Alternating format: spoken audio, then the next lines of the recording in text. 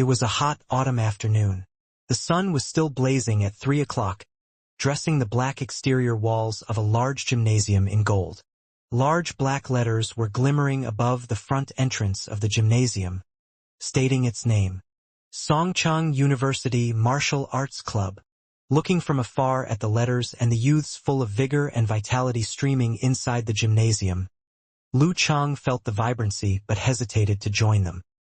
He swallowed a lump of saliva down his throat and seemed to be bothered by the feeling that one would experience when returning home, though sure enough martial arts and the club had never been his home.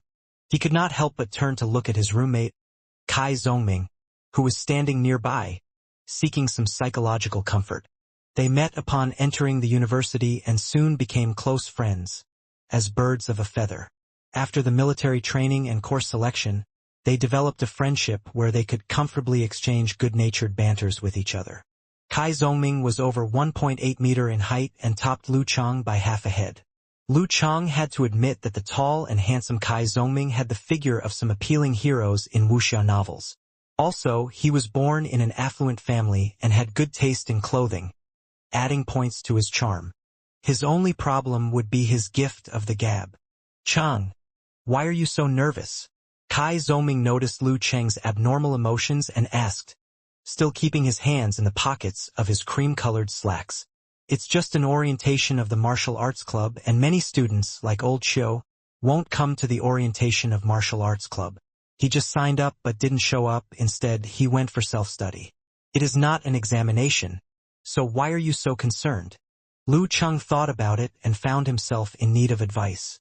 He carefully selected his words and asked his friend, this time using his nickname, Casanova, do you remember the girl we met when we signed up? Claiming to have dated many girls, Kai Zongming was experienced and good at fabricating wild tales, which earned him the title Casanova among his roommates. Lu Chang considered him a good consultant on love-related problems. Yes, how could I forget? Over 1 month here, I've only met 2 or 3 girls of her league. I would have accosted her had I no true love. Kai Zongming took a glance at Lu Chang and smiled. So what's the story? Having a crush on her? Longing to pursue her? You seemed like an honest and ponderous guy when I first met you. Chang, I didn't expect this from you. Lu Chang hurried to clear himself. Actually, I've known her since high school. We were in adjoining classes and we would stand right next to each other during the setting up exercise to music. Day after day. You know? Sure. Wait. Does she know you?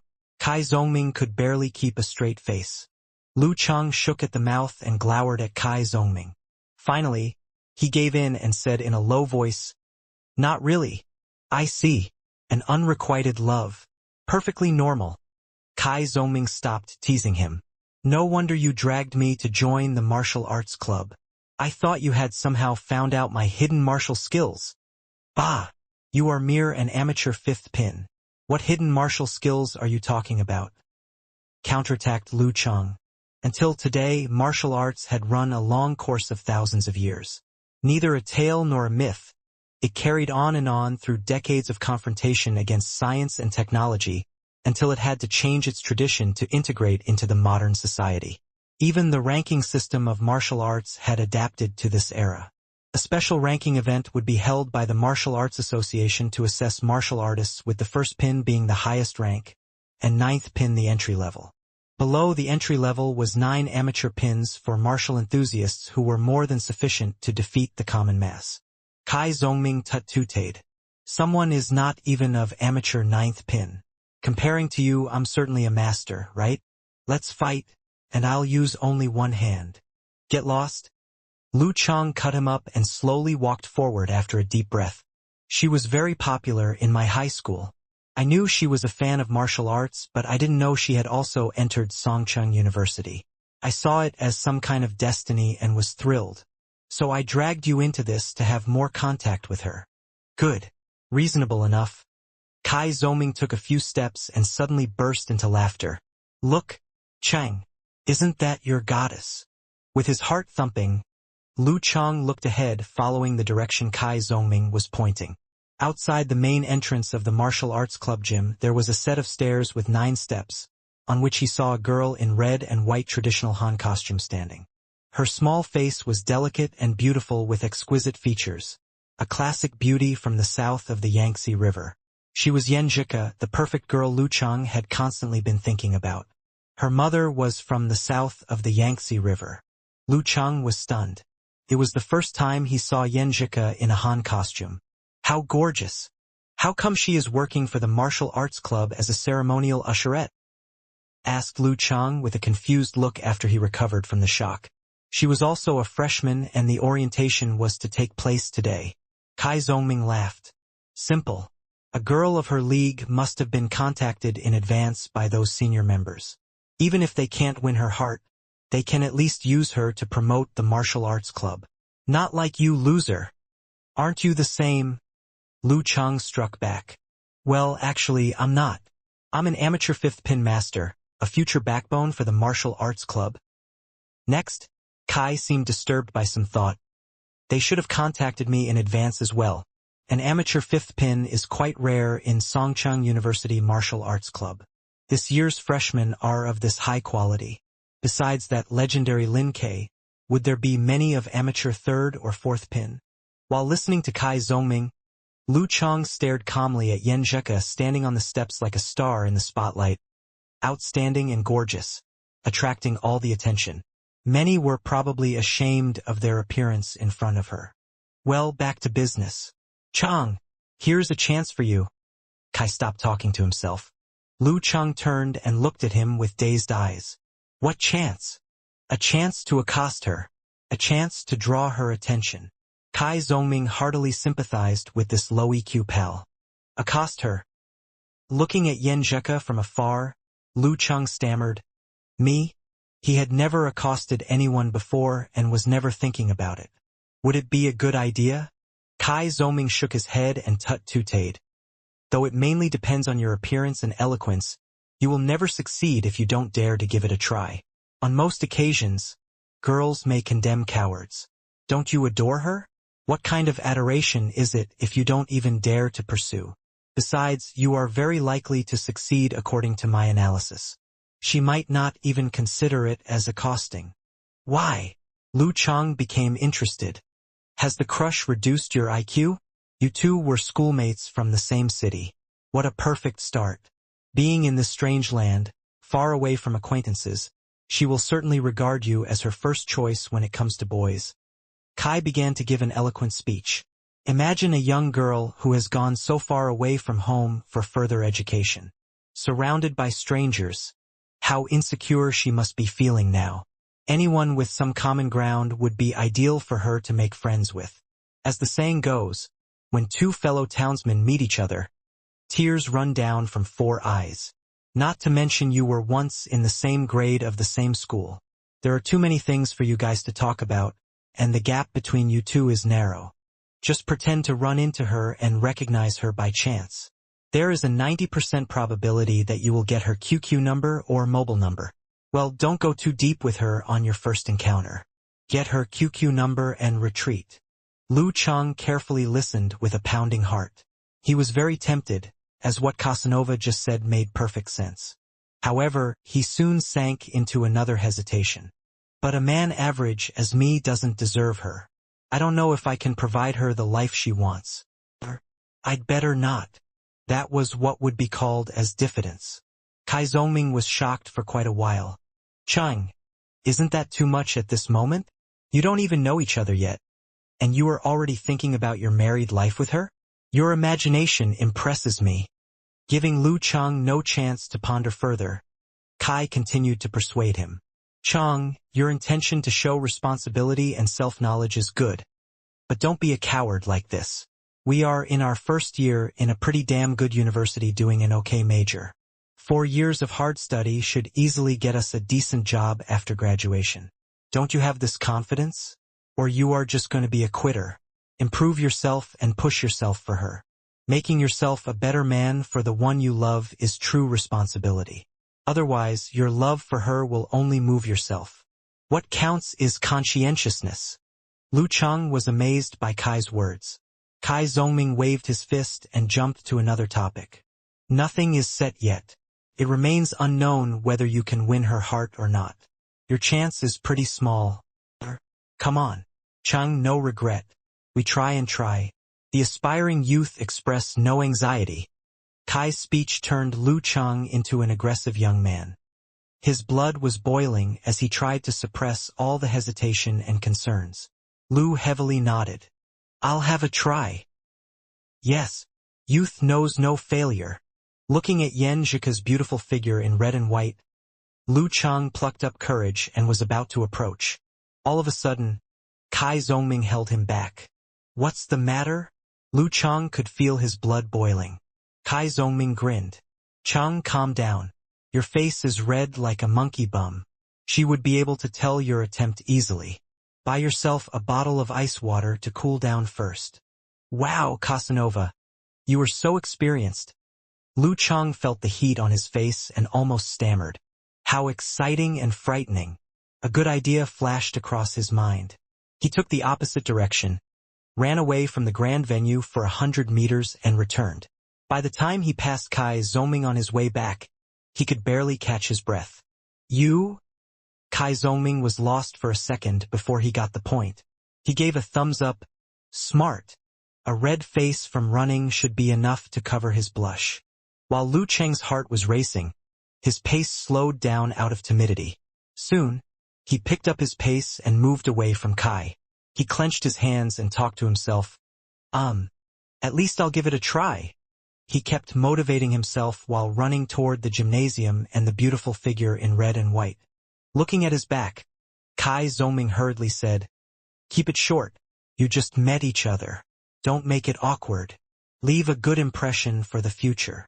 Lu Chang waved to acknowledge his understanding and kept his pace up to get it done in one vigorous effort. This is youth. A man with gray hair in his 70s or 80s was watching Lu Chang from under a street tree by the pavement and got a bit sentimental. I was once a young man just like him. Everyone has their youth. The front entrance was not that far away. Soon enough, Lu Chang reached the gym and walked up the 9 steps. His heart was pounding fast and he felt his face burning. It was hard to tell whether the panting and flush were from the long run or the upcoming accosting. Rehearsing all the possibilities, Lu Chang panted and clenched his hands to cheer himself up. What's there to fear? Man up! As different plots mingled in his mind for a few seconds, Lu Chang slowed down and took frequent glances at the elegant Yan Zhika in that red and white Han costume, pretending she was just another person he was running by. Right before he brushed past her, he paused and asked in surprise, Did you study in Shoshan number 1 middle school? Yan Zhika stood there in amazement for a moment, as if she didn't hear him, but soon recovered and wiped the frown off. Yeah, you are. Lu Cheng's heart was pounding hard, but he managed to put on a smile under his heavy breath. I was in class 4. Every morning I used to stand right next to you during the martial arts gymnastics. A few rows behind you. Yeah. Didn't know you were also here in Songchang University. Yan Zhika saw the light. Although she couldn't remember Lu Chang, she lowered her guard and put on a smile along with 2 dimples. I thought I was the only one from our high school here. Keeping Kai Zongming's instruction in mind, Lu Chang resisted the urge to scratch his head and replied humbly, I kept it low and was thus not familiar with students from other classes. The smiling Yan Zhika became even more attractive. Lu Chang could hardly move his eyes away from her. Yan Zhika kept smiling without reluctance, showing her unfeigned joy. What's your name? Maybe I have heard about you before? Your classmate Chang Tao and his buddies attended our class. Her voice was soft and gentle, without any shyness, as if she was born with this tone. Chang Tao? He used to borrow my homework every day. I'm Lu Chang, a nobody. I bet you don't know me. After a good funny line, Lu Chang yielded to his impulse and continued. But I know you, Miss Yan Zhika, one of the most popular girls in our grade, actually in the entire school. A girl smart and friendly as you are expected to go to the capital or Huahai for university. Who would have guessed you were here in Songcheng? Hearing such a direct yet natural compliment, Yan Zhika turned her head and chuckled. Had I come here because of an unsatisfying result at the college entrance examination, you would have offended me. Damn it! What is wrong with me? Thankfully goodness Yen Zhika didn't fail the exam. Lu Cheng thought to himself, quite terrified and anxious as he thought about that possibility. He had almost thrown a beautiful in his compliment as well. But luckily he found it too flippant for their first conversation. No wonder Casanova warned me not to talk too much. He knows this kind of stuff. Recalling Kai Zoming's advice, Lu Cheng hastened to add, it would be news if a celebrity like you failed the exam. The crowd is coming. I'd better get going. I shall leave you with your work. Got it, answered Yen Zhika. Lu Cheng took a deep breath and tried to put up a casual tone. What's your QQ number? By the way, a few more students from our school are also here. We can have a get-together. He held his breath and his heart stood still. The last sentence was merely an excuse to cover up his true intention of having her QQ number. Yen Zhika smiled and pointed at a red string around her neck without hesitation. Can't keep my mobile in this suit. Take my QQ number and I'll add you soon. Don't forget to mention Lu Cheng from class 4. Number 1 middle school. I don't accept requests from strangers. My QQ is XXXXXX. Got it? Lu Cheng was overjoyed and could barely remain calm. He repeated the number to himself and took out his mobile from the left pocket of his jeans. As soon as he logged in QQ and searched the number, a laugh broke out. Dantayahua? What a ridiculous name. The Yen Zhika online was the complete opposite from her real self. Yen Zhika squinted to him a naughty smile. Yeah. Don't you find the name super approachable? She added on after a pause. Don't you know its provenance? The one that ruined all those fancy, elegant compound surnames. Lu Cheng didn't know, but it was not hard to guess. Morong, Huangfu, Shangguan, Zhuge, Dantai. These special compound surnames with a beautiful given name would be perfect for characters in those romantic books or TV series. However, it could become hilarious given a boorish or patriotic add-on, such as Morong Jianjun, Huangfu Sufin, and Shangguan Weigua. Yen Zhika had joy in her eyes. Yeah. Isn't it interesting? Very. Should I change my QQ name to Zhuge Ergu? Lu Cheng enjoyed talking with Yen Zhika so much that he wished it could go on until a sudden cough came from behind him. As Kai Zongming approached, Lu Cheng made great efforts to restrain himself and then he waved at Yen Zhika.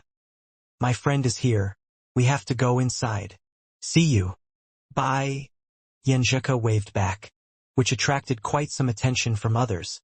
Lu Cheng turned around to join Kai Zongming, unable to mask his joy. Not bad. I thought you would stammer. You've got potential. As Kai Zongming walked through the entrance, noise and bustle reached them, to the point where he no longer needed to whisper. The martial arts gymnasium was split into 2 connected sections, of which one was laid as a ring of the size of a basketball court, surrounded by stands of seats, and the other had the size of 4 to 5 basketball courts and had all kinds of sports apparatus for daily martial training. The latter was decorated as the venue for the orientation, which was busier than Lu Cheng had expected. Seriously, Lu Cheng laughed. The martial arts club really is a big family. Of course, the martial arts competition is the world's most popular competition, and martial arts masters are the world's most popular stars. For sure, the martial arts club is the largest in every university. Being the best writer is as meaningless as being the second best fighter superscript 1. After decades of peace, more and more martial tournaments were taking place these days, and the extreme excitement from these limit-redefining competitions could boost the audience's adrenaline level and arouse their heroism. It seemed those night prowlers were no longer an issue, and cowardice was cured for good. As this trend carried on, media and the showbiz quickly caught up and official martial arts competitions came into existence. Martial arts competitions could be simply classified into 2 groups. One was a derivative of the traditional conflicts among different martial factions, in which various martial sects, schools and clubs participated in a team event to fight for the honor of the greatest heir of Chinese martial arts. The other was held for individuals to compete for the championship. The former had become a national craze known as the Professional Martial Arts Competition, which was comprised of 4 leagues, with the premier one containing 12 teams representing the highest martial arts level in China. For those 12 teams, the worst humiliation they could ever suffer was to rank bottom in their league. thus degrading to a lower one. As for the latter, there were 5 national individual challenge tournaments, also known as title competitions. The champion of each of these tournaments would win the corresponding title and be acknowledged as one of the most capable martial artists in the country. For example, when someone won the championship of the Warrior Sage event, he would hold the title Warrior Sage for the following year. So, a saying went, "A title tops the professional first pin." Such tournaments could bring a pleasing commercial return for the leading forces and martial arts masters. Wealth came hand in hand with honor, popularity, and far-reaching influence. Even universities were under the impact, bringing about the National University Martial Arts competitions and flourishing the university martial arts clubs. Kai Zoming straightened his back to show bearings of a hidden martial arts master and asked, "Have you got her QQ number?" "QQ number?" Lu Cheng could not hide his joy. "Of course, Casanova. What should I do next? What do you think? Find topics to chat with her, get closer to her, learn her hobbies and wait for an opportunity to ask her out. Finding topics shouldn't be hard, right?" Kai Zongming took a contemptuous glance at Lu Cheng and joked along. "Or give me her QQ number and I'll do it for you." "No way." Lu Cheng cut straight to the point. "So lucky to have advice from the experienced." "Sure you are. I have dated lots of girls." Kai Zoming sounded very pleased with himself. Playing on the downside all this time, Lu Cheng's mind clicked and murmured at Kai, "How old are you again?" 18. "So, can't I have many girlfriends? I met my first love in grade 3. Kai Zongming didn't seem to like being doubted about his strong point. "No. I mean, you've had so many girlfriends over the years, but none of your relationships lasted. It must be your fault." Lu Cheng's eyes flashed all over Kai. He seemed to come to some realization. Kai Zoming's face turned stiff as he complained, "Do you want to continue this conversation or not?" Then he casually threw a brief explanation. "I've dated my pen friends. Easy come, easy go. A lack of contact for a short period was enough to kill the passion. Some of my dates transferred to another school. What could I do? And some were just not right. You know the song, 'It is easy to fall in love, but hard to be together morning and night.' In short, I'm not a playboy and I've been behaving for a long time. Don't you call me a playboy or Casanova in front of my girlfriend. Actually, can't you give me a better nickname? Casanova is terrible. Stop calling me that. Okay? You got it, little Ming." Lu Cheng grinned. Kai Zongming seemed to freeze and then heaved a sigh. "Casanova is fine." "Yes, little Ming." Lu Cheng scored one and instantly cheered up. There was always one thing to conquer another. Kai Zongming valued his current long-distance girlfriend in the same way Lu Cheng did for Yan Jika. Kai Zongming burst into laughter. "Cheng, if we signed up for Crosstalk Club instead of the martial arts one, we would be famous for certain." His voice was followed by a sudden turmoil outside the door. "Lin K is coming. Lin K." The crowd began to move toward the entrance. Lu and Kai exchanged a glance with excitement, thrill, and curiosity. They joined the mass toward the entrance. Rumors had been spreading that a genius who had achieved the professional 9th pin certificate at the age of 18 had joined the club at the entry level of professional martial arts. Lin K had surpassed the majority of disciples of martial sects and students of martial arts schools. A talent as him entered a university instead of any martial sect, school, or club. Among freshmen of the university's circle, Lin K was not the only one who gained the professional 9th pin. But for Songchang University, it was its first time to receive such a genius. That genius was Lin K. The crowd was jostling inside the gym. Fortunately, Lu Cheng and Kai Zongming had just made their way in, so they were close enough to the door to see 2 figures walking through it. A man in suit with saggy cheeks and wrinkles at the corners of his eyes had his hair combed back. Appearing to be the coach of the martial arts club, he walked at a steady pace while looking around solemnly. His solemnity softened when he turned to the man in jeans and a white t-shirt next to him, who was half a head taller than him. Slender and with short hair, this fresh-looking young man was carrying a bulging black gym bag on his back. He must be the legendary Lin K, Lu Cheng thought. Lin Kei's appearance quickly quieted down the gymnasium, like a silencer. He remained cool and continued walking despite all the eyes locked on him, filled with curiosity, excitement, and adoration. He gave a gentle nod without a word when he was introduced by the coach, and then he was led through the crowd straight into the locker room, as if he were a celebrity. The short silence was replaced by a fervent discussion as soon as his figure disappeared. So cool. The martial arts club does have handsome boys. How charming and challenging. These were some comments from the girls. What's that apathy for? The capable ones are never easygoing. If I had the rank of professional ninth pin, I would be just as proud as him. Our club is going to rock. Yeah, when we defeat Guanan and Neihai, they can be arrogant no longer. We might reach the amateur 5th or 6th pin by the university graduation with his help. One more way to make a living. Those comments were from the boys. As Lu Cheng withdrew his eyes, he happened to notice Yen Zheka in that red and white Han costume by the door. Her face and eyes were filled with admiration, just like the other girls. Sign, how much I envy him. Lu Cheng complained to Kai Zongming. I wish I were of professional ninth pin to enjoy this. Kai Zongming tut-tutade. It is a good time to quote some classic to show your literature skills. You should say, a real man is like that. A real man is like that. After a moment of reflection on it, Lu Cheng took a glance at Yen Zheka and quipped to Kai Zongming. And you will then say, I can replace him? You really are my bosom friend. Kai Zongming laughed and raised one arm with a clenched fist to show his muscle. Though I skipped quite some martial arts training sessions, I've made it to amateur 5th pin.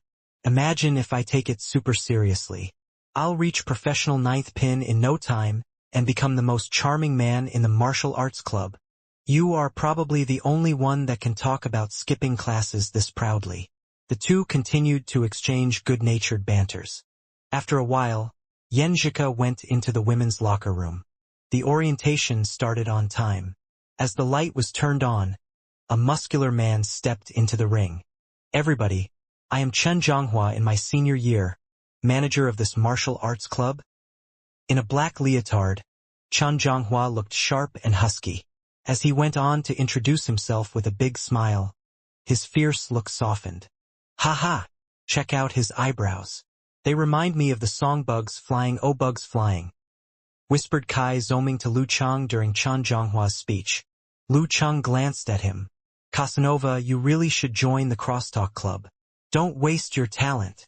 Their whispering back and forth seemed to have no impact on Chen Zhonghua's introduction. As you all know, martial arts realm has 4 stages: body refining, chi, invulnerability, and restriction. The latter 2 are out of our concern today, as the amateurs are probably never going to get there. So I'll focus on explaining body refining and chi.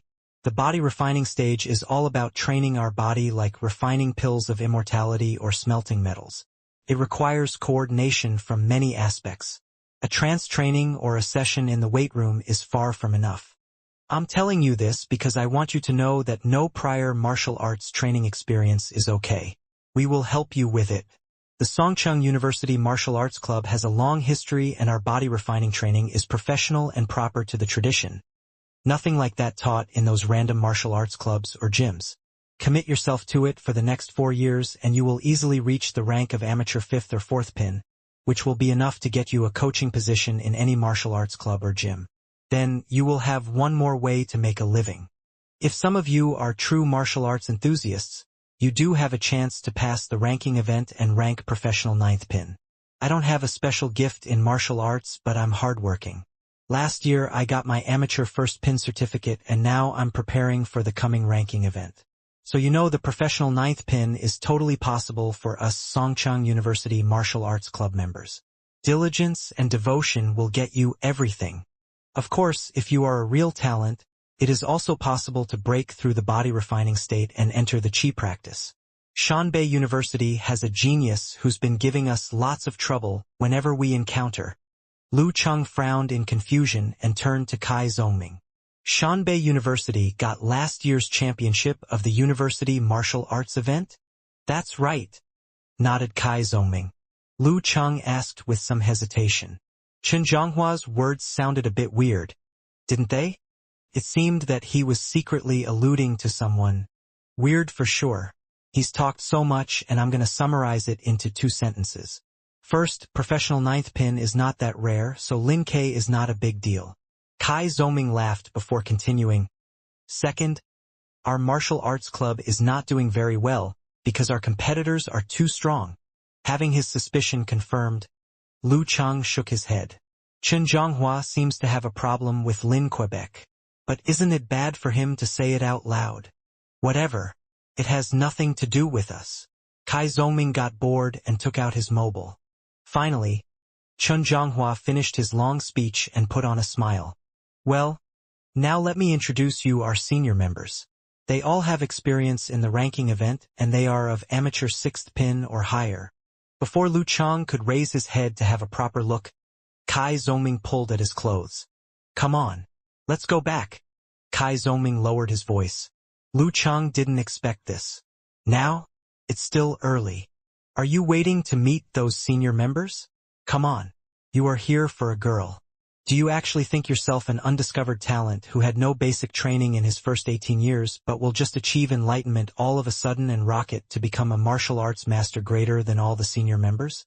Do you see yourself winning the championship of the national martial arts competitions for Songcheng University and attract attention from the top guys to start your rising to the peak of your life with money and women? Kai Zoming indeed had talents in joking. Lu Cheng laughed with embarrassment. We are already here. Let's stay and see. Kai Zoming looked around and said, You were just gonna mess around here until you get your girl. What's the point in meeting the senior? I can teach you anyway. Kai Zoming lowered his voice. If you leave now, you will have one more pretext to talk with your goddess. Ha! Lu Cheng was lost. Think about it. You make up some excuse to leave early and later you can ask her what you have missed. Schedule for training sessions or anything. A conversation starts naturally without making yourself an aversion of hers. Then you can easily move on to other topics. Kai Zoming spoke with fervor.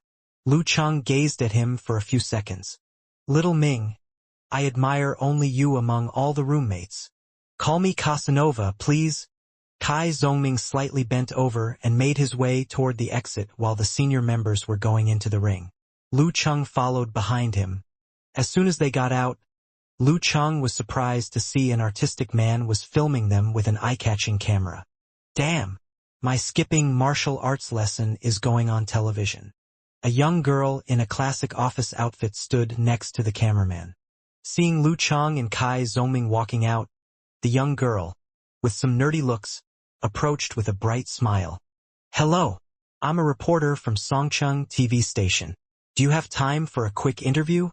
With a refreshing short haircut, long dark eyebrows, clear eyes and a cute nose, she looked like a fresh graduate with a pair of dimples when she smiled. The identity card placed in front of her chest had her name, Xu Rui. What interview? Asked Lu Cheng to the microphone. No problem. Kai Zoming answered with no hesitation. They looked into each other's eyes and saw mutual disdain. The reporter Xu Rui raised her pretty oval face and smiled. Are you members of the Songcheng University Martial Arts Club? Damn, we are caught skipping class on site. Lu Cheng thought as he scratched his head before replying. Yeah, we've got an emergency. Yes, an emergency that we have to leave early, answered Kai Zoming calmly. Xu Rui didn't seem to care. She maintained her professional smile. Did you see Lin K earlier in there? Yeah. Lu Cheng and Kai Zoming looked at each other with astonishment, as they heard the interview was about Lin K. It actually made sense to see a reporter there considering Songcheng University was the best university of the city and martial arts was the hottest sport these days. Xu Rui gave another smile. Lin K is the very first freshman of professional ninth pin in the history of Songcheng University. What do you think about his decision to join the martial arts club? Any opinion? Pretty good. Our martial arts club can probably make it to the next level, answered Kai Zoming, grinning. Lu Cheng smiled sincerely. Very excited. I'm actually thrilled. We are lucky to have him.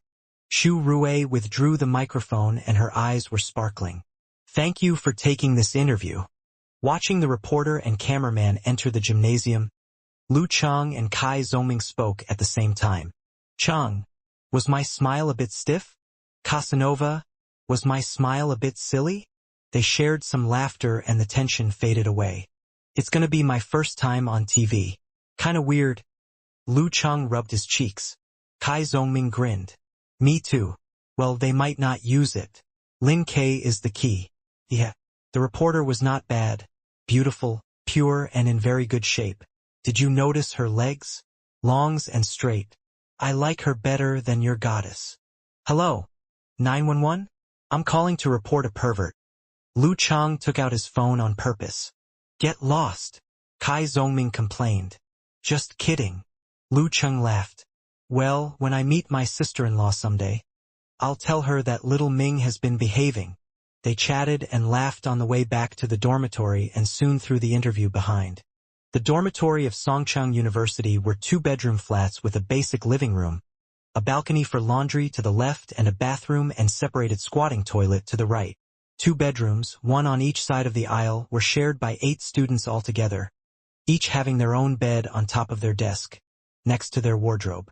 The two were not in the same bedroom. As soon as they entered the living room, Kai Zhongming took out his mobile. Chang, I'll make a phone call. Wait for me to have dinner together. Ha! How sweet. Knowing Kai Zhongming would spend hours on the phone with his girlfriend, Lu Chang decided to play some computer games in his room. Walking into the empty room, Lu Chang knew his 3 roommates were still in the study hall. So hardworking. He felt embarrassed seeing their diligence. The time was a bit awkward. Not enough to finish a game, but too much to be doing nothing. Lu Chang soon calmed himself down and signed in the forum. That was a platform hosting a collection of different forums. There was a forum for pretty much anything you could think of, and it had quite some users. Lu Chang was visiting the Longhu Club. Longhu Club was in the Premier League of the professional martial arts competition and was one of the most competitive forces for the title of the most powerful heir of Chinese martial arts. Founded just over 3 decades ago, it was like a little baby compared to those sects with a history of hundreds of years. This young club and its martial arts school for different age groups had been challenging those noble, ancient and influential sects and had scored a good number of victories. Chan Chi-Tao, known as the Dragon King, and who was also one of the legendary twins of the modern martial arts world, was the best example of Longhu Club's excellent members. Such a martial arts club with such a matchless martial artist was certainly charming, and Lu Chang was one of its numerous fans. In the forum, Lu Chang subconsciously put on a wicked smile and used the name Schrodinger's tiger to post. Urgent. Just joined a martial arts club today. How can I appear to be a frequenter? The Longhu forum attracted a large number of fans, always having huge traffic. It would only take a few minutes for any post to sync to the second page if no one replied to it. Thanks to Lu Chang's eye-catching title, people noticed his post quickly. The reply came from an ID called Above the Sky, with an avatar photo of a rock and roll teenage girl. The second floor. Become my apprentice and I will tell you. She was popular in the forums, and Lu Chang was about to call her master. But suddenly the name of Yan Zheka echoed in his mind, and a tiny bit of guilt set in. How could he tease others if he was secretly in love with someone else? At this time, the second reply popped out. A plumber eating mushrooms said, First of all, buy yourself 1 set of exercise clothes, and then enter the class a few minutes late. Put on a grave and stern face and walk with steady steps. Meet your coach and tell him, I am sorry, I got hurt in a match earlier. Restorative exercises would be fine for me today. And then if the coach agrees, you could practice Tai Chi, do some stretching, or take a walk. If the coach disagrees, you give him a serious stare and take a firm stand. Eventually, you will be okay. Well, one quick question. Can you beat the coach? The answer was not intended to help, being merely a joke. Yet Lu Chang smiled and replied, What if I cannot beat the coach? As he sent out the message, the page was refreshed, and several other replies emerged. Okamoto's fan posted, Is the coach a woman? Chase after her. Amuse her. Invincible Punch went, We do not have such a problem in our martial arts school. Behave yourself if you cannot beat the coach. Road to the Arena said, offer your coach some money in private. Since you have zero experience, all you have to do is exercise and pretend to be a fighter. But it took me some real effort to get into the martial arts world. Outspoken suggested, go exercise until your physical strength is improved, or else you may find the standing practice unbearable, and even the girls in the class would be better than you. Wouldn't that be even more humiliating? These four were the frequent visitors of the forum. Although Lu Cheng was a newcomer, he had spent some time in the forum over the last few months, so he was kind of familiar with these people. Okamoto's fan was one filled with dirty jokes, who made whatever topic a sex topic. Invincible Punch was a student in martial school, 1 year older than Lu Cheng. He was already an amateur first pin, and was working hard to enter the professional circle. He always gave accurate and elaborated analysis of martial arts. Besides, his good character made him well received in the forum. Road to the Arena always boasted about how rich he was or how he was taught by well-known masters. He claimed he owned a professional 9th pin certificate, but he gave up a martial arts career to inherit the family fortune. Thus, a swarm of fans followed him. Outspoken, as his ID revealed, was somehow low on EQ and offended people easily. As a newcomer, Lu Cheng replied to them one after another, sorry to disappoint you, but my coach is an old man. To Okamoto's fan, take it easy. To Invincible Punch, I am only a student, and I am saving the money for myself. To Road to the Arena, you are correct. I had hardly ever done any exercise in the senior year of high school, and I wasted my summer hanging around. I should really work on my physical strength. To Outspoken, a few more replies came up after he sent out those words. Unparalleled Dragon King replied, Martial Arts Club in a university? Which university? If you are in Shanbei, Capital, or Huahai, please ask Peng Liyun or Rin Li for their autographs. Wait no more. They are true geniuses and will be top pin fighters one day. Last year, in the finals of the national martial arts competitions, they beat their seniors, who had inherited supernatural abilities from their predecessors. I have no idea why they stay in the university. You should seize the opportunity and find them. Wonton Seller sent a cute emoji and wrote, go get them, little tiger, and keep working on your physical build. Unparalleled Dragon King was obsessed with martial arts, and Dragon King Chitao was his idol. Lu Cheng had to reply, do not mention my stupid school, please. He had spent his entire senior year in high school preparing for the national exam, and if there were any spare time and attention, he would focus on professional martial arts competition and 5-title match instead of national university martial arts competitions. Not to mention the players such as Peng Liyun or Ren Li. Wonton Seller was a lively, gentle young girl in her second year in high school, who was well liked by the elder members of the forum. Lu Cheng answered with a smile, why not wish me success in dominating the martial arts circle of the universities?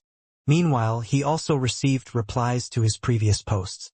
A plumber eating mushrooms said half-jokingly, since you are no match for your coach as a Schrodinger's tiger, all you can do is fierce tiger falling moves. Fierce tiger falling moves meant crying for pardon with 4 limbs on the ground. Okamoto's fan said, a male coach? All you can do is turn around and bend over. With an awkward smile on his face, Lu Cheng continued to browse through other posts for gossips of the various martial arts legends. He followed his own post closely and replied to comments timely. Of course, he prioritized his responses. Naturally, he tended to reply first to the members who had a good relationship with Pig Riding Knight, the moderator. They formed a small fringe group including a plumber eating mushroom, Above the Sky, Unparalleled Dragon King, and Wonton Seller. Due to the living conditions in Lu Cheng's family, he had no PC before high school. Then, when he finally owned one, he had to study hard and play less. After the national exam, Lu Cheng officially embraced the online world, full of interests in forums and QQ, especially when he met someone with similar ideas. Lu Cheng felt delighted through the discussion, but then he noticed sky was already darkening. He found Wonton Seller had posted a new reply, for I am simple and young, please fool me no more. Little tiger, you are not even an amateur 9th pin. How can you dominate in martial arts clubs? Little tiger, stick to where you are, and find yourself a promising job. As he smiled and replied, he heard a soft knock on the door, so he turned back. It was Kai Zhongming standing by the door, looking embarrassed. Chang, please go and enjoy your dinner by yourself. I have to treat the people from my hometown tonight. Lu Chang made a mocking gesture with his index fingers pointing down and thumbs stretched out. Dusk was closing in. The last class would be dismissed in any minute. Now he was more worried about the endless lines in the cafeteria. He turned off his PC, left the dorm and hastened toward the nearest cafeteria. The dining hall was not crowded yet. Lu Chang stepped to the counter, pointed to some dishes on the left and asked, "Rice with potatoes and beef, and lots of gravy, please." Since the university was subsidized, its cafeteria provided inexpensive but substantial meals. Lu Chang could spend less than 20 yuan on food per day. If he had ordered less meat, 10 yuan would have been enough. Of course, with such an advantage comes another price. For one thing, the taste, quality, and quantity of meals varied every day. Besides, he would never know what course would come up. Thus, the cafeteria food was called the ninth style of cooking in China.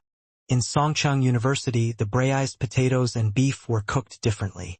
They were soaked in delicious gravy. The potatoes were stewed so soft and tender that they nearly melted into the soup, and someone could finish a big bowl of rice served only with it.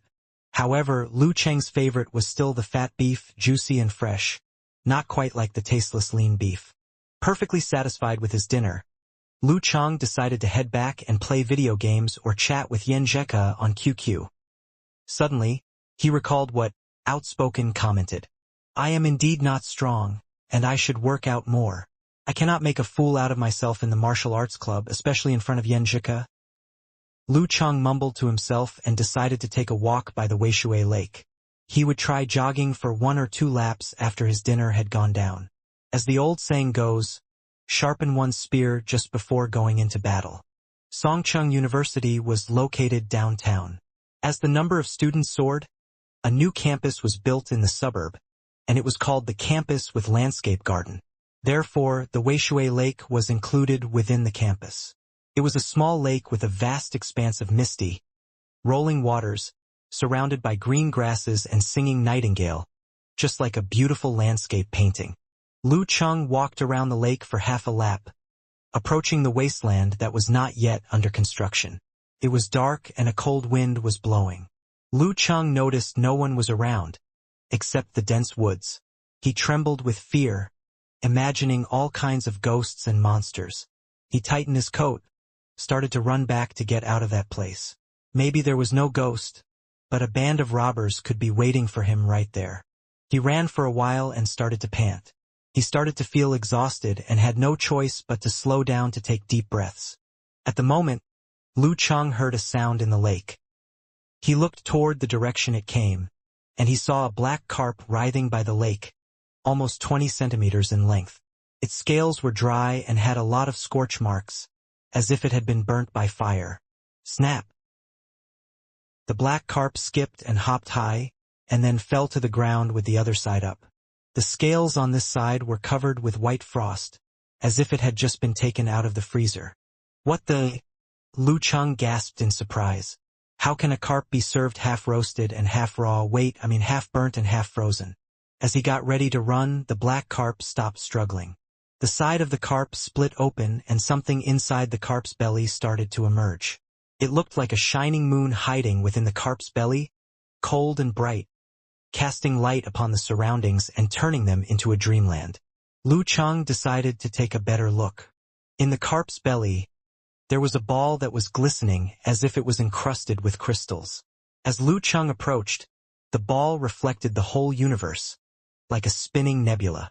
Every crystalline piece was a planet, encircled by light purple flames, an image of the fusion between fire and ice. For a moment, Lu Cheng frowned, and then talked to himself. It seems like a Jindan, the golden elixir, in a martial arts novel.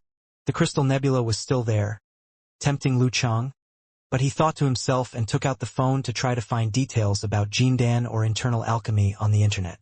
Never touch strange stuff. Never touch unidentified objects. Lu Cheng was surprised by the search results. A well-known martial arts website mentioned, in ancient times, the martial arts world was divided. Some people intended to break the limit of life to live forever, so they hid from everyone else. They lived in seclusion, taking an alternative way of martial arts training. They called themselves immortality trainers. After 1 or 2 millennia, through their relatives and clues obtained from caves that they lived in, we found out that they had succeeded in cultivating the internal alchemy and achieved immortality. However, they failed to pass the secret method to the next generation. As for immortality, a human strength is limited sometimes. A human strength is limited sometimes. Lu Cheng muttered to himself like he was somewhat enlightened. Maybe the shining ball is the real internal alchemy, left by the last immortality trainer and mistakenly swallowed by a black carp inside a cave. Is this my destiny? Or maybe this is dangerous and I will end up like that black carp? There are 1 or 2 opportunities that could really change your life path. If you miss it, you will regret for the rest of your life. Is this my opportunity? Or am I doomed? Lu Cheng pondered over and over. Finally, after taking a deep breath, he took off his coat and wrapped his right hand with it, and stepped forward slowly, intending to pick up the ball with the greatest care. As the saying goes, never let go of any opportunity, but always stay cautious as if walking on thin ice. It was getting chilly in late autumn. As the night breeze blew, Lu Cheng, with his jacket off, felt an unexplainable kind of dry heat instead of a shivering cold. It was the kind of feeling one got when they were faced with a college entrance examination that was beyond their abilities. Getting close to the glittering and translucent Jindan, he held his breath and bent down carefully. Taking precautions, he carefully wrapped his right hand with his jacket and carefully reached out to touch it. Upon touching it, it gave him the impression of being solid, and the chilly cold and scorching heat seen by his naked eye were merely an illusion instead of reality. Lu Cheng pressed a little harder, and the Jindan gave in accordingly. It had looked light as a feather, as if it was nothing, but when he touched it, the feeling would be completely different. Lu Cheng was panic-stricken at the difference. He stared at it with fixed attention and recognized that it was lying calmly in his palm wrapped with the jacket. The center started to spin, creating a swirl of ice crystals and flames. Yet it showed no sign of the cruelty and horror that had previously burnt and frozen the black carp. It's magic? Lu Cheng welled up this thought in his heart and tried to search for a reason for that change. Perhaps the cruelty and fierceness that had been in the Jindan had been dissipated and extracted by the black carp. With the danger gone for the moment, Lu Cheng started to think about how to handle the problem, as it was hard to confirm whether the thing before his eyes was a Jindan. Even if it was, he had no idea what effect it had. Shall I just turn it over to the state and suffer no misfortunes, yet also reap no benefits? Or shall I conceal it, look for information, study it slowly, then use it to my advantage to change my ordinary life?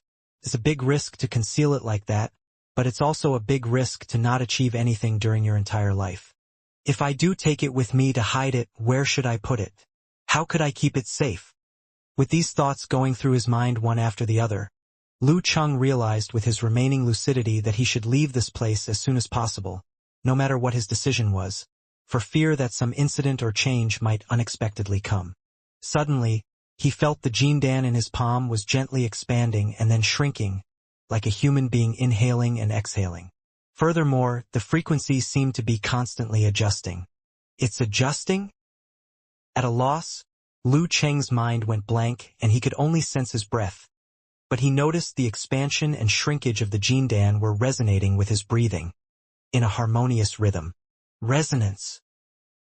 As the thought formed in his mind, he saw that the Jindan had become more illusory as it turned to a flow of light that drilled into his palm, seemingly unstoppable even with the obstruction of the thin jacket. How could this be real? What is going on? Lu Cheng was terrified by what he had just seen. His heart was stricken with fear, and his mind was filled with the pitiful sight of the black carp.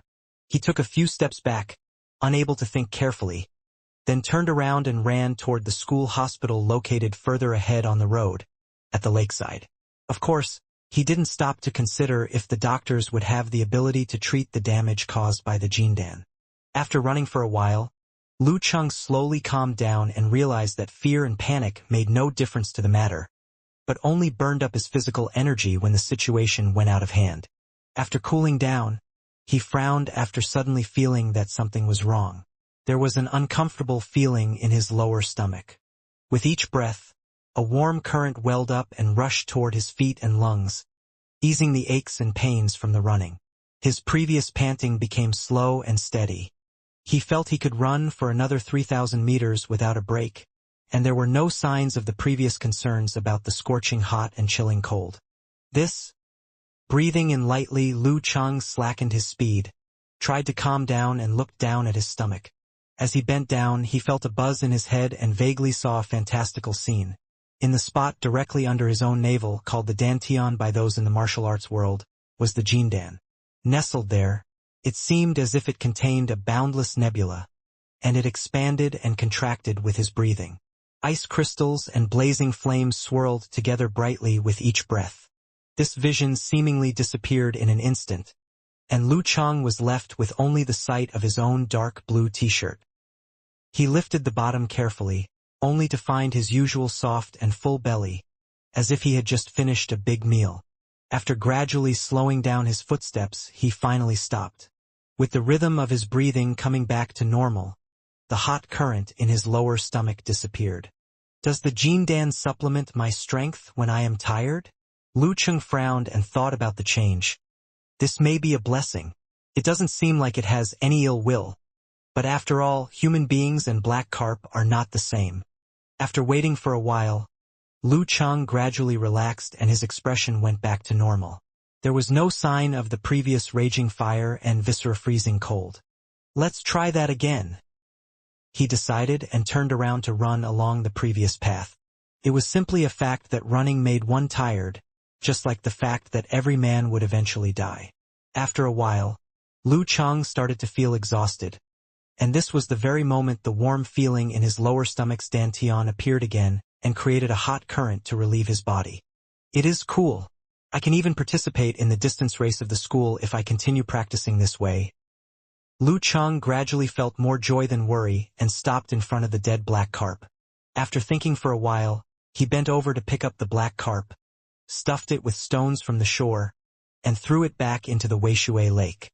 After all of this, he turned again and walked along the lakeside path back to the boys' dormitory.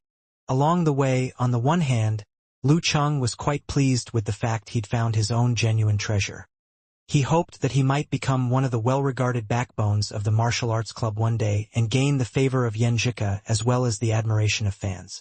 On the other hand, he became worried about the risk of the Jindan and was afraid to follow the fate of the black carp and die at a young age.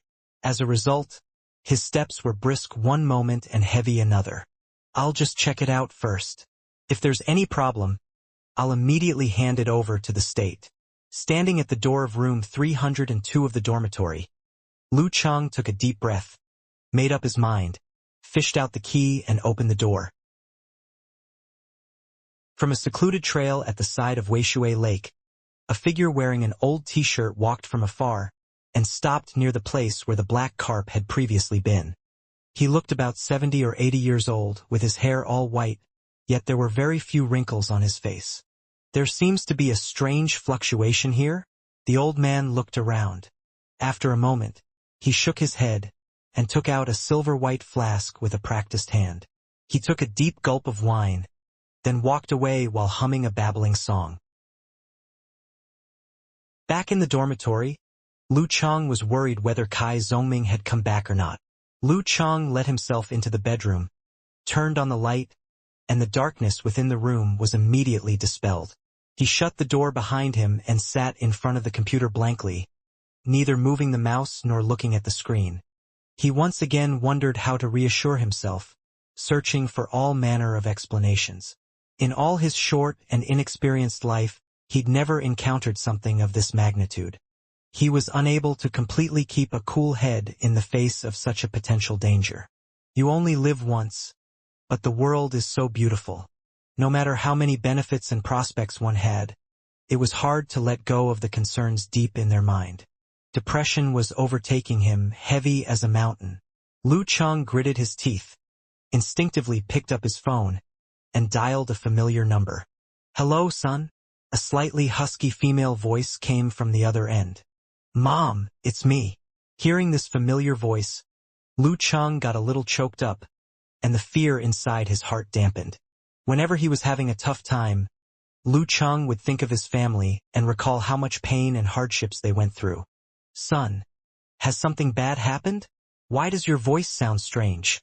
Lu Cheng's mother asked sensitively. Tears welled up in his eyes, but Lu Cheng forced a smile and said, "No, of course not. Just a little homesick." "Homesick? Didn't I ask you before if you wanted to come back before the holiday? Who said that a man has to be on their own?" Lu Cheng's mother laughed and said in a motherly tone, "Tell me the truth. Do you need any money?" Lu Cheng's mood sank even lower as he slowly explained. "It's true. I miss you and Dad, and the braised pork with eggplant, the quick-fried eel and tomato and egg soup that you cooked, and I even miss the garlic that I planted on the balcony. If he was to die just like that black carp, how pitiful it would be." Lu Cheng's mother was silent for a moment. With her voice trembling slightly, she said, "So do your father and I." "Bah! Why do you have to be such a naughty boy and make your mother cry?" Lu Cheng could not help but laugh, and he calmed down gradually. Who would dare do such a thing? "Oh right, where is Dad?" Back during 3rd grade, the company in which Lu Cheng's father worked had been in trouble. Even though his father was an incredibly valuable asset to the company, he could only get a base salary. The family mainly relied on his mother selling goods on the market stall and managed to get through with blood, sweat, and tears. When Lu Cheng went to middle school, his father finally decided to go out and get another part-time job. Nevertheless, he could never get along with his bosses due to his pride and could never stay in a single location for a long period. As a result, he was always hopping from one job to the next. Lu Cheng's mother supported the whole family, and her hard work always left a strong impression on Lu Cheng. The family situation did not take the turn for the better until Lu Cheng went to high school, when his father settled down and returned home to take a position as technical director in a local enterprise. However, his mother couldn't stay idle, and wormed herself into the community to work as a temporary worker, and got along with a group of older women. "Don't you know your dad? Hasn't he been playing chess for an hour every day after having his meal?" Lu Cheng's mother answered grumpily. It was clear that she cared more about the latest news of Lu Cheng. She took the opportunity to inquire about Lu Cheng's studies and how he was living. "Is the course schedule tight? Do the teachers give good lessons? Are the courses difficult? Is it easy to get along with your roommates? Is there anything you're not used to? Is anybody bullying you?" In the past, Lu Cheng had always been impatient about these questions and would reply frivolously. Today, however, he was in a good mood and, fondly recalling memories of his past, he calmly and thoroughly answered each and every question. Lu Cheng's mother went on to gossip about family trifles, from Grandpa's household to Aunt's household, then to an unreliable relative of Lu Cheng's father and the discord of various households in the community. Lu Cheng listened quietly with a smile on his mouth, tossing in a quick word every once in a while. At the end of their conversation, Lu Cheng's mother showed her generosity and decided that this month she would give him 800 more yuan to facilitate his adaptation to college life. Who would have thought that calling home would have helped out so much with that extra bonus? Lu Cheng didn't know whether to laugh or cry. The previous pressure and unease had all disappeared. Up until now, it seems the Jindan poses no real danger. As long as I'm careful and report anything bad that comes up to the state, it should be fine. With joy overwhelming his worries, Lu Cheng touched his belly and couldn't help but let his imagination run wild for a moment.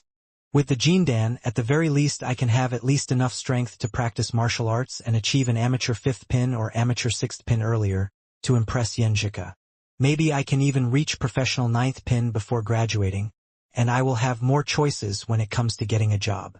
Of course, if the Jindan is more magical than I can imagine, then, could I possibly enter into the martial arts world as I dreamed as a child, and even compete with the mighty ones and obtain one of the 5 greatest titles revered across the whole country?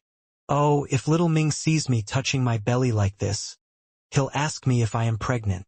Tossing and turning these thoughts in his mind, Lu Chang seemed to have more confidence to deal with life. At this moment, the door handle turned and several loud voices entered the room. Lu Chang could tell that the three brainiacs had come back from studying. The one who came in first was Qiu Zhigao, old Qiu.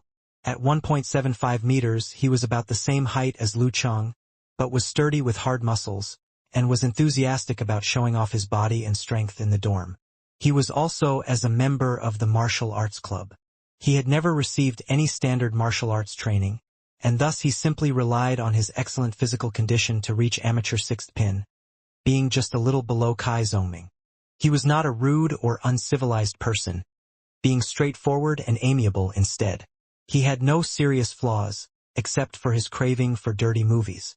What's more, he was sensible enough to realize that it was impossible for him to have a bright future only through martial arts, as he was still in the rank of amateur sixth pin after his entrance to the university. Therefore, he devoted himself to study and was even absent from the welcome party of the martial arts club. Chung, what did they say at the orientation? What time are the weekly drills? When can we use the strength training gymnasium? At the sight of Lu Chang, Qiu Zhigao rattled off questions one after the other, asking about what issues had been covered at the afternoon's orientation. Taken back, Lu Chang answered, I left a little early and didn't hear it. We can ask someone else later. Since he'd run into that major event earlier, Lu Chang had forgotten his previous plan and didn't chat with Yan Zheka. It would be better for you to stay put. This was said by the second person to come in, Zhao Chong, who was the dorm leader, a leading example, and a studying maniac who had a medium height and muscular stature, bushy eyebrows and large eyes. His hard work and self-discipline toward his studies had left a deep impression on Lu Chang. Indeed, who knew that the orientation for the martial arts club would be so boring? Lu Chang didn't dare mention the greatest reward he received for attending the orientation, Yan Zheka's QQ number. He changed the subject intentionally. Chang, what were you guys talking about a second ago? Zhao Chang answered thoughtfully. Old Qiu and model worker found a phone number on the desk of the self-study room saying that the girls' dorm was looking for a social meetup. I told them to ignore it and focus on studying. Model worker was the last member of the dorm, Zhang Jingye, who came from the northwest and had a calm disposition. Despite his good looks when he'd been younger, there were bumps and hollows on his face due to constant exposure to fierce winds and sandstorms, and he thus turned out less handsome than before. Following behind Zhao Chong, Zhang Jingye said with a smile, was it because our dorm doesn't have any suitable social meetup partners? Youth is the time of raging hormones. The honest ones, like model worker and old Qiu, can't always control themselves, said Zhao Chong, while shaking his head and sighing. Then he dropped his school bag and started sorting out the books. With a serenity beyond his years, Lu Chang digested all of the emotions brought on by the Jindan and said, a girl's dormitory phone number carved inside the study room? Could this be a prank, or some kind of revenge? How can it be possible that the girls' dorm would ask for a social meetup like this? Aren't you all afraid of getting chewed out? There was a landline in every dorm room of Songcheng University, but they had slowly started to die out with the popularization of cell phones. I discussed it with model worker. That phone number is the same length as the one we have in our dorm. It definitely belongs to the girls' dormitory over there. Couldn't we just change the last few digits to call another girls' dorm? No need to worry about pranks or revenge or any of that stuff, Qiu Zhigao said excitedly. Zhang Jingye nodded his head and said, furthermore, girls will probably prefer this kind of random call asking for a social meetup. It's got a feeling of being brought together by destiny, despite this great distance that separates us, you know? Lu Chang thought carefully for a moment, then said, not bad. You've thought this through. How about you give it a shot? These two had brains. Zhang Jingye and Qiu Zhigao stared at each other for a while. They were itching to have a try and were both excited and agitated at the thought of making a phone call and meeting new girls. It was all so impulsive and impossible to know what the result would be. How exciting! Old Qiu, you do it! Zhang Jingye pouted his lips and said. Old Qiu took a step forward, then paused in sudden fear. Model worker, it's better if you do it. Zhang Jingye was also afraid. At this moment, as an onlooker, Zhao Chong said while shaking his head, "You guys!" Lu Chong and the others thought he would say that learning was more important and that such youthful temptations were unacceptable. But he dropped his school bag and looked around, then walked toward Lu Cheng's desk and picked up the landline next to the door, saying to himself, "As our dorm number is 302, let's take the chance to fetch numbers from it as our lucky numbers and just take 32 to be the tail numbers." Lu Chong, Qiu Zhigao and Zhang Jingye could only stand there in astonishment as Zhao Chong shot a sharp glance at them, as if to say, "Bunch of amateurs." After getting through, Zhao Chong was all smiles, and his manner became slightly obsequious. "Hello, this is from the boys' dorm. We just casually dialed a phone number of the girls' dorm, and we're wondering if there was any chance a social meetup could be arranged. Are you girls interested?" Our dorms are the Computer Software College. We're in dorm 302, Unit 2 of the 7th building, and we happen to dial 32 for the last numbers. Aren't you girls from the Department of Chinese Language and Literature? Okay, you can ask. Okay. Girls' laughter passed from the other side of the phone into Lu Chong and the others' ears. Several minutes had passed before Zhao Chong reluctantly dropped the phone and turned his head with a smile. "It's settled. They've agreed. The girls from the Department of Chinese Language and Literature are going to meet us this Friday and have dinner together. If we get along with each other, we can all go out for a social meetup next time. What do you think? Not bad, eh?" After he finished, Zhao Chong noticed that everyone's eyes were fixed on him, but not saying a word. He touched his face and said in wonder, "Is there something on my face?" Lu Cheng's impression on Zhao Chong had been completely overturned. Now he had to give him a hard time. He recalled his favorite comedy sketch and pretended to sigh with disapproval while shaking his head. "I'd have never thought that you, Chong, could have been a dashing wolf under naive sheep's clothing this entire time." Hearing this, everyone including Zhao Chong himself broke out into laughter. Shaking his index finger, Zhao Chong said in a sing-song voice, "Even a wolf needs love. Even a wolf needs love. Even a wolf needs love." Everyone roared in hoots of laughter, but then they quickly switched their subject to the meeting on Friday. Even though it was still Monday, this didn't stop Zhao Chong, Zhang Jingye and Qiu Zhigao's imaginations from starting and coming up with all kinds of hypothetical scenarios. Lu Chong listened for a moment, but then Yan Zhika's image suddenly crossed his mind. His mood returned from its playfulness back to a serene calmness. Having a crush on a girl, yet still trying to get to know other girls and going out for social meetups. Was that the right thing to do? "I don't care what other people think. I just don't want to take it for granted." After thinking for a while, he said, "Chong, I've got something going on Friday. I've got to go downtown, so I can't join the social meetup this time." "What thing?" Zhao Chong asked in surprise. "Some things are going on in my family." Lu Chong lied, although he frankly wasn't sure if anyone would buy it. Zhao Chong didn't hesitate but nodded his head and said, "Fine. How about you help me to ask whether Casanova is available?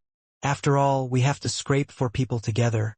Otherwise, it's not terribly polite." Lu Chong was taken aback by Zhao Chong's frankness. It was as if he'd wanted it to be this way all along. Lu Chong asked hesitantly, "Why do you want to ask Casanova?" Casting a glance at Zhang Jingye and Qiu Zhigao, Zhao Chong said with a smile, "You know that we are all too naive and clumsy when it comes to talking. In a social meetup, you need to have someone who's good at finding subjects to talk about. I was thinking about asking Casanova earlier, but it seemed like 5 people going together was a bit disrespectful. Now it just so happens you don't want to go. So, naive and clumsy, when it comes to talking." Lu Chong recalled the way Zhao Chong was chatting up with the girls and stared at him in the face. "What's wrong?" Zhao Chong puzzledly asked. Lu Chong said seriously, "Chong, you've become a wolf again." Then he stood up and went out to the next dorm to see whether Kai Zongming had returned. The door was left unlocked, and there was only one person in Kai Zongming's dorm, Tang Wen, who was the youngest one in the dorm and had skipped a grade in high school. However, After his senior year of high school, he'd become addicted to the internet and always stayed in his room to play games, skipping classes with teachers who were not stern or who did not give roll call frequently.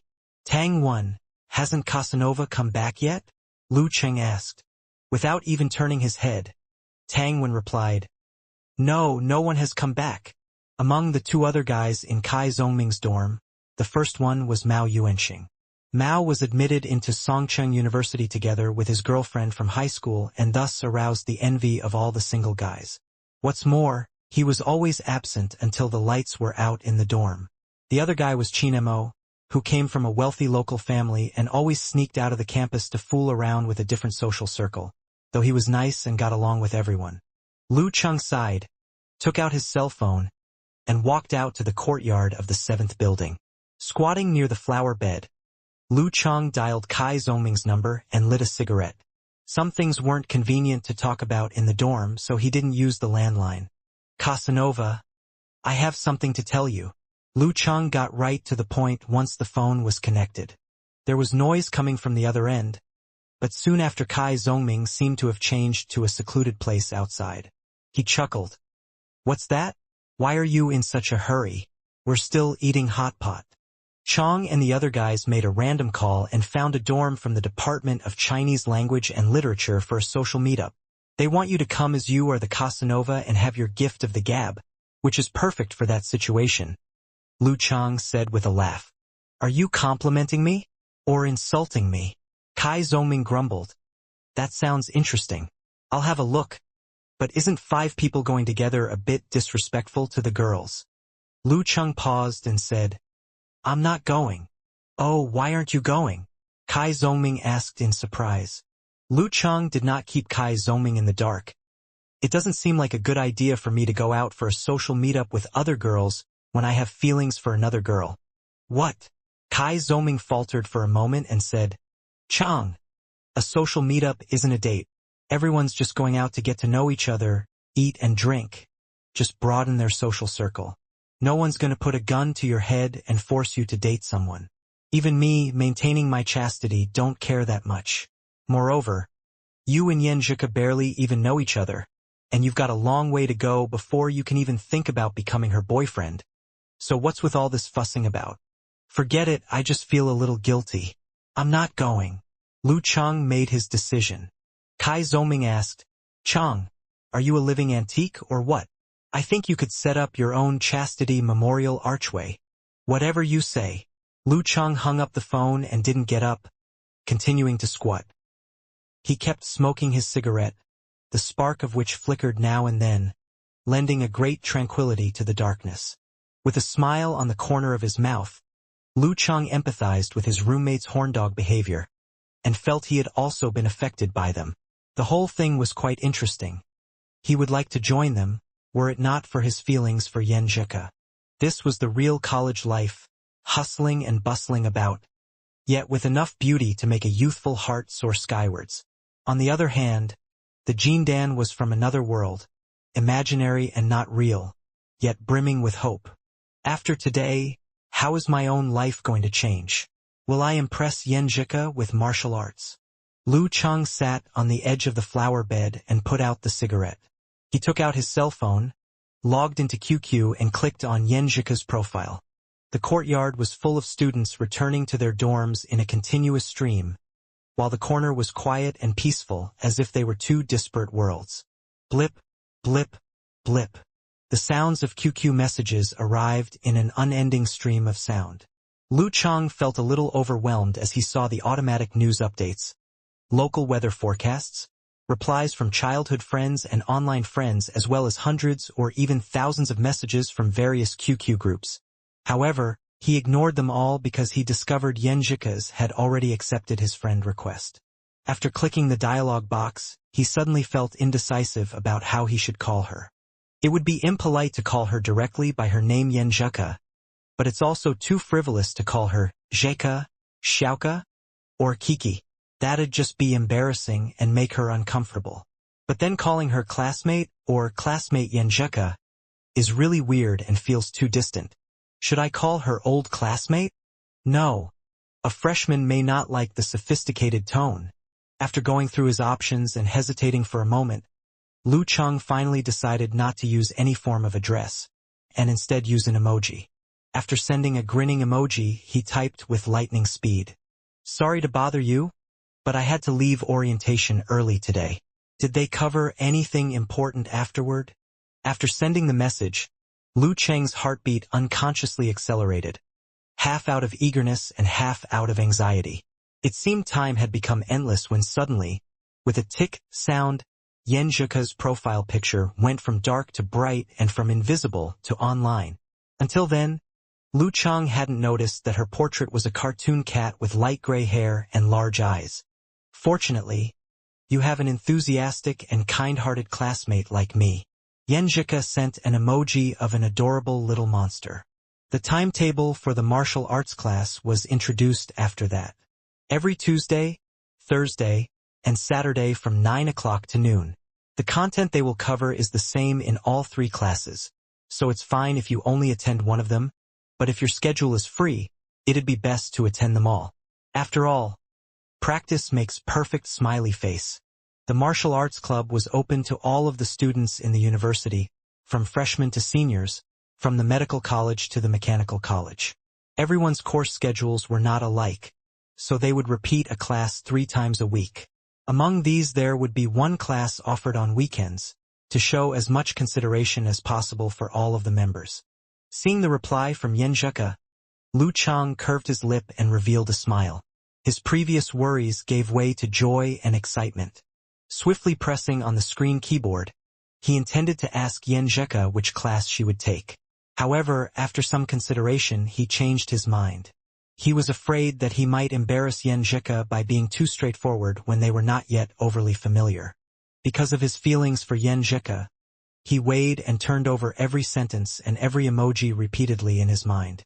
After some consideration, Lu Cheng spun in a circle and said nonchalantly, "I have calculus and linear algebra on Thursday morning, so I can only go on Tuesday or Saturday."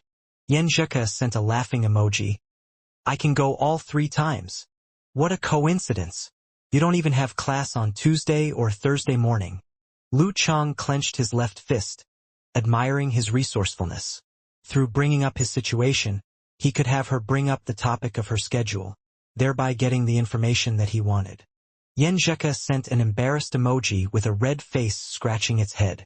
"An upperclassman from the martial arts club told me in advance, so I deliberately left Tuesday and Thursday morning open during course selection."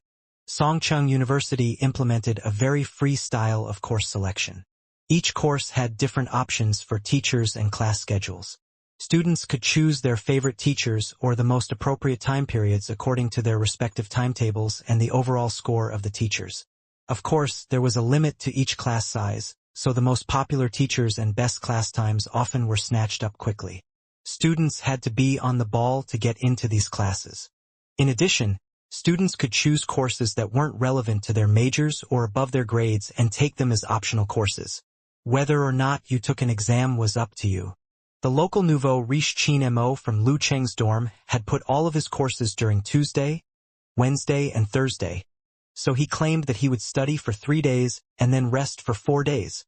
Lu Cheng was about to reply when Yan Zhika sent another message. "By the way, there is going to be a new teacher this semester. Apparently, the principal isn't happy with the achievements over the last few years. He wants to take advantage of Lin Kei's enrollment to revitalize Songcheng University Martial Arts Club's reputation. In the past, we had once entered the national finals. So amazing. I have never heard of that," Lu Cheng said in surprise, slightly unconvinced. "That happened many years ago. I'd be surprised if you knew." Yan Zhika then sent a doge emoji. Lu Cheng immediately asked, "In that case, how do you know about it?" "That's a secret." Yan Zhika sent an emoji of a self-satisfied face with its hands on the hip. Lu Cheng could almost imagine her own charming expression, and smiled from ear to ear. "Ugh. I can't stand secrets. I'm dying to know. Do you want me to stay awake all night?" Sending a pathetic emoji, Lu Cheng was amazed at his own ability to so quickly seize the moment. He thought, perhaps this is a male instinct? If you can't sleep, read a book. Yenjika sent a snickering emoji. I was studying hard earlier, and I'm wasting away with every passing day. After thinking for a moment, Lu Cheng stopped chasing the topic and changed the subject. This new coach, what kind of person is he? He hasn't come yet, Yenjika answered. Apparently, he is quite an experienced fighter, and the principal used his connections to bring him here. In a word, he's not an ordinary person, and if we follow his teachings we're bound to reap some rewards. Even someone who doesn't know the basics like you might be able to obtain an amateur top 3 rank certification before graduation. Amateur top 3 rank. Lu Cheng suddenly thought of the Jindan inside his body, then focused his attention on Yenjika. What about you? What are your expectations for yourself? Me? It's not like I expect to obtain a professional rank or anything. If I can just practice more special moves and use them for self-defense, that's okay. Seeing the message sent by Yenjika, Lu Cheng vaguely feel her loneliness hidden beneath the surface. He thought, could this just be a misconception on her part? Why? Where there's a will, there's a way, Lu Cheng said unconvincingly. It's a secret, Yenjika replied shortly. There must be some reasons, but it was clear that Yenjika didn't want to discuss it. Lu Cheng's brain twisted and turned, analyzing every little detail. His only realization was that he had never been that dedicated, even during the senior year of high school.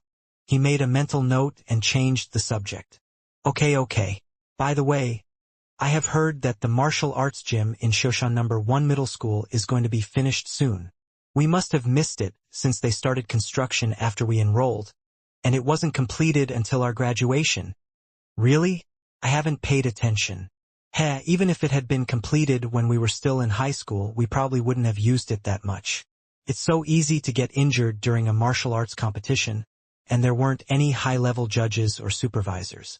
The No. 2 hospital surely would have been packed. How could it possible to keep studying? I can only imagine the expression of Director Li from the Educational Administration, Yenjika replied.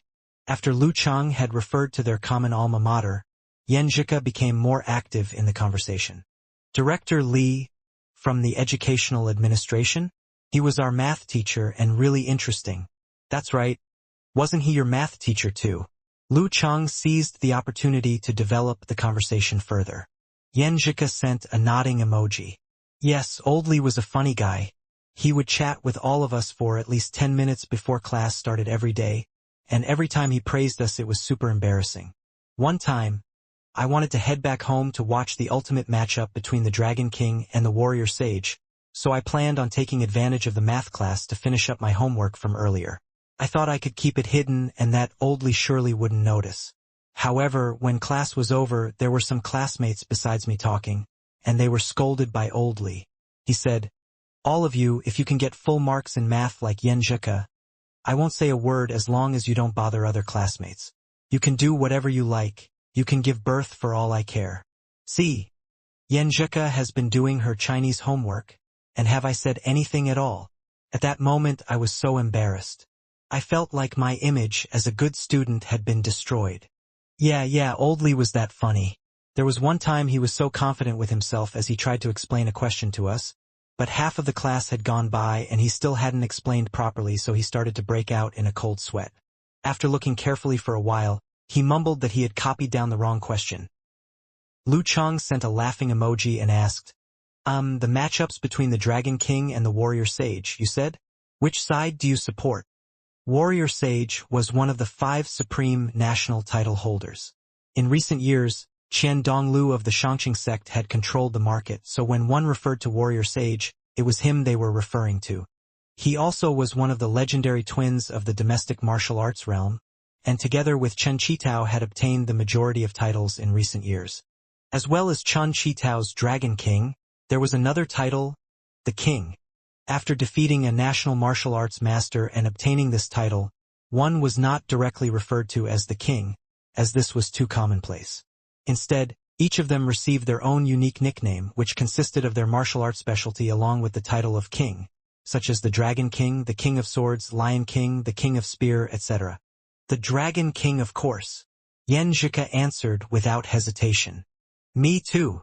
Lu Cheng replied with delight. It's too bad. Longhu Club isn't quite as good as Shangqing sect in connotation. They're a bit inferior on the whole. That's true. But I just fancy the Dragon King. Yenjika sent an emoji shooting out red hearts from its eyes. The two traded stories back and forth and chatted in a rush of excitement. From tall tales about the Dragon King to all manner of gossip about who had gone out with who during high school, to the one year there was an attempted rape case, and how the boys would escort the girls who didn't live on the school campus back home. Thinking of his fellow townsman and classmate Yenjika and how they shared common interests, Lu Chang had a smile on his face that wouldn't fade. He could only feel gratitude for how perfect tonight had been. Bam! Suddenly he felt someone slap his shoulder and he turned around startled. He saw Kai Zongming inserting both his hands in the pants pocket. A beaming smile on his face, Kai said, "Well done, Chang. You've learned without a teacher." "Learned what? What are you talking about?" Lu Chang made a faint reply subconsciously. Kai Zongming sked, "Go look at yourself in the mirror. Your lovey-dovey feelings are written all over your face. Are you talking to your goddess?" With his face red, Lu Chang had to admit it. Kai Zongming took out his cell phone to look at the time. "All right, Chang. Talking up until this point is fine. You need to stop before it gets too boring. This way you can leave the best impression on a girl and can make her look more forward to talking to you. You are truly a professional."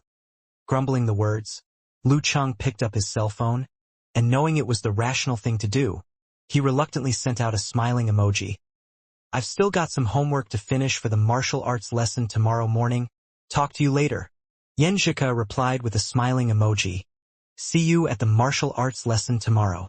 After closing out the conversation, Lu Chang skimmed through other messages, replied to some important ones, then exited QQ. He held his cell phone and looked at Kai Zongming. "Casanova, are you going to go to the martial arts lesson tomorrow morning?" Lu Chang suddenly became slightly melancholy at the abrupt stop of the cheerful conversation with Yenjika. "Of course, I'm going. I'll let them see my hidden expertise in martial arts." Kai Zongming and Lu Chang's class schedules were identical, so there was nothing to hesitate about. "PSSH, you better watch out or you're going to get knocked out," Lu Chang teased. The two of them were chuckling as they got back to the dorm. After washing up, everyone lay on top of their own bed. Zhao Chong, Qiu Zhigao and Zhang Jingye were still talking about the social meetup on Friday, imaging the looks and characters of the four girls. Meanwhile, Lu Chang took out his cell phone and silently pored over every word of his conversation with Yenjika. He was overjoyed in his heart, yet calm in his mind, responding to the three horn-dog youths now and then with intermittent grunts and nods. After the lights were out, the night gradually became darker, and the dorm became quiet. Lu Chang fell into a slumber and had a bizarre dream, soaked both in excitement and horror. In his dream, Lu Chang's martial skills were progressing by leaps and bounds. In merely a few years, he earned favor widely across the professional martial arts world. A budding martial artist, he managed to defeat Qian Donglu and scored the title martial lord, rising to the top of Chinese martial arts alongside Chun Chi Tao, the Dragon King. Adored by numerous fans, backed by a variety of supportive groups, and chased by many gorgeous girls, Lu upheld his principles and followed his soul despite all temptations. He eventually walked down the aisle with Yenjika, soaked in blessings from their schoolmates Kai Zongming, Zhao Chong, Qiu Zhigao and Zhang Jingye, and expectation from his worn and weary parents. At that very moment, Lu Chang noticed his skin was turning scorched black with veins flaming fiercely underneath. There was a layer of frost on his back where chillness was flooding out as if inside an iceberg near the South Pole, just like that dead black fish. With great fear he turned around, feeling Yenjika's eyes on him, strange and horrified. "Ah!" Lu Chang suddenly opened his eyes and found himself curled up on his side in bed. A gentle beam of light shone through the window, barely illuminating the dark dorm room. Within his sight, the bed, the desk, the chair and the mosquito net all seemed familiar yet strange, and he was carried away with a short spell of pleasure in the dream. After a moment of blankness, he took a few deep breaths and finally figured out where he was and what he was doing. A nightmare? Lu Chang looked out the window as the day was dawning and fell into a trance. The dream seemed blurry already, yet the delusion, the desire, and the fear it bore remained clear. He picked up his mobile and lit up the screen. Not yet 7. He wanted to fall back asleep but found it impossible. He heaved and tossed about till 7 o'clock, then got out of bed. Out of the small bedroom, he stepped into the lavatory. After a hectic time, he took a sit in the living room. Browsing content posted in the forum late last night by active experienced users, he flashed smiles and gradually calmed down. His expectations in martial progress from consuming the Jindan started to emerge, along with the ones for today's martial arts lesson and Yen Zhika's warm words. See you tomorrow. Holding a flurry of excitement, Lu Chang returned to his small dorm room. He turned a blind eye to Zhao Chong, who was getting up with sleepy eyes to read English, and dug out a new martial arts suit from his wardrobe. This original Longhu Club suit was a gift Lu Chang got upon his senior high graduation. The navy blue suit of traditional and modern design appeared elegant yet straightforward, similar to a leotard but loose enough to not repress forces from muscles. It would make the wearer look mettled as long as he was not too dispirited. Lu Chang walked back to the lavatory in the martial arts suit after fixing his cuffs and trouser legs. He gazed at himself in the mirror where a green dragon and a white tiger twined up into an emblem adorned with cloud and wind patterns on his left chest, manifesting the great power of the club. Styling his hair with water, Lu Chang grinned at himself. Not bad. What a narcissist, satirized Kai Zongming with a yawn as he walked in. Lu Chang clicked his tongue.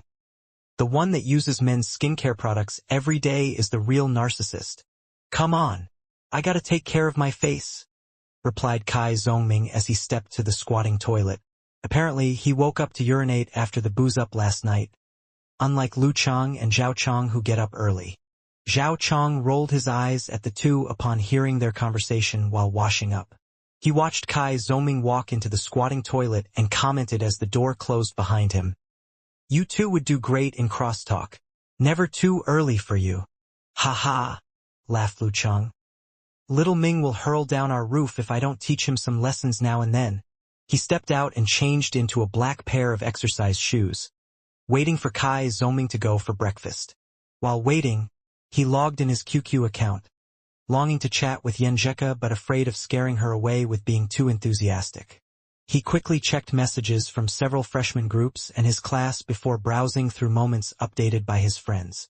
To his surprise, Yen Zhika just posted 10 minutes ago. Sleepy but very happy. Today I will enjoy breakfast for all those who get up late. You're welcome. How adorable. Lu Chang talked to himself and gently tapped his face. How could he forget to read Yen Zhika's old posts yesterday?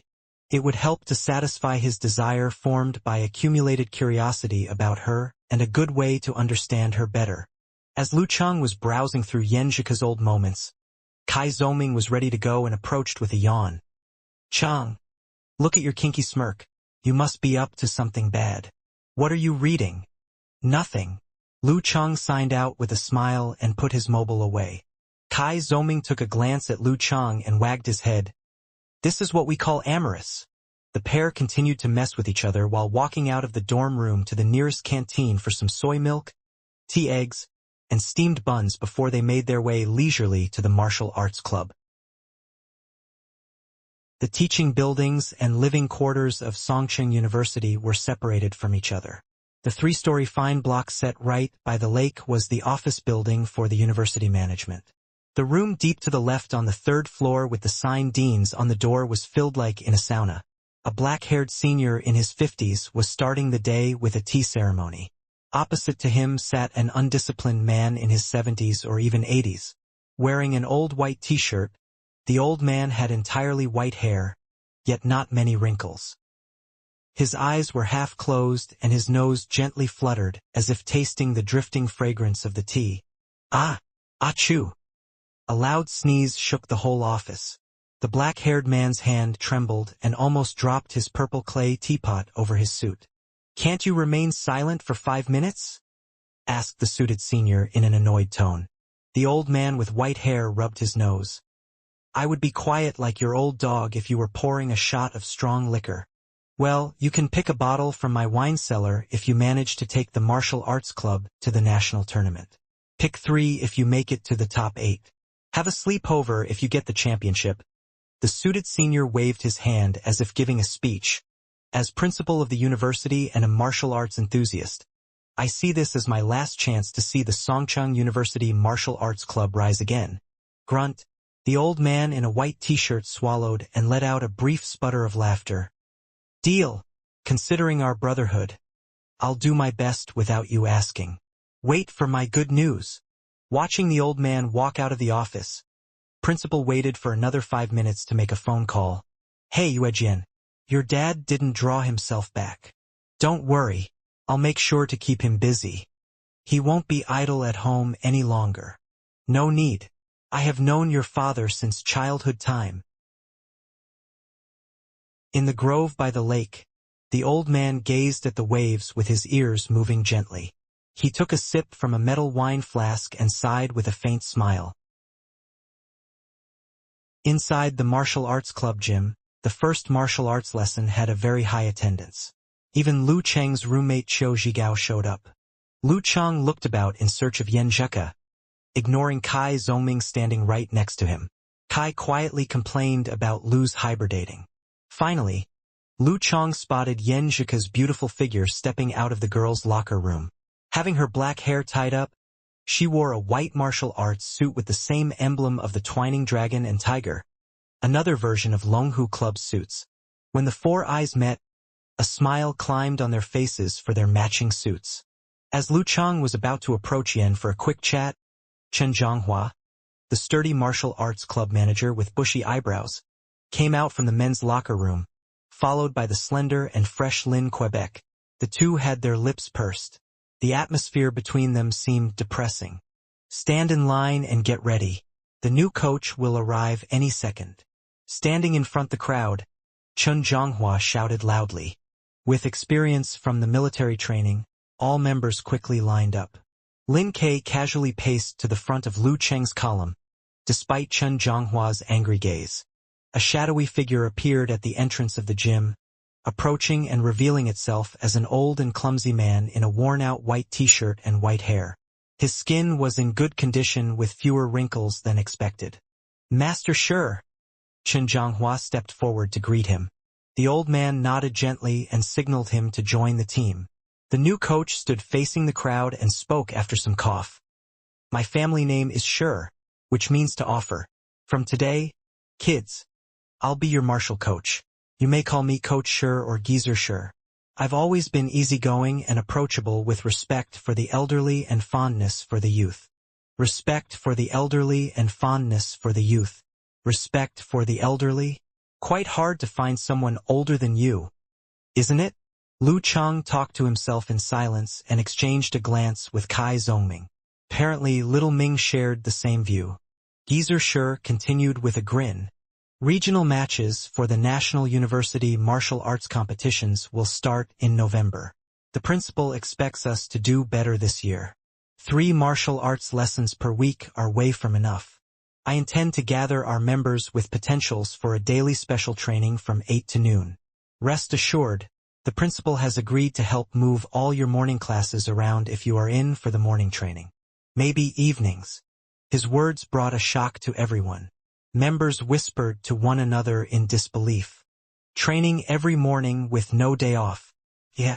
What about games, relationships, and leisurely activities? Complained Kai Zongming quietly. Schedules for first-year students were not so tight. However, dedicating all morning hours to martial practice would leave them little free time besides classes and sleep. Listening to complaints from the crowd, Lu Cheng fell into an odd silence. He just gave a curt response to Kai Zongming. Geezer Shi took out a sheet with the register of members and shouted in a loud voice, Lin Ke, are you in? Lin answered coldly, yes. Good. The next, Chen Zhonghua. What about you? Continued Geezer Shi. Chen glanced at Lin Ke and gnashed his teeth with anger. Yes. Wu Dong, what about you? Yes. Sun Jian. Yes. Lin Hua. Yes. Li Mao. Yes. Geezer called out names of amateur sixth pin or higher from the sophomore year to the senior. Most of them chose to take part in the training while a few turned down the opportunity. Kai Zongming. He came to the freshman. Kai answered with no hesitation. Coach, I'll have to say no. Studying is more important. Geezer moved on to the next with little care. Qiu Zhigao. I can't, responded Qiu Zhigao. Guiqing. Yes. Geezer took out his wine pot and had a sip. Of course, the martial arts club is open to all. Students of lower than amateur sixth pin are also welcome to participate in the special training. As the saying goes, participation matters and improving physical fitness is the key. Requirements for these students will be lowered accordingly. So, anybody? Raise your hand. Members of the martial arts club looked at each other and remained silent.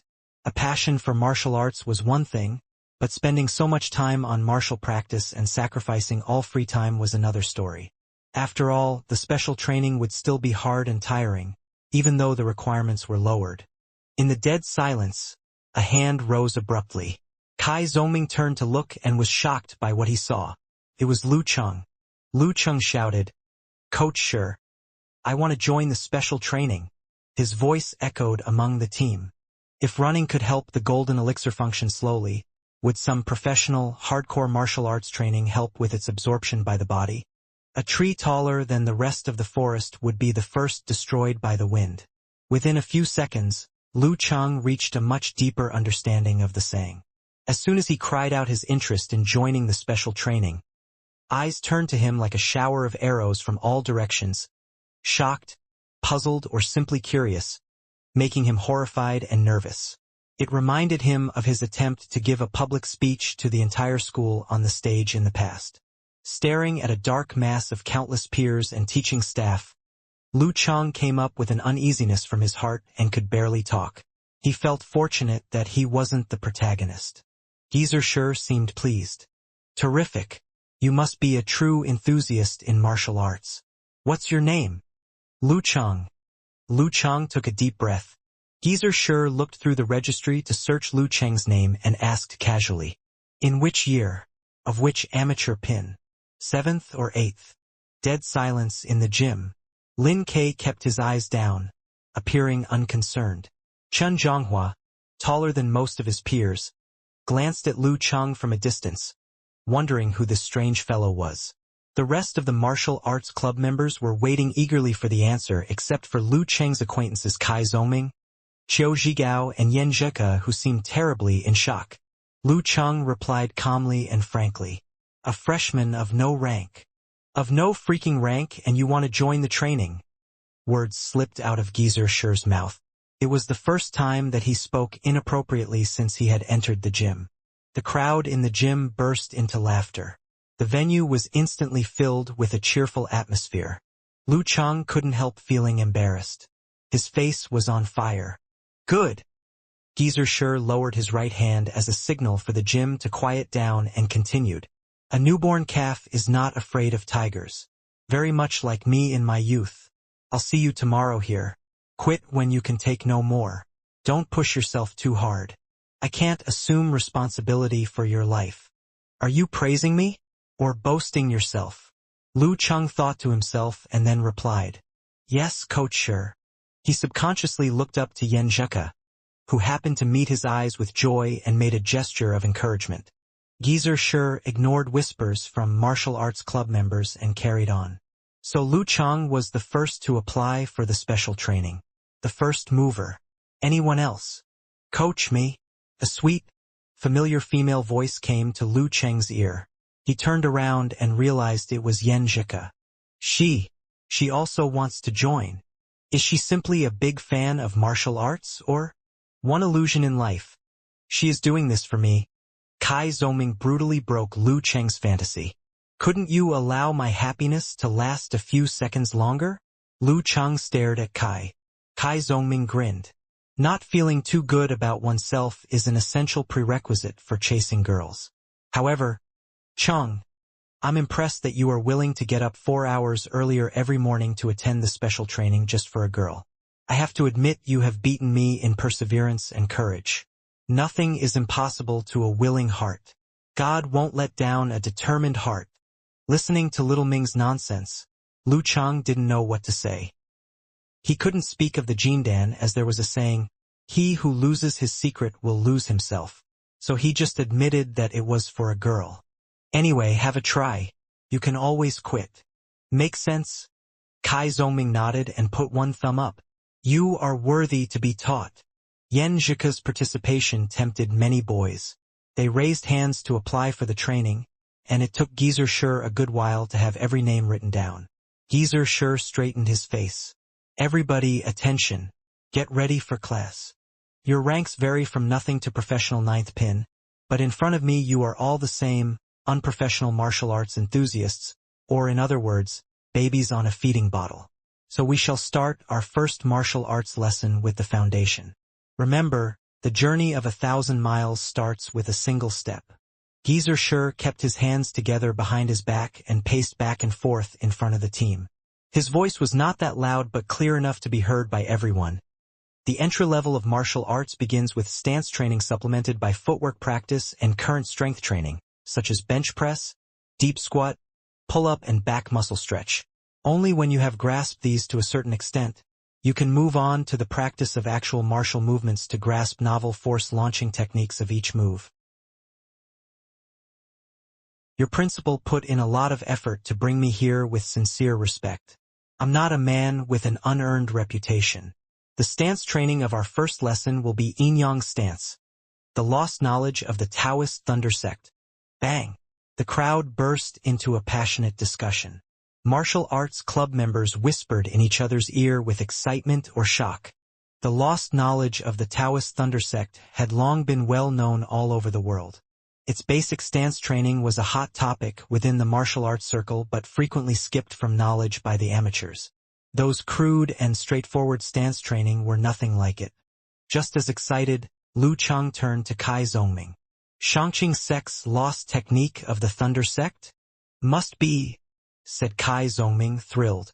The Taoist martial arts had a comparably short history, not part of the genuine origin of martial arts. However, it inherited from pre-Qin eras, organized the old gods and old ghost system, and laid a foundation for the next blossom of martial arts, making up a significant fraction of the martial arts circle.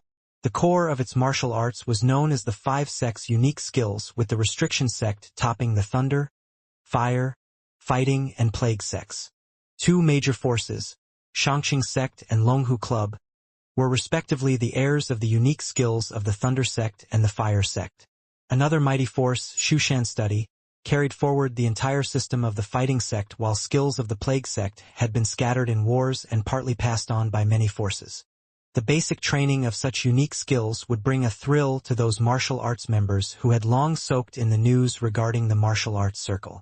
Considering Coach Shur was invited by the principal in person, he must have some real skills other than ostentation. Sadly, not Longhu Club's stance training of the fire sect. Lu Chang seemed slightly disappointed. Geezer Shur kept some space between his feet and suddenly became overwhelming like a towering mountain or a roaring sea. He lifted both of his hands, forming a closed ring in front of his chest, and began to ramble. Physical poses of still stance are usually simple. However, the key lies in the stillness. As a saying of the Thunder sect stated, concealment of spirit and chi can ward off trouble. This pretty much telling us only the dead can keep the mind void. Think about one item and completely focus on it. Remain concentrated to bring peace. You may think about anything, a man or a woman, a cat or a dog, a holy statue or a tableware, as long as it arouses no desire. I usually think about a 100 bill, suppressing my mind with the founding father of the country without waking up my greed. This refers to treating money like dirt. Mocking Geezer Shur's pose while listening to his interesting description, Lu Chang prepared himself for meditation, but threads of thought led him from one thing to another. Focusing on one item to achieve peace seemed impossible. When his mind fell on Yen Zheka, distractions flooded in and he couldn't help dreaming about future. At this moment, his attention suddenly turned to the Jindan inside his dantian. Focusing on his lower stomach, Lu Cheng slowly gathered all his thoughts and restrained them all inside the Jindan. He imagined a fantastic ice ball of nebula pattern and small flames. As his thoughts gathered, the scene in Lu Cheng's vision abruptly changed. He could see the inside of his dantian, where the dreamy Jindan sat. The Jindan rotated slowly. Small ice crystals transformed into stars around those tiny flames, creating a vast universe, profound and grand. Can I look inside to see the Jindan already? As an experienced martial arts fan, academic terms were no strange for Lu Cheng. Soon enough, he figured out in what status he was. That was the advanced level of solemn silence. Before, he could only sense the Jindan after a long and weary run. Now he could see it within his body by merely remaining in silence. He started to enjoy his gradual control over it and no longer felt terrified and helpless like yesterday. Conclusions were being drawn on his mind. Practicing martial arts indeed can help me gain control over the Jindan. Furthermore, it can also speed up my martial arts training just like it helped with my meditation. Participating in this special training is the right decision. Lu Cheng focused on his dantian and achieved peace through concentration. Random thoughts appeared and vanished and then reappeared but could no longer affect his meditation. His surroundings became void. Everything flew up to the sky. Geezer Shur's voice rang into his ear from a distance. Once you achieve peace, slowly move your weight to the left, to keep the left foot heavier and the right foot lighter, and then do the opposite. Feel the strength changing in every muscle during your weight shifting. This is yin-yang stance. Your body appears still, yet movements and changes never stop inside. This stance training firstly helps you with meditation and secondly allows you to feel the subtle changes and cooperation within your body, while pulling strength to exert better control of your muscles and make use of your whole body. At the ultimate level of the training, your strength, muscles, and mind will become one, like a human elixir. Once the elixir is formed, Qi will begin to grow and you are stepping into the Danqi stage, the real martial arts entry level. At this stage, even the worst of you can reach the rank of professional 8th pin. Haha, just saying. Don't think too much about it, as most of you will never reach this stage. Lin K is probably the only one among you with such potential. The rest of you don't need to take it too seriously. Damn it! He's probably stating the fact, but this old man indeed has a bitter tongue. The thought flashed across Lu Cheng's mind but didn't disturb his concentration. Meanwhile, he began to move his weight to his left foot slowly. As the weight moved slowly, he could feel changes in his leg muscles, feet, and waist. With those subtle changes reflected in his mind, he could barely recognize his own body. While running with arms waving, my mind manipulates my body and physical moves take place smoothly, but who could have noticed such continuous changes at every inch of the body? No wonder a wrong pose can significantly slow me down and consume more of my energy. The order of changes of strength pulling was wrong. Perceive as you see, believe not what you perceive. It didn't take Lu Cheng long to immerse himself in that new feeling. He continued to slowly move his weight while feeling the changes in his body between falsehood and reality, movement and stillness, and lightness and heaviness, as if a gate to a new world had just been opened. Especially when a warm stream of the Jindan reached every corner of his body. Some kind of mystery was gently touched. Upon teaching the yin-yang stance, Geezer Shur started to patrol around reviewing his students. First-timers of still stance training had almost no chance of actually remaining in one. He merely wanted these young fellows to adapt themselves. Lin K was doing pretty well. From a family with a long history in martial arts, he had already been familiar with solemn silence. Geezer Shur stepped past him and nodded with a slight smile. Chen Zhonghua is disturbed by too many thoughts to calm down.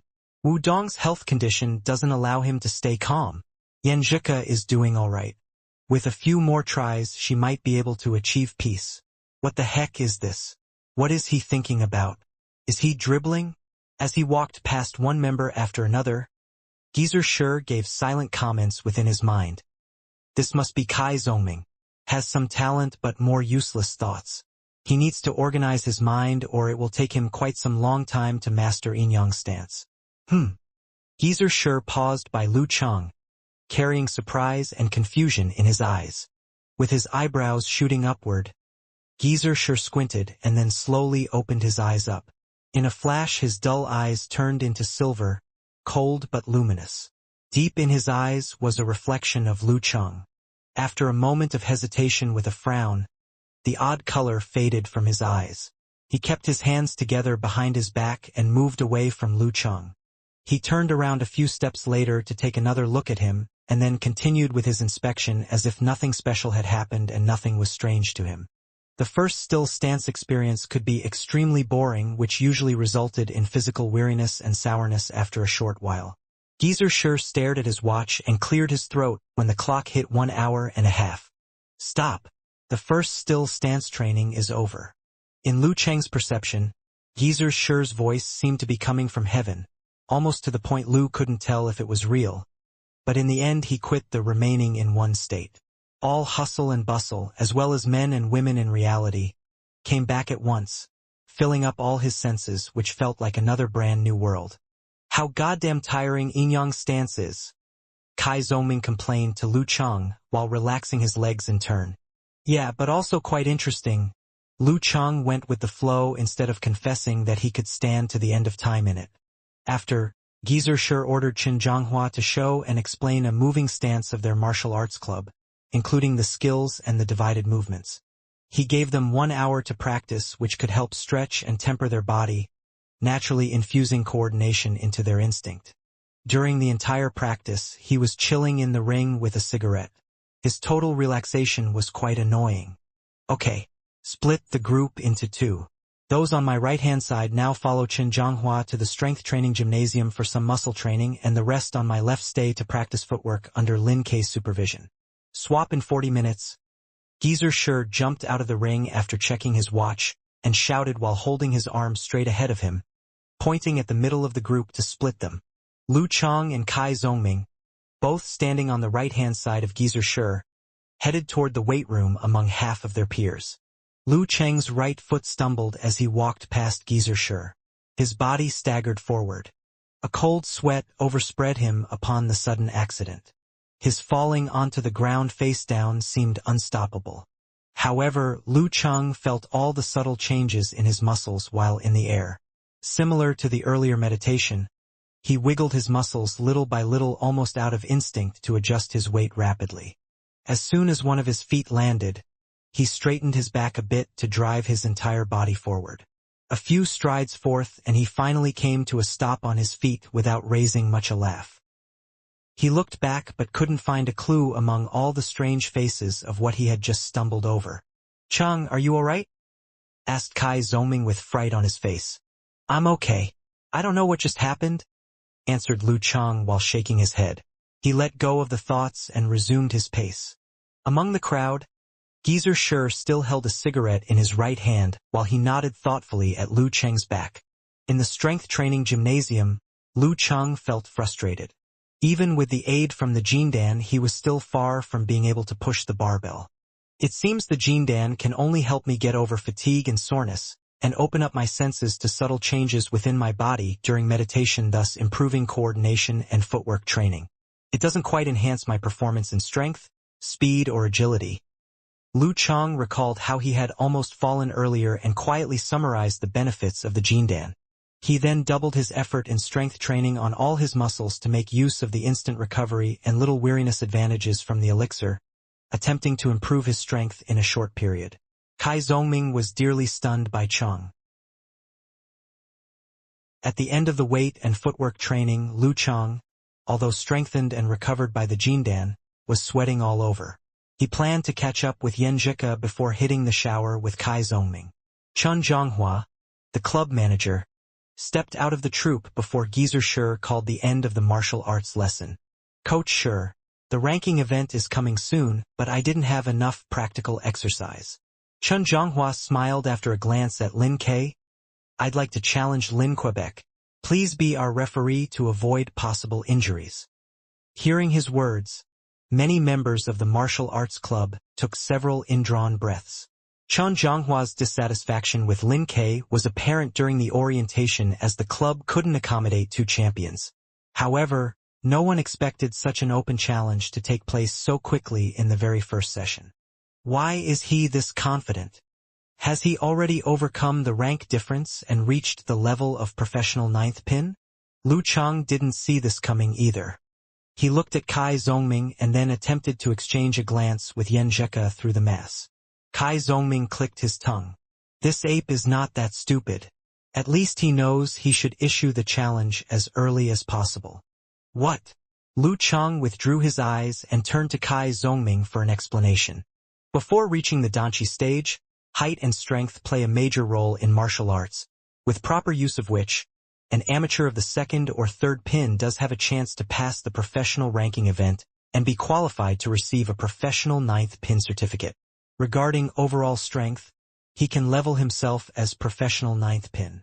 With a few years of formal martial arts training, Kai Zhongming explained plausibly, Lin Ke is a genius who reached the professional ninth pin at the age of 18. Give him 2 more months or half a year and he will become even stronger. Okay, he might not reach the Danchi stage yet, but for sure his progress will be much greater than that ape. So Chen Zhonghua challenges Lin Ke now, before the gap between them enlarges.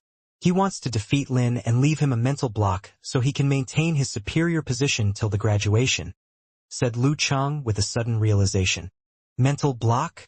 Too many novels you must have read. Kai Zhongming glanced at Lu Chang.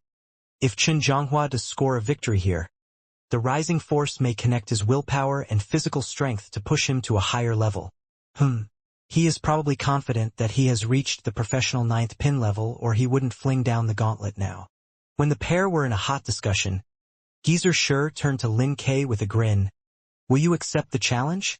Sure, answered Lin Ke coldly, showing no emotion. Chen Zhonghua turned around with a courtesy smile and strode into the ring. His bearings changed completely, like a tiger with sharpened claws or a buffalo ready to hunt. The manager of the martial arts club is undoubtedly capable, thought Lu Chang, and then his eyes moved to Lin Ke. Lin wiped the sweat off his face and casually stepped toward the ring. His handsomeness and cool disposition were dazzling in the white suit, drawing all the attention. When he stood in the ring, Lin Ke maintained the same bearing. His feet resumed a T-step position with his toes slightly pointing inwards, and his face showed no expression toward Chen Zhonghua. After Geezer Shi slowly made his way over to be the referee position, Chen Zhonghua bowed with clasped hands. Brother Lin, please grant instructions. Of 1 level lower in rank, Chun made the first move and threw himself at Lin Ke like a snake. The ape's footwork is not bad, commented Kai Zhongming to Lu Chang. Known for his strength and physique, Chen Zhonghua's agile footwork apparently amazed many. No wonder he dared to challenge Lin Ke. Lin Ke moved his left foot to the side to dodge Chen Zhonghua's attack, but as soon as his left foot landed, Chen abruptly changed his style, pushing his right leg and dashing into Lin with his shoulder and arm like a wild bull. Low screams rose from the crowd. Everyone was worried about Lin Quebec. Such a ferocious move made the audience tremble with fear. Lu Chang doubted he could handle the strike without breaking an arm and a few ribs if he was in Lin Ke's position. That was a move of the professional ninth pin level. And it was Chen Zhonghua's strength but Lin Ke's weak point. At this very moment, Lin Ke hacked his back and moved his spine like a snake, pulling his left foot before it completely touched the ground to shift his weight back to the right foot. Using his right foot as the shaft, he spun to the back of Chen Zhonghua and launched a blow with his left elbow. His previous move was a trap. Chen Zhonghua missed his target and felt a strike coming from behind. Chen was left with no choice but to dive forward and roll over to avoid the elbow hit. As Chen attempted to use his core to spring up while rolling, Lin Ke slid over and pulled his right foot as if cracking a whip. A crispy sound burst in the air. Pong! Chen Zhonghua closed his palms in front of his body to confront this whip kick. He pulled back half a meter and blood streamed out from the split between his thumb and index finger. Lin pushed his advantage and threw one whip kick after another at Chen's lower legs, with his legs repeatedly hitting Chen's palms with a crack. Pong! Chun Zhonghua got pushed out of the ring and his hands were battered to blood and pulp. Lying on the ground, he appeared puzzled with disbelief in this cushy defeat. He didn't even have a chance to use his well-mastered throwing skills. Seconds of dead silence was followed by a fierce hurrah for the true capable in the hall. Lu Chang turned around, seeing Yan Zhika cheering with excitement on her face and both of her arms in the air. Awesome! You've earned my respect. A professional ninth pin martial artist is amazing. Little Ming murmured to himself. Lu Chang withdrew his eyes with all sorts of feelings twisted inside. Recalling the fight, he became enlightened suddenly. The trick move Lin Ke made to win this fight was a practical use of Yin-Yang stance. The key of Yin-Yang stance, he had experienced himself clearly, was to coordinate the entire body and use strength at will. The ultimate of the Yin-Yang stance training will be the Danchi stage. Lin Ke had apparently mastered it to some extent. His coordination and control of his body were terrifying. Didn't anybody else notice that? He should be very close to the Danchi stage, the professional 8th pin level. Lin Ke walked down from the ring after a nod at Gizershur. Without a single glance at Chun Zhonghua, he made his way to the locker room. Wu Dong, another amateur master and a close friend of Chun, stepped out of the troupe to raise Chun from the ground. At lunchtime, Lu Chang had a good appetite, wolfing down more than twice as much as his usual portion. Kai Zongming and Qiu Zhigao were in the same shoe. An intense training consumed plenty of energy and their body was crying for a refill, though they did take a long rest until 1 p.m. to shake off the tiredness. Waiting for his two friends to finish their meal, Lu Chang logged on his QQ account and started chatting with Yan Zhika. The conversation they had would stay vivid even until the afternoon classes. Lin Ke is brilliant, Lu Chang started. Very. I knew he would win, but I didn't see it coming so easily. Yan Zhika sent an emoji of a chick nodding as if picking grains. Lu Chang felt jealous. When can I fight like him? Yan Zhika sent an emoji of gleaming white teeth. Do you want to hear the truth or a lie? What is the truth and what is the lie? Asked Lu Chang full of curiosity. Yan Zhika sent a cute face. The lie is you have great potential to get your professional 9th pin certificate and reach Lin Ke's current level by graduation if you train hard under Coach Shur's supervision every day, in all weathers. Ha, you speak highly of me. Lu Chang sent a shy face. What about the truth? Yan Zhika sent a laughing emoji. The truth? The truth is you can't stick to martial arts training for 4 years because more and more classes and employment pressure will suck up all your time. Also, a university graduate of professional 9th pin will be a bit too old to enter the martial arts world. Everyone has their future. It doesn't have to be martial arts. Everyone has their future. It doesn't have to be martial arts. These words replayed in Lu Chang's mind over and over again when he was staring blankly at the class slides.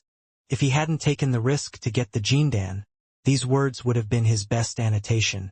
Filled with aim and desire, Lu Chang was not only brimming with anticipation for the next day's martial arts special training, but he also became extremely hard-working in class. It was like he was making up for the time wasted, trying to gain as much knowledge as possible. His abnormal behavior set Kai Zongming's tongue wagging. He started to batter Lu Chang's efforts relentlessly. Kai Zongming mocked that Lu Chang was doing all these just to woo a girl. He referred to Lu Chang as the perfect example of how the male gender operated with natural instinct, controlled by hormones, constantly saying that Lu Chang had betrayed their revolutionary principles, leaving himself to stand for them alone. Once the evening session of Introduction to Calculator ended, Lu Chang returned to his bedroom and logged into the school administration website. Just as he had expected, his class schedule was adjusted, completely free in the mornings, totally packed in the afternoons and evenings except for Thursdays when he could probably get some rest in the evening. Just another senior year in high school, he mumbled under his breath, clenching his fists with determination. Since he had already taken a shower after martial arts class, using water from the thermos flask, he wiped his face briefly, soaked his feet, brushed his teeth, rejected Kai Zongming's and Tang Wen's invitation to an online game, and finally crawled into bed early to prepare for tomorrow. Lu Chang's day did not start at 8 a.m., the time for special training, but at 7 a.m., a time that he had set for himself, just like his high school days. He was not satisfied with the yin-yang stance practice today. He hardly got a kick out of it before Geezer Sure asked them to stop. According to Geezer Sure, most beginners wouldn't be able to handle longer sessions. Since the session on the following day would probably be the same, Lu Cheng decided to start practicing 40 minutes earlier.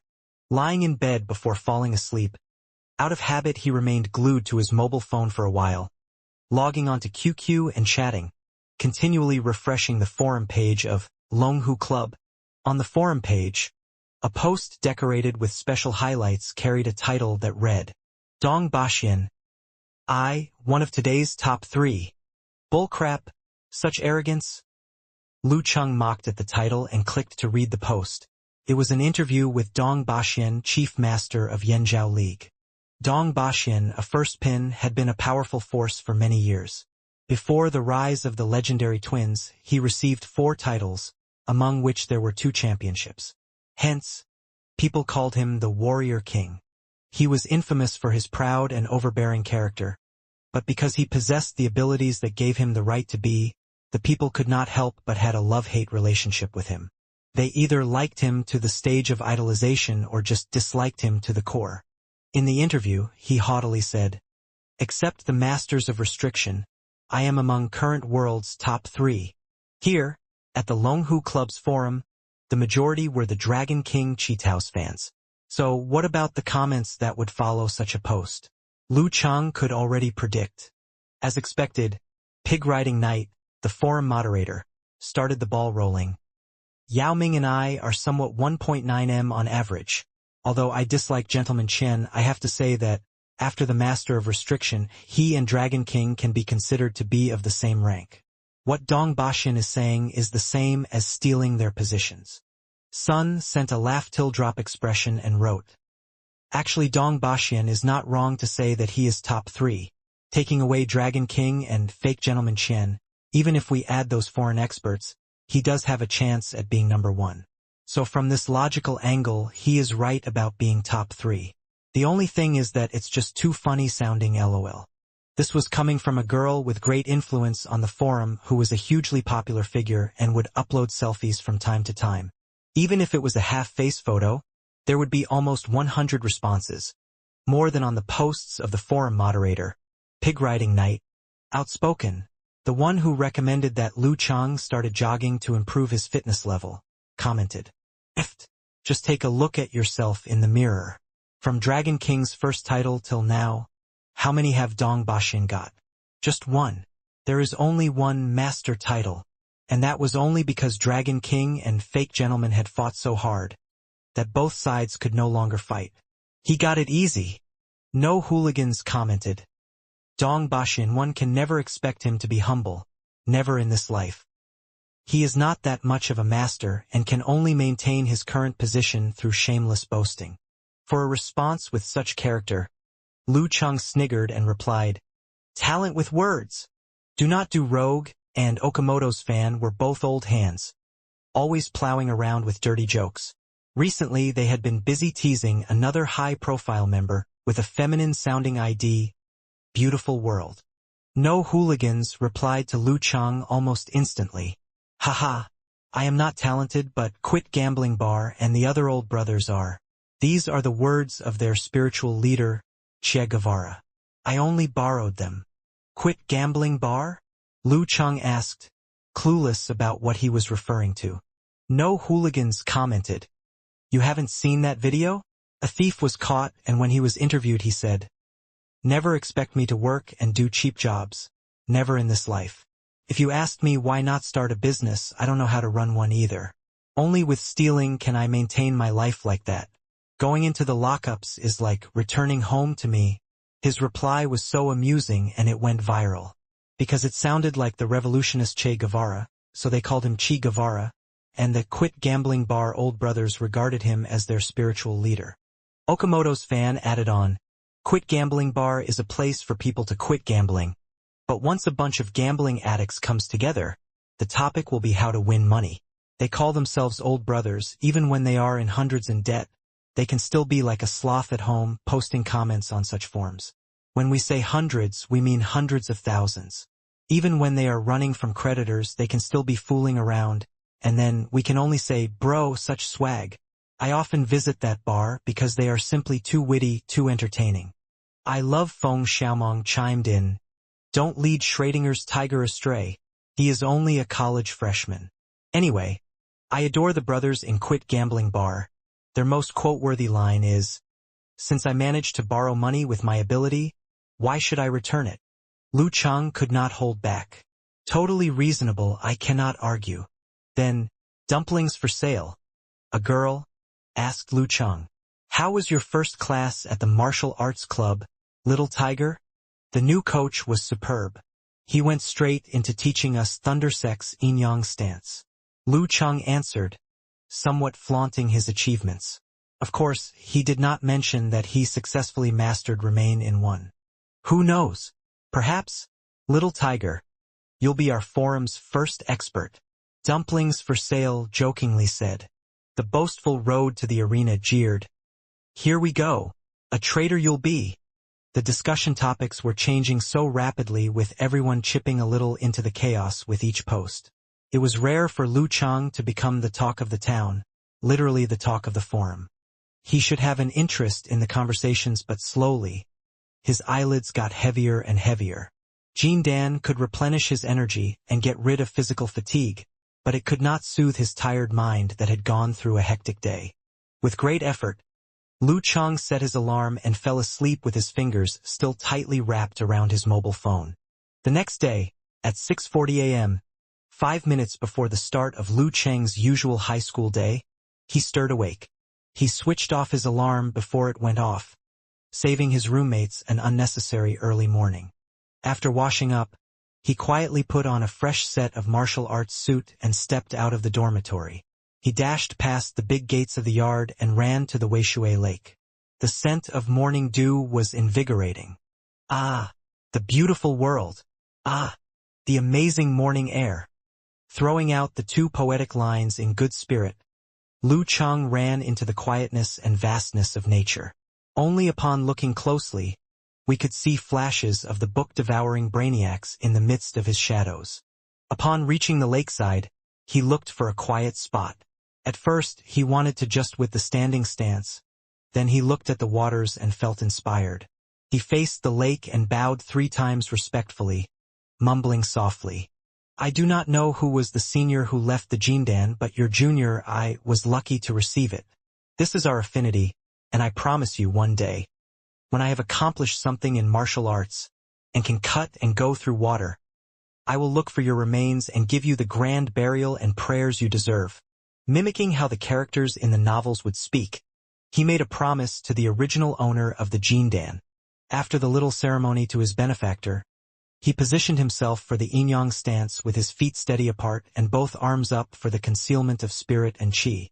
He started to meditate, slowly letting his body follow and absorb the changes that come with the subtle moves of gravity and his core. As time passed by, he gradually grasped the skill of keeping these changes under control within himself. It was like he could master absolute control of his body through his mind very soon. Endless mountains, endless waters of the lake.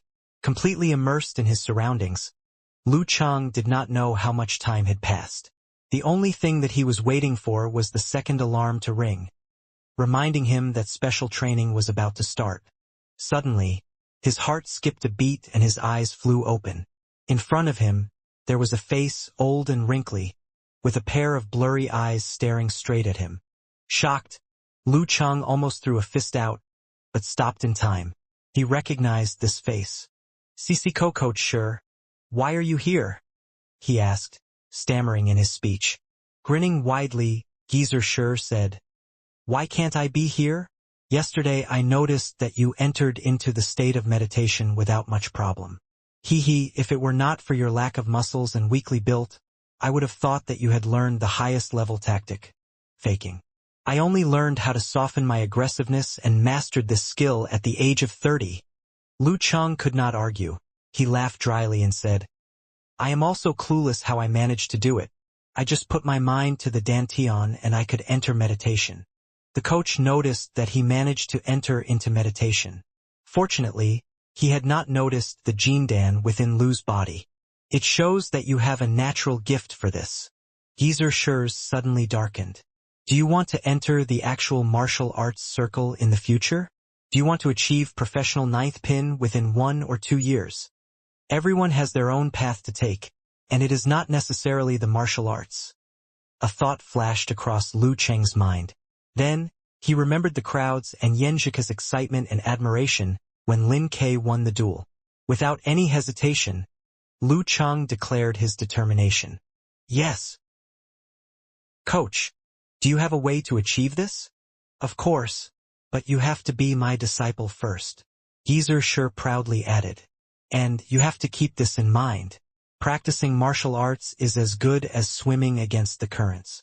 Even if you are gifted, once you lose your momentum and become complacent, it will be impossible for you to get the professional ninth pin within 2 years.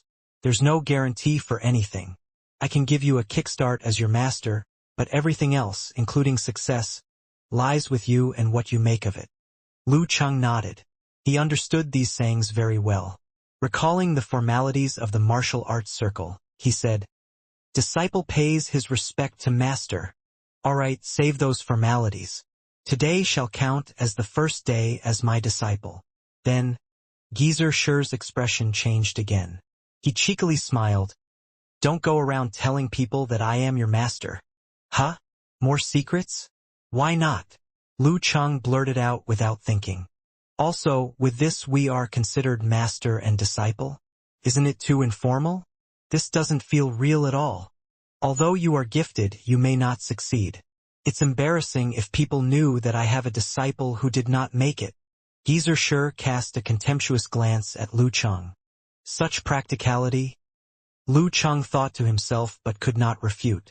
Like he could read Lu Cheng's mind. Geezer Shur laughed heartily. Yes, I am such a practical person.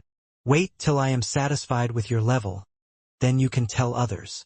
Lu Cheng paused to think before he said, Master, it doesn't matter to me if I can tell others or not.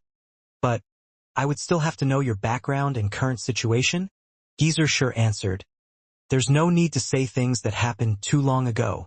But for these recent years, I have been working with the military on a research project.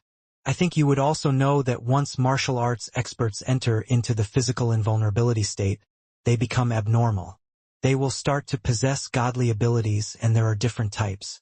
As the days go by and if the experts continue to practice, these abilities will strengthen. A certain percentage of such abilities will be passed down to the next generation, and for the generations to come they will continue to possess these godly abilities. Our research was on the relationship between martial arts and godly abilities. Recalling the purple fire and thunder lightning during the battle between the Dragon King and Warrior Sage event, Lu Cheng nodded solemnly but could not contain his curiosity and probed further. Master, so what were you in charge of? Geezer Shur gave Lu Cheng a fleeting glance and almost emotionlessly, he said, Subject of study, PFFFTT. Lu Cheng burst out laughing. In quick and large strides, Geezer Shur walked toward the martial arts club arena. Lu Cheng tried very hard to control his laughter. Then suddenly he stopped. He paused to think. Based on what his master had just said, the research project would need powerful experts that had attained physical invulnerability state. In other words, his master was one of those powerful experts that had attained physical invulnerability state, which meant he was one of the top 3-pin experts. Amidst his shock, the old and slightly wrinkled face appeared in front of Lu Cheng again. Master, why? Why are you back again? Geezer Shur answered in a light tone. I forgot to add that since you are now my disciple, from tomorrow on, you shall get up at 5:30 a.m. and be ready here at 5:50 a.m. Our training starts 2 hours before the special training session. 5:30 in the morning? Lu Cheng repeated his master's words in disbelief, thinking, at that time the sun would not even be out yet, right? Not even the 3rd year in high school was that demanding. If I have to get up at 5:30 a.m. every day, how many hours of sleep would I get? If I practiced like that, even with Jindan, the golden elixir, I would probably still be so tired that I would pee blood out. What's wrong? You don't want to get up early? Geezer Sure stroked his short white beard and said, "You have already missed the optimum age to train your physique, yet you want to achieve professional ninth pin in 2 years. If you don't suffer, but instead take it easy, how are you going to make up for all the time wasted? Only sheer hard work can save you, kid. You will only lose out if you don't listen to advice from your elders." Lu Chang fell silent and thought about all the expectations of martial arts that had slowly deflated within him. Finally, he nodded. "Getting up is not the problem, but the main doors of the dormitories will only open at 6:30 a.m. Not an issue at all. I can get someone to pass you the key to the main door of your dormitory." Geezer Sure brushed away Lu Cheng's concerns. 5:30 a.m. is the best time to start, based on ancient practice routines. At the same time, you must get sufficient sleep too. So, it is lights off for you at 10:30 p.m. As your master, I will call you to make sure you do so. To be in bed by 10:30 p.m., but the lights are only turned off at midnight. Lu Chang took a deep breath of the cold morning air. This meant almost zero fun time. Based on the current schedule, except for Thursdays and Saturdays, Lu Chang had classes from 7 p.m. to 9:35 p.m. every night. By the time he returned to the dormitory and washed up, it would already be 10 p.m. Half an hour is hardly enough for QQ and forums, not to mention playing games. That would be impossible. Does this mean that the only time to relax is between classes and during lunch break? Skipping classes is out of the question. Lu Chang would not be able to do it, at least not now. He could not afford to bring mediocre grades back home to his parents. Forget it, it's all about the survival of the fittest. Isn't it? No pain, no gain.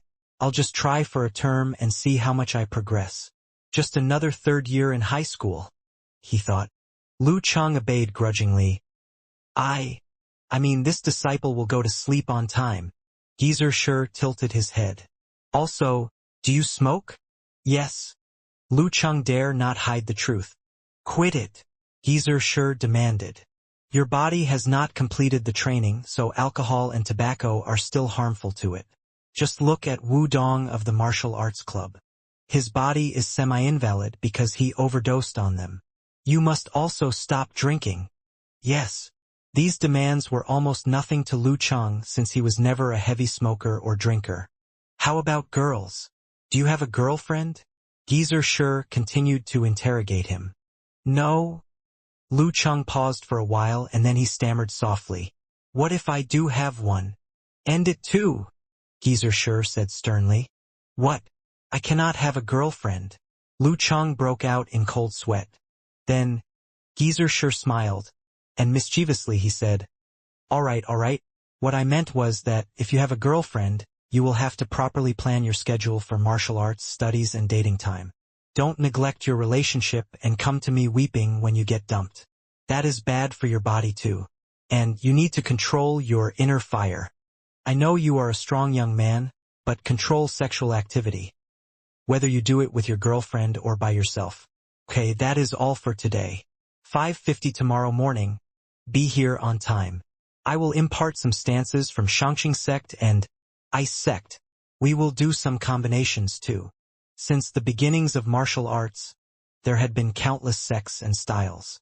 The most famous one was the 5 sects unique skill. Though some skills did not belong to Kung Fu of the Taoist school, they were named after the form of the 5 sects unique skill, like the Ice sect and Water sect, etc. Upon hearing his master's plans, any gripe that Lu Chang had about the early mornings disappeared. Since his master ordered that their relationship was kept from others for now, he waited till Geezer Sure had walked away before making a detour back to the martial arts club arena. By the time he reached it, he was the last to report attendance. Compared to yesterday's martial arts class, only a handful turned up. The Year 4 seniors, Qin Zhonghua and Wu Dong. Year 3 seniors, Sun Jian, Lin Hua and Wu Meng. And Year 2 seniors, Jiang Fuxing, Li Mao and Li Xiaowen. Half of the group was made up by the Year 1s like Lin Ke, Guiqing, Yan Zhika, Su Chubai and Lu Cheng. One reason why there were fewer seniors was that the students on Year 2 and 3 had more classes this semester, and the one on Year 4 were already out and about looking for jobs.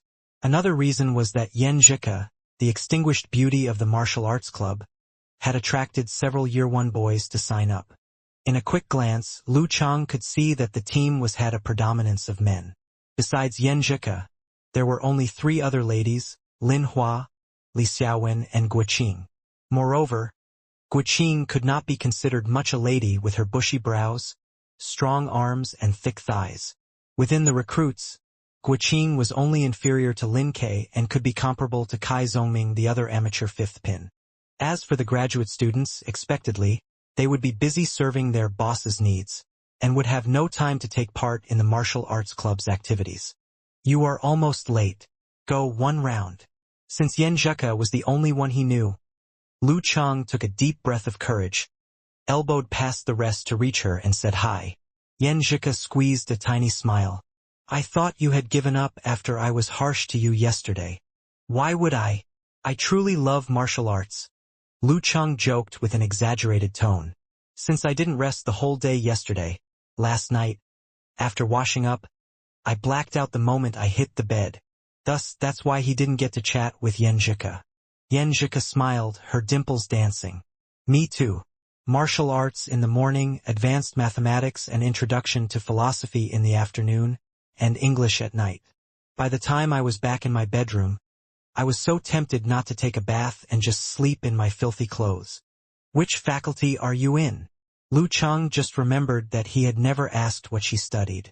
School of Business and Economics. Before Yan Zhika finished her sentence, Geezer Shur entered the room. The first half of the special training session was the same as martial arts class. Stance training, strength training, footwork practice. Lu Chang was completely engrossed and was progressing extraordinarily smooth with stance training and footwork. He could feel his every step and movement improving as he practiced. Nothing feels better and motivates one more than hard work being rewarded with progress. As for strength training, Lu Chang depended on the Jindan to replenish his energy and to continue weightlifting. Even then, he could feel himself improving. After 3 hours of intensive training, at 11 a.m., Geezer Shur called everyone to gather and gleefully announced, "Next up, we will be practicing how to release energy and the thick-thin moves. The last half hour is for pair practice. Pair up based on your high or low martial arts level. We are odd-numbered today, so, Lin Ke, since your level is much higher than the rest and we will not have someone who you can pair up with and learn from, you Sun Jian and Su Chibai will be one group. Work with each of them and give them pointers after practicing with them. Take this as an opportunity. You can see yourself as a coach, and from there you will also learn a thing or two." Lin Ke nodded silently without any signs of disapproval. Geezer Shur continued to split the group into pairs. Guoqing, you guide Yan Zhika. Lin Hua, you and Li Xiaowen will work together. Li Mao, you and Lu Chang are a team.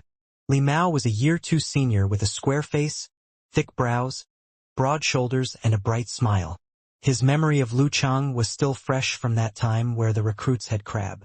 He walked straight to Lu Chang and said with a smile, "Junior Lu, looking forward to learning from you." "That should be my line." Lu Chang courteously returned the greetings and then attempted to divert the topic. "Senior brother Li, which pin do you hold?" "The 3rd pin," Li Mao answered with some pride. "Isn't that just second to Club President Chun, senior brother Wu Dong, and almost the same as senior brother Sun Jian?" "Oh, and before Lin Ke joined." Lu Chang was only aware of Chen Zhonghua and Wu Dong's ranks because they were the ones who were recruiting the junior. The former was an amateur 1st pin, with hopes to achieve professional 9th pin, but due to yesterday's injury, he might not be able to recover and be ready for this term's ranking event. The latter was an amateur 2nd pin, a pretty respectable rank for college students. Just as Lu Chang finished speaking, someone loudly sneered at his statement. Lu Chang turned and saw senior brother Wu Dong, who was not that much tall, and the recruit that he was supposed to guide, walking off to a wider area at the side of the arena. Noticing the cold and unhappy expression of senior brother Wu Dong, Lu Chang remained silent. After they had walked a reasonable distance away, Li Mao scoffed. "Senior brother Wu Dong, still so sickening. Pardon me, what did you just say?" Lu Chang sought to comprehend what he just heard. Li Mao checked his surroundings, then said to Lu Chang softly, A good half of the responsibility why the martial arts club is how it is today lies with Chen Zhonghua and Wudong. They are narrow-minded and competitive. They cannot accept people who are better than them. So, regardless seniors or juniors, as long as they have a better performance or show more potential, they will join hands to ostracize the person and make it so difficult that the person no longer wants to be part of the martial arts club. We had great members in years 2, 3 and 4, but since they wasted a year not getting sufficient practice and with the tighter class schedule, they will not be able to move up the ranks. He laughed at himself and continued sharing. If it were not because I had a good relationship with senior brother Sun Jian, I would probably already be out of here, pouring my heart into vocational studies. Senior brother Sun Jian has a holdover Chen Zhonghua and Wudong? Lu Cheng was disturbed and surprised to hear that there were such dynamics and politics within the martial arts club. Although senior brother Sun Jian and I are amateur 3-pin, his father is a professor in the school. Hence, naturally, Chen Zhonghua and Wudong would not dare to do anything to him. The only thing is that senior brother Sun Jian does not like to meddle too much in other people's business. So he just helps Lin Hua and I. And yes, Lin Hua is his girlfriend. Li Mao continued to explain, which meant that the rest of those who remained, Wu Meng, Jiang Fuxing and Li Xiaowen, were allowed to remain because they were mediocre. Anyone could see that they were only at amateur 5th pin and that obviously did not pose any threat to the positions of Chen Zhonghua and Wudong. I see, no wonder Kai Zhongming, an amateur 5th pin, would be called up by the martial arts club. Lu Cheng exclaimed in sudden realization. Fortunately, we have Lin Ke in our batch, directly bringing Chen Zhonghua to the ground. Li Mao laughed. That's why you all can focus on training and not have to care about Chen Zhonghua and Wudong. Alright, enough. Let me teach you some moves and ways to release energy. Even though they called them moves, but they were the basic straight punch, elbowing, and kneeing matched with ways to release energy and strength. The most critical part of this training was how to match them. If the footwork and posture did not match, even with the simplest moves, energy could not be channeled out. Lu Cheng paid great attention. Due to his yin-yang stance, his ability to coordinate his moves, footwork, and posture was well above a usual beginner. He learned quickly and was getting more and more familiar with the moves and combinations as he practiced repeatedly.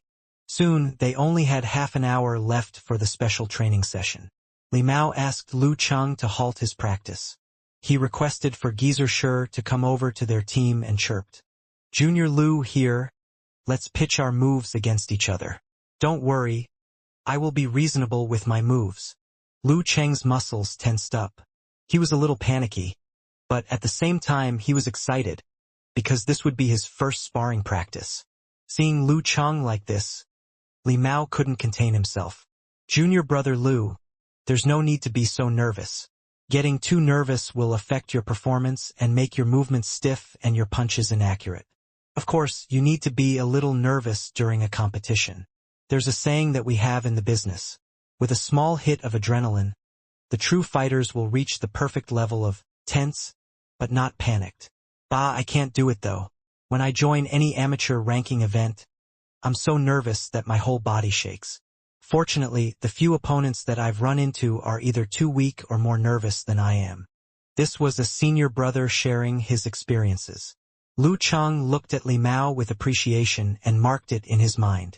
Afterward, he took a deep breath, calmed himself, and adopted Li Mao's fighting stance, with both his legs firmly in place and his back straight as an arrow, as if he were a wildcat waiting to pounce. Li Mao also adopted his fighting stance and calmly said, I'll give you some feint training. When he finished speaking, he stepped up, slammed his foot down, twisted his waist, made a fist with his right hand and attacked the front of Lu Cheng's neck. This was the simplest direct attack on vital part style. Seeing this, Lu Cheng subconsciously evaded and promptly ducked to the side. However, at that moment his foot suddenly slipped and he lost his balance. There wasn't enough time to even use the yin-yang stance to regain his balance and he fell to the ground. He didn't know when, but Li Mao's right foot had already caught up with him and gave him a soft kick. Not a malicious kick, but just enough to cut him off in the direction that he had tried to dodge. During a competition, it's not that you shouldn't dodge, and it's not that you must be tough and durable, but you must pay attention to your footwork and to the opponent's movements. Falling over yourself is a classic move. A moment ago you forgot your own identity as a fighter. That seemed like an average person dodging. Your footwork became sloppy. Your eyes were only on my fist. Li Mao stretched out his right hand and pulled Lu Cheng up while referring to all of the things he had done wrong. Think about all of that for a moment, and then we'll continue. Lu Cheng pondered quietly, reflecting on the moves he had just made. Keeping in mind his shortcomings, he went on to adopt his fighting stance again. This time, confronted by Li Mao's power and quick footwork, Lu Cheng opened his eyes wide, paying attention to his every move. Would it be the right fist or the left? Kick or elbow to the back of the neck? If it were the right fist, how can I use my feet to dodge it? If it were the left fist, will I have an opportunity to strike back? An idea flashed through Lu Cheng's heart. He'd come up with a countermeasure. However, there wasn't enough time to think it through, as Li Mao was already close to him. His feet came up in a circle, yet stuck close to the front of his body, and after hitting him with an elbow retreated 2 steps. Even though the hits weren't that hard, it made his stomach sink, and he felt a pain there. In the midst of everything, he became confused and was completely at a loss. It was even worse than that from the first match. He couldn't even dodge. How was this possible? Lu Cheng was dumbfounded. Li Mao turned his body and said with a smile, "Although normally we can think quite fast, in just 1 second there can be so many thoughts, and our body is unable to keep up with our brain. During a competition, frequently it's the brain that can't keep up with the body. It overthinks and hesitates too long, unable to come to a decision, to the point where it's crippled and at a complete loss. This is the significance of training your mind, even more than training your body. To take all of your current circumstances and internalize them as instinct, you have to determine which places to observe and quickly make a decision. Junior brother Lu, there's no need to worry. All pair exercises are like this the first time around. I originally was more pitiful than you. Sometimes it's easy to rely too much on your imagination and think that competition is elementary." Lu Cheng laughed at himself, starting to see where his weaknesses were. Once more, he got up and adopted a fighting stance, and Li Mao reverted to an old standby. He stepped up and threw a punch, utilizing the power all the way from his feet, past his waist and up his back, using his backbone as a conduit. Lu Cheng drew what he had learned from the preceding 2 lessons. He reached a decision and in a flash lowered his body and threw himself at Li Mao's legs. Suddenly, he felt a strike on his back, and Li Mao turned his fist into an open palm and pushed down.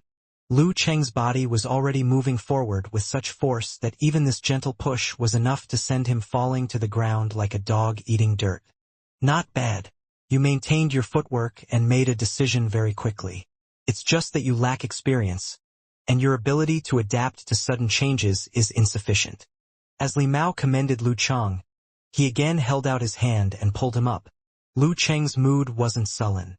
He could see it was evident that improving oneself was a lifetime pursuit. It was important that he had to throw himself into training more intensely, over and over again.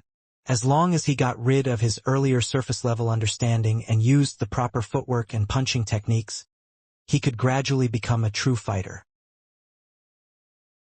Class is about to end, one last time. Li Mao could see the electric clock hanging on the wall of the martial arts arena. Lu Cheng nodded, and in his mind went through everything once again, all of the previous lessons and training, seeing if there was any first strike that he could pull off. He stood with his legs firm and focused his energy on his Jindan, half entering the remain in one state of meditation, paying attention to his body's subtle responses while at the same time maintaining his focus on Li Mao. Li Mao grinned at Lu Cheng's seriousness, and once again rushed forward. Lu Cheng's body pivoted, shifting his center of balance to the right side. Afterward, he abruptly reached out, tightening up his abdominal muscles into a tight strand, and once again quickly adjusted his center of gravity, changing directions to the left side. Alternating his step, he dodged Li Mao's fist. Then Li Mao's right kick headed toward his left side, which left an opening. An opportunity. Li Mao's right foot still had not withdrawn, and his balance wasn't steady. This truly was an opportunity. Lu Cheng leaned toward Li Mao, lowered his shoulder, and copying Chen Zhonghua from yesterday, pushed his foot forward. With the power of an ox, he shoved himself at the enemy. Li Mao saw this and in a flurry with the help of his right foot kicked out, jumped back a step, and then using both hands in the apparent close-up method, blocked the move. Bang! Lu Cheng hit his opponent, but could only knock Li Mao back a single step. Lu Cheng was then grabbed on the shoulder by Li Mao's palm. Stretching out his left foot, Li Mao bogged Lu Cheng down and threw him to the ground. Bam! Lu Cheng fell to the ground, but his face was filled with joy instead of pain, for he had performed the previous move perfectly.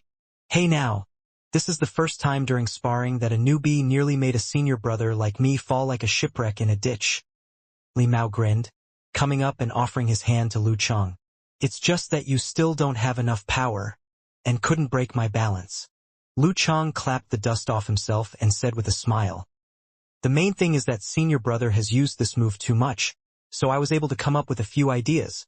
While he had started training quite a while ago, it was evident there was always room to improve, as brother Li Mao seemingly also had not found his way to utilize the yin-yang stance technique. Class dismissed, everyone go home. Be sure to talk to your mothers. At this time, Geezer Schurz whistled sharply and yelled out, remember to be on time tomorrow. All right, let's go hit the showers and head back. Li Mao pointed at Lin Kei, who had just entered the locker room. In a martial arts club, the locker room was a hallowed place. Only if you had proper qualifications were you permitted to enter and use the facilities. Lu Cheng would not be able to enter if he hadn't participated in the special training. Each kind of martial arts club was set up through school funding, so regardless of whether it was the exercise area or a strength training gymnasium, they were open to all of the school's teachers and students. The locker room was the only exception, which was kept from unauthorized persons. Of course, although the exercise area and strength training gymnasium were open to the public, they also had time restrictions, and one must try not to disturb the martial arts club members' physical training. After the practice was over, Lu Cheng didn't want to stay too close to Li Mao. He turned his head toward Yan Zheke, and saw that she had gotten acquainted with Guqing, and was heading toward the locker room amusedly. Around them, quite a few male classmates stared at them like hungry lions eyeing their prey, but didn't dare approach them. No wonder Casanova had said when he first approached her that he'd already surpassed 80% of his rivals. 80% of them didn't even dare make the first move and only stared from afar, playing out all kinds of dramas and emotions in their minds. Giving Li Mao a hint, Lu Cheng quickened his pace and caught up with Yan Zheke and Guqing. Pretending to be out of breath, he said, "Hey, what's up? How was the practice?" Only 10 members had come to the special training. Guqing had seen Lu Cheng and Yan Zheke together earlier, so she just gazed at them happily instead of feeling surprised. As for Li Mao, standing behind Lu Cheng, he shook his head and sighed at the fact that men nowadays would always put women above all else, and slowly headed toward the men's locker room not far away. Yan Zheke pursed her lips and said with a smile, "I'm okay. You're the one who's not doing so well. We saw you being beaten that whole time."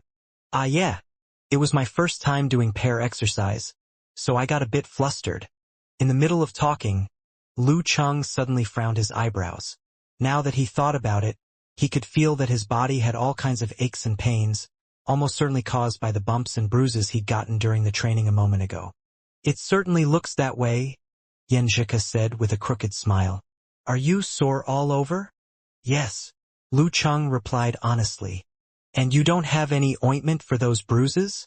Yan Zheke pursed her lips and said with a smile, "Indeed I don't." Lu Cheng nodded in honesty. Yan Zheke lifted her chin slightly and looked around. "I just knew you men wouldn't remember to bring these kinds of things. You only remember them when you need them. Hey, how else could we call ourselves tough guys?" Lu Cheng laughed. Yan Zheke burst into a laugh, which highlighted her internal charm, and said, "Wait a moment. I just happen to have an extra jar of ointment, which is produced by a distinguished martial arts family. Your bruises will be gone by tomorrow." "Okay, cool." Lu Cheng suddenly and unexpectedly was over the moon with joy. Watching Yan Zheke and Guqing enter the women's locker room, Lu Chang had an urge to start singing. He proudly laughed and laughed. Grinning from ear to ear, he suddenly felt something was off, as if there was a mysterious gaze staring at him in the surroundings. Turning around, he realized they were the boys who didn't dare to strike up a conversation earlier. Only relying on cordiality would get someone so far. In 2 days it might not even be worth coming to the special training. Lu Chang criticized them internally.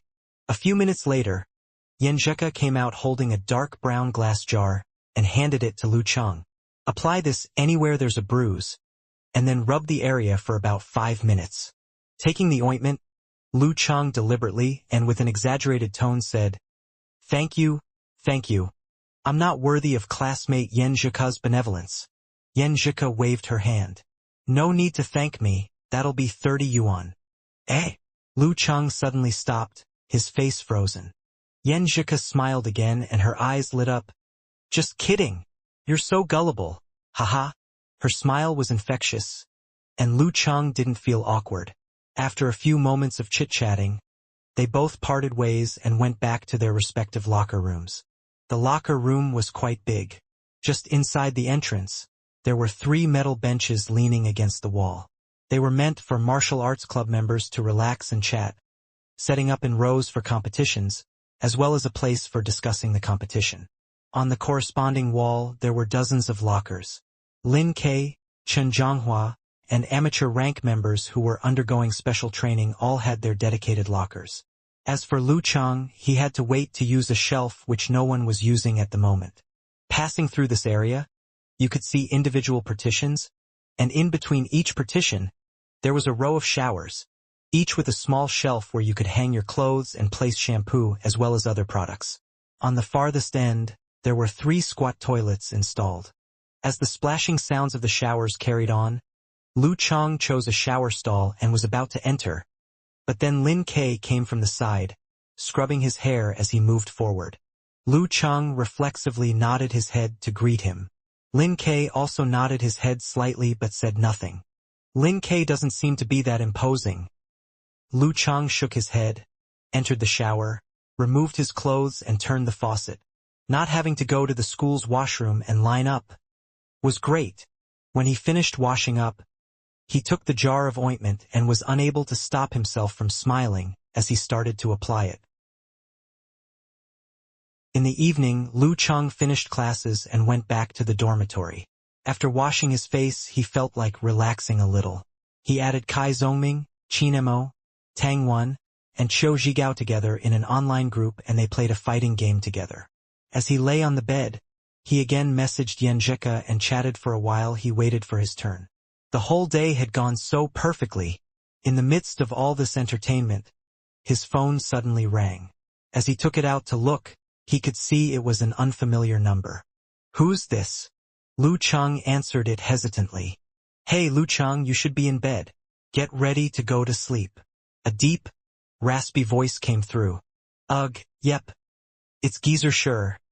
Lu Chang thought to himself. "All right, got it. Damn. Even calling to monitor when I go to sleep. This day just wouldn't end." Hanging up the phone, Lu Chang gnashed his teeth angrily. Only when he recalled all his ambitions for his future training did he tear himself away from the game with his willpower. Under the pretext of his computer crashing, he shouted out a few words of rage curses. As he climbed into bed, there were still 10 minutes left until the time Geezer sure said he had to go to bed.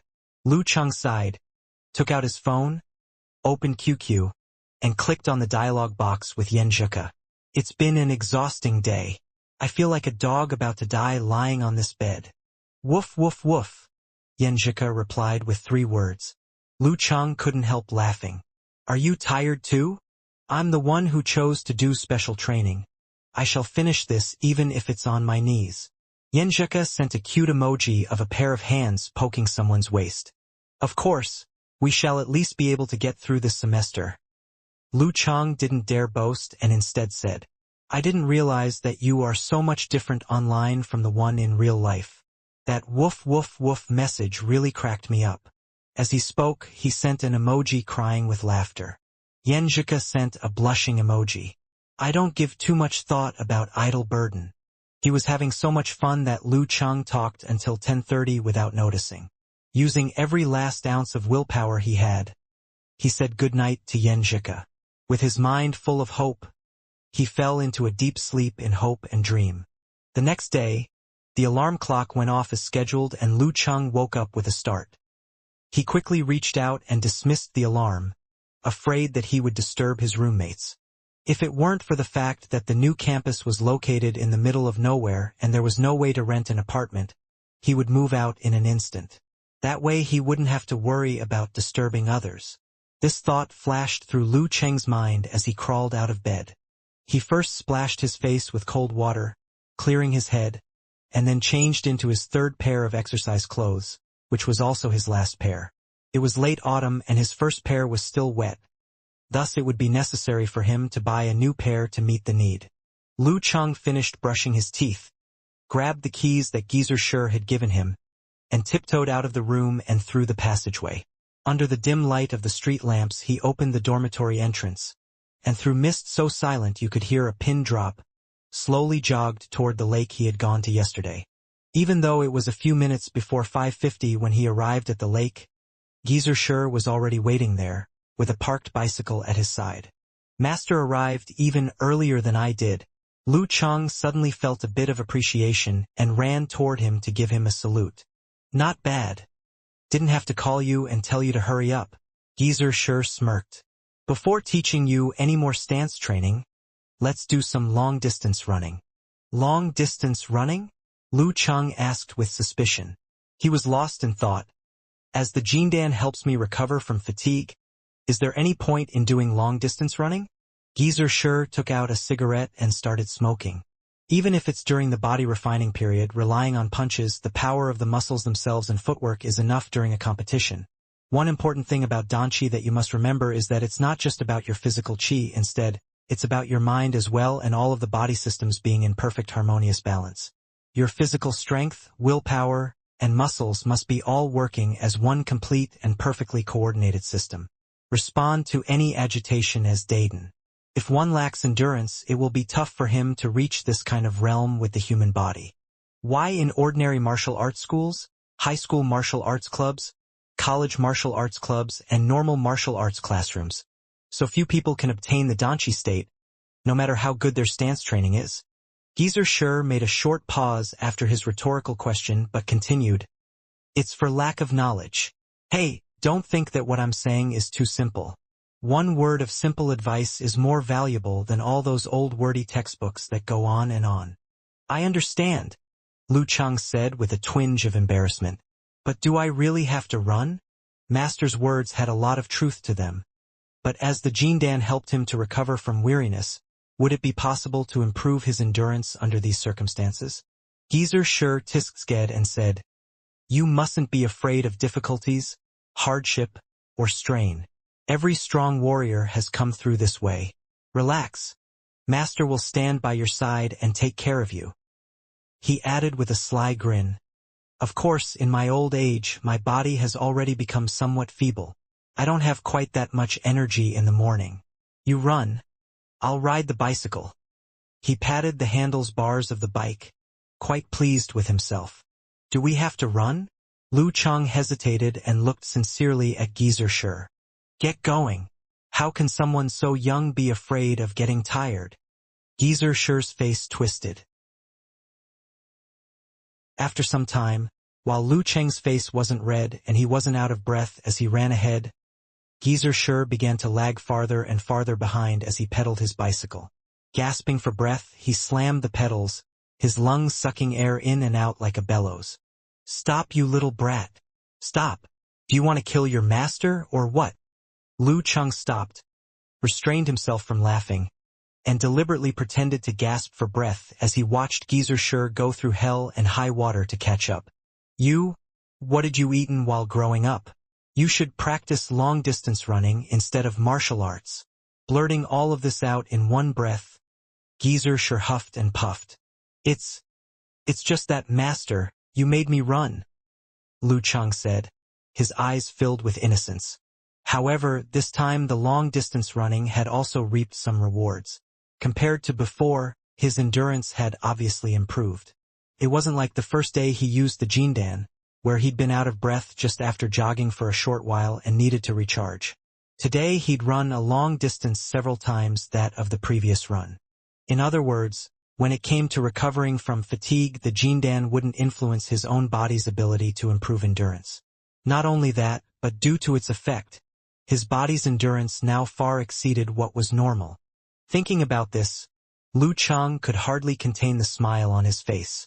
A while later, Geezer Shur at last drew out a breath and said with a glare on his face, "You can't stop long-distance running in the future, but do it yourself. Don't be lazy." Finishing the talk, he brought Lu Chang to a secluded area nearby, and went over the Thunder Sex Lightning and Fire stance and Ice Sex Condensation stance again in detail. The former attached importance to the body's punching speed, whereas the latter refined the senses, improved one's attention, and enhanced the body's reaction time and hand-eye coordination, which could be incorporated into the yin-yang stance. In addition, he covered the power of one's punches, long-distance running training, footwork exercises, thus forming a complete body refining system. According to what Geezer Shur had said, he could take the Thunder Sex Lightning and Fire stance and switch it for the Ice Sex Condensation stance. While it couldn't be said that the practice was necessarily more effective, it was at least more suitable for someone like Lu Chang, who had already missed the optimal time to train. Lu Chang invested a lot of effort into stance training, and the benefits that came with it were obvious to see. He was naturally concentrated and single-minded, not at all complacent. Continuing his training, he became even more hard-working, except for Thursdays, when he had no class to attend and would allow himself to relax, his mind racing and buzzing. On Friday night, Lu Chang got back to the dormitory, carrying his backpack over his shoulder. He hadn't yet entered the room when he heard loud talking and laughter inside. What could be going on that was that exciting? He opened the door and saw Kai Zhongming sitting in his place. "Did you forget? Today was our little social meetup with the girls' dormitory." "Model worker," Zhang Jingye replied with a smile. "Ah, how did it go?" Although he didn't want to go himself, Lu Chang was very interested and listened closely to their recap. Kai Zhongming grinned and said, "Chang, if I set my mind on something, is it even possible to fail?" "That's right, we all were considering giving Casanova another nickname. You should have seen it, he took total control of the atmosphere. Every time he opened his mouth, the girls just couldn't stop laughing. For this kind of person, we think that all of his best attributes are based on that mouth of his." The dormitory leader Zhao Chang grinned from ear to ear. "Therefore, in accordance with the Battle of King's rank and title conventions, we intend to call him Talker." "Are you guys praising me or insulting me?" Kai Zhongming seemed to be very satisfied with the nickname. "Not bad. Come forth, Talker, and bow your head to the group of perverts," Lu Chang teased, wiggling his eyebrows. "You all can't get away with that. I'm asking how the social meetup went?" "Not bad." Old Xiu hurled out these two words as if he'd been holding them in all day. Kai Zhongming grinned. "It wasn't bad. There was a beautiful girl, really beautiful girl." Yeah. Zhuang Xiaojun is really pretty. She's pretty if she's wearing glasses, and pretty if she's not wearing them," Zhang Jingye chimed in. "It's a shame. I've heard Guqing say that she already has a boyfriend." "Not a boyfriend, just a suitor, more like suitor," Zhao Chang retorted. Lu Chang faltered. "Guqing? Why did this name sound so familiar?" "Yes, the same Guqing from the martial arts club, the one who's with you together in special training. It's quite a coincidence, even predestined." Kai Zhongming grinned. "She seems to have taken a fancy to old Qiu." "Bah, no way," the stocky Qiu Zhigao quickly denied. "I also have that feeling. She's always looking for old Qiu to ask about this and ask about that. Her figure would go really well with yours," Zhao Chang said in approval. Zhang Jingye also said, "Old Qiu, you can't deny that when we were talking with Pan Shui. She also said Guqing was pretty interested in you. Old Qiu, just strut your stuff afterward when we have the next dormitory social meetup and our two dorms will become more inseparable. There will be more opportunities for Chang and model worker to get in touch with Zhuang Xiaojun as well." Kai Zhongming made a joke. Zhao Chang and Zhang Jingye roared with laughter. Old Qiu looked toward Lu Chang helplessly. Chang, they're so crazy about girls that they can't think straight. Only you can redress the scales. Guiqing and Yan Zhika's relationship seemed to be progressing quite well. Lu Chang suppressed a smile as he spoke with passion. Old Qiu, you're right about that. Give me a break. Old Qiu said with feigned anger as he laughed. Careful not to overdo it. Lu Chang turned his head and changed the subject. Guiqing, Zhuang Xiaojun, and there's still 2 other girls, right? Pan Shui. Yes, there's one called Pan Shui, and one called Yu Fangfang. Yu Fangfang is a bit introverted. She looks, pretty plain, Kai Zongming said. Pan Shui is really petite, pretty lively and easy to get along with, and looks really cute. But she has a boyfriend, Zhang Jingye interrupted. Some student from Southern Asia. Ah, in our school? Lu Cheng asked. Yes, these Southern Asian students smell like hell. Every time I run into them I want to pinch my nose. I don't know what Pan Shui sees in him. Zhao Chang sighed. Old Qiu then said. Guiqing said they met each other through English Corner. Gah! English Corner is the kind of place that was made for that kind of stuff. Zhao Chang said angrily. Just like that. Our best girl, damn English Corner. Zhang Jingye and Old Qiu chimed in. Just then, Zhao Chang suddenly jumped up, started flipping through his book and started to head out. Hey, Chang, where are you going? Kai Zongming and Lu Chang asked simultaneously, with their faces showing confusion. Zhao Chang turned back and nodded confidently. There's still time. I'm going to English Corner to practice my English. Lu Chang nearly did a spit take. Chang, you become a rebel under cover of honest look with big eyes and bushy eyebrows. As the laughter died down, Zhao Chang's cheeks became red. Just then, Lu Cheng's phone rang. Taking it out and seeing that it was a call from Geezer Shi, Lu Chang gloomily thought surely it wouldn't be him again urging him to sleep. Hello. As there were other people in the dorm, he didn't say master. On the other end, Geezer Shi said directly, order yourself a train ticket to Pingjiang tomorrow night at 7 o'clock. There's only one train at that time. Eh? Lu Chang was baffled. Pingjiang. Yes, Pingjiang City, Shanbei Province. Geezer Shi's voice was deep and foreboding. Don't ask why. Wait for me tomorrow at the train station at 6:30 p.m. As he hung up the phone, Lu Chang felt as if his head was foggy. How could Geezer Shi want him to go to Pingjiang even without giving him a hint? One concerning notion after another rushed through his brain. Human trafficking? Pyramid sellers? Could it be that Geezer Shi has another part-time job? Is it dangerous to do this? Kai Zoming saw Lu Cheng's worried expression and patted him on the shoulder. Hey, Chang, let's go have a smoke. Thinking for a while, Lu Chang followed him outside. Arriving at the patio, he rested his hands on the railing and looked down at the courtyard of the 7th dormitory building, where so many students were coming and going. Some of them carried thermoses or backpacks, and others held midnight snacks. Some were young couples in love, and outside the main gate under the gaze of the dormitory guard, they stared at one another longingly, hesitating to part ways. Songchang University's dormitory buildings formed their miniature kind of neighborhood. For units perfectly surrounded the courtyard, which contained flower terraces, street lamps, and ping-pong tables. Lu Cheng's building, Unit 2, just happened to face the main entrance directly. What's wrong? Chang, something on your mind? Kai Zoming took out a cigarette and stuck it in his mouth, but didn't light it. Yesterday Lu Chang had explained to his roommates that he was going to give up smoking. Kai Zoming thought this was ridiculous, but when he brought it up to his girlfriend while video chatting with her, she'd forced him also to quit smoking, saying that he should follow Lu Cheng's example.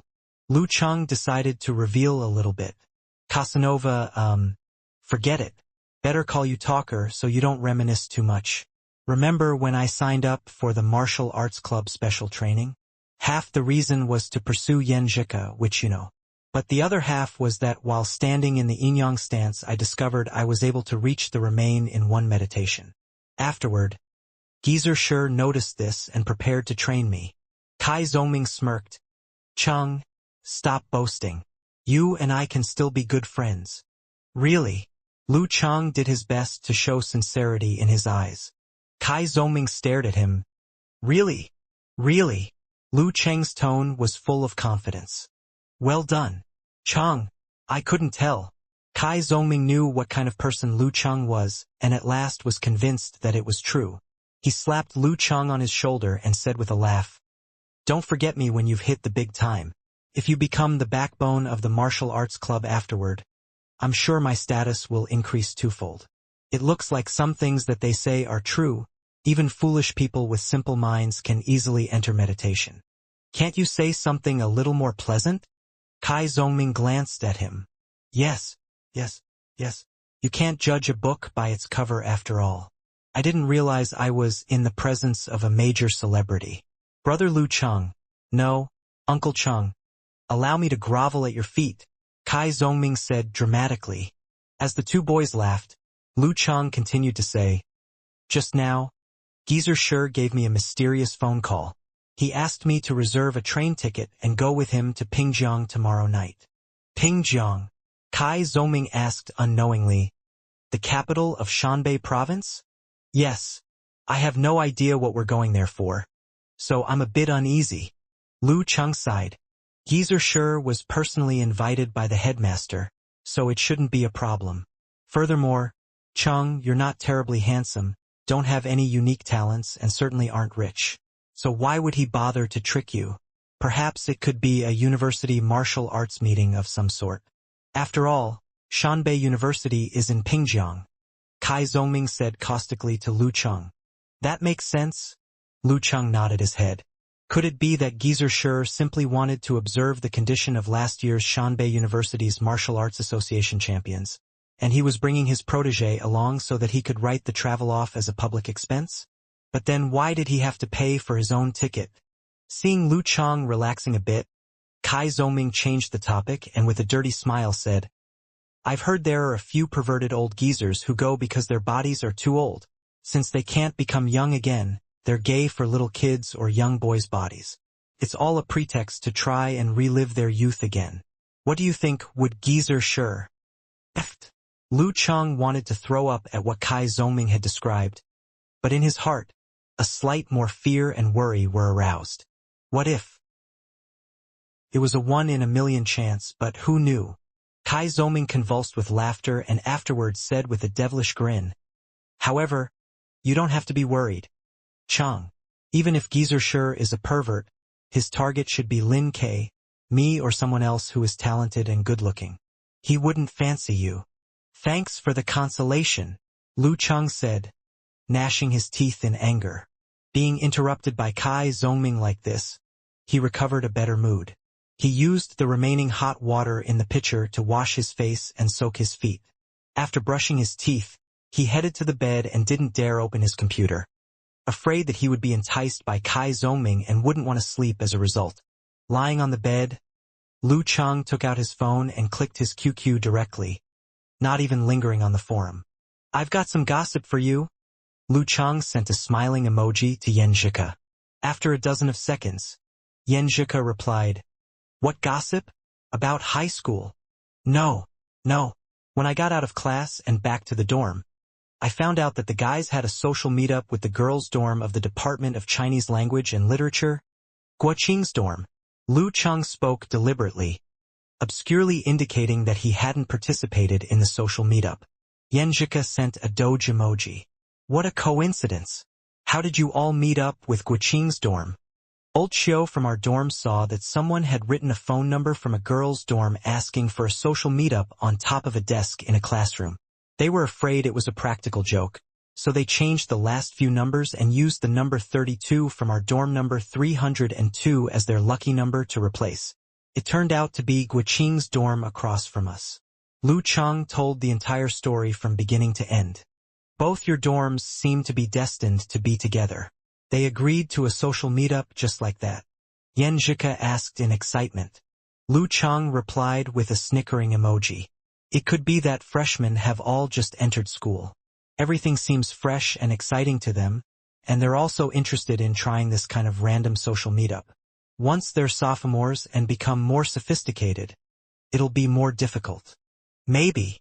Yenjuka sent an emoji deep in contemplation, both hands resting on its chin. If our dorm came across this, I'm pretty sure we'd also agree. It sounds fascinating and funny. That's right. Rumor has it that Guoqing fancies old Qiu from our dorm. Lu Cheng revealed the gossip. Oh, Yenjuka sent an emoji with two eyes wide open. Really? That's what they say. All the guys in our dorm feel that way. All the roommates in their dorm secretly say the same as well. Lu Cheng didn't dare confirm. Wow. Yenjuka replied with lightning speed. What kind of guy is old Qiu? I need to help Qing check this out. He's got a big and strong build and matches well with Guoqing's. He's also a pretty straightforward person and easy to get along with. I figure he's half brainiac. Lu Cheng's gave his own impression of old Qiu. Of course, as a roommate, old Qiu was always sharing things, which was a benefit for everyone. It was just that sometimes the things he shared weren't always to everyone's taste. Going in this way, the two of them talked happily, and before they knew, it was 10:30 p.m. Fighting through his own heartache, Lu Cheng reluctantly said goodnight to Yenjuka, saying he was too occupied and exhausted because of the special training and class every day. During pair exercise, Geezer Sure announced that today's special training and Saturday's martial arts lesson ended, and Sunday's special training would be postponed until 9 o'clock because he had business to attend to. This news immediately drew out a cheer. The members who had joined special training exclaimed that they could finally sleep in for an extra hour. After several days of torment, a few freshman students had dropped out from the special training and only 2 left hanging on. But from Lu Cheng's perspective, he wouldn't see them next week. Just then, he saw Yenjuka and Guoqing voluntarily coming toward him side by side, seemingly more acquainted with him than several days ago. Cheng, right? It turns out that we had joined the social meetup with your dorm. As if holding a meeting, Guoqing got straight to the point and said bluntly, "It feels like a coincidence." That's right. Why didn't you join? I had stuff going on back then, so I let little Ming, Kai Zhongming replace me. Lu Cheng glanced at Yenjuka and saw that her expression was just as accusatory. With no more questions to ask, Guoqing started to speak. Most of us are members of the martial arts club and also come from the dorms involved in the social meetup. It does seem to be predestined. Also, it was delightful to talk yesterday evening, so we should schedule another one. Next weekend or 2 weeks from now, should our 2 dorms go mountain hiking, then perhaps go out to have fun at the karaoke? Or maybe find a place where we could have a barbecue. This girl was quite outspoken with quite an executive ability. Lu Cheng hesitated for a moment and didn't directly answer, trying to think of a certain excuse to get away from it. In addition, he really should discuss this with old Qiu, Chang, and model worker and shouldn't rush into a decision on his own. However, seeing their praise for Zhuang Xiaojun, he thought they would absolutely insist on going. While he was hesitating, Guoqing turned her head and looked at Yenjuka. Kai Zhongming was there yesterday. It wouldn't be good not to invite him next time. If we add Chang, then there would be 5 boys. Although it doesn't matter that the girls are fewer in number, you and Chang are old classmates and you two are so familiar with each other, so how about going together? Yenjuka got interested and said, "Sure, it'll be my first social meetup." Then it's decided. Next weekend or the weekend after we'll have another social meetup, Lu Cheng replied decisively. As for Chang and little Ming, their opinions could be ignored. Guoqing's face showed her happiness. Good. We can go back and check out the timetable of each one to find out which day is most suitable. This chat was to everyone's satisfaction. When it came to asking for another social meetup between the dorms, a young male with raging hormones naturally wouldn't have any hesitations in agreeing, and Kai Zhongming was also abundantly interested in any similar activities.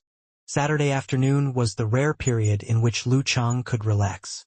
Skimming through forums, reading novels, talking with Yenjuka and playing online games with other roommates who hadn't gone outside, he felt more relaxed and satisfied than he had in a long time. When it was 5 o'clock, he put some clean clothes in his bag and went outside to take a bus toward the city center. Afterward, he booked a car online to take him to the train station. Fortunately, Mom gave me 800 more yuan this month. Otherwise, I definitely wouldn't have enough money. Lu Cheng followed the tides of people, hastening his step as he got through the security check and felt for his wallet. Arriving next to the ticket checking counter, it had just become 6 o'clock. Lu Cheng chatted idly on QQ and forums while he waited for Geezer Shi to arrive. At 6:40, Geezer Shi approached, wearing an old-fashioned DIY t-shirt. Impressed, he said, "Not bad, very punctual." In the early morning when training, Lu Cheng was very focused and hadn't asked more questions about having to go to Pingjiang. Now seeing Geezer Shi, Kai Zongming's previous talk about perverts flashed through his mind, and he involuntarily moved back a step to create some distance. "What are you looking at?" Geezer Shi looked at him suspiciously. "No, nothing, just curious what we're going to Pingjiang for," Lu Cheng stammered. He cursed Zongming in his mind. "Son of a bitch. It's all because of that nonsense," little Ming said. "It's making me all confused. When the time comes, I'll let you know." Geezer Shi didn't seem to be too concerned. As their tickets were inspected and they got on the train to sit down, Lu Cheng was anxious and restless. He felt uneasy, and every time he asked a question, Geezer Shi would only answer with a short sentence. Fortunately, their 2 tickets were not in the same carriage. He sighed in relief. It took only 1.5 hours from Songqing to Pingjiang. Before Lu Cheng had the chance to sleep much, they arrived at the long-established provincial capital. As they sat in the taxi, Lu Cheng realized unsurprisingly that Geezer Shi's destination was Shanbei University. He relaxed a bit, but once again braced himself as the 2 of them walked into a small guesthouse-type hotel. If there were 2 beds in a standard room, 1 room, Lu Cheng could feel himself becoming more nervous. 2 rooms. Geezer Shi took out money and his ID. Hearing these words, Lu Cheng finally relaxed and in his mind cursed Kai Zongming for talking such rubbish before. "Get up at the same time tomorrow." Before entering his room, Geezer Shi gave this instruction. Later that night, Lu Cheng could occasionally hear lung-rattling coughs next door. The next morning he got up at 5:40 and after he finished washing up, he left the hotel together with Geezer Shi and entered the campus of Shanbei University. Arriving in a corner of the large sports field, Geezer Shi observed for a moment and pointed to a group of boys training in the distance. "Can you see that person?" Lu Cheng strained his eyes. Through the darkness that still immersed Shanbei University, under an apricot tree with yellow leaves falling, he could see there was a boy in a white martial arts suit in the process of boxing training. Due to the time of day, it was quite dark, so he couldn't see his appearance clearly. But from his punches and kicks alone, he was able to perceive his high martial arts level. "I see him," he replied in confusion. Had they come to Pingjiang just for this guy? Geezer Shi chuckled. "He's called Peng Liyun. He entered Shanbei University last year. At that time he already had access to the Daiden and the Qi arising from within the body state. He's a professional 8th rank. He defeated the martial arts club manager and guided Shanbei University through to the semifinals, and became the champion of the National University Martial Arts Competition." "He's Peng Liyun?" Lu Cheng had seen this name quite a few times on online forums. He'd never thought that there'd be a day when he'd see him in person. This man was said to be a genius amongst geniuses, among the top 3 most outstanding geniuses. Geezer Shi nodded his head faintly. "He's the inheritor of the Shangxing sect and the martial nephew of the Qian warrior sage Dong Lu. Ever since his childhood, he had been prone to reflecting and often said, 'Martial arts shall follow the laws of nature.' And what is nature? It's physics and biology. So last year he shocked everyone by entering Shanbei University's physics department. As your teacher, bringing you here is just to let you have a look at this kind of true genius, at his background and identity. In martial arts, there's no room for the slightest bit of slacking off. Even if he ordinarily wants to have fun, go out to clubs, play games. Every day at 5:30 he'll start on time. No matter which day you come, you'll always see him. Look, right now as we stand here planning, just as always you can see his silhouette. A genius like him still works that hard. Do you really think that you can surpass them without more pain and hardships?" Lu Cheng first was astounded at Peng Liyun's background, but was gradually shaken by Geezer Sher's words. If he hadn't seen it with his own eyes, if he'd been able to prepare himself mentally beforehand, this kind of scene may not have had such a strong effect on him. By devising this temporary scheme, coming to Shanbei and seeing Peng Liyun rise at 5 a.m. as he always had, pouring his blood, sweat, and tears into his training, giving it everything that he had, you couldn't help but have your spirit shaken. In this comparison, there was also clarity. This was a true genius. Yet he continued like this. What did that say about himself? You see it, you understand it, then let's go back. Geezer Sher turned around and started to leave, his hands behind his back. After the trip to Pingjiang, Lu Cheng found himself at peace all of a sudden. It was the real inner peace. He used to struggle with his daily training and was close to giving up, were it not for his perseverance. When his effort was paid back with progress, his mind grew firmer and stronger, but still he was hoping for quick success. He was doing this to reach the professional 9th pin level within 2 years, to win Yenjika's heart, and to build a bright future. Such eagerness could be the drive for his hardcore training in a short term. However, once he fell on a setback or his improvement didn't meet his expectation, dismay and gloominess would return double to wound his heart and bring unpredictable consequences. An old saying taught the ordinary to guard against pride and haste. He had nothing to be arrogant or audacious for, but his heart was filled with conceit and impetuosity. A calm mind created peace. Lu Cheng gradually integrated training into his daily life. Gentle and composed yet determined, even his temperament became quite different. Amazed by his changes, Kai Zongming often teased. Was Cheng played by the casting couch? How come his entire temperament is different now? In front of his banter, Lu Cheng calmly responded. Come here and I'll kick your ass. 2 weeks flew by and Lu Cheng felt his yin-yang stance, thunder and fire stance and condensation stance, had broken through a difficult point and entered a brand new level. The coordination of his body was smoother, his explosive force within 2 to 3 bouts was significantly greater, his concentration and calmness during combat practice were improved, and he even perfected his nearsighted eyes to feel the gaze of others. When another Saturday morning training came close to the end at 12 o'clock, Li Mao wiped the smile off his face and spoke with solemnity. Cheng, one last round. Lu Cheng got ready for his senior brother in sophomore year to grant feint training after a gentle nod. Different from the direct attack on the vital part 2 weeks ago, Li Mao approached Lu Cheng from the left in one smooth step. His right hand in the form of a palm blade swung at Cheng's neck at an angle. Lu Cheng raised his left arm in a leisurely manner and blocked Li Mao's palm. Before Lu Cheng could retaliate, Li Mao took another smooth step and moved to behind him. As soon as Li Mao's foot touched the floor, Lu Cheng suddenly plucked back with his leg, as if he had been waiting for this move. Excellent, Li Mao praised while taking another step to dodge this kick. He moved swiftly around Lu Cheng like a dragon and dealt a series of strikes. At this point, Lu Cheng no longer needed studious intent to remain between the focusing on one status and equilibrium. He was watching his rival with close attention while keeping his head cool to make quick moves upon Li Mao's attacks. His body was guarded securely with ease despite Li Mao's swimming body palm strikes. After a few bouts into the match, Li Mao's footwork changed all of a sudden. He approached Lu Cheng abruptly and threw a blast punch after a stride forward.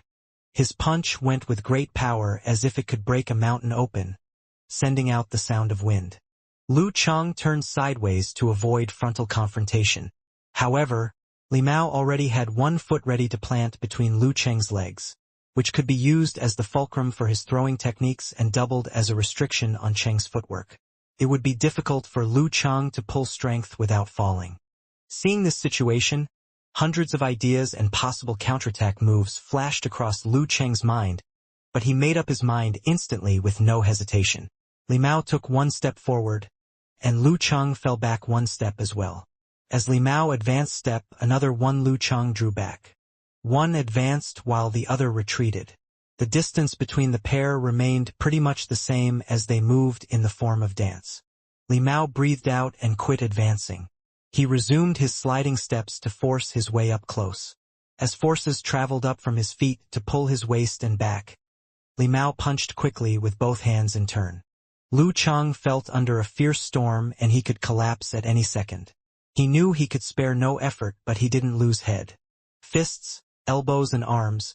He blocked with them in turns rhythmically while keeping his footwork under perfect control and holding his body in the status where he could comfortably exert force. Under this kind of attack, losing control over the footwork or being unable to exert force would soon lead to defeat.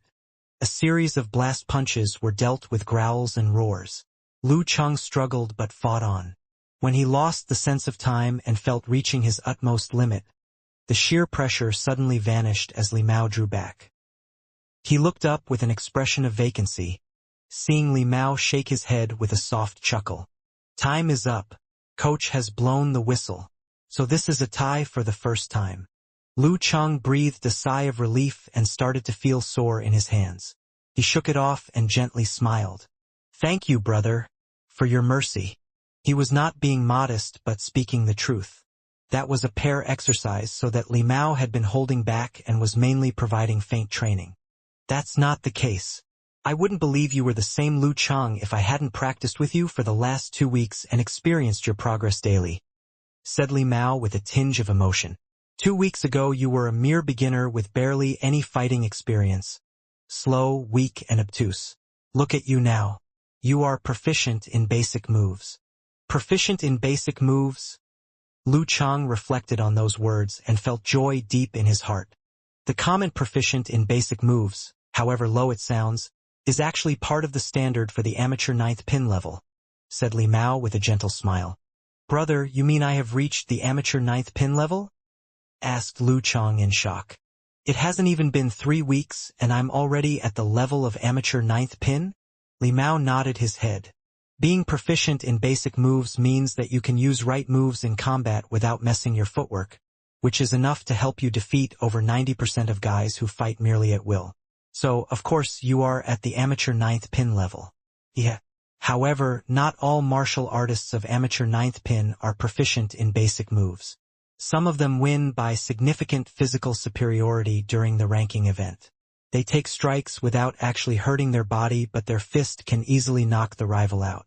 For them, getting proficient in martial arts moves and skills seems less important. Here I'll have to repeat myself. If I didn't have combat practice with you these days, I would have called my girlfriend to see this miracle. Do you know how long it took me to reach the amateur 9th pin? I started my martial arts training at the age of 10, and I didn't pass the ranking event until 15. Well, I didn't practice every day, but hey, 5 years. And how long did it take you? 3 weeks. Lu Chang didn't revel but put on a gentle smile. This is not the same. Most people pick up martial arts in their formative years. Their strength and physical fitness develop slowly over time, and it does take them years to reach adult level. I'm already a grown-up and my body has fully developed. That's true. But still, you are very talented. What a pity that you missed your best time to learn martial arts. Li Mao felt sorry for Cheng. He tapped on Cheng's shoulder before making his way to the locker room. Looking at his back, Lu Cheng reflected on the joy in his heart. Only 3 weeks and I'm at the amateur 9th pin level. Where will I be by the next school term? That's a bit far from now. Right now my noticeably improved abilities, such as explosive force, calmness, concentration, and body coordination, in particular, are not yet fully integrated into my moves and footwork. There seems to be a vague barrier they're blocking. Once this barrier is removed and all become one, which amateur pin will I be? Going through this in his head, Lu Chang quickly picked up his pace to catch up with Yan Zheka and Guiqing on their way to the locker room. What a beautiful day! God must love us, said Lu Chang cheerily. Taking into consideration everyone's schedule, the social meetup was set for this afternoon. They would gather at 1:30 p.m., spend the afternoon boating and picnicking at Zhaoshan Lake, and have a nice meal together afterward. As Lu Chang, Yan Zheka, and Guiqing had to get up early the next morning for the special training. Evening karaoke was not in their plan. Yan Zheka wore her hair in a ponytail, cute and energetic. I've always been pretty lucky with the sun. It never rained on my picnic day all these years.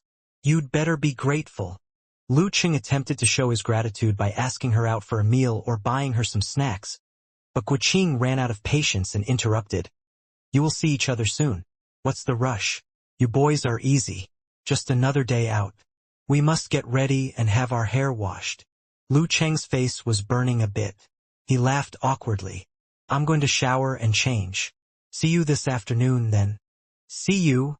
Yanjika waved at him with a smile. Keeping his head from turning back, Lu Cheng went straight into the locker room and sighed quietly.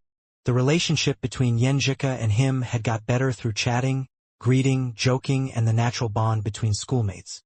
She even began to call him Cheng. However, something seemed missing. Something was preventing them from taking one step further. They were too polite to each other, as if a pair of good friends sharing the same study desk in a high school classroom. What would be the next step? Lu Cheng went back to the dorm after taking a shower and having lunch. Zhao Cheng, Zhang Jingye, and Xiu Zhigao were all busy picking their finest outfit for the afternoon with Kai Zongming's help. Who could have guessed you are more than just a talker? Lu Cheng teased. Kai Zongming grinned. It's not really my specialty, but they definitely can use some help with clothing. You are the same, single boy. Lu Cheng took a glance at him and turned back to the bustle. He whispered to Kai Zongming. Casanova, is every man with some martial arts skills tempted to act boldly? Yes, the able break rules with martial arts. Kai Zongming looked up and down, putting on a terrified look. Cheng, don't tell me you are practicing that slogan? You will end up in jail. What's wrong with your head? Lu Cheng said with a sneer. I mean, if I knew nothing about martial arts, I would hope for mere safety if I had a chance to go out with Yanjika. No illegal taxi, no rogue, no robber. In short, success without a hitch. But now, I'm kinda looking forward to running into a few bad guys, or some brainless rich kids, so I can step out to save the beauty. Instead of refuting, Kai Zongming responded calmly. Wake up. Your beauty is more skillful than you. Old Xiu is of amateur sixth pin and Guoqing and I will always be there. It wouldn't be your turn to save the beauty. Okay? True. Lu Cheng's lips twitched. Well, the classic scenario of a hero saving a beauty was not going to happen. Watching the well-dressed Zhao Cheng walk to the lavatory with hair gel, Lu Cheng suddenly had a panic attack. He could no longer remain calm and free from arrogance and rashness as he did in training. Casanova, what clothes should I wear? He asked with modesty. Kai Zongming crossed his arms in front of his chest and answered with his nose in the air. Now you come to me. Would you dare to go in your martial arts suit? Before Lu Cheng reached out his hands to Kai Zongming's neck, he continued. This afternoon we are to boat. Jeans or slacks would be good. Ordinary-looking men with the average disposition like Chong, model worker, and Old Xiu best go for some light colors to look clean and vigorous. You used to be one of them, but whatever has happened to you in the martial arts club lately, you have somehow gained a deep and mysterious temperament. You can probably handle some dark clothes. The black leisure shirt will do just fine with your brown leather jacket. Looking sharp. Hey, don't tuck your shirt in. And don't zip up unless you want to look old-fashioned. Following little Ming's instruction, Lu Cheng got changed. Checking in the mirror, he seemed quite pleased with this gentlemanly and spirited look. Zhao Cheng, Xiu Zhigao, and Zhang Jingye were all styled by Kai Zongming clean and vigorous but in different ways, so they wouldn't be mistaken as wearing the same outfit for work. Well prepared, the boys left the dorm for the meetup following Kai Zongming, feeling excited but also nervous. Talker, what should I do later? Lu Cheng lowered his voice to Kai Zongming as soon as he caught up with him. Kai Zongming smiled. Act like a generous gallant. No flinch for the real man. Your goddess doesn't know Guoqing's roommates much, and we are total strangers to her. In a strange new environment, by instinct, she will stay close to an acquaintance. Guoqing's eyes will be fixed on Old Xiu, which gives you a great opportunity to stay with her and talk to her like what you guys have been doing on QQ. I can guarantee she won't give you cold shoulders. More details? It's hard to teach. Do your best and be a generous gallant. Talk to her like on QQ? Damn, I can't do it without emojis. Lu Cheng heaved a sigh. In that case, keep her amused whenever you don't know what to say. Humor is always a good quality for boys, but do not get vulgar or dirty. Not yet before you are close enough. Kai Zongming patted Lu Cheng's shoulder. Stay calm. Relax. I don't have high expectation for you. It doesn't matter if you lose. Just take it as a lesson. Lu Cheng took a glance at him with contempt. His irony words did cut the tension. The east gate of the university was selected as the meeting point. After a 10-minute wait, the boys saw 5 girls coming.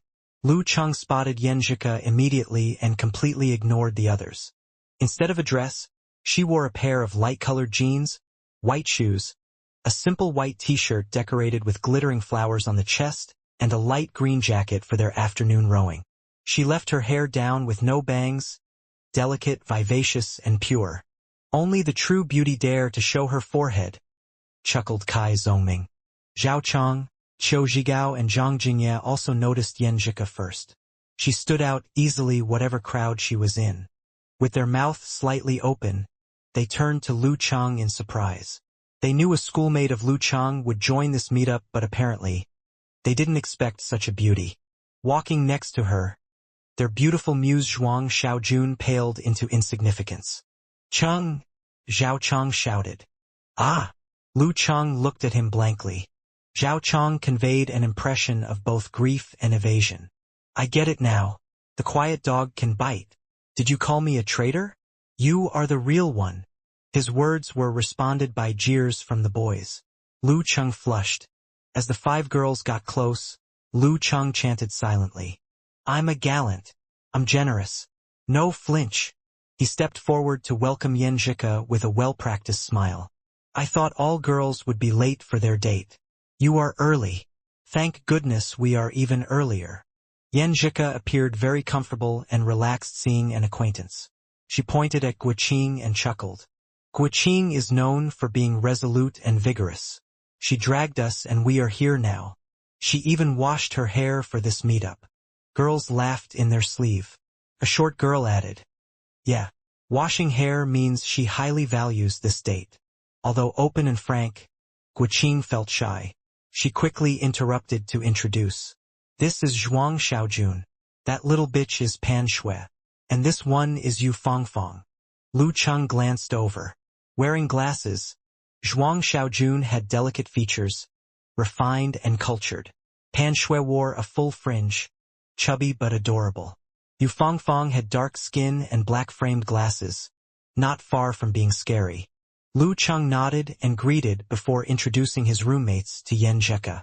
That man with pomaded hair and powdered face is Kai Zongming, the talker and Casanova I mentioned to you before.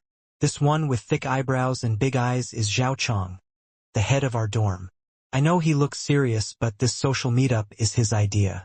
And this is Zhang Jingye, the model worker, and Qiu Zhigao, the old Qiu. Affable and honest. They are suffering a spring fever. The brief introduction scenting the approach of a jest made girls laugh. The boys felt a bit embarrassed but more amused. The atmosphere was enlivened instantly. Yenjika hid her laugh with her hand and spoke quietly to Lu Cheng. Aren't you afraid of their revenge? Don't worry. I'm upright and honest with no evidence to be blackmailed. Lu Cheng straightened his back to look upstanding. Kai Zongming gave him a thumb up and commented with his lips. Cheng! Good work. The boys took turns to make fun of Lu Cheng, making the atmosphere more amicable. The jokes were proper and harmless as they knew when to stop and what would damage their image in front of the girls. Lu Cheng noticed a cute black bag on Yenjika's back and a white paper bag in her hand. He couldn't quite figure out what was inside. He took a deep breath and pointed at the white bag. Let me help you with it. I don't want to be an example of how not gentlemanly Chinese men are on the internet. Yenjika listened his frank but humorous words and put on a half-smile. Sure, Gentleman Cheng. Yes, Lu Cheng cried out in his mind. He took over the white bag and continued to joke along with his eyes squinted. Wait a minute. Nowadays, gentleman is just another word for pervert. I'm so righteous. The girls were again entertained by his laughing at himself. Kai Zongming signaled at the other 3 boys to help with girls' bags. He took care of Yu Fangfang's. They talked and laughed for a few more minutes before the 3 taxis they had booked arrived at the east gate. Kai Zongming had taught Lu Cheng how to seat the group. Lu Cheng stood on his mettle and pulled Qiu Zhigao over. Old Xiao, share a car with me. In the meantime, he tipped Yan Zhika with a wink. Yan Zhika got it at once and grabbed Guoqing's arm. Qing, we also take that car. Other people started to jeer, leaving Old Xiao no chance to say no. He got in the back of the car first. Lu Chang, remembering he was a generous gallant, took the front seat. Yan Zhika squeezed Guoqing into the back before seating herself behind the front seat.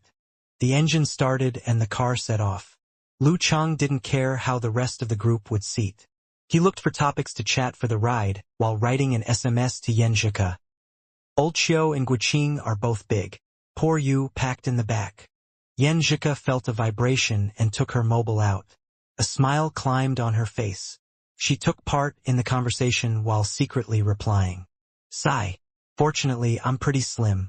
I'll suck it up for Qing's happiness. Outgoing and straightforward as her. She can barely talk today. She wouldn't be in this car if I didn't give her a push. Lu Chang and Yan Zhika played as a team in finding topics for Qiu Zhigao and Guoqing to chat with each other, whereas talking with each other on QQ sneakily. The taste of sharing a secret made Lu Chang believe that the distance between Yan Zhika and him had been shortened. If only the journey could be longer. The group of 10 arrived at Zhaoshan Lake in just over half an hour. They rented 5 two-person rowing boats with orange life jackets. The girls deposited their bags in the check room. Kai Zongming took control happily to assign boats. Since it is a social meetup, girls and boys must cooperate. Let's see which group can reach the island in the lake first. Old Xiao, you and Guoqing are group 1.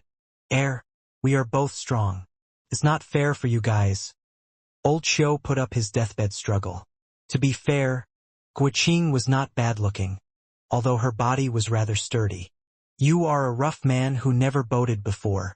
Your strength will probably cancel off Guoqing's effort. Besides, she's a good swimmer and can save you from drowning. Kai Zongming made up excuses, supported by the other girls. Old Xiao finally gave in. Kai Zongming continued. Lu Chang, you and Yan Zhika came from the same high school. You'll be group 2. Model worker, you are a big man from the northwest. Perfect to help out our petite pan shui. Chang, you scholar share a boat with Zhuang Xiaojun.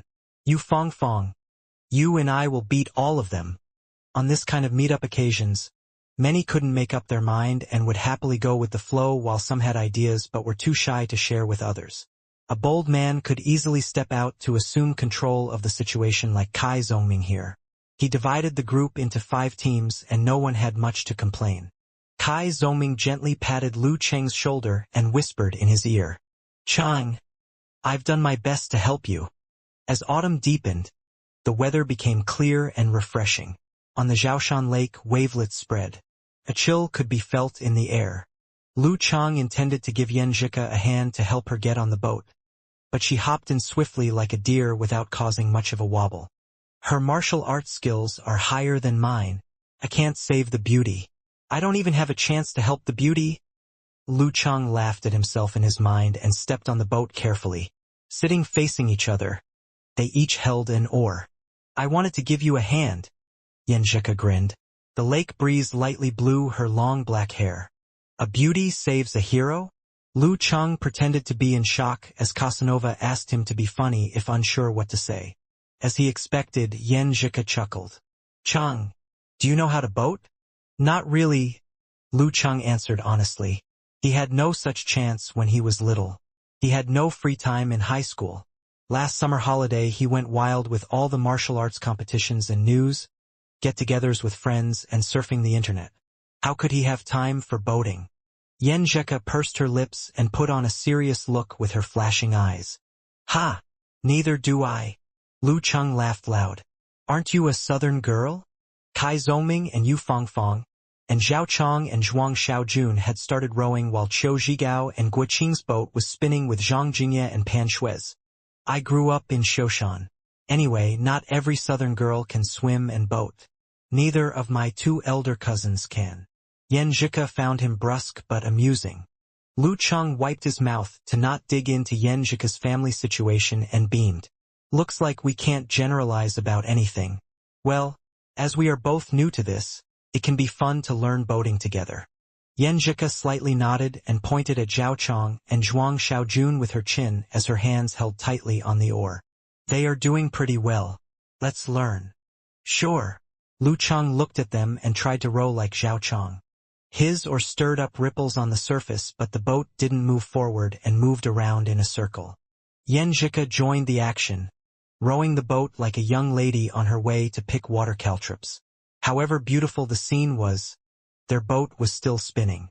The pair looked into each other's eyes, helpless and amused. Lu Chang intended to earn some credit. He had thought about boating. In an unhurried manner, he sent all his thoughts to his dantian while pondering on Jin Dan, the golden elixir, to achieve peace. When the surroundings quieted down, the nebula started to rotate.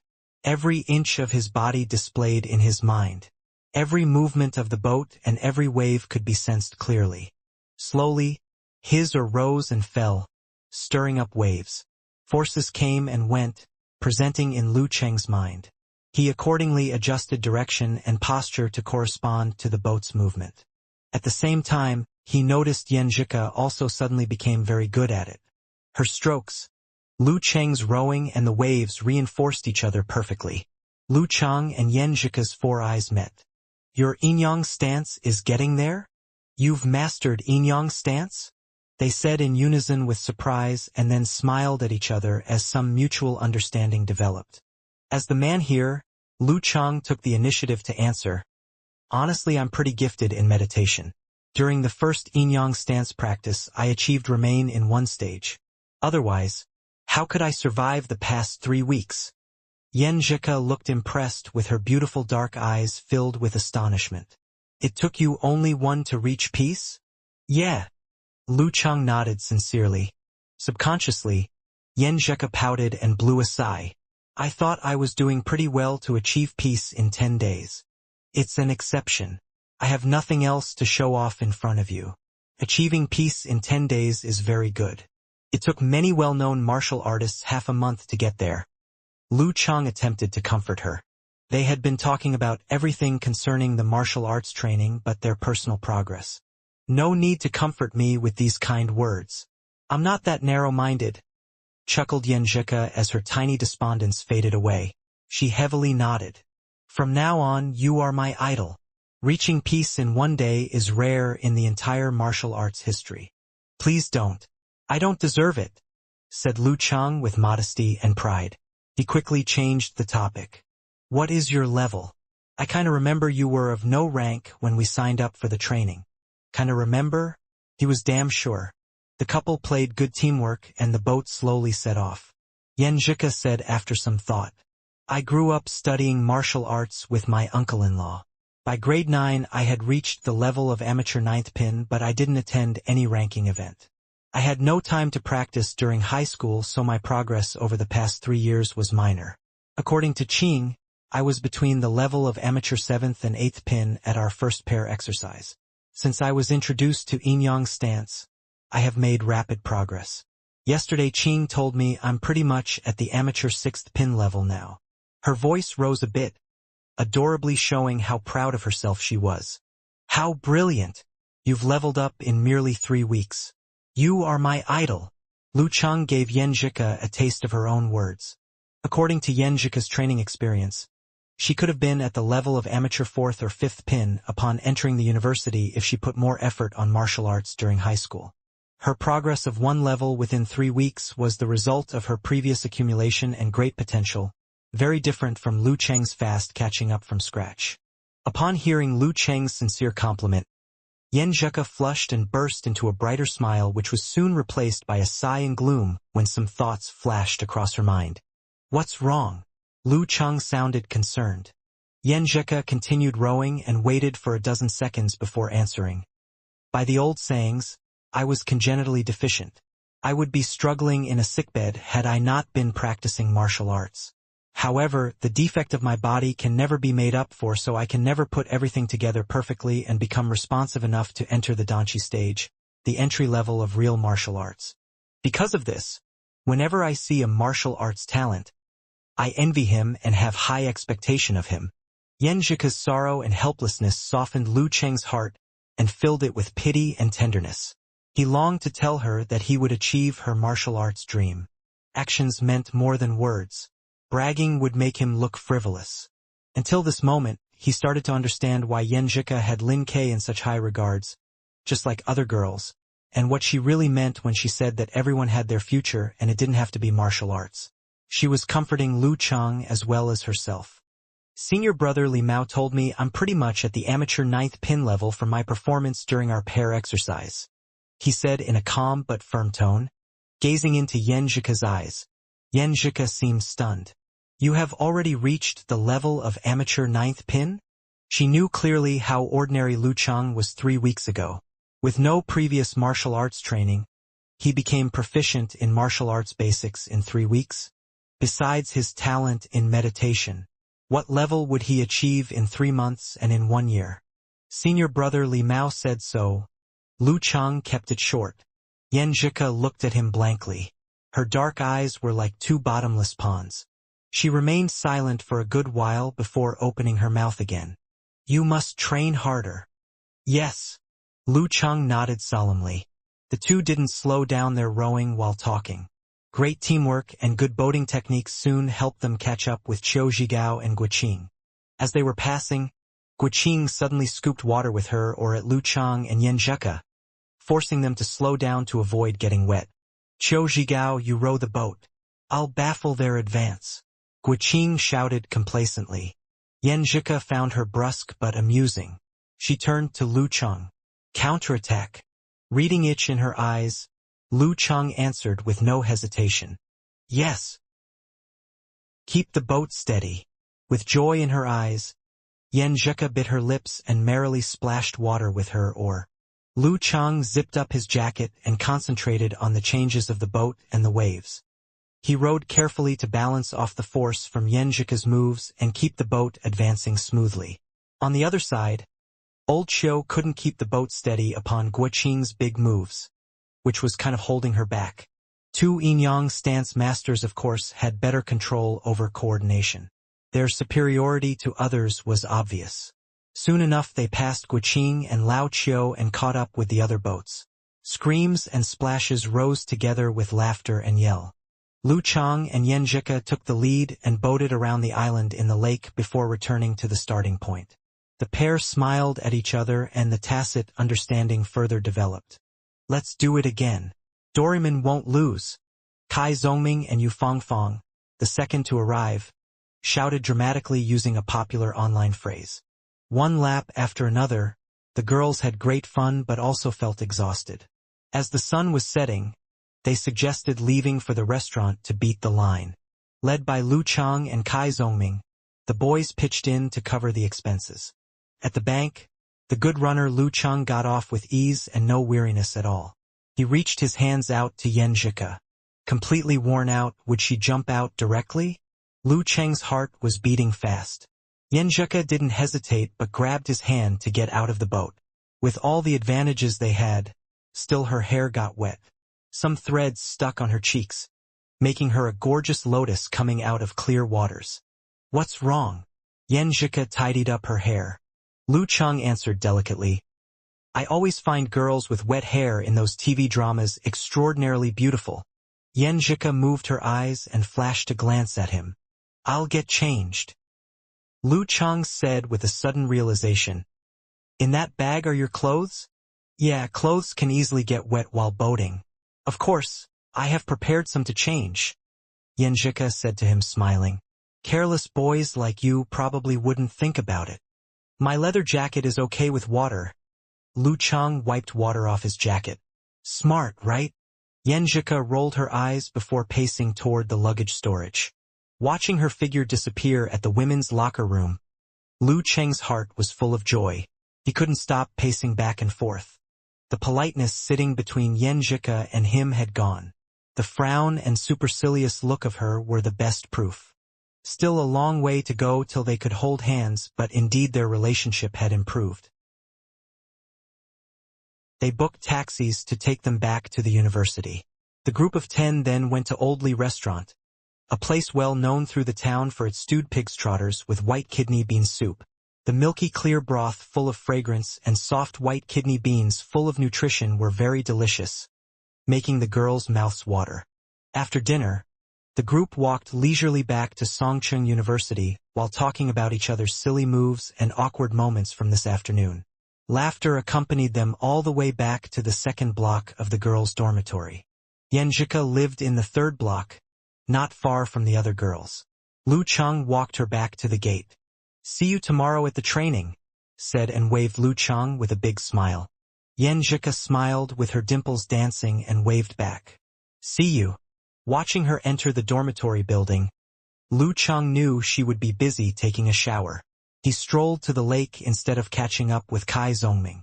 What a wonderful day! How could he sleep without some good exercise?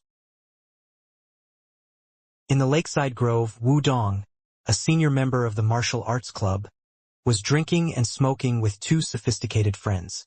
The new campus of Songcheng University was only open to the public on the weekends. Postmen were the exceptions. "Sai, it has been terrible recently. Ever since that Lin Kei came to the martial arts club, no one paid much attention to me at all," Wu Dong said dispiritedly after a sip of beer. A young man with a tattoo on his neck responded, "You and senior brother Chun together can't even knock him down? We'll graduate soon. Nobody wants to get in big trouble. With a bad record, how can we find a job?" Wu Dong burnished his image. Suddenly, he squinted his eyes and grunted. "What's wrong?" The other young man with short hair followed Wu Dong's eyes and found Lu Cheng running toward their direction with a bright smile.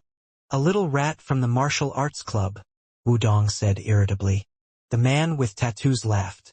"What a chance. Want to have some fun?" "I'd rather not. If something happened, you guys could run, but what could I do?" Wu Dong wanted to give vent to him but was also afraid. "Don't worry. We know when to stop. Just give him a small lesson." The short-haired man had too much energy to use and continued to instigate. "A fight between students happens every day. Who would bring it to teachers if no major injury is caused? We will do the job. You don't have to take part." In the last few days, Wu Dong had been feeling annoyed, agitated by the short-haired young man. He slowly nodded after a few seconds of silence. "Okay. I'll be on the lookout." "Deal." The short-haired youth stood up and started to stretch his body. The man with tattoos laid down his beer and asked with great caution, "Is he any good? Of which amateur level?" Wu Dong laughed and said, "Don't worry.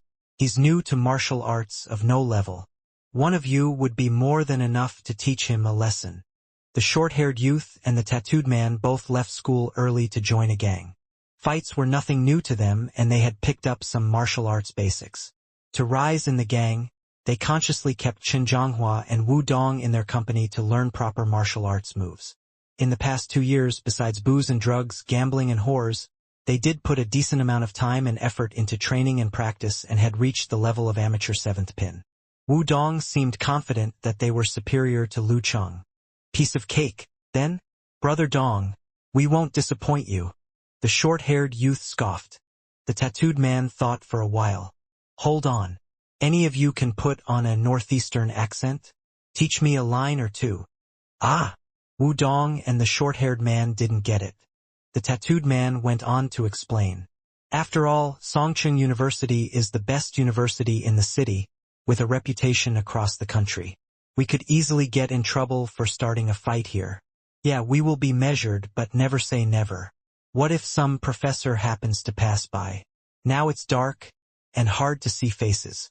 If I put on some northeastern accent, no way we can be traced in case something goes wrong. Right? Right? Right." Wu Dong was very afraid of being implicated if they got caught. The short-haired man seemed still puzzled. What kind of professor would pass by here at this hour?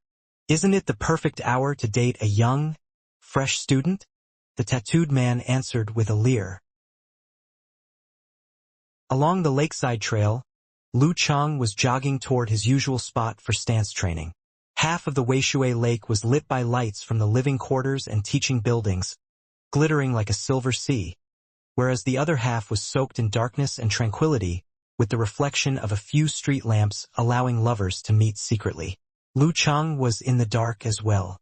Observing was a common habit for all martial artists. After a period of hard training, he had integrated it into his instinct. Noticing two shadows coming out of the lakeside grove while running, he subconsciously took an extra look. The tattooed man shouted loud, "What are you looking at?" "Nothing, my bad," replied Lu Cheng meekly, as he didn't expect a quarrel from a brief gaze and wanted no trouble. Martial arts could bolster up one's gut. He was just looking forward to saving his beauty from some rogues. However, when trouble befell, one's true personality and usual practice would still dominate. As Geezer Schur said, militancy and violence could not play the major part in this rule of law society. A martial artist should neither be a coward nor a troublemaker. "Damn you! Watch your mouth." These were the only two dialectal lines the tattooed youth learned. Afraid of being recognized, he signaled to the short-haired man to block Lu Cheng's advance while he moved to burn his bridge. Lu Cheng was no fool. Their aggressive behaviors echoed in his mind, and soon he came to the realization, they are here to cause trouble. The way they were approaching from two sides was better than the amateur ninth pin level. The ordinary people with interests in martial arts usually paid no attention to footwork. Those who could maintain their proper foot moves in a fight must be pros. The distance between them was close enough for a fight to begin at any second. Right before the short-haired youth's palm fell on Lu Cheng's face, Lu Cheng suddenly dodged sideways and paced up towards the woods. He ran into the woods. He ran. The short-haired youth and the tattooed man looked at each other in shock. Did the guy run already? According to their experience, a conflict was usually followed by a quarrel. When violence became obvious, the cowardly would beg for mercy, while the hot-blooded would fight until a bitter defeat. But that guy ran like a rabbit after merely 3 words. "Damn! Run? Where can you run?" The two recovered from the shock and started their chase after Lu Cheng. Their faces were twisted with shame. Under a hot pursuit, Lu Cheng dared not slow down, dodging among trees in the grove that he had learned by heart. Soon he got out of the woods and arrived at a trail usually used in his regular endurance training. The trail connected the teaching buildings and a small hill of 10 meters in height, where the biggest library of the city was established. The path would circle the hill and continue onto the widespread western region under construction. Lu Cheng took a turn and ran toward the hill. The two young men were thrilled to see Lu Cheng heading toward the hill as they came out of the woods. The guy couldn't have picked a better route. If he headed toward the teaching buildings, for certain the two wouldn't approach further. However, he went for the quiet hill, a great place to give him some good kicks. As the two traversed the grove, Wudong could sit still no longer. He was concerned that the enraged two would get in some serious trouble and somehow get him involved, so he quietly followed behind. Lu Cheng ran and ran with them in pursuit behind. The distance between them grew bigger and bigger as the two loafers got worn out. Both of them started to feel like quitting the chase. "Damn! I once could run 5 blocks in one breath." At this time, they noticed Lu Cheng slowing down and shared a look of excitement and cruelty. "We can't run anymore, but neither can that guy. Hang on there and we'll catch him and give him a good lesson." They threw out their last strength and made it to the wasteland of the West District on another side of the hill. The distance between them seemed shortened little by little until the short-haired youth could run no more. He stopped and panted heavily. "Bloody hell! This boy, really, can run." The tattooed man also stopped not far ahead. He bent over with his hands on his knees for support and watched Lu Cheng's figure get smaller. "This run. My hands. Soft. My legs." Words jumped out of his mouth as his chest heaved violently. Wudong caught up with them, also panting and sweating. Seeing them standing still, he seemed to lose his breath and to be about to vomit. Forget about it. No point. A waste of time. Cigarettes had harmed his lung, the core of endurance exercises. After such a long run, Wudong was close to fainting. His voice was still in the air when he saw the dark figure of Lu Cheng running through the desolated area toward them. "You?" The tattooed youth and the short-haired man both squeezed out a sound amidst their heavy breathing. "How dare this guy come back? Fixing their eyes on Lu Cheng, they noticed how calm his face and breath was with no signs of weariness from the long run. Damn! What kind of monster is this? The two loafers looked terrified. Looking at the three with a smile on his face, Lu Cheng suddenly stepped up and threw a powerful punch with strength streaming from his feet all the way up to his fist at the short-haired man's chest. The short-haired man attempted to dodge, but with no strength left in his legs, he couldn't move fast enough to avoid the punch. Bam! The short-haired man was hit at the danzhong point, which is close to the bottom part of the sternum. His bones ached, and his breath nearly stopped. As he took 2 steps back, Lu Cheng advanced closely. He grabbed his shoulders and kicked his leg before throwing him at the tattooed youth who was coming up to join the fight. His legs sank under him, dragging his body to the ground. Lu Cheng surely wouldn't miss this opportunity. He took a step forward and twisted his waist to launch a whip kick at the tattooed man's left shin bone. Ah! The tattoo youth gave a horrible shriek. The bone was not broken, but the pain was enough to keep him on the ground and out of this fight. After taking care of them, Lu Cheng turned to Wu Dong with a slight smile. So Brother Wu wants to give me a lesson. Please grant instructions, then. Malicious and gloomy, Wu Dong gasped. I'm tired. Aren't you? We are about the same. I am of the amateur 2-pin level. Who the heck are you? Sorry, but I'm not tired at all. Lu Cheng got in the fighting stance calmly with itch and fire in his eyes. According to their master, although Wu Dong was an amateur 2nd pin, his body had suffered severe effects due to the abuse of booze and smoke. Besides, he was worn out and out of breath at that very moment. How could a martial arts student as Lu Cheng miss this chance to challenge him? Lu Cheng talked no more but lowered his body and shifted left and right to approach Wu Dong. After 3 weeks of martial arts practice, he had mastered basic and simple moves and could put them into practice. Although he hadn't come to complicated techniques, he could observe and imitate, which differentiated humans from animals. Facing Wu Dong, an opponent much stronger than himself, Lu Cheng subconsciously longed to do better. Chun Zhonghua's meandering footwork of a terrifying snake in the combat with Lin Ke came to his mind. Comparing to Chen Zhonghua at that time, Lu Cheng was new to this footwork with little control over subtle movements. However, his grasp of yin-yang stance had strengthened coordination of his body and concentration of his mind. In a semi-meditation, he delicately shifted his weight with ease. When his body leaned to the left, his weight was kept slightly to the right and vice versa. Virtuality and reality could hardly be separated apart, and his actual target became unclear. The experienced martial artist Wu Dong felt cornered. Chun Zhonghua's snake footwork usually had an opening for him to predict and prepare in their previous combat practice. However, he didn't have a clue when would this martial arts beginner approach. 1 second he thought for sure he was going for his right, but then next he felt unsure about it. Is he a beginner of 3 weeks training? Has he been playing weak to prey on us? Hesitation would bring destruction in combat. With rich actual combat experience from several ranking events, Wu Dong understood this principle thoroughly and had always been sticking to it until that moment, when he felt unable to respond to Lu Cheng's coming close. If in his normal form, Wu Dong would play on his strength and move about until he saw through the snake footwork.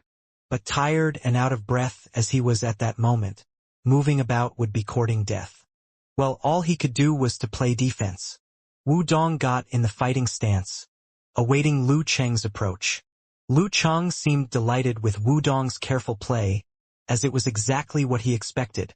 Before Wu Dong revealed himself, Lu Cheng had planned to wear those 2 troublemakers out with his running prowess and then kick their ass. As soon as he spotted Wu Dong, he slowed down on purpose to lure them into more running to further exhaust them. He remembered the master once mentioned that Wu Dong had wasted his body on smoke, booze and women. Suffering severe lung malfunction, he couldn't recover fast once he tired out. In this state, Wu Dong could no longer bring out his strong points like agility, speed, and guerrilla hit and sneak attack, and would be forced into a defensive stance. Lu Cheng shifted his weight and took a big step forward to Wu Dong's right side. His strength sprung from his feet to his right hand through his entire body and formed a metal hammer around his fist. Lu Cheng threw a powerful punch at Wu Dong. Phew! The punch went forward with wind. Wu Dong failed to detect the actual target of the snake footwork and missed the best time to respond. He secured his body thoroughly and wielded both hands, one guarding and the other blocking, to receive Lu Cheng's right punch. As their hands collided, Lu Cheng didn't feel overwhelmed at all, and realized that Wu Dong was still short of breath after the run. To be fair, this martial artist of amateur second pin was slightly on the downside. To push his advantage, Lu Cheng stepped his right foot forward to block Wu Dong's advance while throwing a blast punch with his left hand at Wu Dong's stomach. Unable to dodge, Wu Dong had to take another heavy strike with his body. Bang! As Lu Cheng's punch hit Wu Dong, he pulled strength from his feet and turned sideways to launch an elbow hit. Considering Wu Dong's current situation, Lu Cheng must stick to a close melee to take advantage of his weakness at close engagement. And thus he would win this fight while Wu Dong was still short of breath. Once the fight turned into a skirmish fight, Wu Dong would take the chance to catch his breath. Bang! Bang! Bang! A few bouts passed, but Wu Dong didn't leave Lu Cheng any good opportunity. Thanks to his years of martial arts training, he again and again warded off Lu Cheng's attacks with his hands. Finally, Lu Cheng noticed a slight lean backward of Wu Dong's body. As if a rock finally loosened in the storm, Wu Dong was running out of strength. Take his life when he's down, Lu Cheng thought as he strengthened his waist, coordinated the tiniest parts of his body and adjusted his weight before throwing another punch. Bang! Wu Dong collapsed and staggered backward. To kill Lu Cheng's attempt of throwing another punch, he dived down to the ground and rolled to the side. Seeing him rolling on the ground, Lu Cheng was thrilled. He had forced Wu Dong of amateur second pin to roll on the ground. A victory was one step away. He slid closer and intended to end the fight with a whip kick like what Lin Ke did. At this very moment, Wu Dong showed a squint. He grabbed some dust with his left hand and threw it at Lu Cheng. It was completely to Lu Cheng's surprise. He acted on instinct, closing his eyes and covering his face with his left hand. His body turned sideways. Things happened too fast. As dust got into his eyes, Lu Cheng felt sore and couldn't keep them open. All was hurry and confusion. His head was empty and indeed at a loss. Bang! Lu Cheng felt pain on his back from a heavy punch. He then lost his balance and staggered forward, about to fall. The familiar situation and experience made him start to meditate by instinct, subtly adjusting his body and shifting weight. One at peace had a clear mind. During the fall, Lu Cheng resumed his ability to think. He realized how little combat experience he had, and forced himself to stay calm in front of Wu Dong's series of attacks. The Jindan, the golden elixir, rotated slowly and the nebula shrank and expanded. His muscles acted coordinately, and adjustments took place naturally. Lu Cheng staggered a few big steps until the balance was restored. Meanwhile, he took steps toward different directions to get away from Wu Dong's strikes from behind. Lu Cheng's feet finally stabilized, but his eyes still hurt badly. Tears ran down along his face as if he was crying from the fight. Surrounded by utter blackness, Lu Cheng had no idea from which direction Wu Dong would launch the next attack. Moreover, he didn't hit the vital part of the two rogues, so they could maybe rejoin the fight at any second. Calm. Lu Cheng quickly made up his mind. Focusing on the process of water concreting into ice, he felt his thoughts also concreting into ice and his senses became extraordinarily sharp.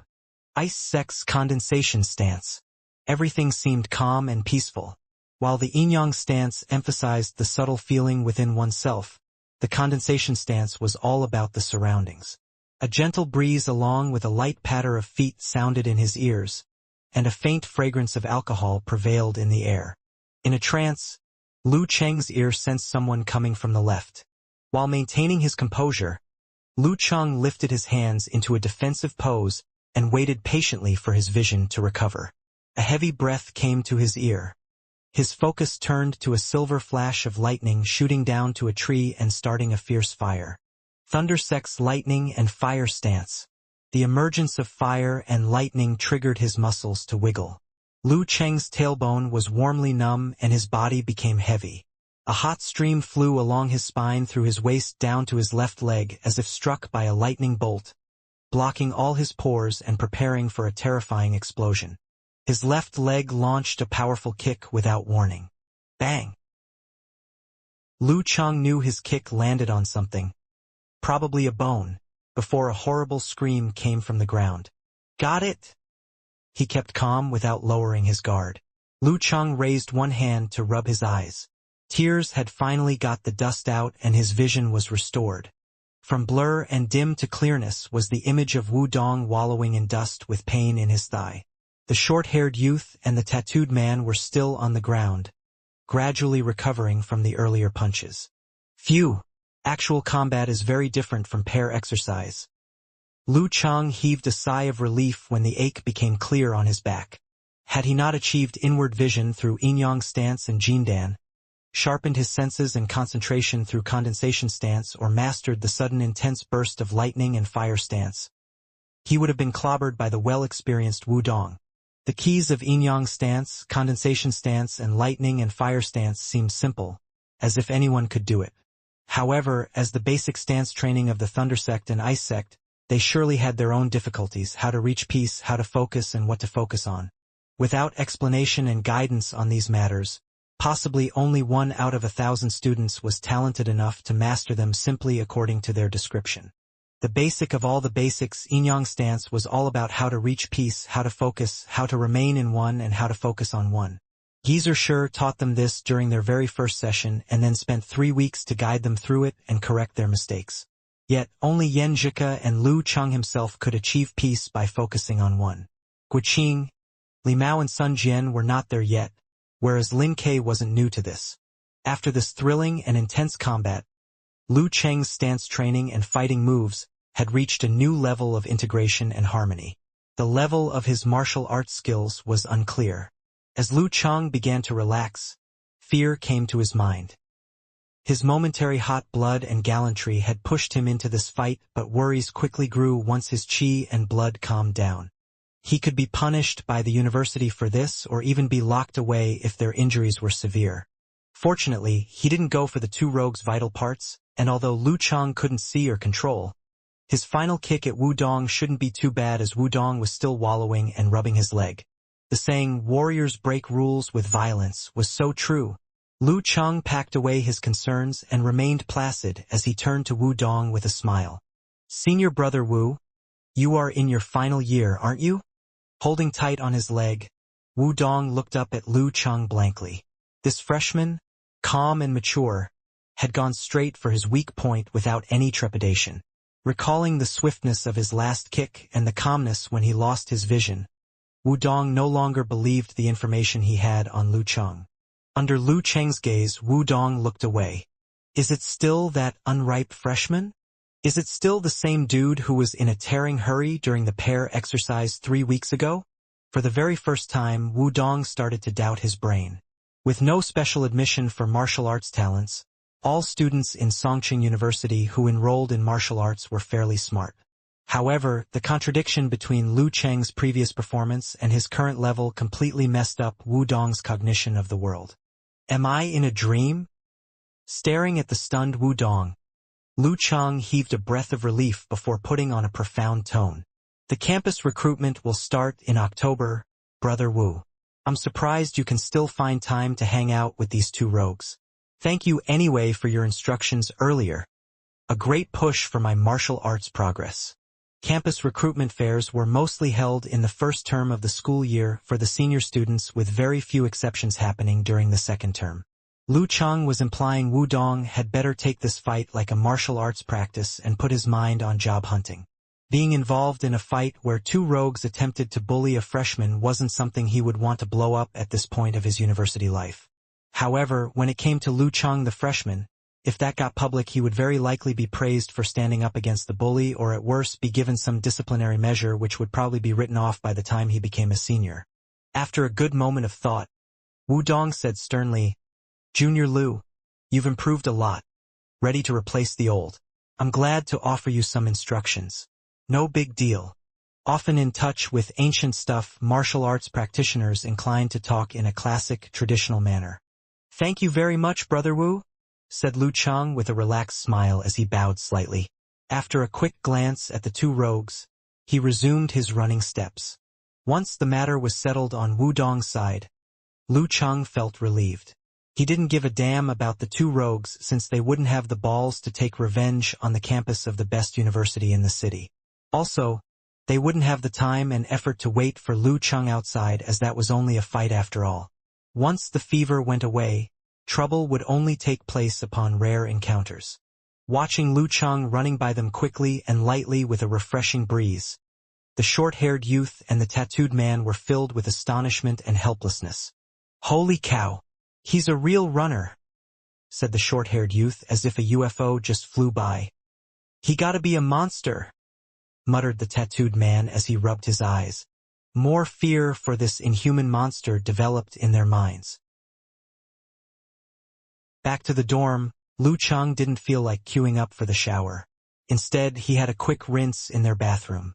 Thanks to the rich kid Chinemo, their private lavatory had a water pipe, a shower head, and even a washing machine. Chinemo himself probably used it just once in the past, considering his rare presence in the dorm. Their counselor never came to the living quarters. It had been 2 months into the term, and Lu Chang saw him only 4 times in total. A few student leaders were enough for the management, as nothing major could happen on this closed campus. Walking out of the bathroom in fresh clothes while drying his hair, Lu Chang bumped into Kai Zongming, who was watching a martial arts match in the living room. "Hey, Chang, where did you go? What took you so long? Did you succeed? In the grove?" asked Kai Zongming, winking excitedly for some hot gossip. Lu Chang paused to think before answering with another question. "What do you think?" "I think, not yet. The revolution is not yet completed, and you must struggle on. Your goddess doesn't look like an easy target, or it won't be your turn. However, constant dropping will wear away a stone. Keep your good deeds up and your tomorrow is bright. It's no news that a fresh flower is being stuck on a heap of cow dung. A blind cat will meet a dead rat in the end." Kai Zongming's encouragement sounded more like a jest. Lu Chang stared at him and took a seat on the couch. Before he leaned to the backrest, a sharp pain came from his back, sending a chill down his throat.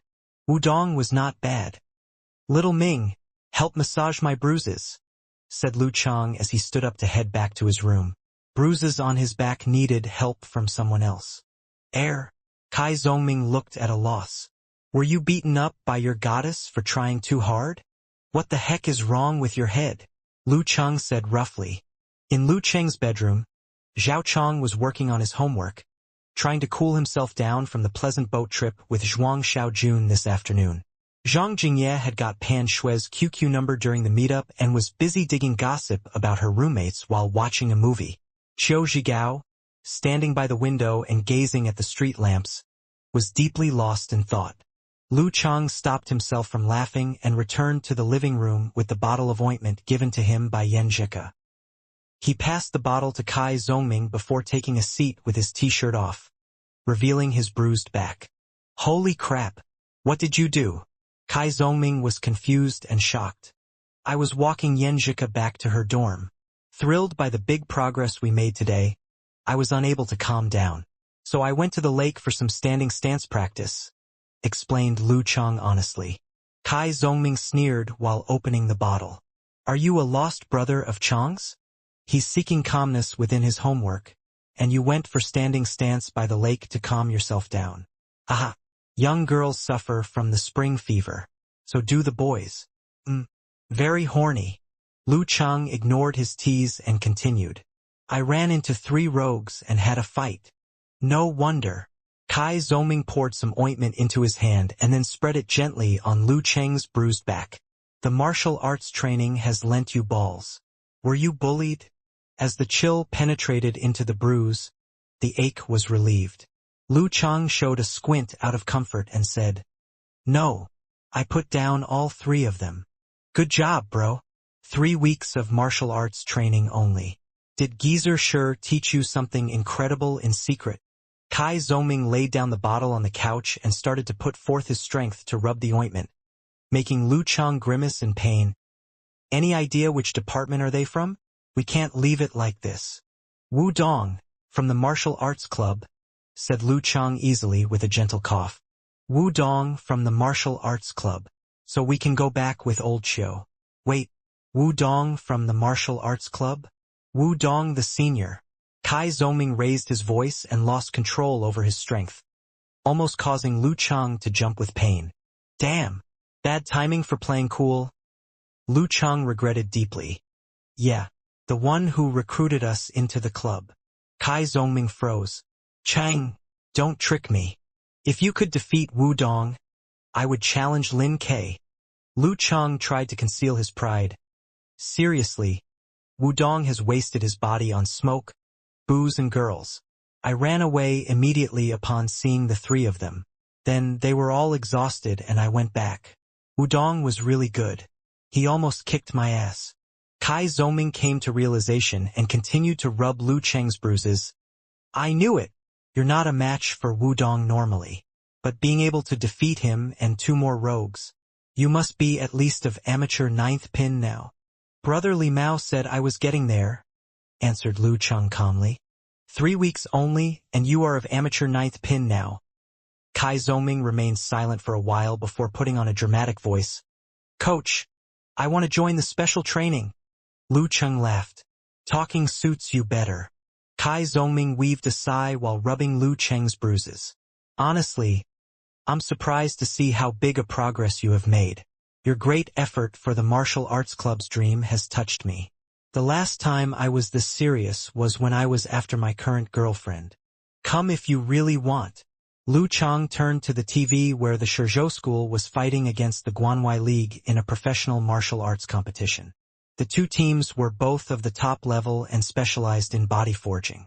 Besides the metallic shine on their skin was their recovery capability. Seemingly they would never be exhausted and no wound would stay on their body. Kai Zhongming laughed mirthlessly. I'm just a talker. As much as I want to train with you guys, I just can't give up my sleeping and game hours. How did you practice martial arts before? Lu Cheng found it hard to imagine how Kai Zhongming made it before. Kai Zhongming was done rubbing.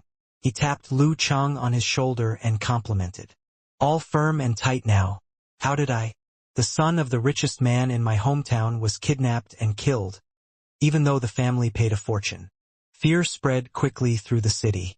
My parents, who have a decent income, were so worried that they sent me to learn martial arts. All martial arts clubs were in great business those years. So you need supervision. By the way, did they catch those kidnappers? Asked Lu Cheng, full of curiosity. Sure. The Martial Arts Management Office of the police department sent down a unit and had those villains killed in the mountain by random shots. I heard their bodies were torn apart. Kai Zhoming recalled an old tragedy from his hometown. While chatting, Lu Cheng logged in his QQ and sent a smiley to Yen Zhika. What a great day! Thousands of words and tons of thrill and joy were concentrated into this sentence. The martial arts competition ended with a narrow victory from Shizhou School. Lu Cheng went back to his room and finally received a smile from Yen Zhika. Likewise, the short reply sent a touch of warmth to Lu Cheng. Yen Zhika continued. I was watching the Shizhou School's match. Lion King is still the same mighty like years ago when we were little. The Lion King Shang Yud, the #1 martial artist of the Shizhou School, was close to his 50s. With 6 titles, including the King title Lion King, he had always been a great master and idol in Lu Cheng's memory. Ha! I watched it as well, but only got the second half of it. Had a combat by the lake earlier. Lu Cheng couldn't wait to share with Yen Zhika his practical fight. Due to the defect of her body, she, a fanatical martial arts fan, must be interested in this kind of story. Yen Zhika soon replied, Combat practice? Are you injured?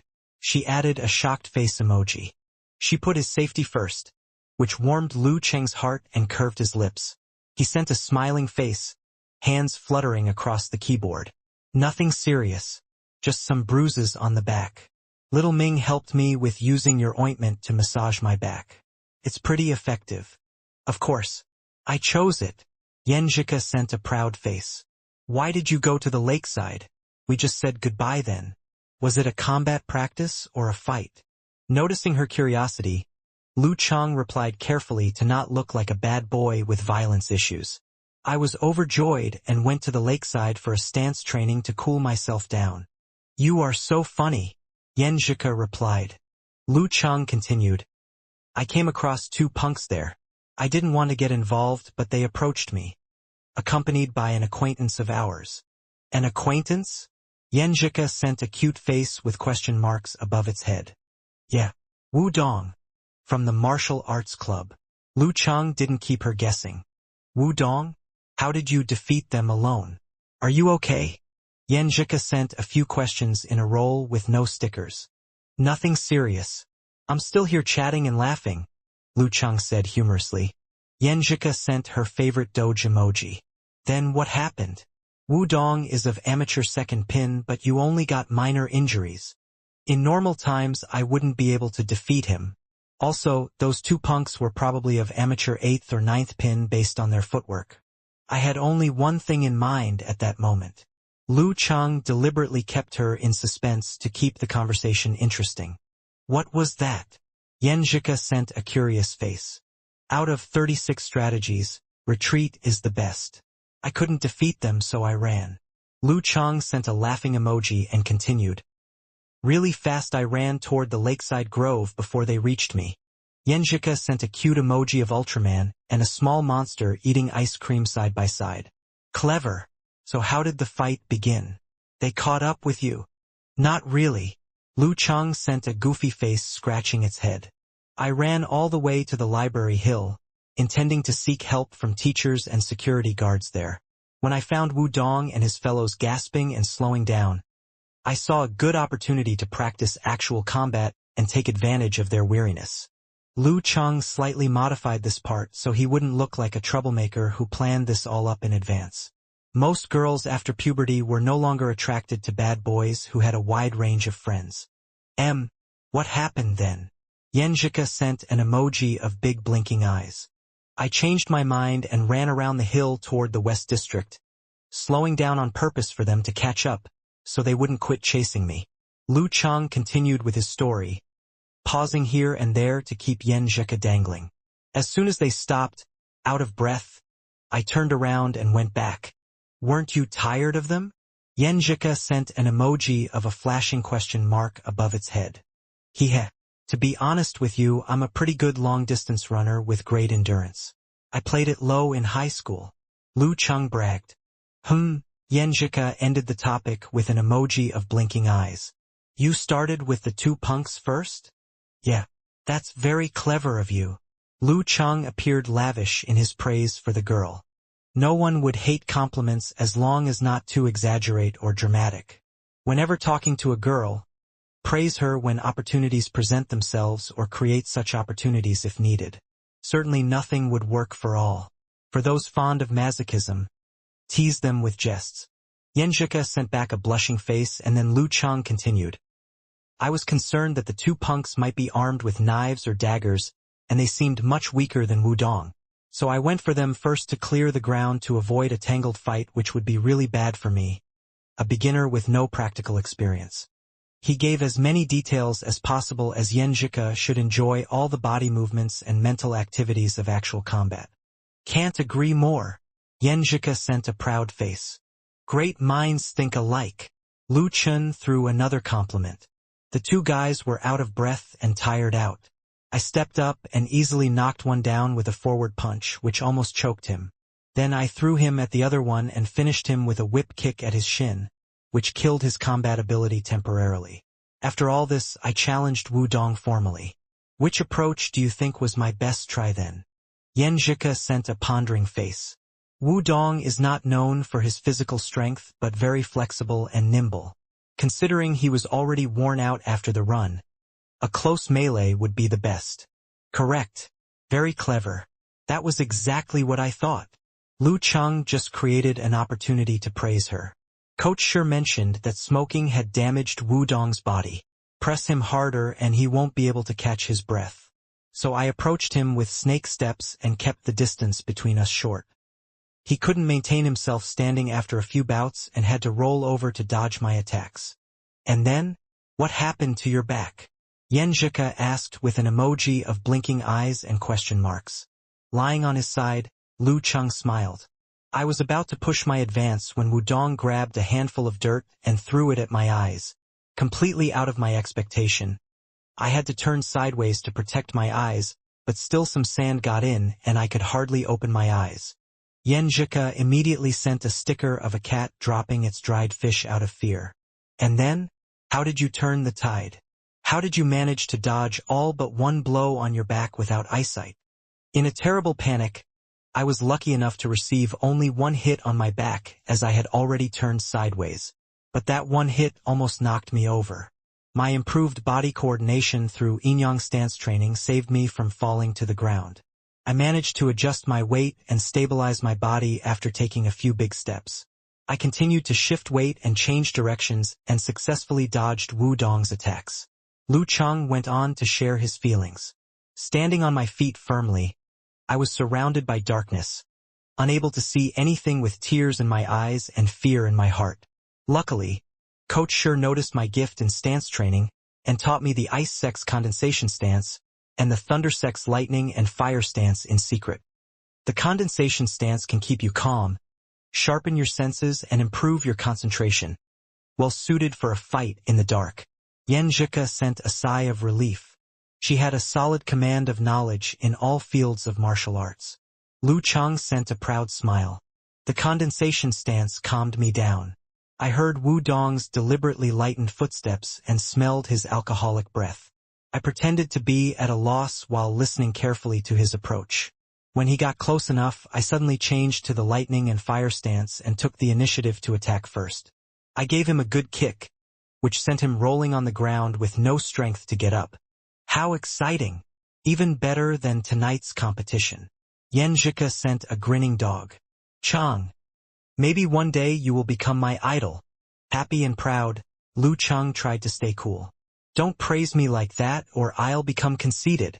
By the way, do you have any actual combat experience? Asking proper questions was the key when talking to a girl. Instead of keeping the microphone, one should seek opportunities to make her talk. And whatever she said, the listener would love it. Obviously, not every question worked. Nosing around her family matters was embarrassing and annoying. Me? Yenjika sent a pondering emoji facing the sky. I haven't attended the amateur ranking event and only got involved in 2 actual combats.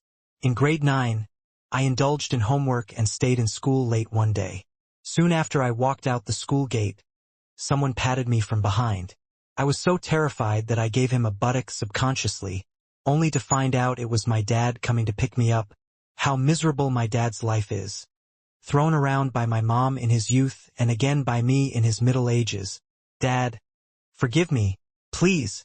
I want to be treated like that. How lucky my future father-in-law is. Lu Cheng thought to himself shamelessly while trying to ingratiate himself with Yenjika. He's probably already used to it. What about the other one? So I accompanied my best friend to visit a scumbag who was using her hard-saved money while cheating on her with another girl. When we got there, the girl attempted to hit my friend and that jerk took her side. I was so outraged that I kicked both of them. They had some basic martial arts training, so it could be considered an actual combat. Yenjika sent a flame of fury sticker. Scrumbag. He should be gelded. Lu Cheng took the girl's side with no hesitation. Your friend was blinded by love. Didn't know you were such a heroine. They stayed on this topic until 10:30 without any awkward silence. Lu Cheng said goodbye with reluctance and then fell asleep with a big smile. The next day by the lake, Lu Cheng couldn't wait to show off his practical combat experience to Geezer Sure. Master, I defeated Wudong last night. Geezer Sure raised his eyebrows and responded, Wudong? You must have worn him out with your immense endurance in the long run before the fight. He was seen through at once. Lu Cheng was speechless. Even my big toe could figure out the story. Don't be too pleased with yourself until you can defeat Wudong in the ring and become a leading player of the martial arts club. Geezer Sure, proud and complacent, added. For this year's National Martial Arts Competition, you can join the cheering squad or the logistical support. Watch the competition on site, observe and learn. Lu Cheng was neither surprised nor disappointed as he knew he had only trained for 3 weeks. Master, the partition contest of the competition will start next weekend. Right? That's right, and the opening ceremony will be held in Songcheng University. A martial arts master of professional first pin will come as a special guest, said Geyser. Who's coming? Lu Cheng seemed thrilled by the news. He was curious, and so would Yen Zhika be. Geyser answered with a smile. Not a titled master. It's Liang Yifan from Shanghai Club. I see. Terrific. I'm a fan. Lu Cheng felt very glad. A late bloomer, Liang Yifan suffered in his youth and practiced basic martial arts as a sparring partner in a martial arts club. He was of amateur second pin only at the age of 22, older than Qin Zhonghua. However, he kept training and made progress through hardships, which earned him appreciation and opportunities. The saying, one won't succeed in martial arts if he can't reach the physical invulnerability by 30, didn't stop him. Liang Yifan achieved the upper 3-pin level at 32. A family-oriented man, he was always sedated and amiable. For martial arts fans like Lu Cheng, Liang Yifan was their role model and a perfect example of grand talents mature slowly. Idle. Geyser smacked his lips with disdain for the shallow thoughts of enthusiastic martial arts amateurs like Lu Cheng. Defeating him will be the best way to show him your respect. Defeat him if I idolize him and respect him? Something inside Lu Cheng flamed up upon hearing Geyser's words. Something called ambition. Can I? Really? Trembling slightly with his ambition burning, Lu Cheng threw away his arrogance and complacency from defeating Wu Dong with wits, tact, and strength completely. He quickly changed the topic. Master, can we make our way to the national finals this time? The National University Martial Arts competitions consisted of 8 conferences, of which the top 2 of each could advance to the final stage. Divisional tournaments took place from November to January every year, and the finals started in May. Geyser rolled his eyes. Your master is not almighty. Wanna be one of the top 2 after a 1-month special training. But we've got Lin K. Lu Cheng's voice faded as he continued. Master, how does our martial arts club stack up against other universities in this division? Better than many, but definitely not one of the top 4. The top 8 is possible. Geyser thought about it and added, Professional 9th pin is a very impressive level for a freshman, but not as big deal for the seniors. Songcheng University is not the only one with great talents, profound cultural foundation, and highly qualified coaches. Last year's top 8 each had at least one fighter in professional 9th pin. 1 year has passed. Some of them may have graduated, but the rest won't stay and wait for us to catch up. Maybe they have become undisciplined and regressed. Lu Cheng kept the thought to himself. How many students in professional 9th pin does Shanbei University have? Lu Cheng asked curiously. The national champion of last year. Geyser smiled. What does it have to do with you? Don't overreach yourself. Peng Liyun was of professional 8th pin last year. Considering his talent and hard work, 1 year is more than enough for him to move up 1 level before achieving the physical invulnerability state. Their manager Su Wanyan is also of 9th pin, but don't underestimate him, as he's gifted with some supernatural abilities. Another professional 9th pin student has graduated, but I heard they've got a freshman of the same level. For martial arts talents, schools like Shanbei are much more appealing than Songcheng University. The gap between Songcheng University and Shanbei University in martial arts sounded huge. Su Wanyan alone might defeat our entire club. Not to mention Peng Liyun. Lu Cheng thought. Is this the distance between a good martial arts university and the national champion? Looking at Lu Cheng's darkened face, Geyser laughed out. Take this year's competition as a warm-up. When Lin K becomes stronger, you grow mature enough, and other members improve significantly, it will be our turn to shine in the finals. You grow mature enough? Lu Cheng felt thrilled and proud and blurted out. Master, you are thinking very highly of me. He scratched his head and giggled in the manner of Crayon Shinchan. Geyser replied, just saying. Don't take me too seriously. Lu Cheng faced up to cover his awkwardness. Luckily Geezer Shi soon changed the topic. The fight with Wu Dong yesterday must have taught you much. I've been watching your pair exercise with Li Mao. You are kind of proficient in basic moves. So from today I'll teach you moves and styles of the body refining stage. What Lu Cheng had learned before was merely a combination of basic moves and skills in exerting strength. Restraining his excitement, Lu Cheng bowed. Thank you, master. Which move shall we start with? Geezer Shi put away his casualness after a cough. The root of my lineage is the ice magical kung fu, the lost knowledge of the ice sect. The nature and attributes of your moves and styles don't matter much in the body refining stage. It won't affect your achievement of the physical invulnerability state in the future. Today I'll teach you a body refining set derived from the lost knowledge of the ice sect, 24 blizzard strikes. 24 blizzard strikes? At this thrilling moment, Kai Zongming's face appeared in Lu Cheng's head. If he was here, for sure he would joke about the set. 24 blizzard strikes? The first move must be Call Me Daddy. Geezer Shi continued while Lu Cheng was tripping. This set is known for its ferociousness and craziness, but don't let it take over your mind. Keep your head cool like water slowly becoming ice.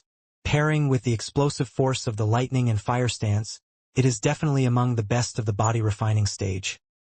Geezer Shi began introducing the set. Lu Cheng listened carefully. This would be his very first martial arts set. Soon it was time for the martial arts club's daily special training when Lu Cheng had just roughly memorized the key points of the 24 strikes. Standing in front of the remaining 12 members, Geezer Shi put on a coarse voice. Due to an accidental injury, Wu Dong is unable to continue with the special training. We have 1 week left before the divisional contest of the national martial arts competitions. Now let me announce our leading fighters and substitutes. Li Mao and other potential candidates dared not to breathe, straining the atmosphere. Yet Yan Zheke nodded slightly at Wu Dong's misfortune and exchanged a smile with Lu Cheng. 3 leading players are Lin Ke, Chen Zhonghua and Sun Jian. Of course, Wu Dong wasn't a match for Sun Jian based on his previous performance. Even if he was not injured, Chen Zhonghua's hands had fully recovered after over half a month. Geezer Shi took a glance at Chen Zhonghua.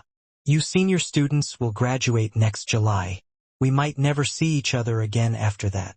It's perfectly understandable if you don't want to fight your best in this divisional contest. However, after spending 3 years here, of which 2 years as the manager, don't you have any special feeling for this club? For years end quickly. Don't you want to leave something here? Don't you want to be remembered by your junior sisters and brothers as the one who has led the Songcheng University Martial Arts Club to rise again? Very few people could live without longing for fame and wealth. Chen Zhonghua's expressionless face started to glow as he nodded solemnly. Coach Shi, here I give you my words. I'll do my best in the competition. If we can make it to the top 8, my years of training here will be worth it. Geezer Shi looked pleased with his good attitude. To the top 8 we have a good chance. He turned to look at the others. 3 substitutes. Li Mao, Lin Hua and Guiqing. Most martial arts team events required each team to have 3 members who take turns to fight one of the 3 opponent fighters of another team. The winner of each fight would stay for the next challenge until one team's 3 members were all defeated. As the list of fighters and the lineup were decided by the coach right before the contest, it was critical to predict the opponent team's members and strategy, thus to accordingly adjust their own tactics like exchange, counteraction, and dissipation. Amateur competitions could be as fierce and brutal as those among professional martial artists with weapon license. However attentive and experienced the coaches and supervisors were, injuries couldn't be completely prevented, making substitutes essential for the event. Guiqing was surprised upon hearing her own name but soon burst into a hooray and had a high five with Yan Zheke as if she was already the champion. Good physical fitness, great potential plus the 3-week training. You are outstanding among amateur 5-pin fighters if not already at the level of amateur 4th pin. Geezer Shi was always kinder and sweeter to girls. While Wu Dong was injured, all members of sophomores and juniors except Li Mao, Lin Hua and Sun Jian were of amateur 5th pin. It made perfect sense to choose Guiqing. What a pity little Ming didn't attend the special training. Lu Chang sighed to himself. Yan Zheka and Li Xiaowen, gather some girls on your martial arts lessons to form a cheering squad, enlivening the atmosphere on the stand. Lu Chang and Wu Meng, call for 2 to 3 dozen boys to help the university guards and student union with security work. Geezer Shi continued. Everyone was lost. After a good while, Chun Zhonghua asked, Coach Shi, what security work are we talking about?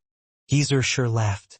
Don't you know this year's opening ceremony will be hosted in Songcheng University and will have a special guest of first pin? Don't worry about his safety. He alone can take all of you single-handed. He was cut off by the students' cheers and shouts. Which master? Who's that? Can we ask for autographs? Geezer Shi cleared his throat and continued. You will soon find out. The first pin master needs no protection from us but should protect us. Our security work will be to help school guards and the student union to block reporters, supporters, and fan club members and maintain order on campus. If there's a chance, I'll try to help with the autograph. Long live Coach Shi. The members yelled together as if the pain and weariness from the special training had all gone. After the cheers, they looked at each other with gentle eyes and a sense of belonging.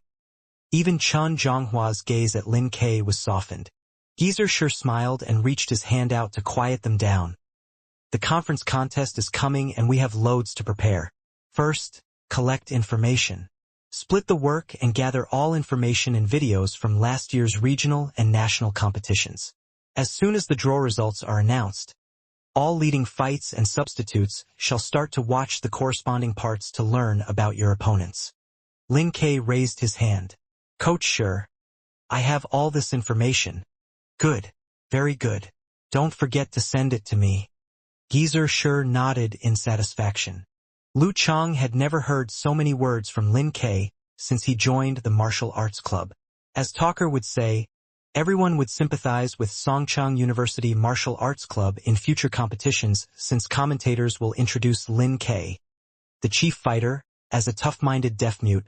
Secondly, in this one last week, I'll teach you 12 strikes, the first 12 moves of 24 blizzard strikes from the ice sect.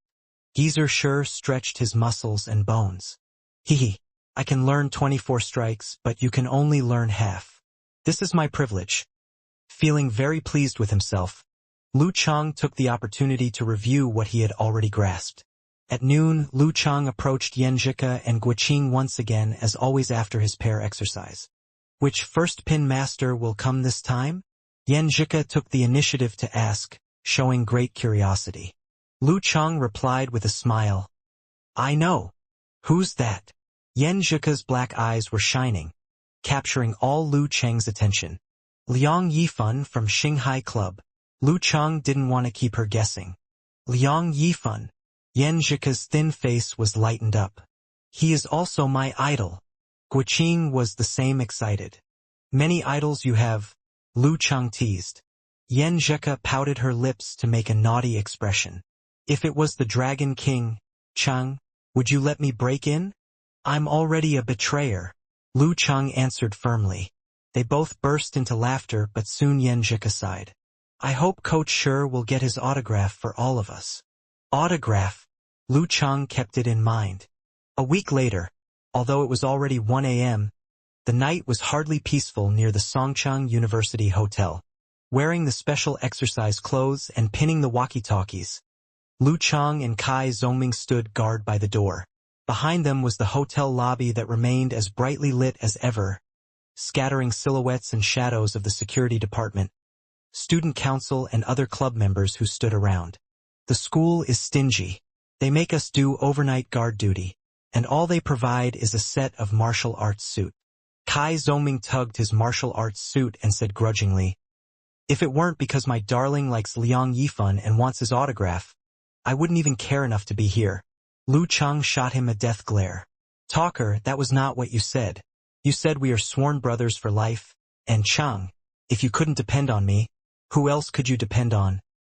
Though I am also doing this and trying so hard to get the autograph for Yan Zheka. Ha ha! Kai Zongming laughed dryly. If I only wanted the autograph, I could just ask you to get it for me. Didn't Chinemo say that if you could get him an autograph, he would pay for your meals for a week? If it was not because of our brotherhood, why would I bother to burn the night and accompany you? Where's that Liang Yifan? The flight was supposed to arrive at 12:05 a.m. It has been more than 40 minutes already, right? Flights are seldom late. Lu Cheng looked outside, only to see people everywhere, mainly young ones. There were people walking to and fro, people holding banners, people whispering, people holding cameras, people excited, and people just simply squatting around. Kai Zoming looked around in awe and said, "It's already the wee hours of the morning, and we still have a few hundred fans waiting here. The appeal of a first-pin expert is incredible. Plus, this is only what is within our sight." Lu Cheng sniggered. "Lucky for us, I managed to pull some strings with Geezer Sure. Else we would not even get this near the door. See, the student council and security department are turning green with envy. It was a great position to be close enough to the star." "Chang, yes, I will say many good things about you." Kai Zongming gave a thumbs up.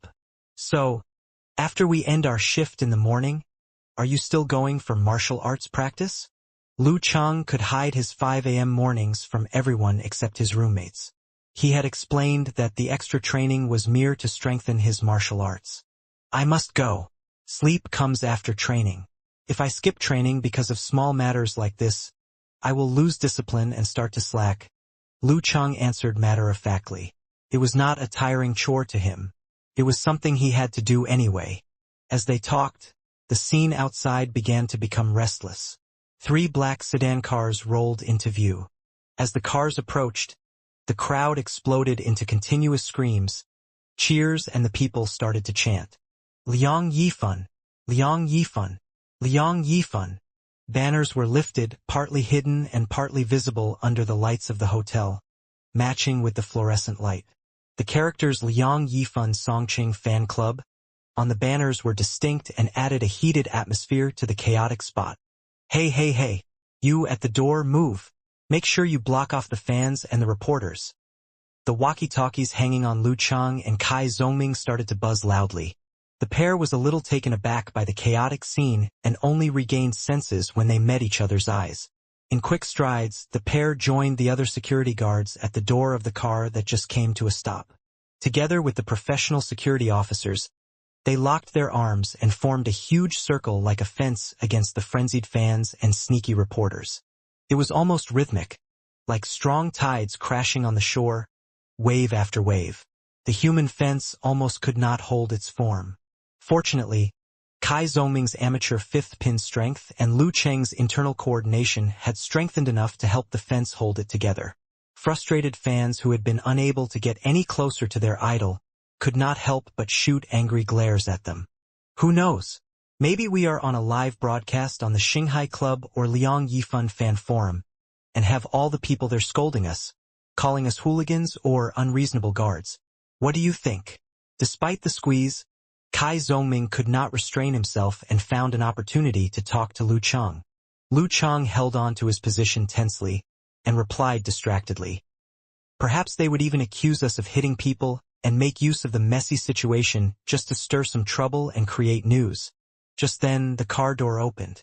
From the even more intense screams of the fans, Lu Cheng could tell that Liang Yifan has appeared. It was a pity that his back was facing Liang Yifan. He could not catch a glimpse of the star at all. The rhythmic waves of the crowd grew stronger and faster. The screams of the fans became louder and shriller. Just as Lu Cheng felt that his arms could no longer hold off the crowd, a crisp and mellow voice said, "Everyone, please calm down. I am honored to receive such generous love from all of you, but it is already late in the night. We can't be selfish and affect other people's resting time. Please be quiet. I am here with all of you." In such a rowdy environment, though his voice was just like any other, the crowd actually fell silent. People stopped pushing, and the area outside the hotel went back to being quiet like how it should be at such hours. Lu Cheng and Kai Zongming turned toward the voice. On the stage, outside the hotel main entrance where all the lights were shining on, stood an average-built male who was approximately the same height as Lu Cheng.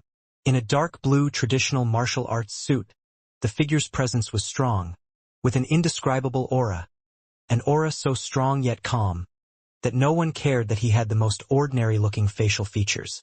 "That's the real Liang Yifan," Kai Zongming mumbled softly. Liang Yifan was 30-plus years old, the perfect age when men were most mature and yet still didn't look too old. While facing the fans' stares of admiration, he smiled gently and said, "I am always thankful, and I can never repay the love that you all have given me. So, I decided that I will sign an autograph for every single one of you here, until there is no one without my signature. So please be orderly and line up. We are learned people, so as long as we do not get too loud, I will continue signing till the last fan standing." His words moved the fans. Some girls were even weeping and exclaiming how good Liang Yifan was. The walkie-talkies of Lu Chang and team buzzed again. "Keep them in order. Let them line up without noise." With the change of their duties, Lu Chang and Kai Zongming started to get busy again. They guided the fans into a line and stopped those who were trying to cut the queue. One by one, the fans went up the stage to receive his autograph, and the reporters at the side clicked away, capturing the moment. As the night turned quiet, Kai Zongming started to observe the figure who was continuously signing autographs under the lights, and then turned to watch the fans and reporters who were in the queue. With an unexpected twist of his head toward Lu Chang, Kai Zongming said in a low tone, "Chang, what?" Lu Chang responded, seemingly uninterested. Kai Zongming took a deep breath, and with the seriousness he never had, he said, "I want to join the special training now." Lu Chang looked at him intensely and pursed his lips, as though he could read Kai Zongming's mind. He did not say anything else while they continued to maintain the order of the crowd. Time passed, and soon it was 3 a.m. There were not many left in the autograph queue, but many still lingered around, reluctant to leave. Seeing that the queue was getting shorter and about to end, Lu Chang heaved a sigh and stepped out of the security team formation. Relying on where he already was, he took a couple of steps and was already at the end of the queue, with only 3 fans before him. "Hey, you there! What are you doing? Return to your position!" the walkie-talkie blasted. Without hesitation, Lu Chang flicked his walkie-talkie's switch off and felt exceptionally manly for doing so. "They can't punish me for such a minor matter, right? Even if they do, I will be happy to accept it." Kai Zongming's jaw dropped. He came out of his dazed state rather quickly and jumped right behind Lu Chang, turning his walkie-talkie off at the same time. "Chang, you have my respect today," he said softly. Lu Chang was already in front of Liang Yifan. He took out a small, cute-looking notebook and said nervously, "Mr. Liang, my friend, and I admire you very much. I hope you could sign here for me." Liang Yifan smiled gently. "Of course, no worries at all. I know and I can see that the team has worked hard tonight. Just spill into batches to come and get your autographs." Though he did not announce it loudly, the news spread quickly. All the students who had volunteered to be security personnel cheered quietly. Upon seeing Liang Yifan flip and sign on 3 pages of his notebook, Lu Chang was overwhelmed. Thank you. Half an hour later, at the hotel entrance. "We are lucky that nothing happened this time. You cannot even afford to take the responsibility if anything went wrong because of your reckless behavior. It wouldn't even be unreasonable of us to fire you too." The deputy head of the security department hollered furiously at Lu Chang and Kai Zongming. After a long pause, he said reluctantly, "I will be reporting this incident to your department head. Whether you will receive a disciplinary order will depend on whether you admit and have reflected on what you have done wrong." "Sir, you are right, absolutely right. We have done wrong. We were too hot-headed and impulsive." Kai Zongming glibly apologized for their mistake, and Lu Chang followed suit. It did not bother the pair in any way since they had already got the autographs they wanted. If the matter went back to their school, it would be better for them. There would be more space for negotiation, and they could probably wiggle their way out of trouble since covering up for each other had always been a great tradition of every team. After greeting goodbye to the deputy head, Lu Chang let out a sigh of relief. He's really something. Indeed, someone who had been a professional 7th pin. Even after all these years of sitting in an office, his yelling had such an impact. I almost couldn't keep my spirit and chi steady. You were in a still stance just now? Kai Zongming looked at Lu Cheng with curiosity. Of course, it was too boring. Lu Cheng answered matter-of-factly. It was almost 5 a.m. The crowd was dispersing, and the hotel's surroundings had become strangely peaceful. With the gentle autumn breeze ruffling their clothes, Kai Zongming and Lu Cheng subconsciously fell silent. After noticing the lights in the hotel lobby and feeling the chilly winds of autumn, Lu Cheng suddenly said, "Talker, are you serious about joining the martial arts special training? Don't you care that you wouldn't have time for your girlfriend? Or have time to sleep or play games?" Kai Zongming said determinedly, "My girl has always been tops in studies. I will persuade her to take a second major. The time for games? I will use that to video call her. My plan is to make a trip to the capital during Christmas and spend some time on the New Year's Day with her. So I got to make some money now." He was from a decent family and received twice the pocket money that Lu Cheng did. Although he had at least 3,000 yuan a month, he was quite a spendthrift too, never leaving any by the end of the month. As for classes, since many helped to report in for his attendance, and excluding holidays and the weekends, he probably only skipped 3 or 4 days of class. Not waiting for Lu Cheng to respond, Kai Zongming continued to talk. "I kinda thought it through. After graduating, we will have to step into the real society. We will not have the energy and time like now. We will not have the passion and free spirit to do what we like now. I've always liked martial arts. Although I'm a little lazy, sometimes I do fantasize. If we have no ideal or dream, how different are we from a walking dead? I don't really want to spend 4 years in college just in classes, exams, and games. I think I have some talent. Since I am already at amateur 5th pin, I probably have some hope to enter the professional martial arts community. No harm trying anyway, who knows? Maybe I'll make it, just like how you are chasing your goddess. Maybe I'll just be lucky enough to hit the jackpot." Lu Cheng glared at Kai Zongming. "You can go on being all sentimental and romantic about your dreams. Why do you have to add in those few lines of sarcasm?" "Used to it," Kai Zongming answered with a smirk. They looked at each other and grinned. Then, at the same time they said, "Life is short. You live only once, why not try?" The next night, Songcheng University's martial arts hall was brightly lit and packed with people. Everyone was waiting eagerly for the opening ceremony of the annual National University Martial Arts Competitions. Lu Cheng waited for Yan Zhika outside the women's locker room. When she came out, he passed her the cute notebook with a grin and said, "Liang Yifun's autograph. I tore a page for myself." Yan Zhika's eyes widened with surprise. She took the notebook and flipped to the 2 pages where Liang Yifun had signed and exclaimed, You managed to get his autograph. Thank you very much." Lu Cheng tried his best to remain as calm and collected as possible. He smiled warmly and said, "You're welcome. You don't need to thank me. Didn't you also give me some medicine?"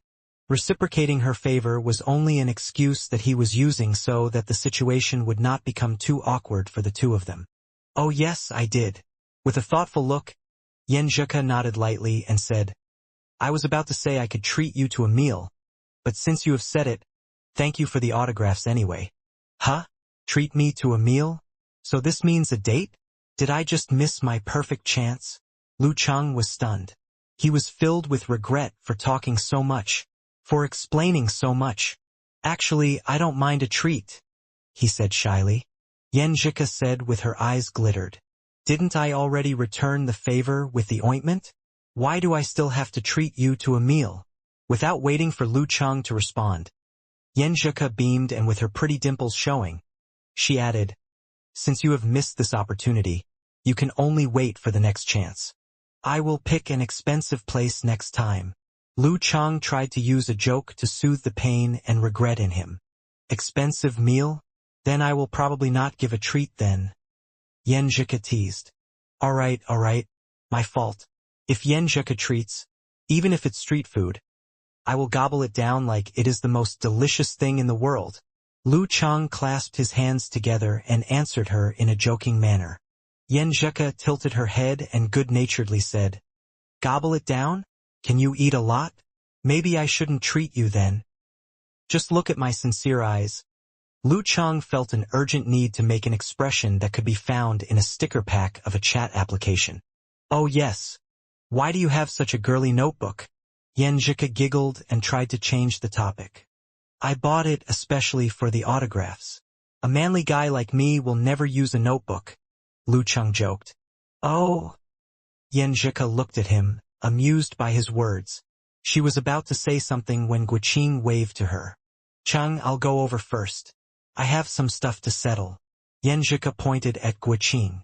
The cheerleaders would be trying to get the crowd fired up tonight. They need to warm up the people, get them to clap and cheer, especially since this was a live broadcast, so they couldn't afford quiet moments on the screen. As Lu Chang waved goodbye, Kai Zoming, who was nearby, leaned over and said seriously, Chang, do you know how I feel after hearing your conversation? What? Lu Chang braced himself for a sarcastic attack.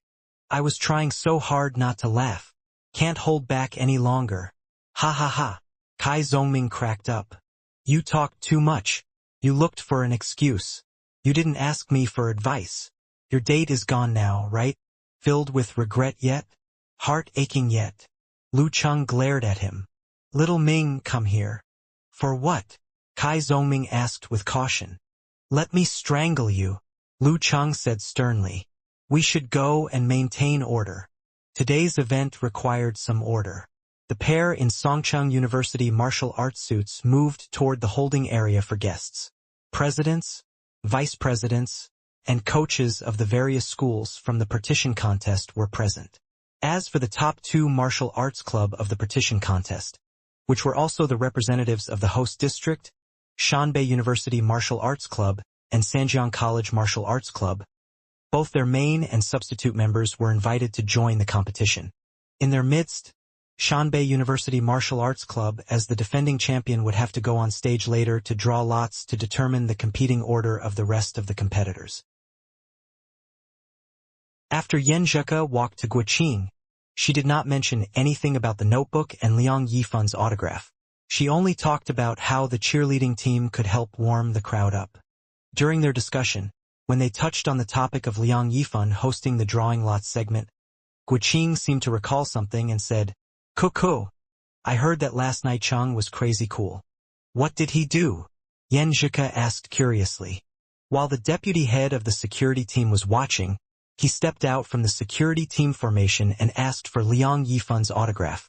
When the deputy head demanded that he return to his position through the walkie-talkies, Lu Chang simply switched his walkie-talkie off. Totally calm and collected, without any fear, Guiqing continued with her gossip. Fortunately, Liang Yifan did not mind, and the deputy head just reprimanded him and he was off the hook. While listening to Guiqing, Yan Zheka bit her lips and a subtle glow came into her eyes. Her lips arched slightly and her right hand stroked the notebook's cover lightly. A young man, smartly dressed in a black tuxedo and tie, stood at the aisle of the guest holding area. His position overlooked the male locker room of the Songchang University Martial Arts Club. He sniggered and whispered to his partner beside him. This year Songchang University has Lin K in their team. It will be worth watching. Catch the matches if you can. Club manager, so what if there's Lin Quebec? Why should we, Sanjiang College, care about them? In the old days, you would have been worshipped as a god. Next to him, a tall but childish-looking youth casually passed a blandishing statement. No, you flatter me. It would only be because the people in the old days didn't know better and hadn't seen enough. The tuxedo man beamed proudly. When he did so, his feet left the ground and he was floating at least 10 centimeters above the ground. He kept his floating stance and drifted along the aisle to the seats at the back of the guest area. The rows of the guest area were arranged in an inclined slope. As the tuxedo man floated past a few rows, a familiar voice called out to him. Chu Hui, you haven't changed a bit, as shameless as ever. The tuxedo man, Chu Hui, turned around to find out who called out to him. A young man in a white martial arts suit stood at the edge of a row, with his arms crossed in front of his chest. He was about 1.80 meters tall, with thick bushy eyebrows and heavy dark eye rings. He seemed fatigued and had not slept for many nights. Hey Su Wanyan, you also haven't changed at all. Still the same ruffian look. Chu Hui sneered. No matter how shameless I am, at least I wouldn't be defeated by a new member of the club. Shanbei University Martial Arts Club President, Su Wanyan, gave a tight smile and said, "There's no need to provoke me or stir anything. I respect my junior Peng's ability and have nothing to be ashamed about. Alright, I'll stop bickering with you. Watch your step and don't fall." After watching him return to his seat, Chu Hui continued drifting toward the rows at the back and questioned the youth beside him. There must be something wrong with Su Wanyan. Since when was he so quick to stop? Yes, there must be something amiss, or else he wouldn't have missed the chance to curse that you'd trip and fall. You're floating in midair. How would you trip and fall? The tall, childish-looking young man said in a joking manner. If there is anyone who would fall in this crowd, it would not be you, our president. The other Sanjiang College Martial Arts Club members echoed. Chu Hui was little confused and felt funny. He could not help but turn back to look toward Su Wanyan while drifting to his seat. Is there anything else between those lines? Bam! Just as Chu Hui turned back, he bumped face first onto a pillar that was supporting the roof of the dome. His nose was so sore that tears trickled down his cheeks. Then, at that moment, he forgot to maintain his supernatural ability and fell backward. The rest of the team members tried to catch him. Damned! What kind of building is this? A pillar in the middle of a walking path. The childish-looking young man angrily started to blame the pillar. At this moment, they were nearly at the last row. Chu Hui floated again. His tuxedo was still crisp and neat with no signs of wrinkles. He looked at Su Wanyan grudgingly and said, "I actually tripped. Such a big pillar." But no one, including himself, had noticed it. After seeing Chu Hui's pillar-knocking scene, Su Wanyan turned to the rows occupied by his club members, the Shanbei University representatives, and said, "See that? Senior brother Su, is that your supernatural ability?" The members of the martial arts club asked openly. A good-looking young man with a freckled face pursed his lips while some thoughts ran through his mind. Su Wanyan proudly said, "Right? In the past, I never thought so. I always assumed that I was just a corvine mouth. The good things I speak of may never come true, but the bad ones always will."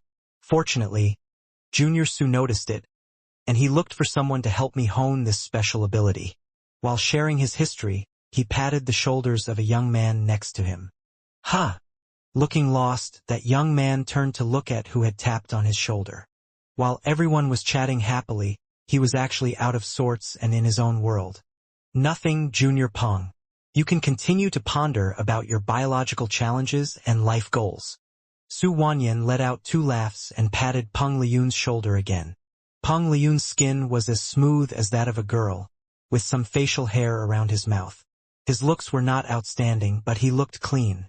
After he heard Su Wanyan's words, he turned back, and with a blank stare, he said, "Think about life. Senior brother Su, this supernatural ability of yours, to what extent can it be used?" The junior with a freckled face asked. Su Wanyan replied good-naturedly, "For now it just interferes with my opponent. The worst is a splitting headache and no side effects." After saying that, he pointed at the 2 people who were making their way up the rows and said arrogantly, "I'll show you all again." Following instructions blasting from the walkie-talkies, Lu Chang and Kai Zoming walked toward their assigned positions. Just as they had climbed a few steps, they heard a voice. "Hey, you there." Lu Chang turned toward the voice and saw the bunch of young students dressed in the Shanbei University martial arts suit. He was puzzled as to why they would call him. "What do they want from me? Is Peng Liyun here?"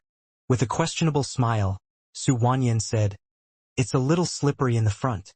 Someone fell just now. You should be careful too and not fall too." "Oh, thank you," Lu Chang responded with gratitude. Suddenly, the jindan in his abdomen did a little jump, and the nebula began to expand and contract quickly. "Ah!" Lu Chang stopped in his tracks. The jindan reverted to its original form and stopped acting up. "What's wrong?" He frowned while thinking. Though he was trying to understand what just happened, he continued to walk up the steps with Kai Zoming. 1 step, 2 steps, 3 steps. They reached the last row and turned to look over the entire stadium. What? Why didn't it work? The Shanbei University Martial Arts Club members who were waiting to see Lu Cheng fall were shocked. Nothing happened to him. Su Wanyan was also surprised. He stood up and stepped onto the aisle to make sure that he did not miss anything. Lu Cheng was truly still standing upright and smiling brightly. What went wrong? Su Wanyan was confused and he turned back. At this moment, he missed a step. He could not regain his balance in time and was about to roll to the bottom of the steps. A hand stretched out and held on to him firmly, helping him to regain his balance, preventing that embarrassing fall. The soul of language can sometimes fail, and when it does, there will be a boomerang effect, Peng Liyun said with an unfathomable look in his eyes. Nobody noticed when Peng Liyun left his world and returned to everyone else's world. Huh? Junior Peng, what just happened? The now standing steady, Su Wanyan asked in a surprised tone. Why would he fail? Peng Liyun shook his head to express that he did not know the reason for the failure. Then, he looked away and mumbled to himself. I smell the scent of the stars. His eyes went back to being empty and blank. Su Wanyan still hadn't recovered from his shock before the launching of the opening ceremony of the National University Martial Arts Competitions, which began with an instrumental performance by the Philharmonic Orchestra of Songchang University, followed by the graceful dancing of the Young and Lively Dance Company. We can sleep for a while after watching the dance. Kai Zongming yawned naturally. Lu Cheng deliberately made an expression of fear. At the school's opening ceremony, the principal talked nonsense for over an hour and a half. Think he'd get knocked out if he did the same thing again. I can't tell whether he will be hit today, but he's not the only one who has been talking nonsense. I watched a video a couple days ago about last year's opening ceremony. The chairman of the Martial Arts Federation made a speech that was so long it both remained fresh in my mind and also nearly put me to sleep. Kai Zongming said with a righteous look on his face. Honored guests of the Martial Arts Club of Shanbei University were seated in the front row. Listening to the speech of the president of Songcheng University, Su Wanyan looked weary. He wanted to sleep yet didn't dare to, since it a live telecast. He's just going on and on. A delicate-looking boy with freckles on his face next to him said as his mouth twitched. Brother Su, could you use your misfortune seer tactic on the old man to make him forget what he was going to say? Or lose his notes? Or make his blood pressure go up? Something like that? After a short silence, Su Wanyan sighed. I want to, but he's too fucking far away. He looked toward Peng Liyun next to him.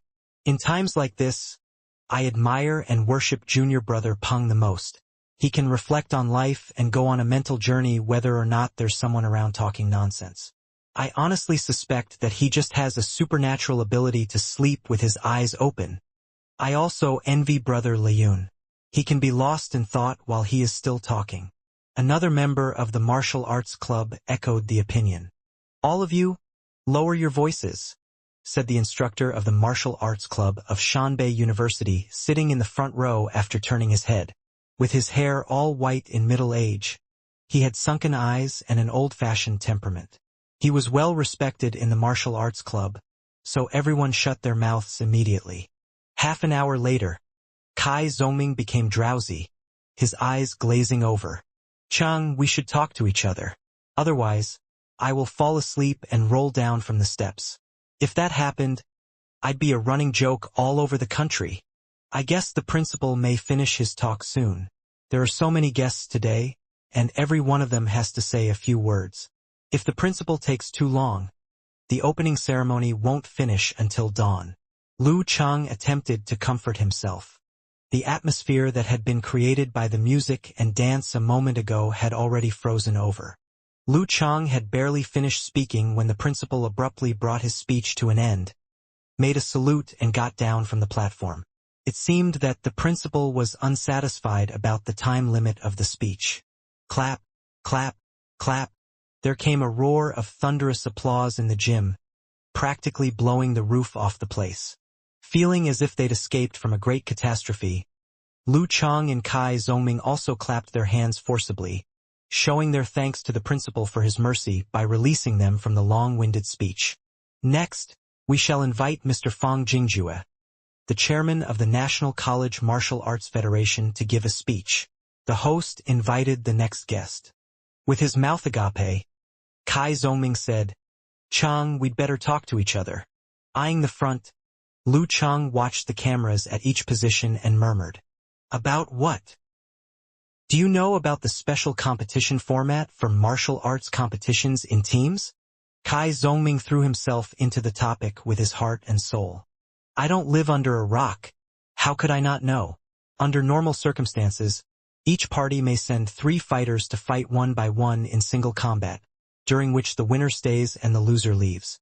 The first party to have all 3 candidates defeated is out of the competition. However, sometimes it's allowed to apply for a special competition format in which all 3 candidates from each party come on the stage to fight. That way they can fully display all the unique aspects of that certain kind of martial arts." Lu Chang casually talked about the special competition format, while listening to the unending speech by Chairman Fang Jingjue. Kai Zongming answered with a smirk, "Then do you know what they say about the special competition format?" "What?" Lu Chang became interested. Kai Zongming grinned. "It is said that during the initial establishment of the professional martial arts competition, the Xuanwu school went to the leader of the martial arts realm at that time, Master Lin Zhongshuan. They said to Master Lin that the competition format was not fair, for their school based itself on swords formation and was good at the Sanyuan Dingguan swords array. If they were going to fight one by one in single combat, what was to stop the others from taking advantage of their weakness?" "Ah, that's right. Some schools are better at joint formation than single combat. The ordinary competition format truly is unfair to them," said Lu Chang. Kai Zongming replied with a laugh. Master Lin also thought so. So he formulated a special competition format where if the application was put forth in advance, one school could send 3 disciples in at the same time to do a set swords formation. The opponent could fight with a 3-person formation or have the 3 substitute fighters together. This sounds quite fair. A school poor at formation holds the advantage in number. Why is that so funny? Lu Chang gazed at Kai Zongming, puzzled. Kai Zongming stifled his smile and said, "Hearing this, the master of Kong Tong School couldn't help but go to Master Lin to seek equal treatment. He said to Master Lin that Kong Tong School was good at 5 directions and 5 elements formation, and 3 disciples were far too few to meet the demand. Seems to make sense," Lu Chang said in hesitation. Kai Zongming continued. "The Shangqing was beside the Kong Tong School, and they couldn't ignore it hearing them talk like this. How else could they suffer such an injustice? Master Lin, please show some consideration for the Big Dipper sword formation of Shangqing sect. What do you think? Didn't this put Master Lin in an awkward position?" This truly was a specific problem. Master Lin would have to rack his brain to find a more comprehensive competition format, Lu Chang said, furrowing his brow. At that time, the Buddhist abbot of the Daxing Temple came in. He stared at Master Lin and mentioned the 500 Arhats formation. Clapping his hands, Kai Zongming continued, "Well, Master Lin just told them to get out." Lu Chang couldn't help but burst into laughter. "That's true.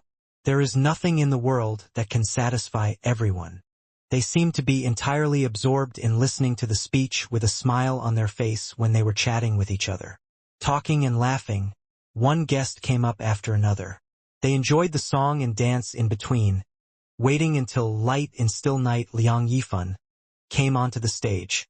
It was necessary for Yanjika and others to take the lead, as the martial arts gym had exploded in the clamor. This was not only because of the personal charm of Liang Yifan, but also due to the efforts made by the guests in the front row.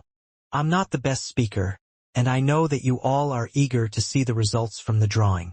So at this moment I just want to declare my sincere wish that national university martial arts competitions will be better and better, have a deep lasting impact, and provide an opportunity for the youth who had missed training when they were younger. Liang Yifan said knowingly. Great! Kai Zongming, Su Wanyan and others were amongst the first to applaud. Seeing the smiles of everyone in the gymnasium, one could clearly sense the feeling of warmth amongst the people there. The projector started and behind Liang Yifan a screen showed up, on which there was the roster for the district contest. However, the fighting competitors were still left blank. According to the competition format, there would be 4 groups within this region.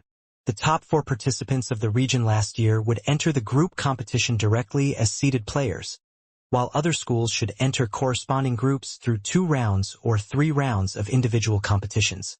The one who got the left side during drawing lots would enjoy home advantage. The group competition was carried out in a single cycle, and the home field was determined according to last year's results. The top 8 would enter the top 8 knockout, and the top 2 knockout would participate in the national finals as representatives of their region.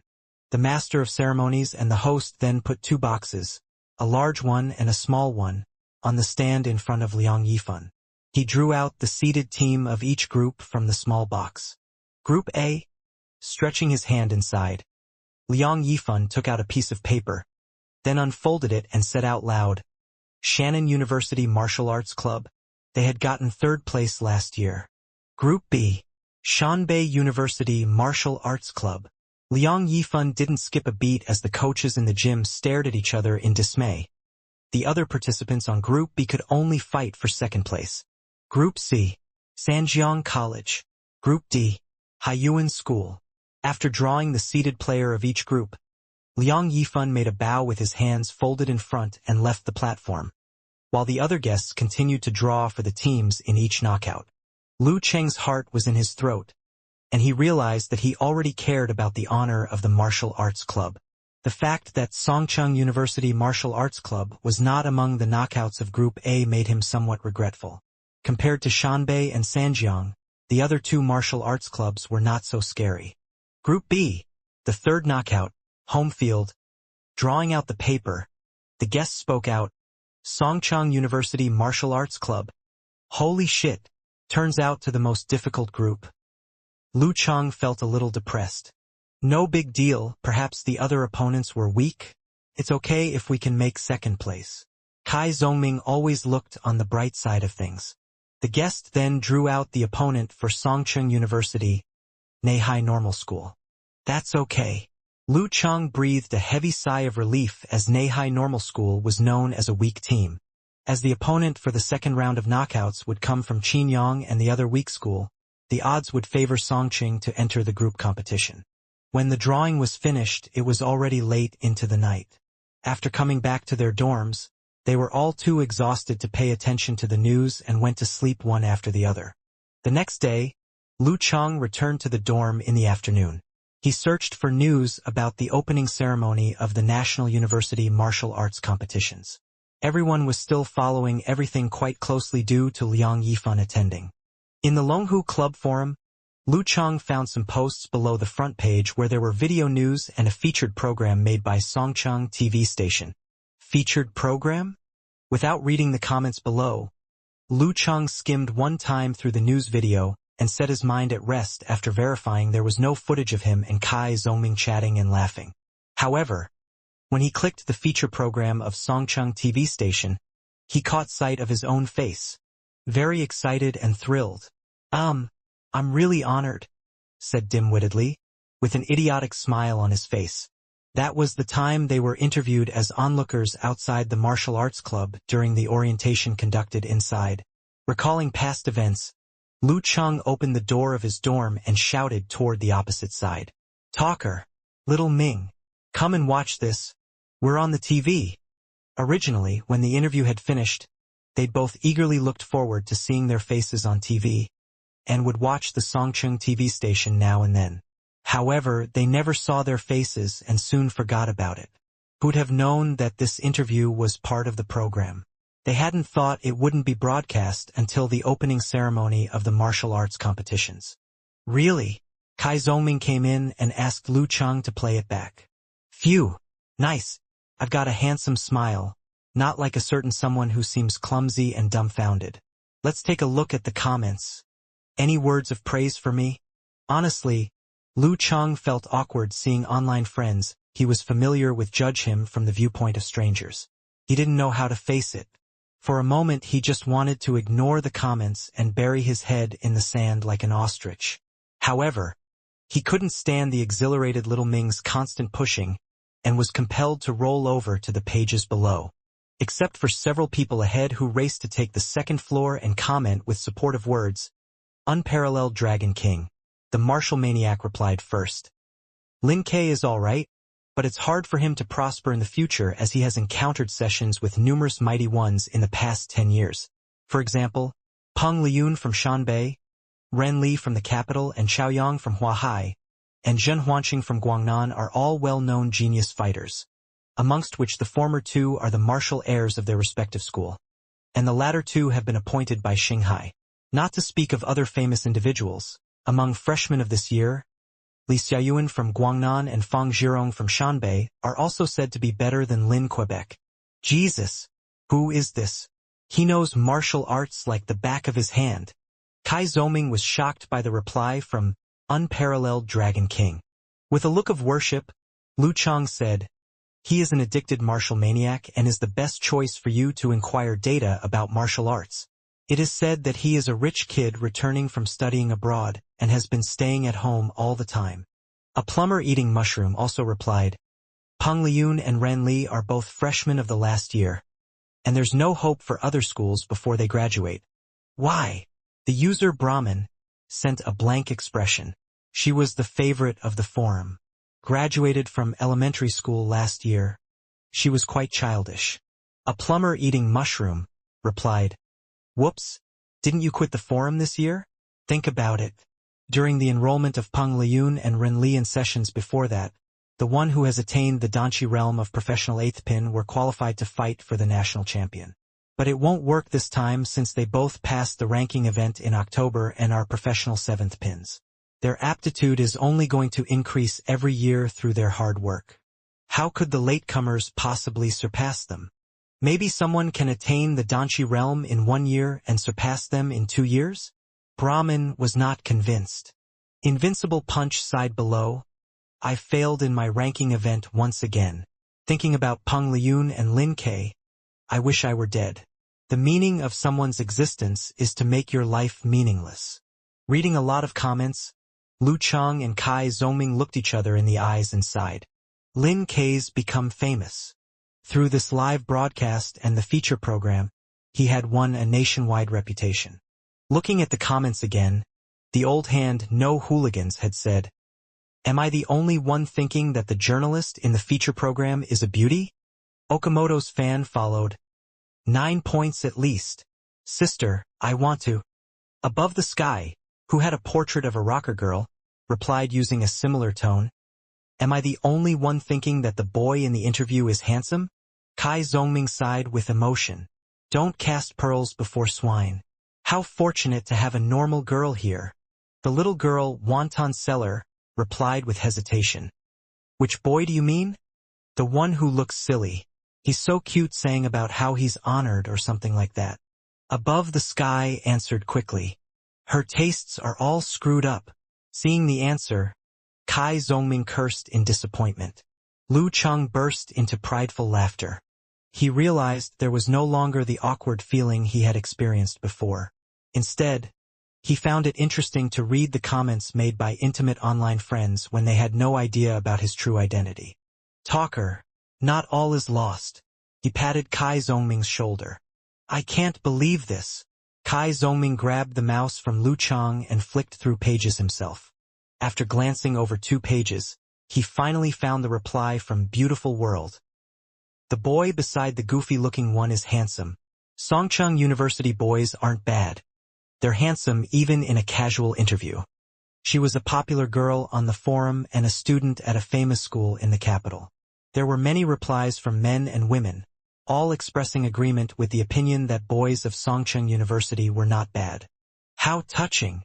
Putting the mouse down, Kai Zongming made a gesture of wiping away tears. Lu Chang stood by his side playing with QQ, and sent the link of the feature interview to Yenjika. Had I known that the interview would be broadcast, I would have been more serious.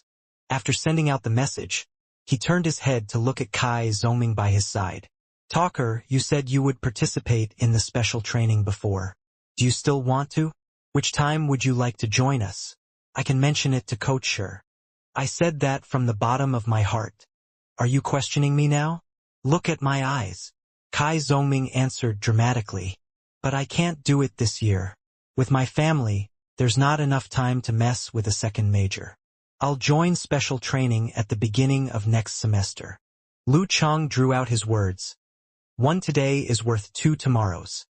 I swear, Kai Zhongming said resolutely and decisively. I'm preparing to fly myself to the capital, and I need to save money from now on. While talking, he ran back to his own bedroom and came back with a glass jar. Lu Chang looked at the jar with a fixed gaze and gulped. Chinese chili sauce. Did little Ming save up money for his date by saving money on food? Kai Zhongming replied with a righteous look on his face. I can't fly to the capital for my date without any money. I intend to save up all of my living costs for the next 2 months, which should be enough for a good trip with a private hotel room. Save everything? Said Lu Chang in shock. Well, the phone bill is filled up for 3 months. I'll quit smoking, drinking, social interaction, beverages, games, online shopping as well as feasting. Instead, for my meals every day, I'll have 2 steamed buns in the morning and 50 cents of rice along with Chinese chili sauce for lunch and supper, respectively. I may also allocate 20 yuan to have a fried dish. I've done the calculations. Since the charge for the water heater and internet is less than 200, I can save up 2,800 yuan each month, which will make 5,600 in 2 months. Kai Zhongming talked about his money saving almost in a stream of consciousness. Lu Chang couldn't help but shudder at his vivid description. Chinese chili sauce with rice every day? Would he throw up? Little Ming was working his butt off for a date with his girlfriend in the capital. With this perseverance and willpower, was there anything he couldn't accomplish? Well, I'll eat anything when I'm hungry, Kai Zhongming said fearlessly as he took in a deep breath. He gave the extra autograph to his roommate Qin Mo. Instead of asking him to take care of his board expenses for a week, Kai Zhongming just required him to treat all members of the dorm to a barbecue. Giving a thumbs up, Lu Chang said, hearing your miserable story, I nearly want to lend you some money. But on second thought, I don't have any money to lend to you. Ever since the beginning of his martial arts training, Lu Chang had acquired a huge appetite.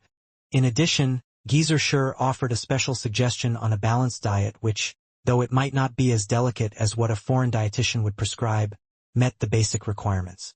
Afterward, Lu Chang's outgoing expenses each month shot straight up, became twice as much as the 600 before and got up to 1,200. However, his quota living expenses for each month was 1,300.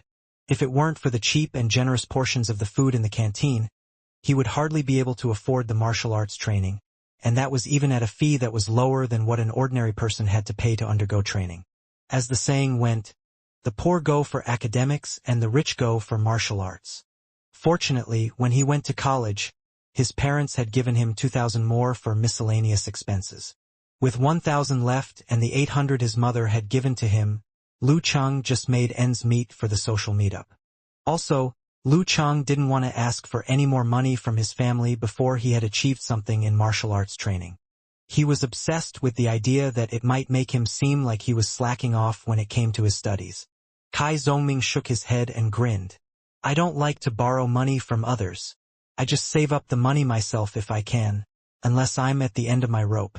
However, if that happened, would I still be foolish enough to not ask for money from them? We're brothers. I'd help you out however I could, Lu Chang said, thinking of himself. He murmured enviously. I have no idea when I will have the opportunity to ask Yan Zhika out on a date. Excluding the board expenses, he had 700 yuan left, which would be enough for several dates combined with the money he'd received during the new year, and everything he'd scrounged up. But how could he talk to his parents about increasing his living expenses after he used up the money he'd been given? It was a sad state of affairs for students that didn't have any other sources of income, not to mention whether you two are close enough or if you'll even have the chance. Looking at your upcoming schedule is pretty hopeless as well since you don't have much time available. Kai Zhongming laughed. With special training every day and your duty for the martial arts club competition during the weekend, how can you spare any time for dating? By the time the group competition is over within mid-December, assuming we haven't been knocked out, you may have some time for yourself. The amateur ranking event at the end of December would be a good excuse for a date, so start saving up money now. I'll stop myself from carelessly spending the 700 yuan. Lu Cheng nodded his head. Geez, he was too busy even to have a part-time job. After chatting with Kai Zhongming, Lu Cheng noticed a reply from Yan Zheka. She also joked about his silly smiling during the interview, which would be a blemish if it were made into a sticker pack. With a silly smile on his face, Lu Cheng held his cell phone and chatted with her eagerly. At the end of November, winter had already arrived and the wind blew with a chill. However, the gym of Songcheng University Martial Arts Club was bursting with excitement and the noises inside were loud enough to shake the heavens. It was not only the first battle of the regional group competition of the National University Martial Arts Competitions, but also the most important for the Songcheng University Martial Arts Club. During the previous knockouts, Lin Ke had fully displayed his might and defeated Neihai Normal School. In his fight with Chinyang University, he had won 2 rounds consecutively and brought the 2 strongest opponents down, but bowed out of the 3rd round due to exhaustion. Afterward, except for the second fighter Sun Jian unexpectedly suffering an injury while entering the ring, Songcheng University Martial Arts Club had joined the group competition smoothly. Teachers and students of the whole university had greater expectations than previous years due to Lin Ke and his excellent performance. After such a long time, the martial arts gym was once again filled to the max with spectators. Besides Songcheng University, the group consisted of Shanbei University, Guanan School, and Lucheng University of Science and Technology. Among these, Shanbei University was the champion last year. They had all of the same leading players as before and were far more superior than Songcheng University at the moment, while Lucheng University of Science and Technology was weak and had reached the group competition by chance during the drawing. For Songcheng University, Guanan School, which was at the same level as they were, was the major obstacle blocking them from entering the top 8 of the division. The first match of the group competition, Songcheng University versus Guanan School. Guanan is actually a bit stronger than us. However, they ran into Sanjiang College and were defeated in the first round of the knockout with a result worse than ours. So, we have the home advantage and are evenly matched with Guanan. Wearing a black old man cap, Geezer Shi was explaining the situation of Guanan School Martial Arts Club to the leading players and substitutes.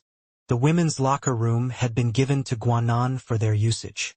Lin Hua and Guiqing were also in the men's locker room, in which the bathroom was separated by compartments. Acting as the logistics officer, Lu Cheng stood to the side, listening to Geezer Shi's introduction with curiosity. Now and then, shouting could be heard from outside. Songcheng University! Songcheng University! Songcheng University! Songcheng University! The deafening shouts bore a sea of enthusiasm. Standing among thousands of cheering fans, Lu Cheng felt his head numb and body trembling. His blood was boiling and he wished he could be the next to fight for Songcheng University Martial Arts Club. After 1 month of hard training, he had pretty much mastered the meditation and all moves of 24 blizzard strikes. Practice after practice and progress after progress. He had no idea which level he was of as the pair exercise had been removed from the special training since the start of the partition contest. Bringing himself from wild thoughts back to Geezer Shi's talk, he returned to reality of his first ever martial arts competition event and pre-combat locker room experience. Geezer Shi, of the same unconcerned old man look, appeared more serious than usual. Facing his leading players, Lin Ke and Chen Zhonghua, and some substitutes, he said, "The strongest player of Guanan is Gu Yu, the manager of their martial arts club, and the son of their coach Gu Jin." Lu Cheng could hardly hold his laughter. Instead of giving a solemn speech, Geezer Shi began with the opponent's family background. Geezer Shi suddenly switched the thread of his talk. "Don't you feel relieved knowing he has used backdoor connections to get to this position? Hey, he has his backdoor connections, but he also has solid skills. He took part in the professional ranking event this April for the very first time and got the 9th pin certificate smoothly, around the same time as your qualification, Lin Quebec." Lin Ke nodded slightly as if it were no news to him. "Gu Yu is tall and sturdy, firmly built with great might. He's a very tough fighter. Hear me clearly. Very tough. Geezer Sure cleared his throat before continuing. I believe you've watched his fights. Here I'll focus on 3 aspects. First, don't be fooled by his great might and tough moves into ignoring his advantage in physical strength. Except for one time when he was defeated by Chu Hui from Sanjiang. He was always the one to take the lead of his club and fought through the 3 rounds without showing much fatigue. He took a quick glance at Lu Cheng, the monster that never felt tired, as if crying for a match of endurance for him to win.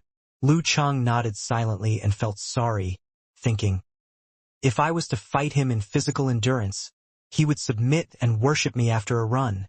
The second, he is very cool-headed and able to defend himself calmly in front of an opponent specialized in skirmish fight. Instead of following about blindly, he usually waits patiently for the rival to make moves and then react accordingly. He either drains the opponent's physical strength or leaves a weak point on purpose to lure the rival into a lock. Afraid of neither injuries nor shortage of energy, he inclines to finish a fight quickly by playing tough. Geezer Sure took another look at Lu Cheng, wishing he was strong enough to be the nemesis of Guyu, as his physical strength would never run low to reveal weak points. We could do it in his way for 3 days without a stop. It would all come to a point who felt sleepy the first. Lu Cheng let his imagination go wild. Sadly, it wouldn't be a good match for the audience. They would probably give fingers to me and my deceased ancestors. Also, who would possibly want to watch my fight ever again? Better keep it in my mind. Geezer Sure took out a metal wine pot like a magician. He had a big sip and enjoyed it loudly. The last, according to my observation and the information Lin Hua has gathered, Guyu is very proud and arrogant. Certainly, he will be the first one to fight today, as he doesn't expect any of his club mates to sap Lin Kei's strength. Lin Hua's best friend, a student of Guannan School, had become a secret informer. Lin Kei, you go first. Meet strength with strength. Defeat Guyu and bring down Guannan's morale.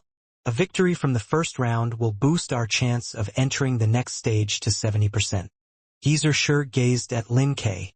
Lin Kei, in the black-edged white martial arts suit of Songcheng University, clean and fresh, answered with no facial expression to Geezer Sure's arrangement.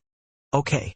You can pretend to play skirmish fight today to trick Guyu into leaving an opening and grab this opportunity to defeat him with 24 blizzard strikes. Injuries may happen and you may run low on physical strength quickly, but go wild and suppress him completely. Knock him out as fast as you can and don't give him any chance to counterattack, continued Geezer Sure with his tactical plan. Lin Kei thought about it and nodded to give his consent. In this way, you won't have much strength left for the second round. If Jilan is your next opponent, do your best and we have a chance to score another win. However, if it's Fei Sanli, exhaust him and enrage him to earn a good start for our second fighter, Chen Zhonghua. Geezer Sure turned his eyes to the thick-eyebrowed Chen Zhonghua. Fei Sanli is more or less of your league. Known for his brutal and vicious style, he often goes for the rival's eyes and hair. An actual combat has no limitation, so his moves, maybe annoying and unpleasant for the audience, are perfectly acceptable. Protect yourself from his nasty moves or all the work we've done will be wasted. Chen Zhonghua conned his words carefully and then answered, Yes, I'll be careful. As long as nothing goes too wrong, it shouldn't be a problem for you to take Fei Sanli down. Unless you are injured, play hard in the last round. Jilan was recently qualified for amateur second pin. Press her hard enough and she will break down and miss your shortage of strength. Geezer Sure went on to analyze and arrange. His words had obviously strengthened their confidence in winning this contest. In case you are wounded by Fei Sanli, push it close to drain Jilan's energy, building up advantages for our last fighter, Li Mao. Geezer Sure fixed his eyes on Li Mao and said, You are 1 level lower than Jilan, but a victory over her shouldn't be hard as long as Lin Kei and Chen Zhonghua can finish their share. What a pity that brother Sun Jian is injured and brother Wu Dong has quit the club. Otherwise, the victory would be in our bag, said Guqing with a tinge of emotion. Wu Dong left the martial arts club after his recovery, as he was ashamed of the defeat dealt by Lu Cheng and busy with job hunting. His every encounter with Lu Cheng felt like loud slaps right on his face. Geezer Sure sneered loud. Wu Dong? He's pretty much wasted. He wouldn't be a match for Li Mao if he was here. Li Mao, are you doing all right? Li Mao swallowed a spittle. Listening to the loud hooray outside, he nodded heavily. So our fighters and the order are set. Lin Hua and Guiqing, you are the substitutes. Geyser signaled Lu Cheng to write down the arrangement for the match supervisor who was waiting by the side. Before a fighter got in the ring, in case of a reoccurrence of some old injury or any special circumstance, a substitute could go in instead. However, if the fighter was already in the ring, he couldn't be replaced and would lose the combat even if he passed out before the fight started. Lu Cheng quickly wrote down the list Geyser had just arranged and gave it to the match supervisor waiting by the door. The supervisor accepted the piece of paper and strode out. A few seconds of sudden silence was followed by a loud cheering. Come on, Songcheng University! Come on, Lin K! Lin K! Lin K! The hooray hit Lu Cheng's heart like an electric current. He longed to fight more than ever, to be the one at the center of the ring for these wild and surging screams and attention. Next year, he quietly tightened his fist. The shouts and cheers quieted down both locker rooms. The martial arts atmosphere is awesome in Songcheng University. Indeed, a great martial arts school with a long tradition. The bald Fei Sanli from Guanan School was stunned. Sitting on the metal bench calmly, Guyu slowly put on his bracers and then suddenly stood up, with his strongly built body bringing an intense oppression to the people around him. A great martial arts school with a long tradition? Maybe 10 years ago. Now it's a group of losers. Not a match for our Guanan. Guyu moved his neck left and right and turned to his father, Gujin. Let's go. Gujin and Guyu shared a very similar face with a high-bridged nose and deep eyes as if they were both multiracials. The most significant difference lied in their hair. One had turned gray and the other was short and spiky. Guyu rubbed his hands against each other before making his way toward the door. Let's go. Let's go.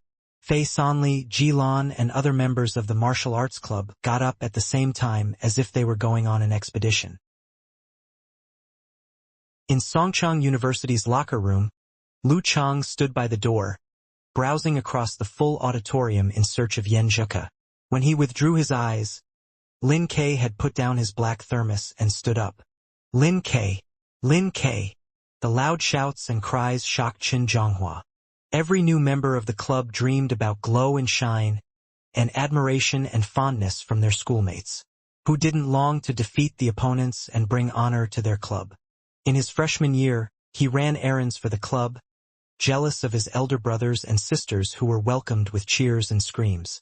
Then, in the second year, he finally became one of the leading players and fought in 2 knockout competitions and 3 group competitions for Songcheng University Martial Arts Club, where his name Qin Zhonghua was shouted and cried out loud. That was the moment of glory he would never forget. However, year after year their defeat drained the passion of their supporters and the martial arts club was no longer the hit in their university. He gradually lost his ambition in winning the match and began to worry not to fall. All that still mattered to him was his position. When it came to his third year, they lost in the second round of the knockout stage. Few people sitting in the auditorium shouted his name.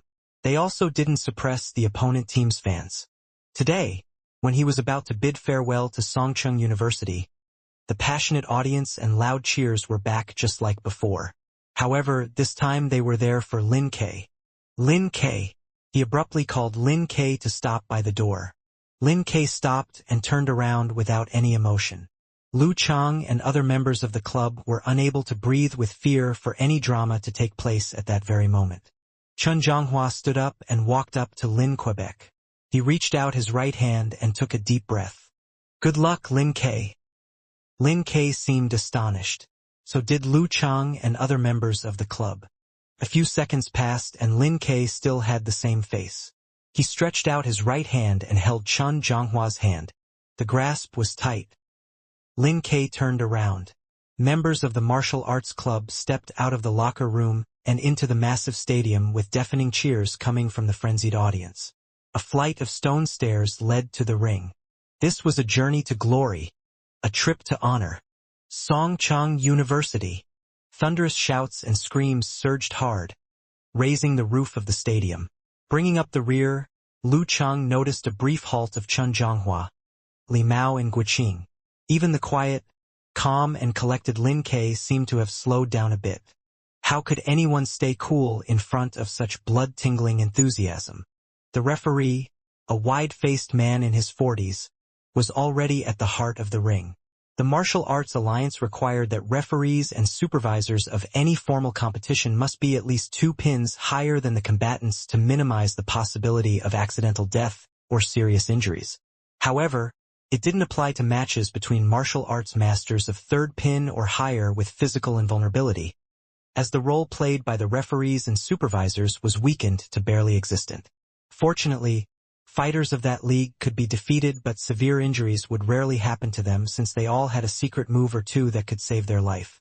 The gentleman of professional 7th pin took a good look at Songcheng University Martial Arts Club and Guanan School Martial Arts Club in their respective resting area.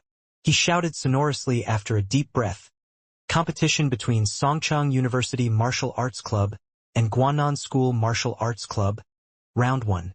Lin Ke versus Gu Yu." Without Liang Yifun's talent, he had to seek help from a megaphone to send his voice out above the screaming audience. More screams and louder cheers. The atmosphere inside the stadium was pushed to the apex. The leading player of both teams would fight in the first round. Gu Yu loosened his limbs and shook the robe off his shoulders.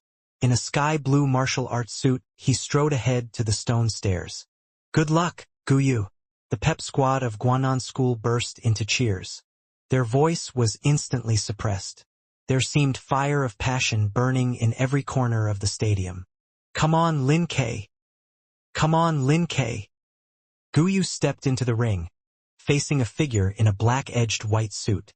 Lin Ke touched the school logo of "All Peaks Under My Feet" on his chest as his face twitched slightly, which was soon replaced by his usual calmness and coldness. He bowed with no emotion at all. "I don't understand why you are such an idiot, choosing Songcheng University. Don't you know the martial arts club there has become another name for a garbage dump? If you came to Guanan, you could fight into the national finals this year." In accordance with established practice, the referee announced a 3-minute conversation time prior to the actual fight where the 2 combatants could catch up or throw some hurtful remarks. Gu Yu didn't waste this spiritual combat. This practice applied to the first round only. Before the second and last rounds, fighters weren't even given time to catch breath. Lin Ke calmly stared at him without a word. Why not say something? Afraid of revealing the rage or regret deep in your heart? Gu Yu pushed and pushed like a jerk, attempting to tear off Lin Ke's annoying calm face before the actual fight. The timer of 3 minutes would soon tick, but Lin Ke's face remained the same, which started to bring frustration to Gu Yu. Words jumped out of his mouth. "Do you have autism? Or are you a natural deaf?" He didn't expect an answer, but to his surprise, Lin Ke began to talk in a cold, flat tone. "To the weak I have nothing to say. Nothing to say to the weak. The weak." All of a sudden, rage flooded into Gu Yu's head, turning his eyes blood red. At this moment, the referee stretched out his hand and pressed down the timer. "Fight!" Gu Yu dashed forward on his side in an aggressive manner, trying to force Lin Ke into a close melee. Lin Ke moved to the side and swayed his hip to throw a powerful punch with each of his hands at Gu Yu's left and right temples. His feet seemed to be solidly planted on the ground. Gu Yu leisurely lowered his center of mass and raised his hands to block Lin Ke's strike. He then turned into grasping hands to lock Lin Ke. Lin Ke took another step sideways to dodge the catch. His body twisted and waist pulled to launch a low kick at the opponent's shin. As soon as the kick was blocked, he quickly changed his position and put on a classic skirmish fight posture. Skirmish fight. According to the information we have collected, his endurance is not a match for mine. Skirmish fight will consume his strength faster than me playing defensive. Why would he feed my advantage with his weak point? Would it be a trap? As Gu Yu thought about all possibilities, his hands in the form of 2 iron plates worked together with his legs to provide perfect defense. Lin Ke stepped to the left and Gu Yu shifted his position and weight accordingly. Suddenly, Lin K straightened his spine and moved his weight back to the previous position like a snake. His palm cut to the opening Gu Yu left on the side. What the heck? In a little frenzy, Gu Yu's head was clear and fast at making decisions. He bent over with his knees twisted and got away from Lin K's palm. He quickly adjusted his weight and raised his hands to block Lin K's further attacks. Bang! Seeing no opportunity, Lin K moved away and continued with skirmish fight, throwing surprise punches at Gu Yu here and there. That was close. Lin K's control and adjustment of weight have almost reached the Danchi stage. No wonder he has chosen skirmish fight. He's seeking opportunities to take me ruthlessly by surprise. Gu Yu played a safe defense while speculating. I can't play defensive forever. I need to create an opportunity to drag him closer. If his swiftness plays on, there will be more problems I'll have to deal with. As this idea became clear, Gu Yu acted to be out of patience. Upon another sneak strike from Lin K, he stepped out to counterattack, leaving his footwork in chaos. Bang! Lin K didn't let go of this opportunity. He moved to the front of Gu Yu and hit his right shoulder blade with his palm. Excellent! Cheers came from the audience. A ferocious grin climbed on Gu Yu's face. His left hand, seemingly well prepared, rolled up to grab Lin K's arm as his feet stepped forward to stay close enough to Lin K to give a fatal dash. At this time, a sharp sound of wind came to his ears, and a scene of a winter blizzard flashed across his mind. His face actually felt a stabbing pain. Lin K advanced straightforwardly with calmness and craziness coexisting in his eyes. He curled his free hand into a fist and punched madly like a barbarian. The speed of his punches was beyond imagination. Gu Yu dared not show slackness in this bout and quitted his powerful dashing move after weighing the good and bad. His right hand flicked and left hand blocked his head, resuming the safe defense. Lin K's punch was followed by a powerful kick, an elbow hit and a knee kick. Gu Yu felt that he was standing in a vast ice field, facing an overwhelming snowstorm. He could barely breathe. In Songchang University Martial Arts Club's resting area, Lu Chang stood up subconsciously. This is the first 8 hits of 24 blizzard strikes. He watched Lin K's offense become intenser and intenser, draining his strength while taking some energy from Gu Yu's blocks by constantly adjusting his weight and muscles. The pair seemed connected by a spring. One taking a step backwards would result in the other to advance faster, pushing the craziness and fierceness of blizzard strikes to the next level. Fear grew in Gu Yu's mind as the fight continued. He felt exposed in a fierce snowstorm. He would die if he sat put, but he would soon run out of strength if he struggled. Less and less strength was left. Colder and colder his heart became. This is the essence of 24 blizzard strikes. It doesn't lie in a move or a style. Lu Chang was stunned. Every single detail of his 1-month practice replayed in his mind. He broke them down and then blended them into one. His hands were itchy and he felt desperate to try it out. 24 blizzard strikes consisted of 3 groups of 8 moves each. Lin K was performing the essence of the first group, Brutal Blizzard. Pong! Bang! Sounds of physical collisions gradually covered the screams from the audience. Bang! A figure repeatedly retreated until another kick at his chest sent him down the ring. After a brief silence, waves of hooray broke out again. Lin K! Lin K won. Gu Yu got up, breathing heavily. He couldn't believe he had been defeated like this with very few opportunities to fight back. The ache in his chest was unbearable. He squinted at Lin K, who was standing in the ring panting. He let out a low hum and returned to the resting area. Gu Yu spoke to Fei Sanli through grinded teeth. Don't give him the time to catch breath. He can't hang on much longer. Fei Sanli touched his bald head and laughed. He ran up the stone stairs and got in the ring. Without the referee's announcement, he started his footwork and dashed into Lin K. Lin K didn't dodge. Instead, he took a step sideways to close up the distance between Fei Sanli and himself and started a tough hand-to-hand combat. Fei Sanli refused to back off.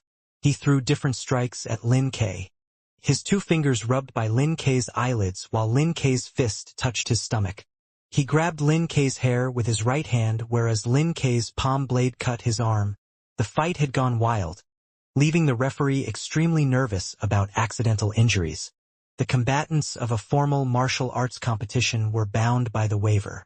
However, the referee would still be investigated for any intent or improper disregard. After 2 or 3 minutes, the two figures suddenly separated. Lin Kei was trembling with his eyes squinted and nose bleeding. Fei Sanli's face was badly beaten and legs shivering, as if he was about to rub his bruises right in the ring. The referee looked at them carefully and raised his right hand. Fei Sanli won. The outcome was clear. He stopped them before things went too far. Earth-shattering boos broke out. The audience was disgusted by Fei Sanli's hooligan style. Lin Kei held a breath and went out of the ring with no delay, as he didn't want to give Fei Sanli any time to recover. Chun Zhonghua suddenly stood up, shaking his arm muscles. He strode up the stone stairs, brushing past Lin Kei. Lu Chang stepped forward to give Lin Kei a hand. He felt Lin Kei was extremely weak, just a breath away from passing out. "Thanks," Lin Kei murmured quietly. "You're welcome," said Lu Chang sincerely with his eyes locked on him. "Your 24 blizzard strikes is brilliant." It drained his strength in a terrifying way. Lin Kei could barely make it through the first round. "What a perfect match with my style. I have no concern about running out of strength. Master has chosen this martial art set for me for a reason." Chun Zhonghua was in the ring, facing the fiercely beaten Fei Sanli, who breathed heavily. The scene changed suddenly as if he went back to his very first fight for Songcheng University Martial Arts Club. It had been a really long time, but everything was vivid like yesterday. "I was once high-spirited and vigorous. I was once full of patriotic fervor. I was once here with glory and shine." Cheers and hooray echoed by his ears, loud and intense. "Come on, Chun Zhonghua. Come on, Chun Zhonghua. Come on, Chun Zhonghua." Chun Zhonghua looked lost, unsure if he was in a dream. His eyes slightly flamed with emotion. He gazed at Fei Sanli like a hungry tiger and sprang at him in his snake steps. "At the end of my youth, I can burn another fire. I am the manager of Songcheng University Martial Arts Club." Keeping his center of mass low, Chun Zhonghua made his way up with his zigzag snake steps as if a heavy truck was about to run over Fei Sanli. The fight between Fei Sanli and Lin Kei was diamond cutting diamond. Although his vital parts were missed and those punches he failed to dodge were not with full strength, Fei Sanli was still hit black and blue with his legs sore and body aching. Facing the much taller, heavier, and stronger Chun Zhonghua, he dared not take it lightly. Considering his current body condition, he swiftly made a step to the left to avoid frontal conflict. Similar to the round with Lin Kei, Fei Sanli's moves seemed predictable. As soon as he made his move, Chun Zhonghua instantly changed his footwork and picked up his speed, charging at the opponent like a heavy water buffalo with sharp horns. His overwhelming bearing and terrifying strength shook the ground under Fei Sanli. With no knowledge of yin-yang stance, Fei Sanli was unable to coordinate his body, withdraw his weight and fight off inertia in this position. However, it was not the first time he was cornered in such a situation during his years of martial arts practice. He shrank his body immediately and squatted down to avoid the bump. Meanwhile, his right hand stretched out toward Chun Zhonghua's crotch, the most vulnerable part of every man. Watching the fierce confrontation on big screens, many male students in the audience felt a chill down their crotch. It seemed like Chun Zhonghua's vital part would be grabbed before they collided. If he attempted to overcome the inertia with a rush dodge, his footwork would be completely messed up. "This one will hurt. What to do?" The audience was on edge. Fei Sanli was delighted with his quick reaction, which would successfully turn the tide and put the rival into a very dangerous dilemma. Chun Zhonghua is too impatient and reckless. All of a sudden, his eyes dazzled as Chun Zhonghua's feet were both off the ground. Off the ground? Isn't it the taboo move in the body refining stage? How can he keep his footwork and control his weight to prepare his body for attacks with both feet off the ground? Can Chun Zhonghua fly? As thoughts mingled in his head, Fei Sanli looked up to a black shadow falling to his head. Chen Zhonghua was no Chu Hui, and of course he couldn't fly. To avoid Fei Sanli's crotch-grasping movement, he jumped up and threw his entire body at Fei Sanli. This unconventional move gave the already cornered Fei Sanli no chance to respond. Chen Zhonghua's long and heavy body, strengthened by the inertia, was coming down like the Mount Tai. Fei Sanli attempted to curl up and roll forward to avoid the attack, but it was too late. Chen Zhonghua fell on him heavily. Pong! The two were both down on all fours. Chen Zhonghua took this opportunity to grab the dazed Fei Sanli by the wrists, and was about to strangle his lower body to prevent knee kicks. This basic technique of the casting and throwing genre pulled the fight into Chen Zhonghua's field. Fei Sanli would not sit still for his defeat. His legs struggled to break free and his hands flicked to fight the catch. Kai Zhongming in the auditorium, having his lips half open, murmured, "Looks like a damn raping scene." Lu Chang shoot at the mouth and whispered to himself, "It is literally rubbing on the ground." Abruptly, Fei Sanli went for a headbutt at Chen Zhonghua's nose to break away from this difficult position at all costs. The experienced Chen Zhonghua stayed calm and got away from the headbutt by flipping over with strength from his waist and back. Lying under Fei Sanli, Chen Zhonghua then tightened his legs and started rolling. The pair rolled on the ground where one attempted to control and the other tried hard to break free. There were collisions and catch moves here and there as the fight went on. Suddenly Chen Zhonghua let out a loud shout and threw a headbutt to give Fei Sanli a taste of his own medicine. Bam! As two heads smashed into each other, the two both felt dizzy, accompanied by a sharp pain and tinnitus. There seemed golden stars jumping in front of their eyes. The scuffle came to a halt. Chen Zhonghua on top of the exhausted Fei Sanli came back to consciousness first and tightly locked Fei Sanli's hands behind his back. He pressed the opponent's face to the ground. Chen Zhonghua won. The referee observed the situation closely and announced the result. Terrific! Chen Zhonghua! Chen Zhonghua! Chen Zhonghua! The audience burst into a thunderous hooray, filling up the entire stadium. Chen Zhonghua rose unsteadily to his feet. Dizziness was still there in his head, but his eyes were filled with excitement and joy. I can do this! I'm here enjoying cheers and applause. I'm the manager of Songcheng University Martial Arts Club. Wouldn't that cause a concussion? Said Lu Chang, touching his forehead. Martial arts competition was not something for the show. It was so brutal that accidental injuries and death occurred every year. Geezer Sher, standing next to him, answered leisurely. It would, but nothing severe. Once you are in the ring, forget about injuries and death. Leave those to the referee. Lu Chang took a deep breath and swallowed down his words. He was only a young student. A dead silence hovered over the resting area of Guanan School. Coach Gu Zhen and manager Gu Yu said no word. They had one last combatant left. But the opponent seemed still capable. Jilan, he's suffering from the concussion. Play skirmish fight to worsen his dizziness, and seize any opportunity to knock him out. Gu Zhen turned to the girl next to him. Jilan, with short and thin hair, was very boyish. She pursed her lips and left her seat. Up the flight of stairs she went when Fei Sanli staggered down with dizziness as if lines were circling in his eyes. In the ring, Jilan approached and threw a kick at Chen Zhonghua, which was blocked. She drew back to create some distance and kept her footwork. She seemed better at kicks. Side kicks, low kicks and swing kicks. She moved agilely with her flexible footwork and great strength in her lower body, little by little pushing the giddy Chen Zhonghua into a frenzy. Jilan suddenly dived forward and targeted Chen Zhonghua's shin with her right foot, to which Chen Zhonghua appeared unable to respond. As Jilan's foot reached his shin, Chen Zhonghua abruptly grabbed her shoulders. His face was distorted with pain, but his body pressed forward instead of leaning back. Tightening his grasps and pressing his body, Chen Zhonghua, ignoring the possible injuries, attempted to pin Jilan down with the same trick and win another fight in his field of specialization. A chill hit Jilan's heart. Her legs span and strangled Chen Zhonghua's upper body like a pair of scissors.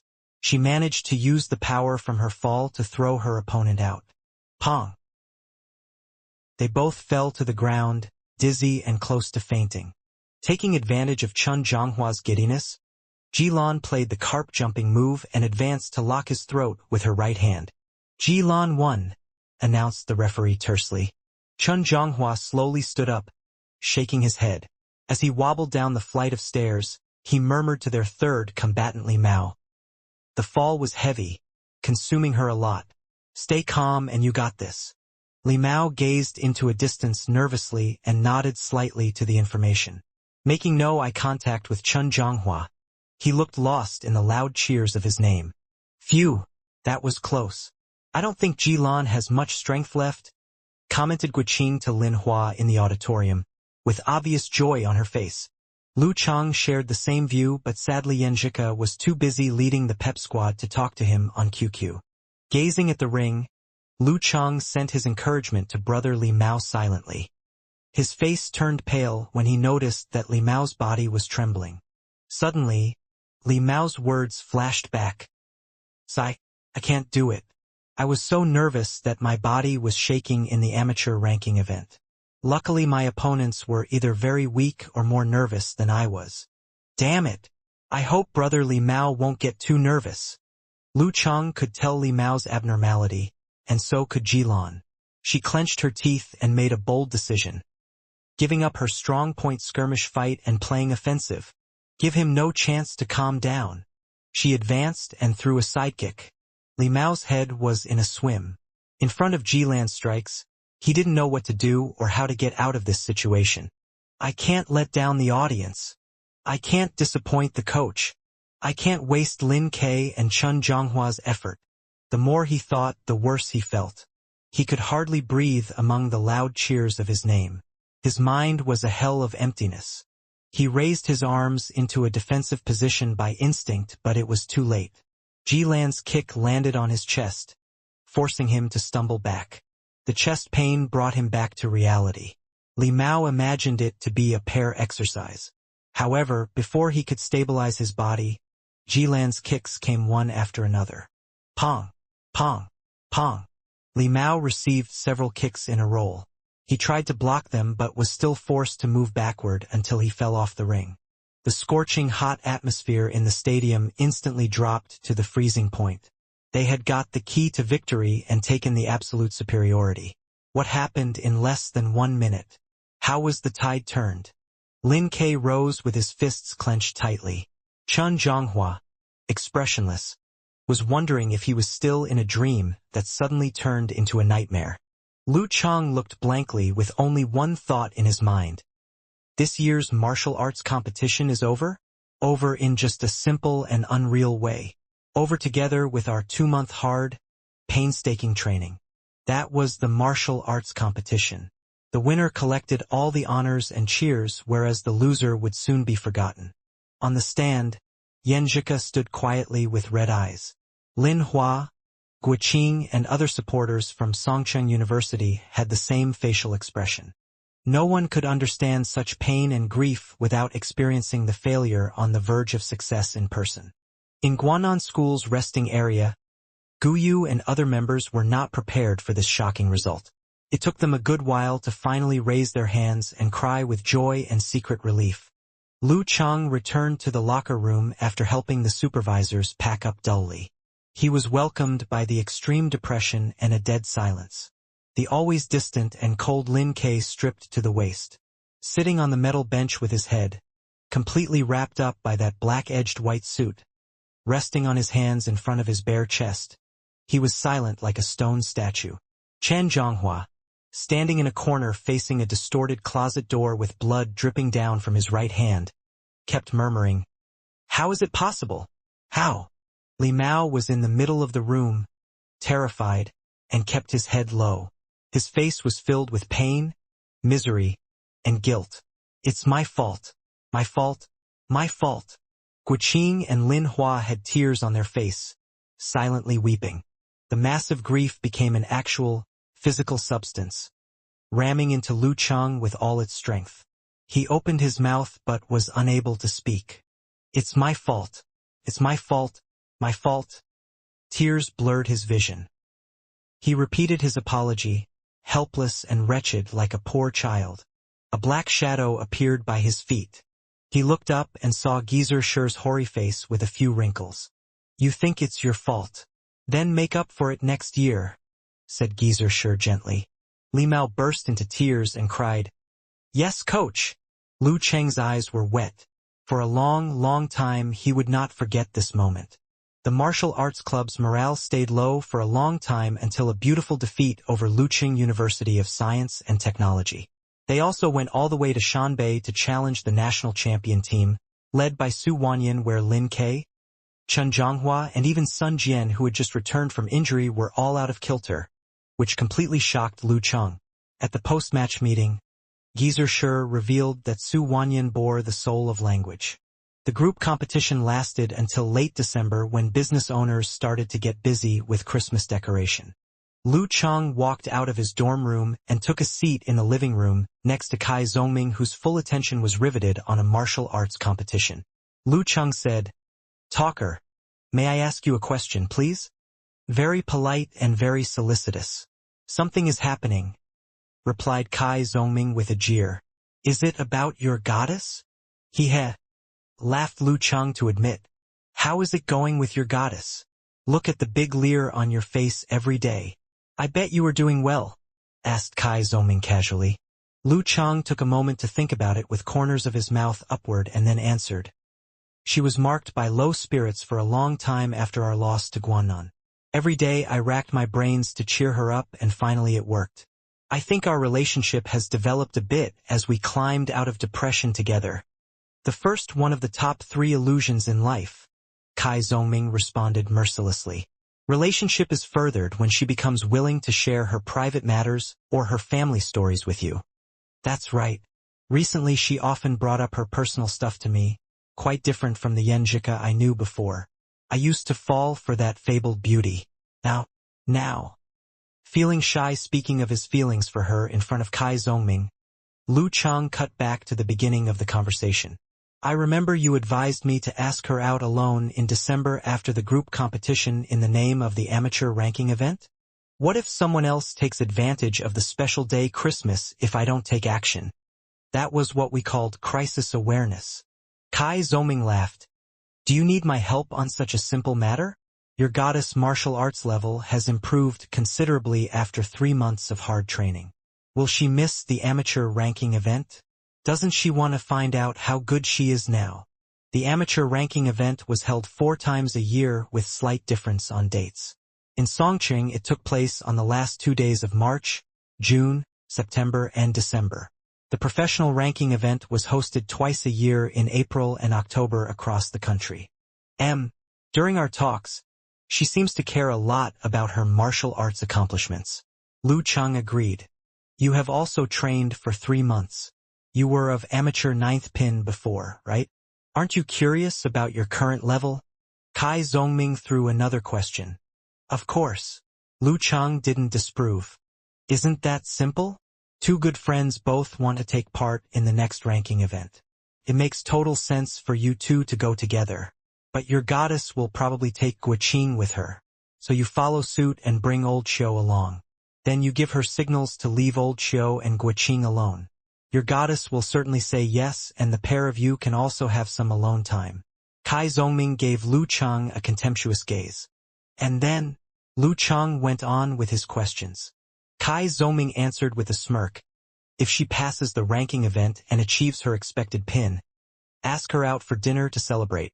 But if she fails the event, invite her out for a meal to comfort her. Anyway, you can always make up some reason to go out with her alone. If you have some time to kill before the meal, watch a movie or have a coffee together. Pick somewhere quiet. My goodness, it's all cliché. Lu Cheng was tempted to write everything down. Kai Zongming started to rub his stomach and said with a frown, I'll go to the bathroom first. Talk more later. Watching him go in the washroom, Lu Cheng withdrew his eyes and fell in a trance thinking about asking Yenjika out. Such a nice girl as her must have many admirers. Someone else might forestall me if I hesitate and wait. But are we close enough for a date? Will she go out with me? Isn't it too brusque? What if we couldn't be friends anymore? Does she have unrequited love for someone? Swayed by considerations of loss and gain, he felt sweet then sour as different possibilities screened in his mind. Lu Cheng lost track of time until the commentator started to review the fight at the end of the martial arts competition. Where am I? What am I doing? I'm seeking advice from Little Ming. Where is Little Ming? Still in the toilet? Lu Cheng turned around to the direction of the bathroom. It's been over half an hour. Even the competition is over. How come Kai Zongming is still in there? Does he faint? He heard toilet flushing as his concerns grew. The toilet door was open and Kai Zongming slowly came out, leaning against the wall with no strength in his feet. Talker, are you all right? Lu Cheng got up and made his way to Kai Zongming. Kai Zongming answered through clenched teeth. Bloody hell. Terrible constipation. Terrible constipation. Constipation. Lu Cheng didn't get it at first, then suddenly came to realization. Ha ha! Laughed him out aloud. Plain rice with chili sauce every day. You deserve it. Ha ha! You asked for it. No wonder he was in there so long. Little Ming didn't strictly follow his money-saving plan, but he was doing pretty well. At least one meal each day of his was plain rice with chili sauce. It had lasted for days prior to Christmas until he got constipation. Ha ha! Kai Zongming sat down helplessly, putting up with Lu Cheng's ridicule, and joked along. Damn it! My bum hole hurts.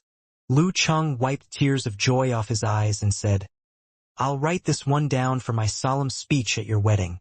I'll tell everyone you once sacrificed so much for love. How touching.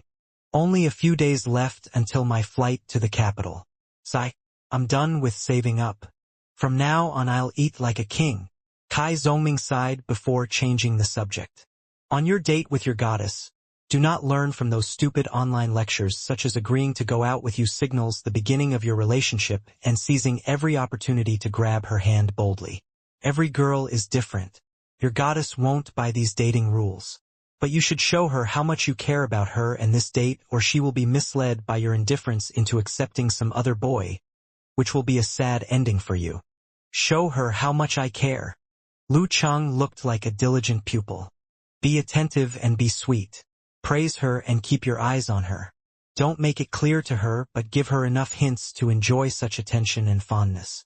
Keep it in mind that don't confess your love too early.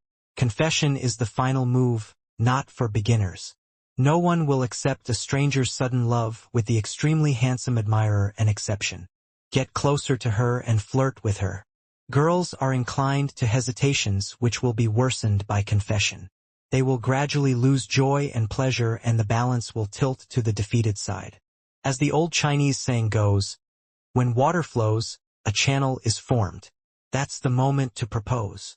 Kai Zongming played the Casanova role to the full. With tips stacked in his head, Lu Cheng went back to his dorm and turned his computer on to gather information on the next amateur ranking event. He logged on his QQ and shot a message to Yen Zheka. I'm thinking to sign up for the next amateur ranking event. What about you? Yen Zheka was online. She immediately sent back to an encouraging fist emoji. I was just about to ask you the same question. I'm signing up for sure. Heh. Something in common. Lu Cheng wanted to say, our hearts beat in unison, but instead he typed, I've checked the application form. It costs 500 yuan and will take place in the Songcheng Martial Arts Stadium. Which level are you signing up for? 5th pin. Yen Zheka sent a wicked smiling dog emoji and added, everyone needs a goal. What about you? Me?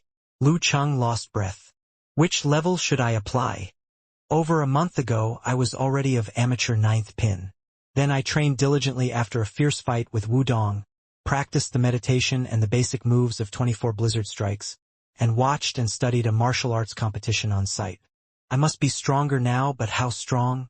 With the pair exercise halted, I have no idea which level I am at now. 7th pin. Lu Cheng sent an I'm awesome emoji. 7th pin? If you fail the ranking event, don't tell people we know each other. Yen Zheka sent a sneer emoji and continued. Send me the form. Let's sign up today. By the way, Ask old Xiao to apply also and I'll work on Qing, giving them another opportunity together. Great minds think alike. Lu Chang sent an emoji of a satisfied guy wearing a pair of sunglasses. He suddenly noticed the date at the head of the form before he clicked the forward button. January? Surfing the internet, Lu Chang came across an old piece of news from a few days ago, stating the martial arts stadium of Songcheng, gradually disintegrated with age, was under repair, putting off the December amateur ranking event for almost a month to the middle of January. Crap!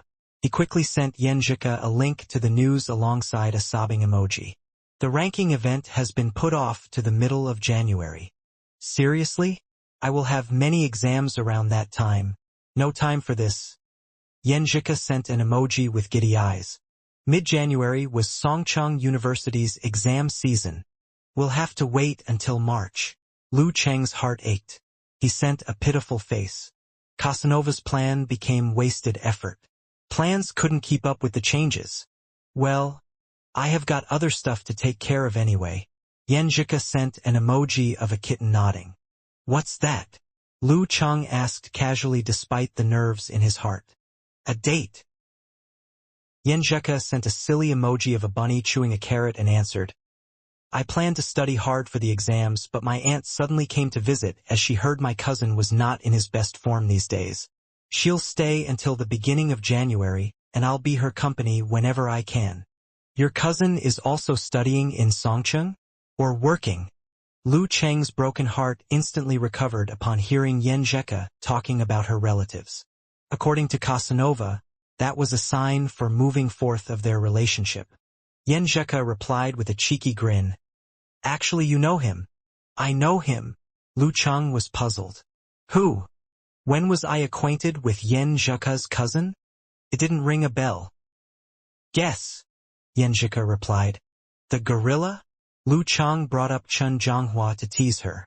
People that Yan Zhika knows that I know are either from my class or from the martial arts club special training. Pooh! What do I have in common with him? When was I ever thickly built? Yan Zhika sent a despised face. Try again. Something in common? Lu Chang suddenly saw the light and sent Yan Zhika's favorite stun dog emoji. Don't tell me it's Lin K. Not bad. Yan Zhika sent a proud smile and added, He's always been my idol. Lu Cheng's hands stopped from typing as a large flock run across his heart. Holy crap! Breaking news. Fortunately, I didn't develop any unnecessary jealousy. I admire Lin K but never envy or hate him. I can't wait to call him my dear cousin-in-law, while clinging to his thigh. But you barely talk to each other? Asked Lu Chang, confused. Yan Zhika didn't use emoji this time. Sigh. Ever since my uncle-in-law passed away, my cousin became a bit introverted. I don't know how to talk to him. Besides, all those girls would bore me to death with love letters for him, dinner plans for him, his QQ number if they knew we are related. Very troublesome. Haha. Lin K would have the same kind of trouble if guys found out he's your cousin. Lu Chang gave Yan Zhika an implicit compliment. Yan Zhika replied a shy smile. The conversation replayed in Lu Cheng's head. He sent an emoji saying, Who am I? Where am I? What am I doing? And continued, So you chose Songcheng University over those in the capital for your cousin? Yan Zhika had always been an excellent student in school and never had a drop of form in any exam. It wouldn't be a problem for her to get in those top universities in the capital Huahai. Lu Chang didn't expect to see her here in Songcheng University at all. Perhaps this is destiny? Fate brings people together from 1,000 li away. Yeah, I'm charged with heavy responsibilities to keep an eye on him and keep him out of trouble. Feels like I was the older one. Yan Zhika sent a cute emoji of lifting a table. The secret vivacity hidden deep in her heart was gradually revealed as the two became closer, especially during their chats online. She seemed quite different from her usual delicate and elegance. People were all complicated with many sides. At the beginning, I felt sorry for you to have missed the capital Huahai. However, now I'm grateful that you are here. At least I have this chance to tell you how I feel. Lu Chang added a silly smile. Following Casanova's instructions, he implied his fondness. Simple, friendly chats would not take them any further. Yenjika sent an exhaling image from the Divine Beast sticker pack and said, "It's okay. No need to feel sorry for me.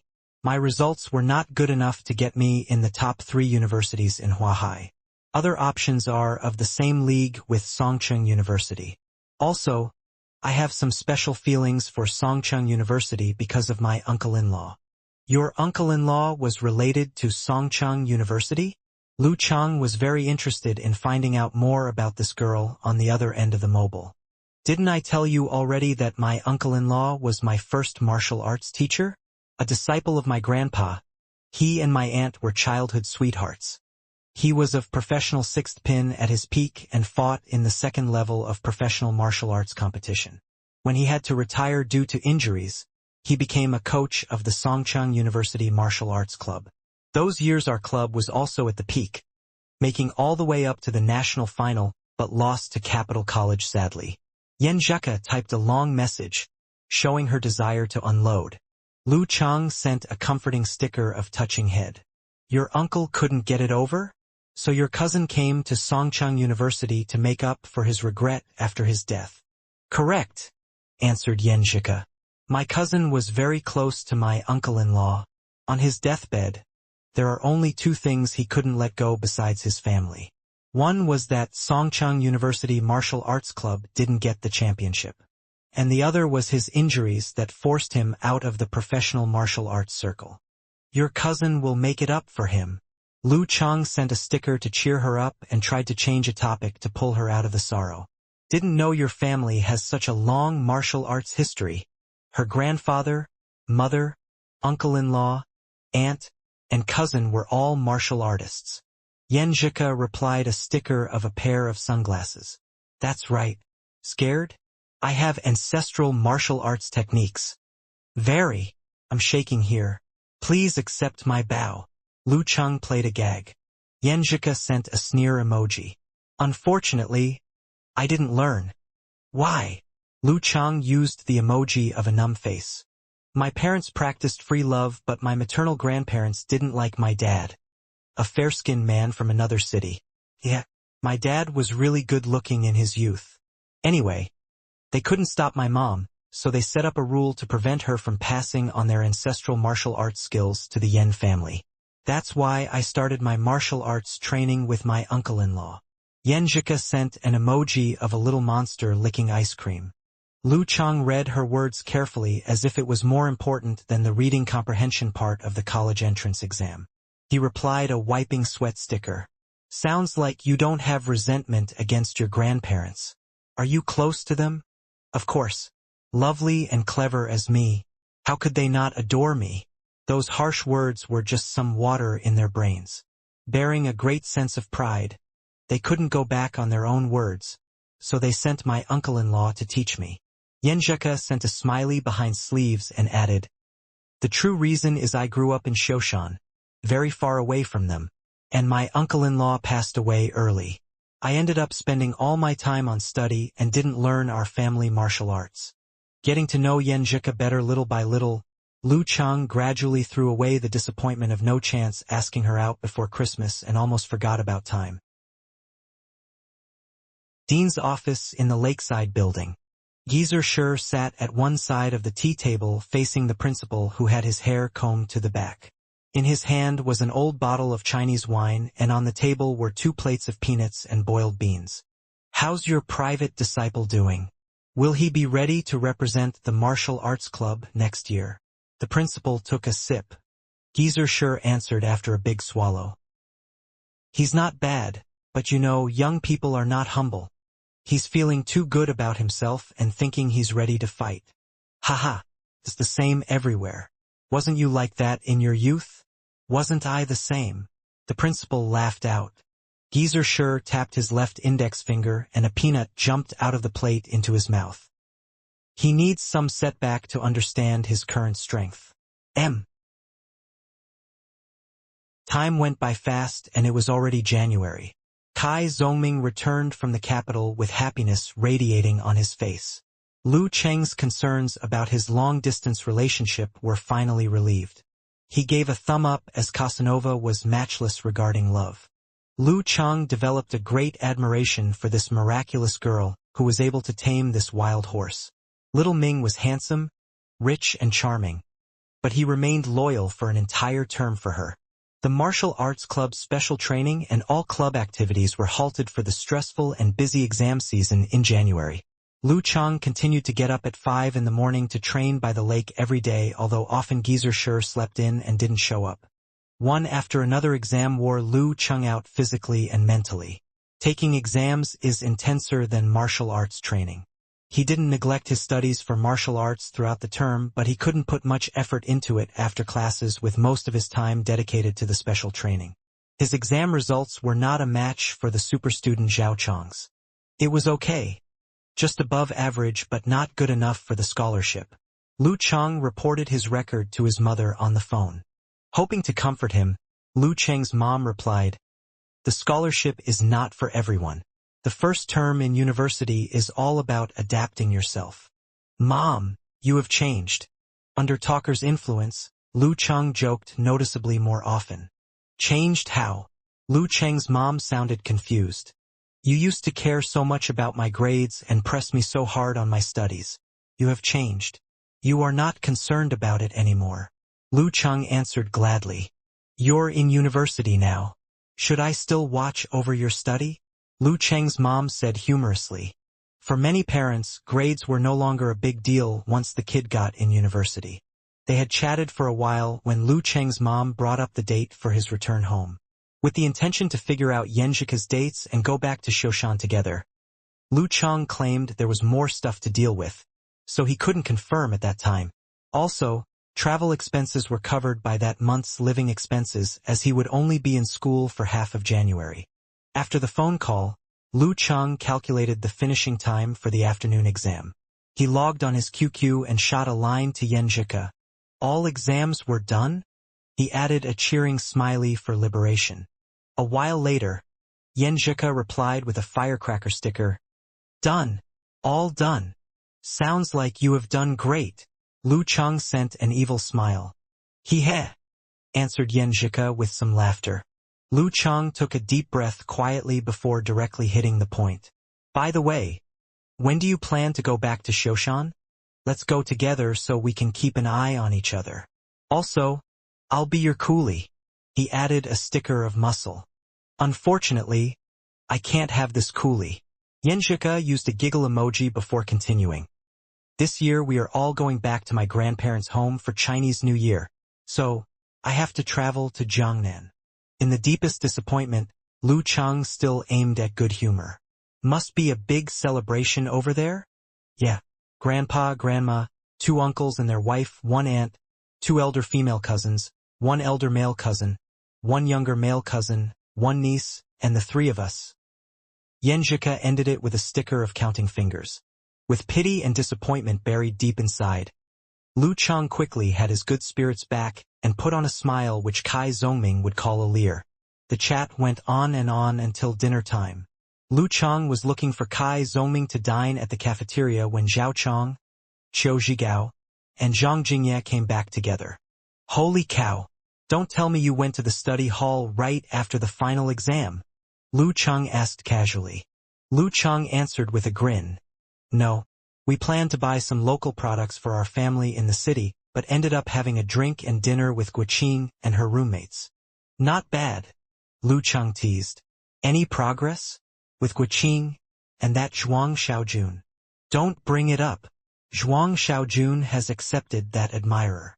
Zhao Chang weaved a deep sigh. "We waited too long." Old Cho laughed.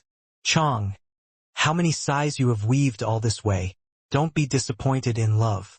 You haven't fallen in love yet. Leave Chang alone. I don't know if he can handle this right now." Zhang Jingye joked along. That the beautiful girl from their dormitory meetup had got a boyfriend was always a sad piece of news, even if they were not really sad about it.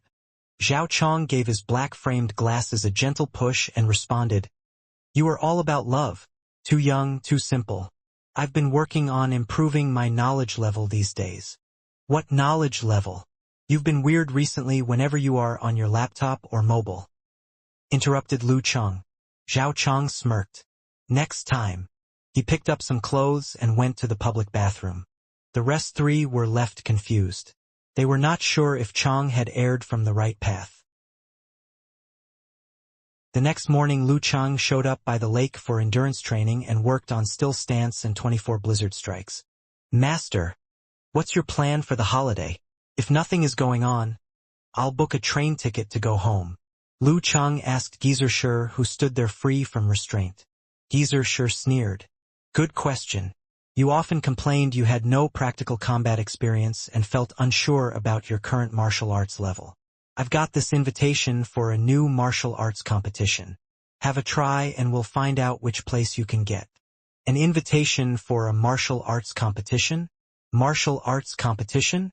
Lu Chang was astonished by confusion on his face. "Am I going to participate in a martial art competition? Which place can I get?" Accepting the invitation, he opened it up and saw neat regular script in black ink saying, "Phoenix Cup Warrior Sage Candidate Challenge Tournament." Warrior Sage Candidate? Phoenix Cup? Challenge Tournament? Instantly Lu Chang felt thrilled with some fear and intense eagerness. "Master, what kind of tournament is this?" asked Lu Chang after a deep breath. Geezer Shur waved his hand. "How would I know? I got it from a contact. Google it. Everything's available online these days." He strolled away from the lake with his hands clasped behind his back. "What a carefree master," Lu Chang whispered to himself while reading the invitation over and over again. His name and the serial number of this invitation were written in a corner. He quickly took his mobile out and started to search online. Phoenix Cup Warrior Sage Candidate Challenge Tournament.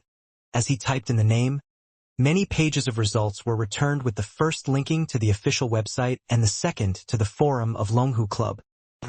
After a moment of hesitation, Lu Chang clicked on the second link and was redirected to a post from yesterday sent by a forum user he was quite familiar with.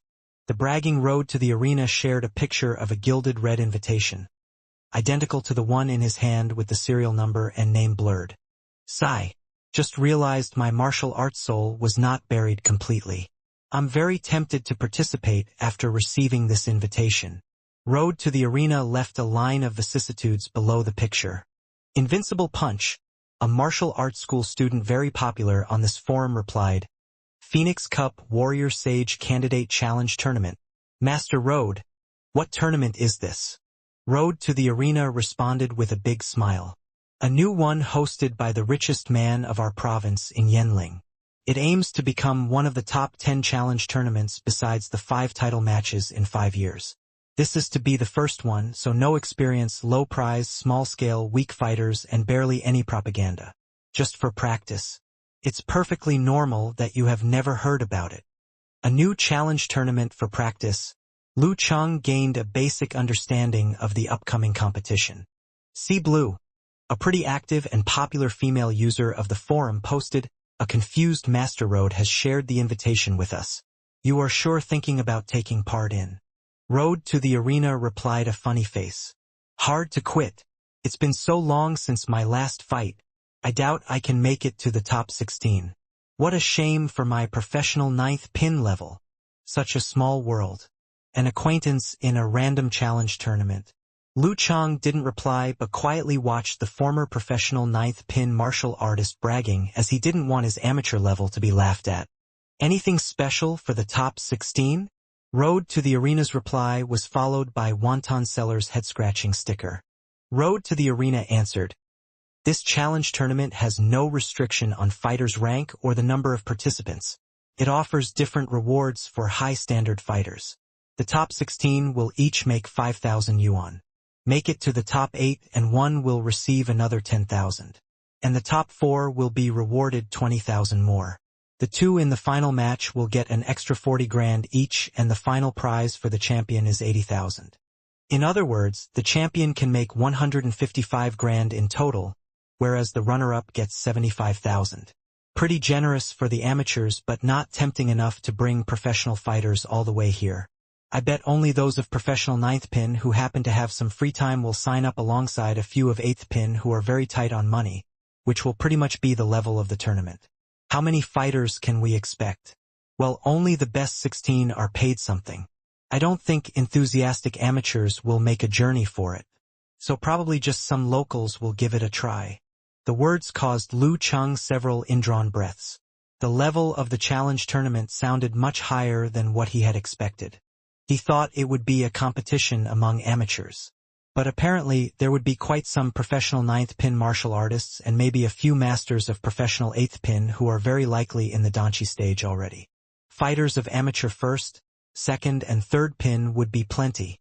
Master is giving me an opportunity to widen my knowledge greatly, or, just as he said, he has no idea what this invitation will take me to? Lu Cheng was lost in thoughts. Fortunately, he didn't have a very high expectation.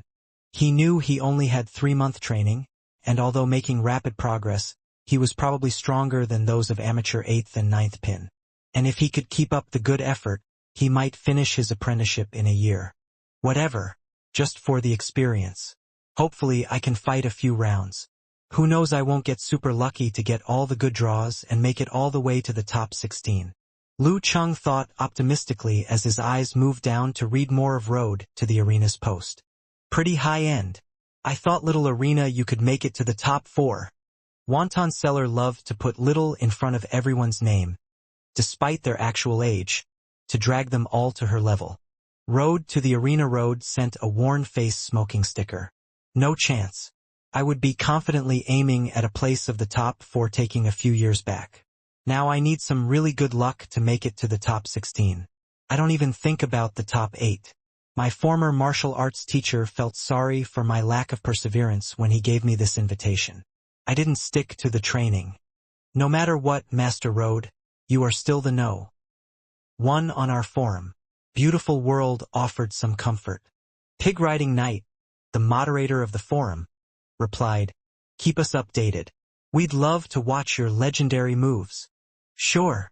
I'll do my best not to bring shame to our forum. Road to the Arena Road sent a sharp-eyed face pushing glasses. Invincible Punch, the martial arts school student, wrote, Master Road, I'm not far from Yenling. When is the tournament? I'd love to give it a try. At least I can gain some practical experience. Sure. We can finally meet up in person for a drink or two. Road to the Arena replied. You better hurry. The entry deadline is 8 p.m. tonight, and the tournament starts at 9 a.m. the day after tomorrow. 4 to 5 rounds of knockout and then 8 groups with 4 fighters each. Best 2 from each group will advance to the top 16. Okay, got it. I'll buy a train ticket after I sign up for the tournament. It only takes 1 hour by the express train, said Invincible Punch. He just failed to qualify the professional 9th pin level in October, in desperate need of more actual combats. A young girl above the sky also replied, Don't forget to broadcast live. Dragon King is on Chinese New Year holiday. I'm so bored. Their conversation amused Lu Cheng. 1 regional competition and 2 online friends. What a chance. With so many participants, no way I will be fighting them. With a brief understanding of Phoenix Cup Warrior Sage Candidate Challenge Tournament, Lu Cheng left the forum and visited the official website for more details. The tournament would start tomorrow and last for 10 days. One would have more than 1 fight on average every day if he could make it to the final. So those who had their eyes on the prize would aim at quick victories in the knockout and group competition stages to save strength and prevent injuries. Return train tickets, accommodation, and food. Lu Cheng calculated the coming expenses and talked to himself, Damn, this will empty my pocket. All the money I have saved up for my dates with Yen Zhika. Putting away my New Year lucky money, all I have for now is 500 yuan for going home and another 500 saved from my daily expenses. But the trip would cost a fortune. 1 train ticket to Yenling and 1 from Yenling back home. 10-day of tournament. Well, I can't make it to the final, not even the top 16. The group competition stage. Maybe I'm lucky. So 7 days of accommodation plus meals. I can't even afford a cheap guest house. Lu Cheng pondered over it and called his mom up for more money to cover an extra 7 or 8 days in school. Fortunately, his mom was prepared for this when he planned to wait for Yen Zhika to go home together. With an extra 500 yuan to cover his living expenses, He felt relieved and quickly purchased train tickets using a mobile app. It was not the spring festival peak season yet, so tickets to Yanling was very easy to buy. To save money, he would take the 9 p.m. train, which would arrive just after midnight. Luckily, there were still a few tickets left from Yanling to his home city, which saved him some hassle to fight for tickets on different mobile apps. It will be quite late when I arrive, so I better take a room near the train station tonight. Tomorrow I can bring my luggage to the venue. If I lose, try to change my ticket home. But if I win, look for accommodation close to the venue. Lu Cheng planned things out and tried to book it online in case everywhere was fully occupied. After all this, he logged in his QQ to share this adventure with Yenjika. Before he pressed the send button, he suddenly became unsure about it. It's probably a bad idea to tell her I'm going to a tournament. What if I'm out in the first round? How humiliating it will be when she asks how it goes. Better wait for a decent result and then share with her. But what if she thinks I've been hiding it from her? How could I pretend nothing is happening and give her no hint at all? After considering over and over again, Lu Cheng chose to be honest and sent a big smile. As you are not going back to Shoshan, I'll attend a challenge tournament for some actual combat experience.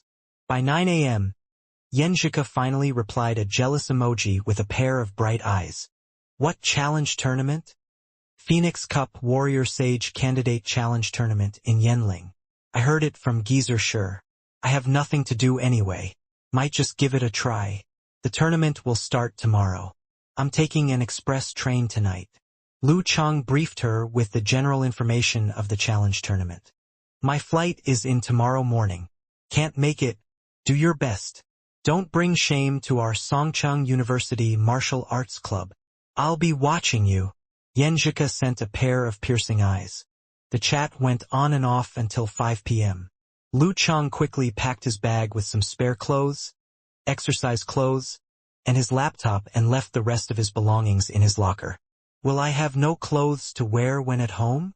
His big backpack seemed much lighter than before. He said goodbye to Zhao Chong and other roommates before knocking on the next door. Talker, my train leaves tonight. What about you? He asked Kai Zongming. Kai Zongming grinned. I don't know yet. My love is coming to Songcheng and we will stay a few days for some fun. Looking at his proud smile, Lu Cheng threw a punch on his shoulder and shouted, See you next year. See you next year. Kai Zongming waved. With no sadness for parting, Lu Cheng rushed to the school bus stop.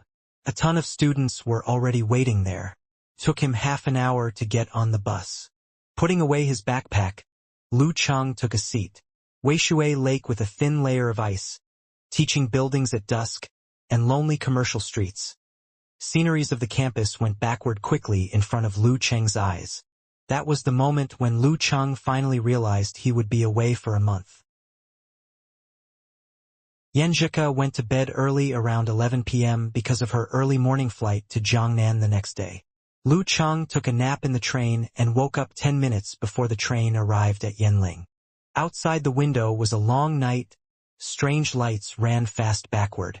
Lu Cheng looked blankly with sorrow and fear in his heart. I'm going to a completely strange city. I'm looking at completely strange views. I know no one there. I feel no warmth there. As the train came to a halt, he followed the crowd out of the station. A cold gust blew on his face, refreshing and biting. Lu Cheng shivered. He said no to all illegal taxi drivers and small hotel agents and started to make his way to a nearby hotel along a wide road, following the navigation on his mobile with the big bag on his back. The road was quiet with few passers-by and trees on both sides like monsters standing with open mouth at night. Just like every other city but full of strange scents. Lu Cheng felt all alone in that strange land that night. He'd never been to a strange place all by himself. His parents, relatives, or teachers and peers from the martial arts club would be there with him. But this time, alone, he went there for his martial arts dream and a brand new start of his life. Thinking about dreams, Yenjika, and the challenge tournament, Lu Cheng took a deep breath. Then he started to run slowly in that evening, that strange city and that absolute hollowness and desolation. An old song he began to sing. I know my future is not a dream. I live every minute to the full. My future is not a dream. The singing echoed in that cold night as his figure disappeared in the distance. The small hotel near the station that Lu Chang booked online was converted from a formal guest house into a youth hostel. Charging by bed instead of room, it was relatively cheap and perfect for poor students like Lu Chang. It was noticeably better than average youth hostels. According to all the reviews online, it was quiet, standard, and less complicated. It took Lu Chang about 10 minutes to jog to the hotel. He registered with his ID and a waiter led him to a twin room where the bed further in was already taken by a loud snorer who didn't hear the door opening at all. Lu Chang frowned but soon soothed the brows as he realized that was exactly what he paid a few dozen yuan for. He waited for the waiter to leave before putting down his bag and locking up his valuables. He quietly entered the bathroom to brush his teeth, take a shower and piss, and then settled himself in bed with jacket and jeans off. Not super soft but much better than a train seat. The bed touched Lu Chang's body, comforted every inch of it and drove his emotions away. A strange bed in a strange place in a strange city. Everything seemed so strange with no overlapping part with his previous life. Snore, wind, and engine sounds now, and then made Lu Chang uncomfortable, but also gave him an artistic feeling of isolation, as if he was the only one on earth that's still awake enjoying the tranquility and the strangeness of the night. Lu Chang roused himself from all the thoughts and commanded himself to sleep to keep the best form for tomorrow's competition. He sent Yanjika a message of his safe arrival in Yanling, and then hid the charging phone under his pillow in case of a stealer. To overcome the noisy snore, he concentrated his spirit and chi on one item and started to meditate, throwing all the thoughts away in the glittery spinning nebula. Lu Chang had no idea when he fell asleep, but his biological clock woke him up at 5:30 sharp. No snooze, he got up and put on his jacket at once.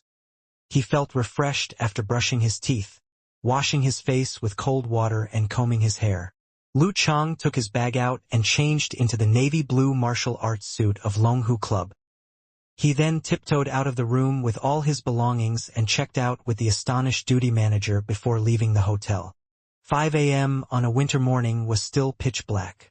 No breakfast restaurant was open and only a few cleaners were clearing the street of snow. Fortunately, street lamps were everywhere in this big city, illuminating the journey ahead through the biting chill. Taking out his mobile, Lu Chang opened a navigation app and searched for routes to the tournament venue. He murmured, "Just over 20 kilometers. Not that far. I could just run over as my morning exercise before the fight." Just over 20 kilometers? Not that far? A cleaner raised his head and looked at Lu Chang in disbelief. It's not close even for a taxi. Moving his limbs a bit, Lu Chang started to run with his backpack against the cold winter wind through darkness till the first beam of the rising sun. More and more vehicles appeared on the street. It was close to 7 o'clock when he arrived at Yanling Martial Arts Stadium. He warmed up with still stance and fighting moves near the venue before he wolfed down 5 minced meat buns and a large cup of soya milk in a small breakfast restaurant. Suddenly his phone beeped, a message from Yanjika. "Lazy Chung, wake up. Don't be late for the tournament." In a strange land receiving these familiar words, Lu Chang subconsciously cracked up. The good-looking was up early. "I'm already at the venue. You're hard on yourself for this competition. You didn't sleep until very late last night." Yanjika sent a touching head sticker. "How do you feel? If your fight is in the afternoon, take a power nap somewhere." Nervous and excited, full of vigor, Lu Chang shared his true feeling and added a silly smile. Yanjika didn't ask Lu Chang to fight hard but chatted casually until she had to turn her mobile off on the plane. Lu Chang put his phone away and paced to the tournament reception with his backpack. He queued for a few minutes until a girl at the reception took his invitation. The delicate, pretty girl wearing light-colored glasses scanned the invitation and typed the serial code into her computer to verify information. "ID, please." She glanced curiously at Lu Chang. "A student of no rank. How did he get this invitation?" Lu Chang handed over his ID. The reception girl checked a few times carefully before giving it back along with a black round plate of half a palm in size with a relief sculpture of Phoenix. It bore a number 656. This is your number and tournament pass. Go to the stadium and check the draws on big screens to find out your opponent, ring and round. Wait there beforehand. If you need more information about your opponent, go to the help desk, said the delicate girl seriously and responsibly. Thank you. Lu Cheng smiled at her. Just one more question. Where can I leave my bag? At the service desk. The reception girl gave him a standard smile. Yanling Martial Arts Stadium was much bigger than Lu Cheng had expected, which can accommodate 20 to 30,000 spectators. A huge ring in the middle was surrounded by 9 simply constructed rings separated with white lines. All 10 rings would be used for the first few rounds with matches arranged one after another. The most interesting and exciting fight would take place in the central ring. In group competition stage, the 9 simply constructed rings would be removed and all matches would be arranged in the central ring. Many screens had been installed in the stadium for spectators sitting afar to watch matches and for all to enjoy replays. Right now, the draws were shown. Lu Cheng got closer to one of the screens, searching for his number and name. The screen turned a few pages and he finally found himself. Ring 7, Round 5. Number 656 Lu Cheng. 18. No rank versus number 237 Lu Yinglong. 22. Amateur 4th pin. God damn it. An amateur 4th pin master in my first fight. Lu Cheng grew sick at heart. It's better than a professional 9th or 8th pin opponent, but still a pretty bad draw for me. I will be quite confident if I'm facing an amateur 7th, 8th or 9th pin fighter. Will it be my only fight? Do I need to change my train ticket to today? Whatever. I'm here for actual combat experience. In front of another screen were a few men also reading the draws. 18. No rank. Brother, you're pretty lucky. A bearded man wrapped in a dark down coat said to the head of the group with a grin. The head of the group was a young man of average height with bushy eyebrows and pockmarks on his forehead. His most marked characteristic was his extraordinarily long arms almost reaching his knees. Lu Yinglong's calmness welcomed cheers from his junior brothers and sisters. He shook his head and said, "Too early to cheer." "Why? Brother, this is the best opponent, right?" 18. No rank. A girl in a martial arts suit looked confused. Lu Yinglong took a deep breath. There is another kind of fighters of 18 years old and no rank. Those disciples of a master from famous martial arts schools and clubs by direct line are not interested in amateur ranking events. They wait until they are ready to get a professional ranking directly. That's possible. The bearded appeared concerned. Brother, let's get more information from the help desk. Having 10 matches happening at the same time, spectators are unable to watch them all. So they read the draws and chose the fights that interested them and suited to their time. Then they would also get more information from the help desk to confirm which ones they were to watch. The help desk would also recommend outstanding martial artists and thrilling fights to the audience. Lu Cheng, carrying his big bag, queued in front of one service desk. During the wait, he took out his mobile to check road to the arena and Invincible Punch's draw results. In the Longhu Club forum, a live broadcast post named Phoenix Cup Warrior Sage Candidate Challenge Tournament had been created where Road to the Arena sent a funny face. Not bad. An amateur 7th pin fighter for me. Looks like the goddess of fortune is on my side. Punch also got a pretty good draw. An amateur 5th pin opponent. His advantage is obvious. Bring glory to the forum. If you can't make it to the group competition, get castrated, replied Okamoto's fan. Beautiful World and several other female members also posted to encourage them. They demanded Road to the Arena and Invincible Punch to share a selfie. We will after the first victory, Road to the Arena promised proudly. Lu Cheng bared his teeth and felt jealous of their good luck. At his turn at the service desk, he left his bag there and got information about his opponent and himself. Then he slowly stepped towards Ring 7 while reading the page. Lu Yinglong, male, 22 years old. The first disciple of Baiyuan Martial Arts School in Yanling. He started martial arts training at a late age of 20 but has quickly risen to amateur 4th pin. Best known for his arm boxing, Lu Cheng's self-confidence started to collapse. On the other side, Lu Yinglong also got Lu Cheng's information. He took a quick look and laughed out. Thank goodness, not one of the monsters. Just a beginner coming for some combat experience, probably preparing for the next ranking event. The bearded man in a dark down coat had a read. Student from Songcheng University? How come he came all the way here for the tournament? Maybe his home is nearby. Lu Yinglong didn't seem to care. Your opponents are fairly strong. Buck up and be careful. When Lu Cheng found Ring 7, the tournament was about to start. The two fighters in the first round were already inside the ring. Few spectators scattered in the auditorium eyeing at the central ring. I can probably learn a thing or two by watching matches this closely, he tried to comfort himself. At 9 o'clock sharp, a bell rang, signaling the beginning of the first Phoenix Cup Warrior Sage Candidate Challenge Tournament. Sounds of punches, kicks and body collision echoed in the stadium. While watching the fight in Ring 7, Lu Cheng unconsciously started thinking about his opponent. Amateur 4th pin. Baiyuan Martial Arts School. Specialized in arm boxing. What are the features of arm boxing? How big is a gap there between an amateur 4th pin fighter and brother Li Mao of amateur 3rd pin? Can I prepare myself for his specialized moves? The thoughts disturbed Lu Cheng from watching the fight. He took the closest seat in the audience stand and started to search for information about arm boxing on his mobile. He even watched a video where a fighter was using arm boxing in a fight to have a direct, solid understanding of his opponent despite a large amount of data it would consume. Arm boxing imitates moves of the monkey. His footwork is very agile. In the video, the fighter appeared at the opponent's back right after their frontal engagement as if a ghost. His punches were thrown like a whip or a spear with abrupt, explosive force throughout his body. Every strike sounded crispy and crystal.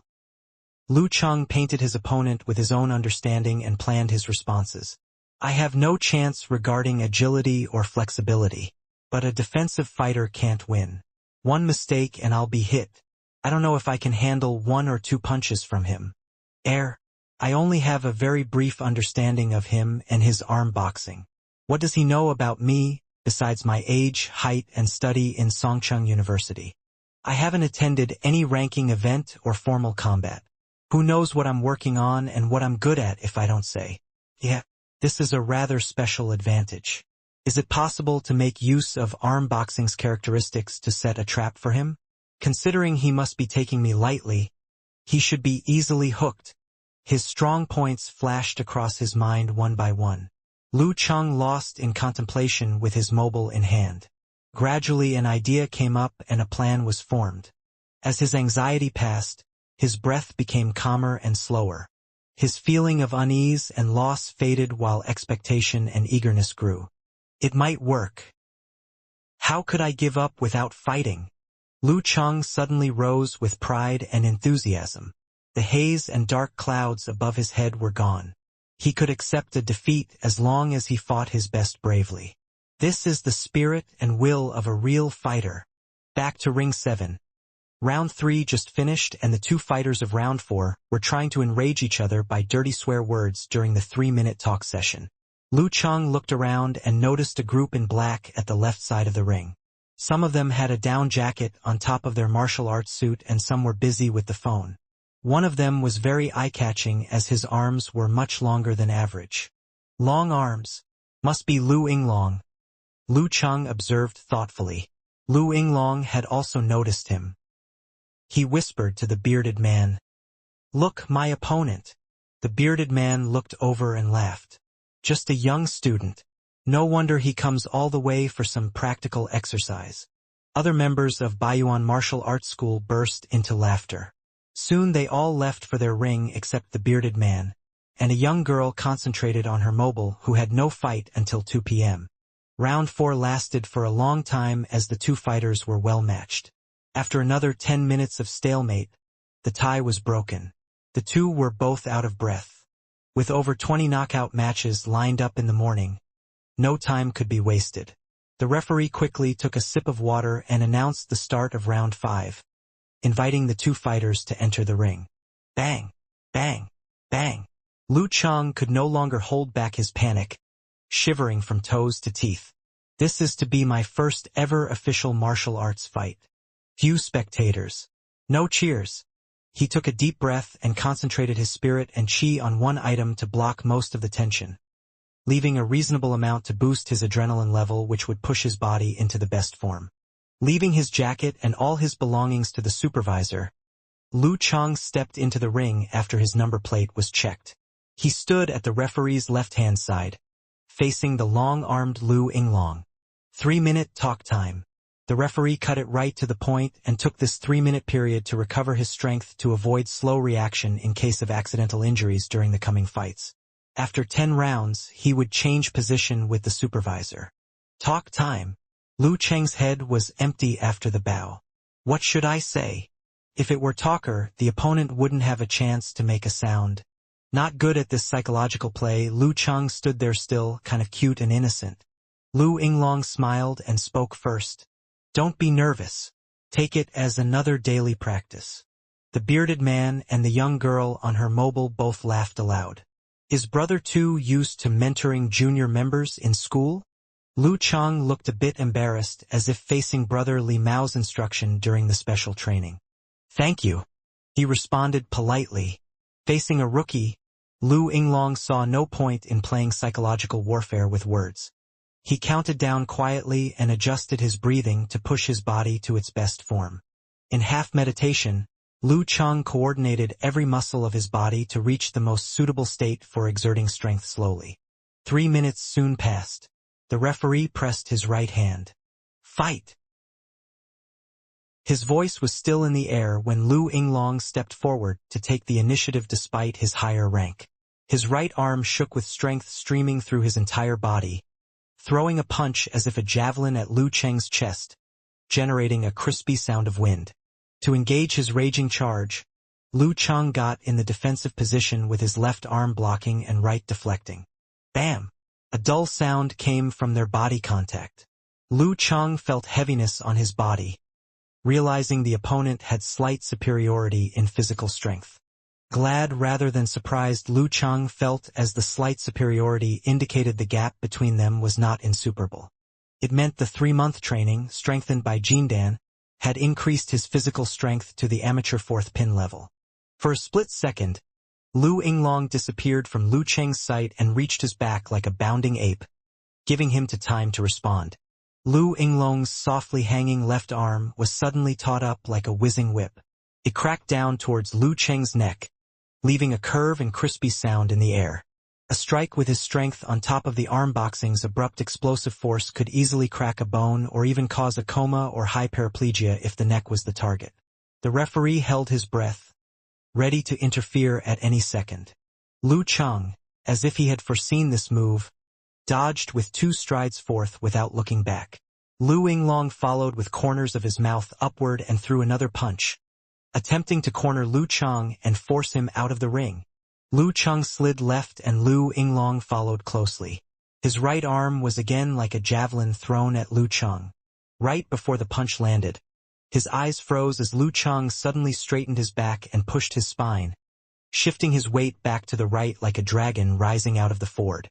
Yin Yang stance. Lu Cheng's strongest point. Playing on his footwork, Lu Cheng went to Lu Yinglong's back.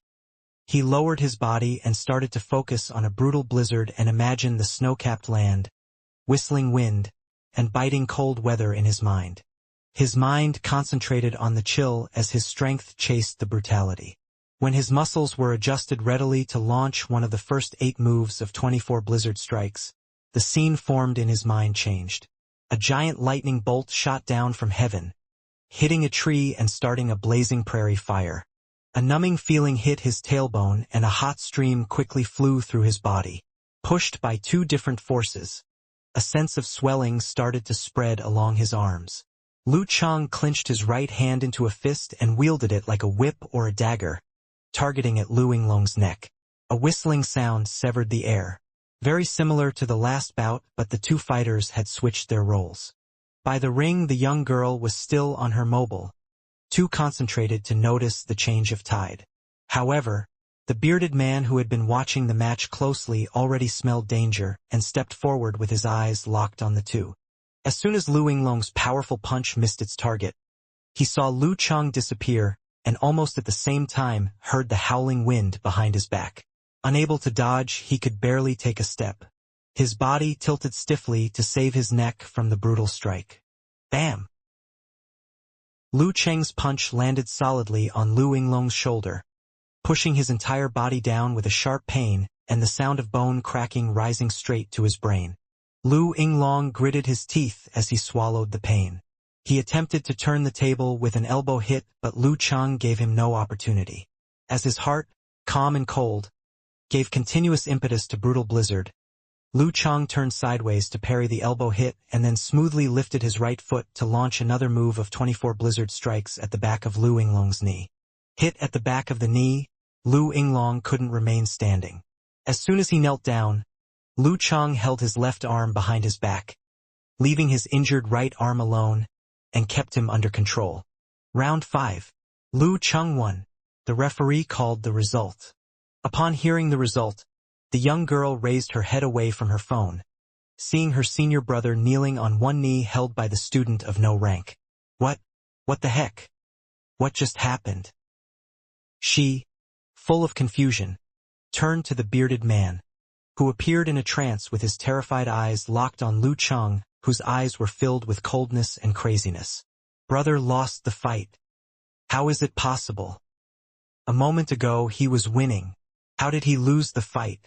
The opponent was a young student of no rank. Am I dreaming? Round 5. Lu Cheng won. When the referee's announcement reached Lu Cheng's ears, he felt unreal.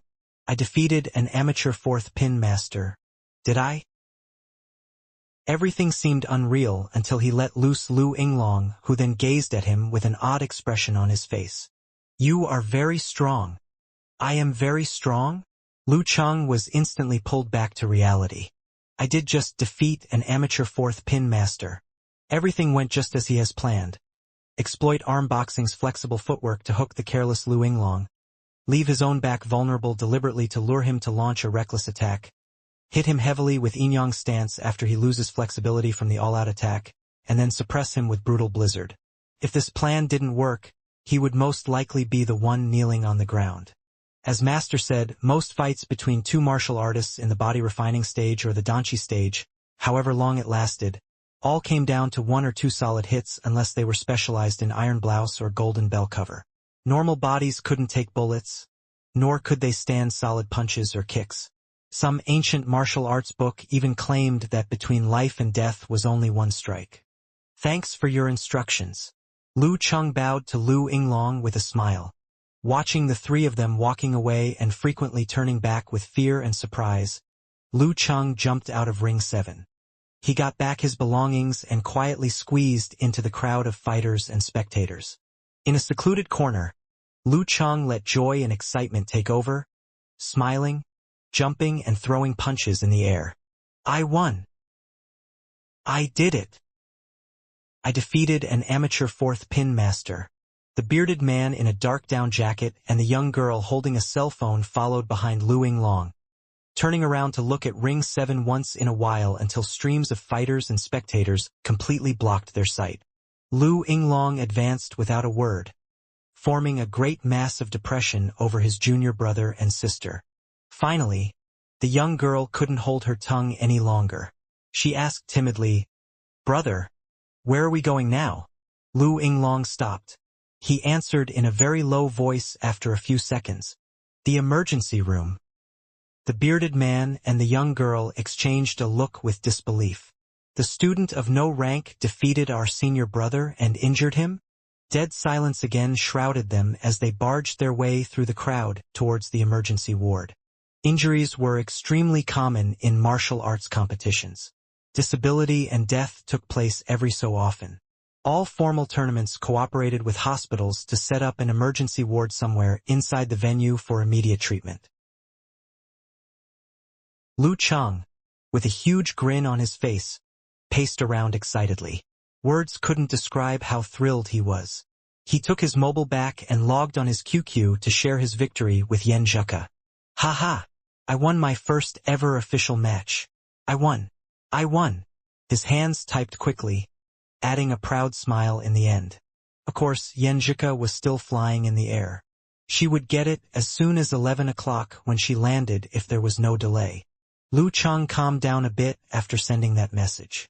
He decided not to inform Kai Zhongming of this good news until after all were settled, as he wasn't sure how far he could go. In case I lost in the second round, he would laugh at me for days. He opened the forum and clicked on the live broadcast post to check the progress of Road to the Arena and Invincible Punch, but only to find out their fights were both scheduled in the afternoon.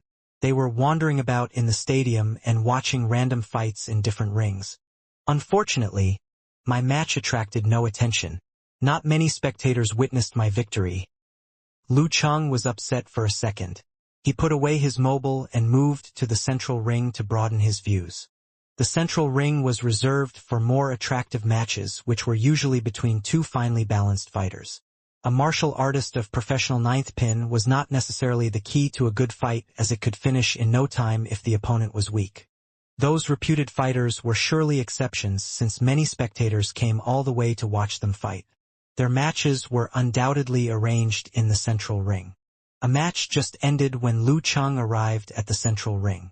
Some spectators who obviously preferred close, live competitions than big screen videos were in a heated discussion. Baiyuan Martial Arts School is so strong. No wonder their reputation has spread to other cities in less than 2 years. A young man with acne said impressively to his friend. His friend, short and stocky, nodded along. Yeah, the fighter of amateur fifth pin was only one level higher than the opponent, but he won the match so quickly with ease. Haha, he jumped up and down like a monkey in a dizzying pace. The opponent could hardly follow his rhythm. What's his name? A middle-aged man wearing a black leather jacket interrupted. Something like Qin Jilin, one of the better students of Baiyuan Martial Arts School. The young man with acne, probably a local, seemed to know Baiyuan Martial Arts School pretty well. Who is the best student of Baiyuan Martial Arts School? I'll go and watch his match. The middle-aged man wearing a leather jacket sounded very excited. The young man with acne answered after a moment of thinking. Their senior brother Lu Yinglong. Lu from Liu Bei. Ying like ought, and long like dragon. The man in jacket wrote the name down so he could check out which ring the fight was arranged at the service desk. As he stepped away, the two youths opened their mouth almost simultaneously. Let's sign up for the Baiyuan Martial Arts School. Their conversation made Lu Cheng proud of himself.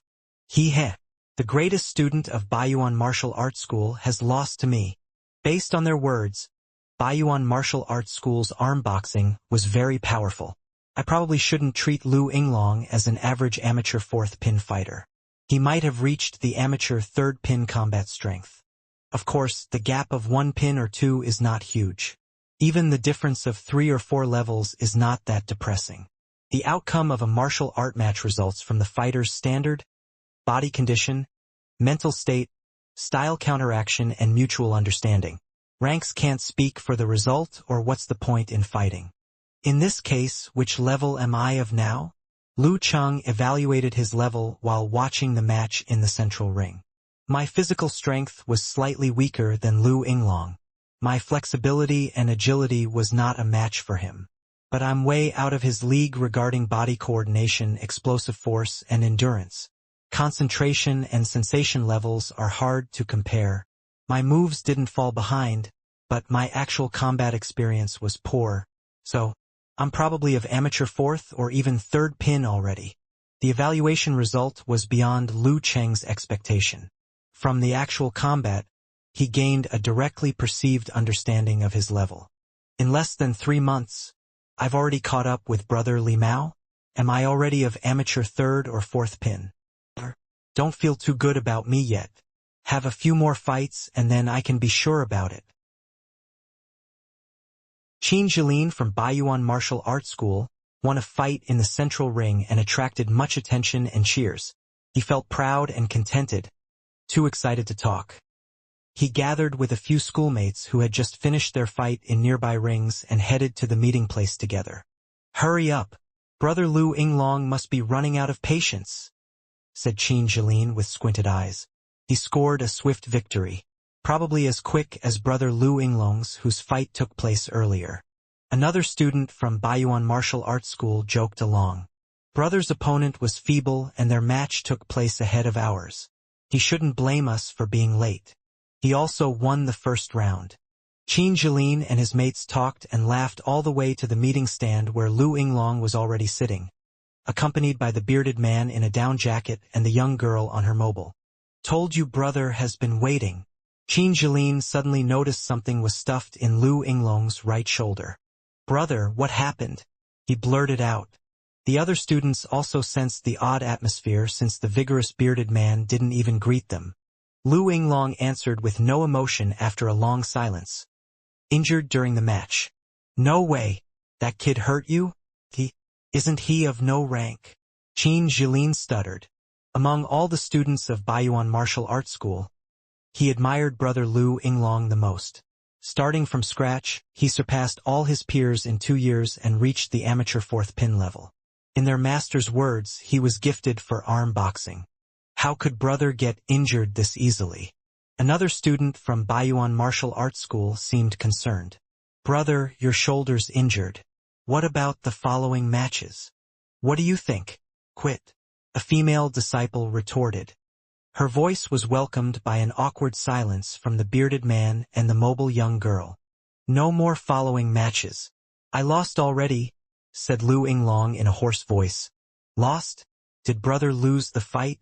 All disciples looked at each other and exchanged doubtful glances. Brother, that Lu something is actually a direct disciple of some great master from one of the big sects who just never participate in any ranking event. Which level do you think he is of? Asked Qin Jilin as soon as he recovered from the shock. After thinking for a while, Lu Yinglong replied, the body acts like one and coordinates at will. He's not far from, if not already reaching, this description. The body acts like one and coordinates at will? Isn't that a description for the Danchi stage? Astonishment and fear appeared in several disciples' eyes. None of them could say anything. Lu Yinglong rose slowly after a brief silence. Let's go back to the school. After a few minutes of wait in the queue, the middle-aged man wearing a leather jacket smiled at the girl behind the service desk. Could you tell me the ring and round of the match of Lu Yinglong from Baiyuan Martial Arts School? He was too lazy to go through the draws on the big screens. Also, he had no idea if the match had already ended. The girl at the service desk answered with a standard smile. Just a minute, please. Lu Yinglong from Baiyuan Martial Arts School. His match has finished. He lost. He lost? Ah, interesting. Who defeated him? The man in leather jacket showed even more interests. Lu Yinglong's strength could be predicted from Qin Jilin's performance. How could he lose the match? A fighter named Lu Chung. He is of no rank. The girl at the service desk girl suddenly stammered. The man in the leather jacket was stunned at first and then relieved. Must be a disciple of some big sect. He's an ordinary university student. The girl was in shock herself. What? A chill went down the man's spine and gave him a panic attack. Please give me his information. I'll watch his fight tomorrow.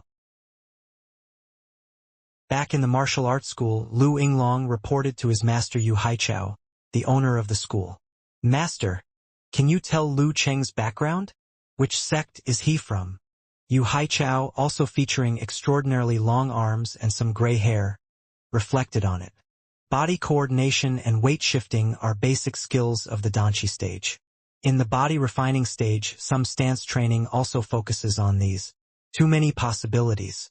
The second strike you got from him, according to Dong's description, sounded like 24 blizzard strikes from the ice sect and the explosive force of the lightning and fire stance from the thunder sect. I can't be sure. Master, could you make a phone call to find out? Lu Yinglong pleaded. For what? Who didn't lose a match or two? Warrior Sage did. So did Dragon King. Yu Haichao shook his head. Lu Yinglong continued to plead. Master, it's not about revenge. I just don't want to lose like this. Yu Haichao thought about it and took out his phone to dial a number. He opened Baiyuan Martial Arts School in Yanling 2 years ago. but his relationships with several martial artists were enough for him to figure something out. Martial artists had rapidly integrated into the modern world ever since they quitted fighting against technology. They were no monsters, nor were they foe of advanced technology. They were able to use technology, wield weapons, and occupy resources. Nowadays, martial arts began to become popular. Many criminals were rather powerful, significantly stronger than poorly armed cops. The police department had to recruit martial artists who were after power or retired from the professional circle to maintain peace and stability of the society.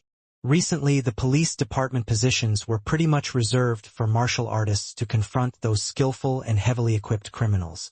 In the army, martial artists also form a great portion of the special forces. Only some of the high-tech and high-power units were still against disciples from martial arts sects to support their own new forces. With such human connections, Yu Haichao quickly reached an answer and turned to Lu Yinglong. Same as what you found from the help desk. No other information available. Lu Yinglong frowned. It's strange. Yeah, very strange. Yu Haichao heaved a sigh and continued. But what can we do? Should I go and watch his match tomorrow? Right before 12 o'clock, the last pair of combatants of the morning was ushered in the central ring. They went up the flight of stone stairs and went to each side of the referee respectively. A clamor burst forth among the audience with sounds of voices rising and falling and flashlights shining. It seems like a long-awaited fight. Without the match table for others at hand, Lu Cheng looked around with hazy eyes. He took the opportunity to ask a passing young man out of curiosity. Enthusiastic audience, for which two? The man raised his eyebrows on his alien-like face. Don't you know that? Why should I know that? Lu Cheng thought adversely yet said smilingly. I forgot to take a VS list. Just looking around anyway. The young man curled his lips and answered Lu Cheng's question. It's a round of competition between fighters with highest ranks and closest strength today. Professional 9th pin vs amateur 2nd pin. You see the girl in pink and white martial arts suit? She is Yi Yaoding, professional 9th pin. The daughter of Iya Martial Arts School's master in Yanling. Known for her Tiger Simulate and Leopard Simulate Kung Fu. Her opponent is Guan Yan, a disciple of Jujin Martial Arts School. Amateur 2nd pin specialized in throwing techniques. Professional 9th pin vs amateur 2nd pin? A competition of sorts. As Lu Cheng had seen the masterly display of professional 9th pin, he had no confidence in Guan Yan in the least. Seeing that it's merely a round of knockout, the rank difference was acceptably small for the audience. Yi Yaoding was tall and slim with thick brows and straight nose. Her beauty was set off by the pink and white martial arts suit to a turn. Facing Guan Yan, she said, If you can take my 3 blows, I'll throw up the sponge. The burly-set young man was apparently offended by her words. Rank difference cannot deny my strength. Retract your offense. Guan Yan had come across Yi Yaoding several times in all manner of martial arts activities in Yanling yet without any conversation and competition with her. It was the first encounter that he had with her in the ring, only to find how arrogant the girl was. Knowing a person by repute was not as good as seeing him face to face. A free and easy smile appeared on Yi Yaoding's face. Have a try. Silence smothered the ring during the remaining waiting time for referee's announcement. Fight! The voice was still in the air when Yi Yaoding spurted out, sending forth the sound of wind. Her move was just like a leopard sprinting to its prey with powerful bearing sufficient to overwhelm very many warriors. The distance with Guan Yan was closed up in a flash. She slammed her foot down and threw a powerful punch with strength streaming from her feet all the way up to her fist at Guan Yan. Just like a giant axe or a weighty hammer falling with intense oppression to the air and people around. Guan Yan subconsciously evaded when Yi Yaoding's words flashed across his mind. As long as he could take her 3 blows, Yi Yaoding would directly throw in the towel. 3 blows are not that hard for me. With teeth gritted, Guan Yan poised himself for Yi Yaoding's strike with muscles in his arms bulged out. At one time, he sparing strength to cope with changes as unexpected moves were the only key for Yi Yaoding's victory, with no more than 3 blows. Pong! With a dull thud sent out by the collisions of fists and arms, Lu Chang saw Guan Yan's face turning pale, and the defense of his arms was unexpectedly breached by Yi Yaoting's surprising strength. The fists with remaining momentum straight hit Guan Yan's completely exposed chest, making him lose balance at once.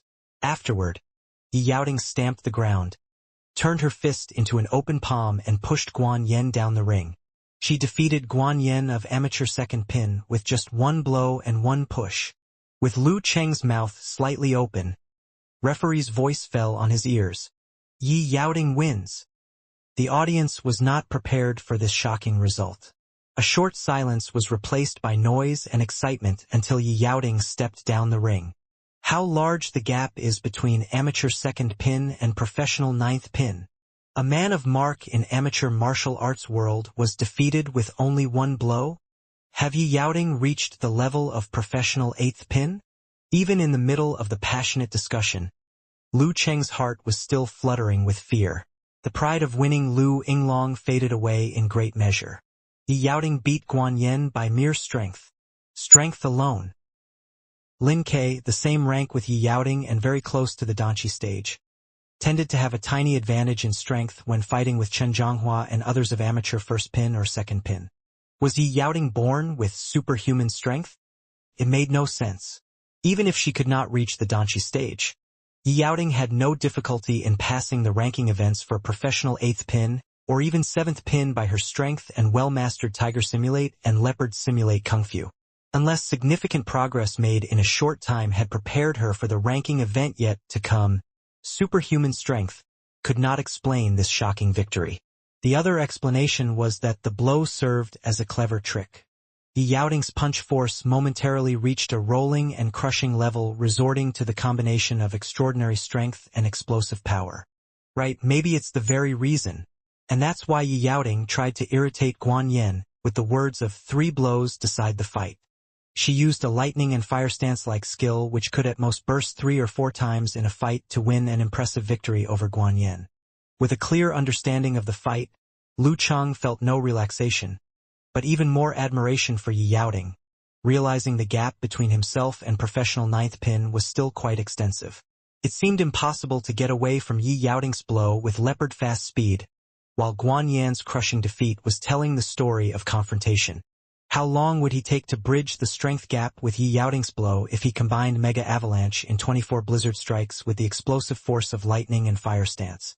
Was there any chance to make it? As this idea became clear, Lu Chang went away from the arena and came to the service desk at leisure. "Would you please give me the deposited bags?" Lu Chang handed the number card and luggage card to the lady at service. Owing to Phoenix Cup Warrior Sage Candidate Challenge Tournament, the hotels nearby were all in short supply. The reserved rooms would only be kept for customers up to 2 p.m. The lady took the 2 round cards over to have a check.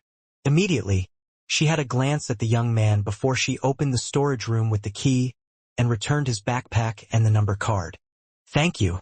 Lu Chang put on his backpack, pocketed the number card and walked toward the exit of the gymnasium. Watching Lu Chang away, the lady suddenly turned around to her colleague. "Hey, is that undergraduate with no rank, who beat Lu Yinglong from Baiyuan Martial Arts School? Him? Not a superb guy he seems like."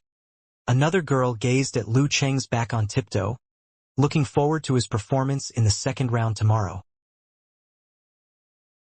Upon entering the lobby of Fulin Hotel, Lu Chang saw many people in martial arts suit queuing up at the service to check in. "Good business." He came to the end of the line, habitually took out of the phone and logged into his QQ to see whether Yen Zheke had landed and replied his messages. Lu Chang saw Yen Zheke's profile of a cute cat winking at first glance, accompanying the QQ beep sound. Just landed. Not bad. No shame brought to the Martial Arts Club of Songchang University. Yen Zheke sent a smiley behind sleeves a few minutes ago. Microphone. "What would you want to say about your first victory in official competitions?" Lu Chang subconsciously put on a happy smile and sent an emoji of a satisfied guy wearing a pair of sunglasses. "Say something?" I would like to thank CCTV, MTV, and KTV. Oh no. Thank Yen Zheke, Coach Sher, Martial Arts Club, and Lin Quebec." After dozens of seconds, Yenjika replied a laughing emoji with one arm leaning against the wall and then a glaring face in a frown. I mean it. Lu Chang came to be serious. I was quite nervous before stepping up the ring because my opponent had reached much higher rank than me. But I took it easy when starting to fight with only one thought in my mind, that was to put my plan into practice and show my real strength after prior exercises. First of all, you had no rank. So much higher rank than me does not make sense. Moreover, what's his rank?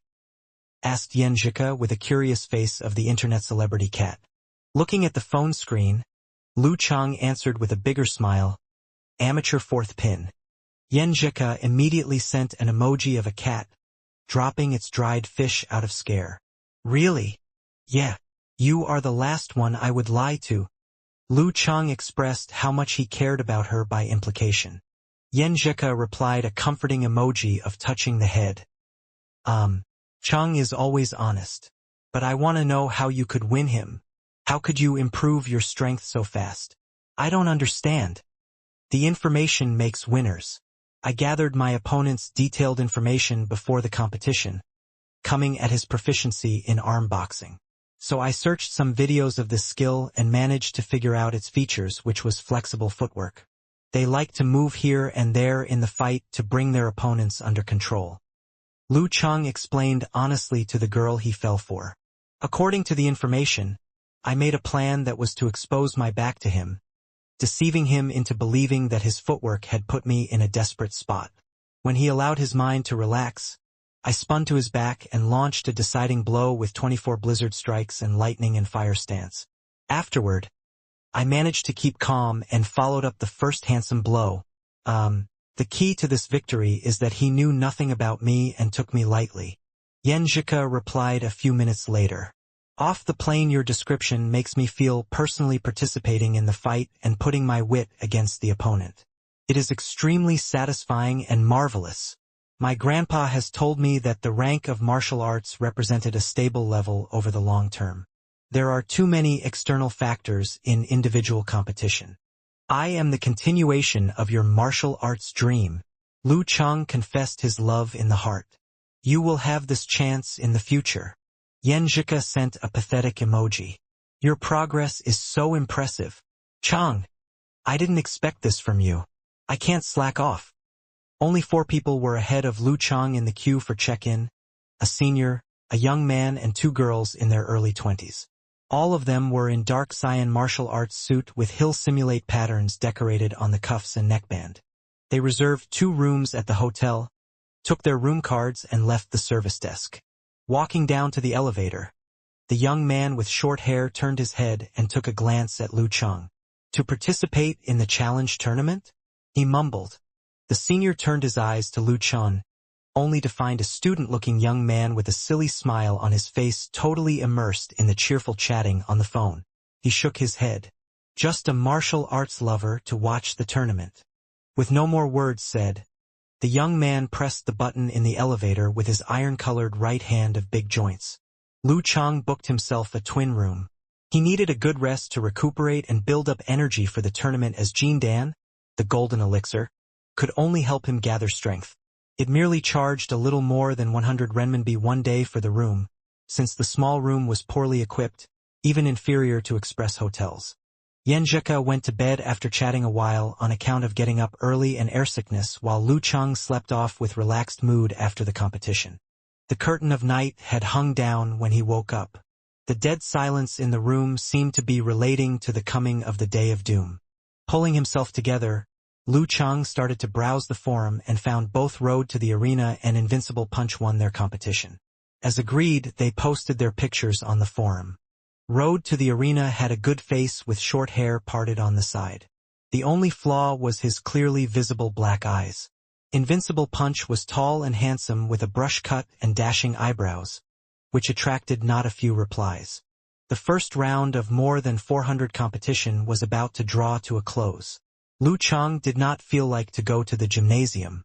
He went to a park nearby to do some exercise before having his dinner. After that, he came back to bed to chat with Yenjika and other classmates, as well as browse content posted in forums and videos in microblogs.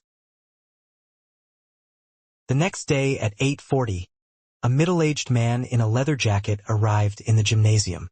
He approached a screen, looking for some details in the VS list with his wide-opened eyes. "Number 656, Lu Cheng," he murmured.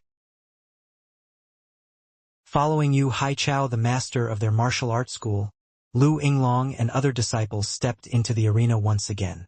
Looking at the big screen at a distance, Yu Haichao muttered to himself, "Number 656, Lu Cheng." At the same time, Lu Cheng was also looking for his name in front of the screen to see who his opponent was in the second round of knockout. Ring 4, Round 9. Number 419 Hu Zhang, 20, amateur 6th pin versus number 656 Lu Cheng, 18, no rank. With the pair-up arrangement coming into his sight, Lu Cheng sent a message to Yan Zhika with delight immediately. "Luckier than yesterday. The opponent is of amateur 6th pin." After learning the drawing result that she had been waiting for, Yan Zhika replied an emoji with a proud laughing face. "Look, I bring you better luck. Right? My luck yesterday was bad on account of you being on board and not keeping me company." Lu Cheng seized the chance to give compliments to her. "My luck is in the unexpected encounter with Jean Dan, the golden elixir, and the pursuit of you," he thought to himself. There were still many competitions in the second round with more than 200 at total and at least 10 fights on each ring in the morning. Even though the total number were halved, the schedule for today's competitions was also a little bit tight, considering every match between fighters with close strength would take more time after many pure fanciers being knocked out yesterday. Good luck was with Lu Cheng, for he came across an opponent of amateur 6th pin in the second round where the majority of the week had almost been knocked out. "He. Yan Zhika replied a smiley with a cheerful heart. She quickly sent the second message. "Just go to collect the fighter's information. Do not take enemy lightly as your opponent did yesterday." "Yes, Coach Yan." Lu Cheng sent a modified version of the funny emoji to entertain his girl.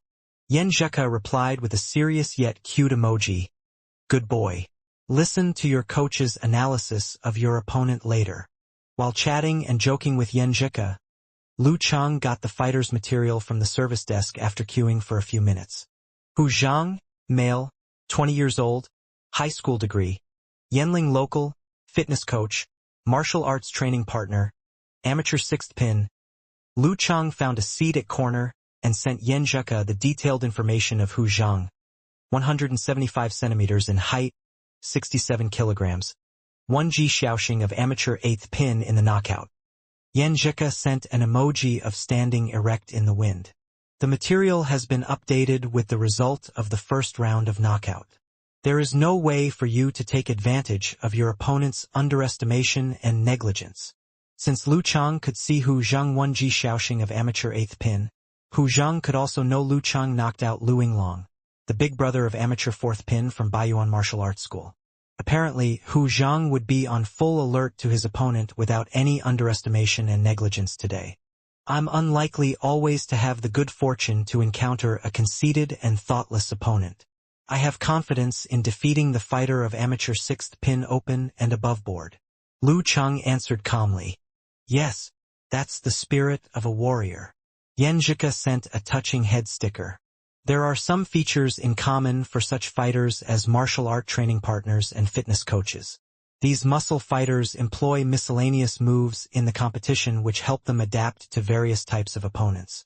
On the other hand, they have no specialty in a certain move. "I'll search more information for you." "Ha."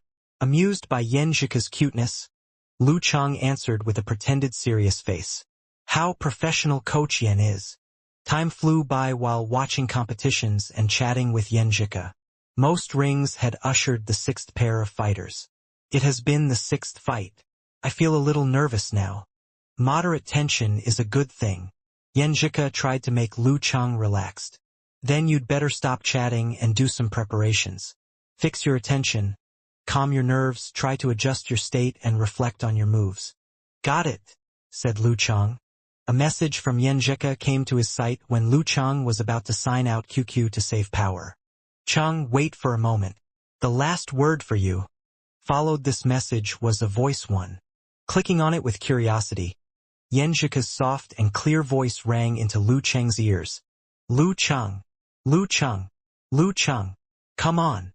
Ecstasy abruptly hit Lu Cheng with brilliant fireworks blossoming in his heart. The first come on for his ring journey.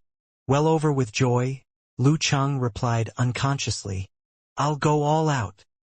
Yan Zhika sent back an encouraging fist emoji without a word. The motivated young man clenched his fist heavily in the corner, as if he had won all challenge tournaments. He favorited this voice message with solemnity and played it over and over again by his ears. With surging courage and heart, he signed out QQ, left his seat, and stroked to the fourth ring full of strength. The fourth ring.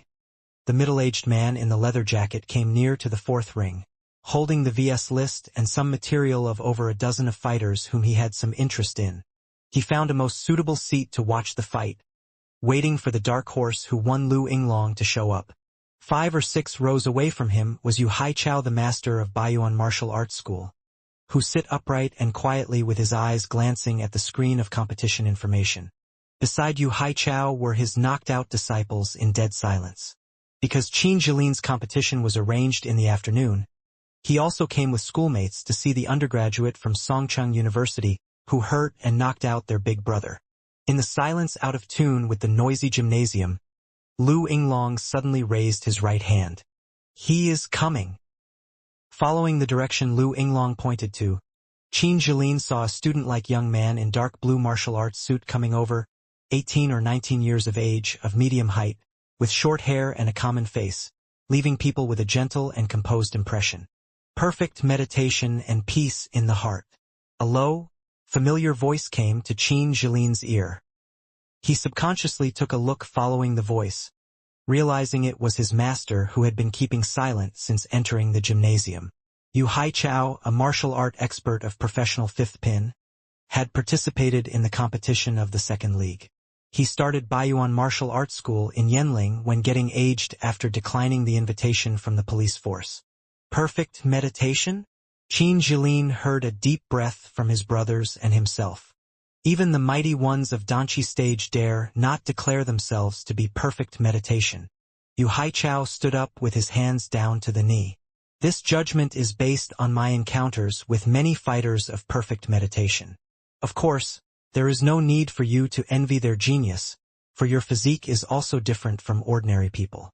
The little brother has entered a perfect stage with a talent for meditation. Great chance for him to reach the Danqi stage in the future.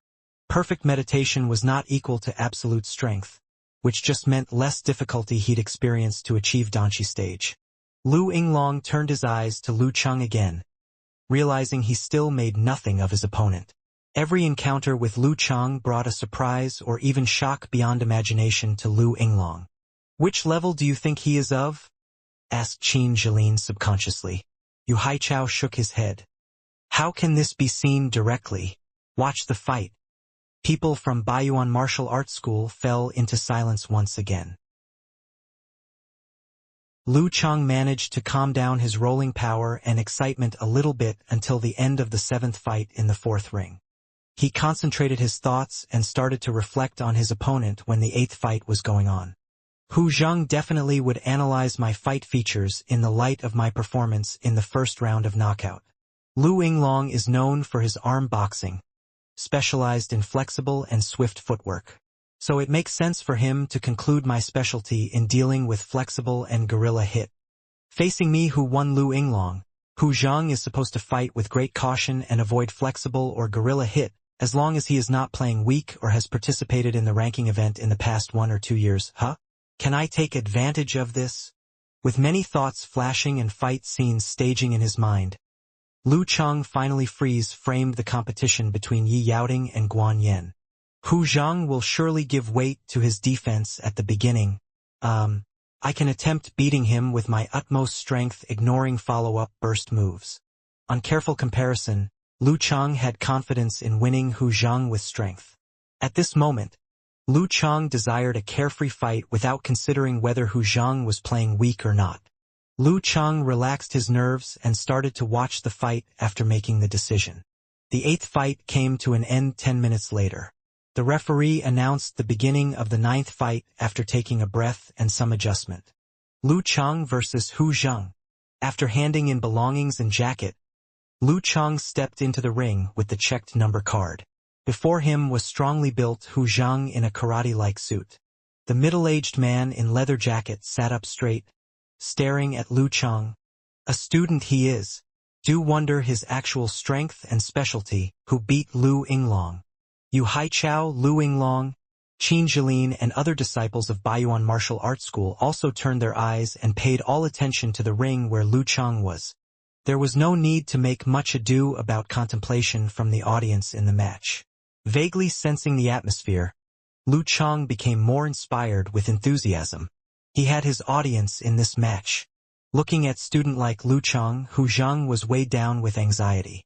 He had been fully aware of that he would fight with a formidable enemy after receiving the opponent's material. Baiyuan Martial Arts School was celebrated in Yanling. Hu Zheng was keenly aware of the power of Lu Yinglong's arm boxing, which he had long heard of. The young man opposite to him was exactly the one who knocked out Lu Yinglong. He heaved a breath and saluted with a decision made in his mind. Anti-arm boxing was the only key to victory. Lu Chang returned a salute without a word.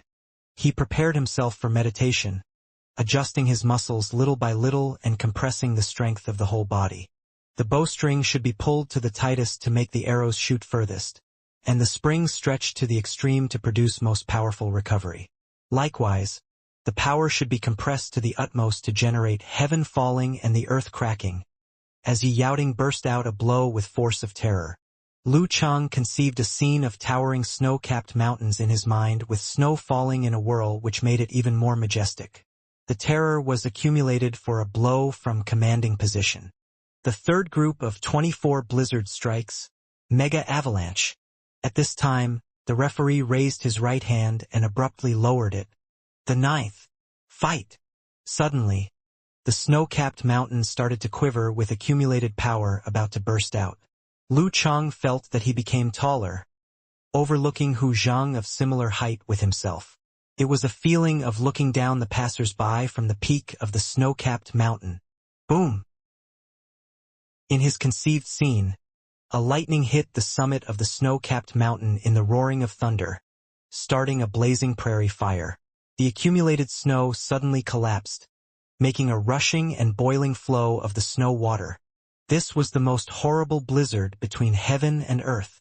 Feeling the rising hot flow from the coccygeal vertebra and ready to burst strength compressed in muscles, Lu Chang took a few steps and clenched his fist at Hu Zheng with the momentum of collapsing masses of snow roaring and crushing. With his arms raised to defend, Hu Zheng's sight froze with shock at Lu Chang, who seemed to be a giant, a towering mountain. In the audience stand, Lu Yinglong got to his feet with a jump. At that moment, the Lu Chang that appeared in front of Hu Zheng seemed to swell into a giant like a figment of his imagination. His fists cracked and the wind howled. He suddenly felt like he had lost the high ground, and his former arrogant grandeur seemed to have been buried by a collapsing mountain peak. This kind of strength made Hu Zheng unwittingly consider high-tailing it out of there, but he didn't dare let it show. However, he was already in his defensive stance, and there was obviously no time to retreat. This led to an even more dire realization, and all he could do was bite the bullet, hold steady, and try to change his style of blocking. He crossed both arms against his body.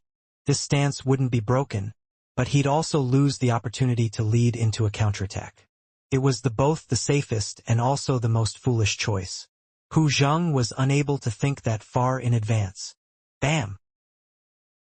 As the strike came forward, an oppressive sound filled the air and fell upon Hu Zheng's ears. At the same time, he felt an immense vibration across his body. Even though his blocking stance had still not been broken through, it was hard to receive such a blow with his arms stiffly pressed against his body, stuck on top of his chest. Such frightening strength. Hu Zheng felt as if his arms were two sledgehammers slamming into him. His ribs ached, his balance started to falter, and his legs were unable to support him. He was going to topple over soon. To maintain his balance, he could only stagger along and do his best to recover a steady sense of equilibrium.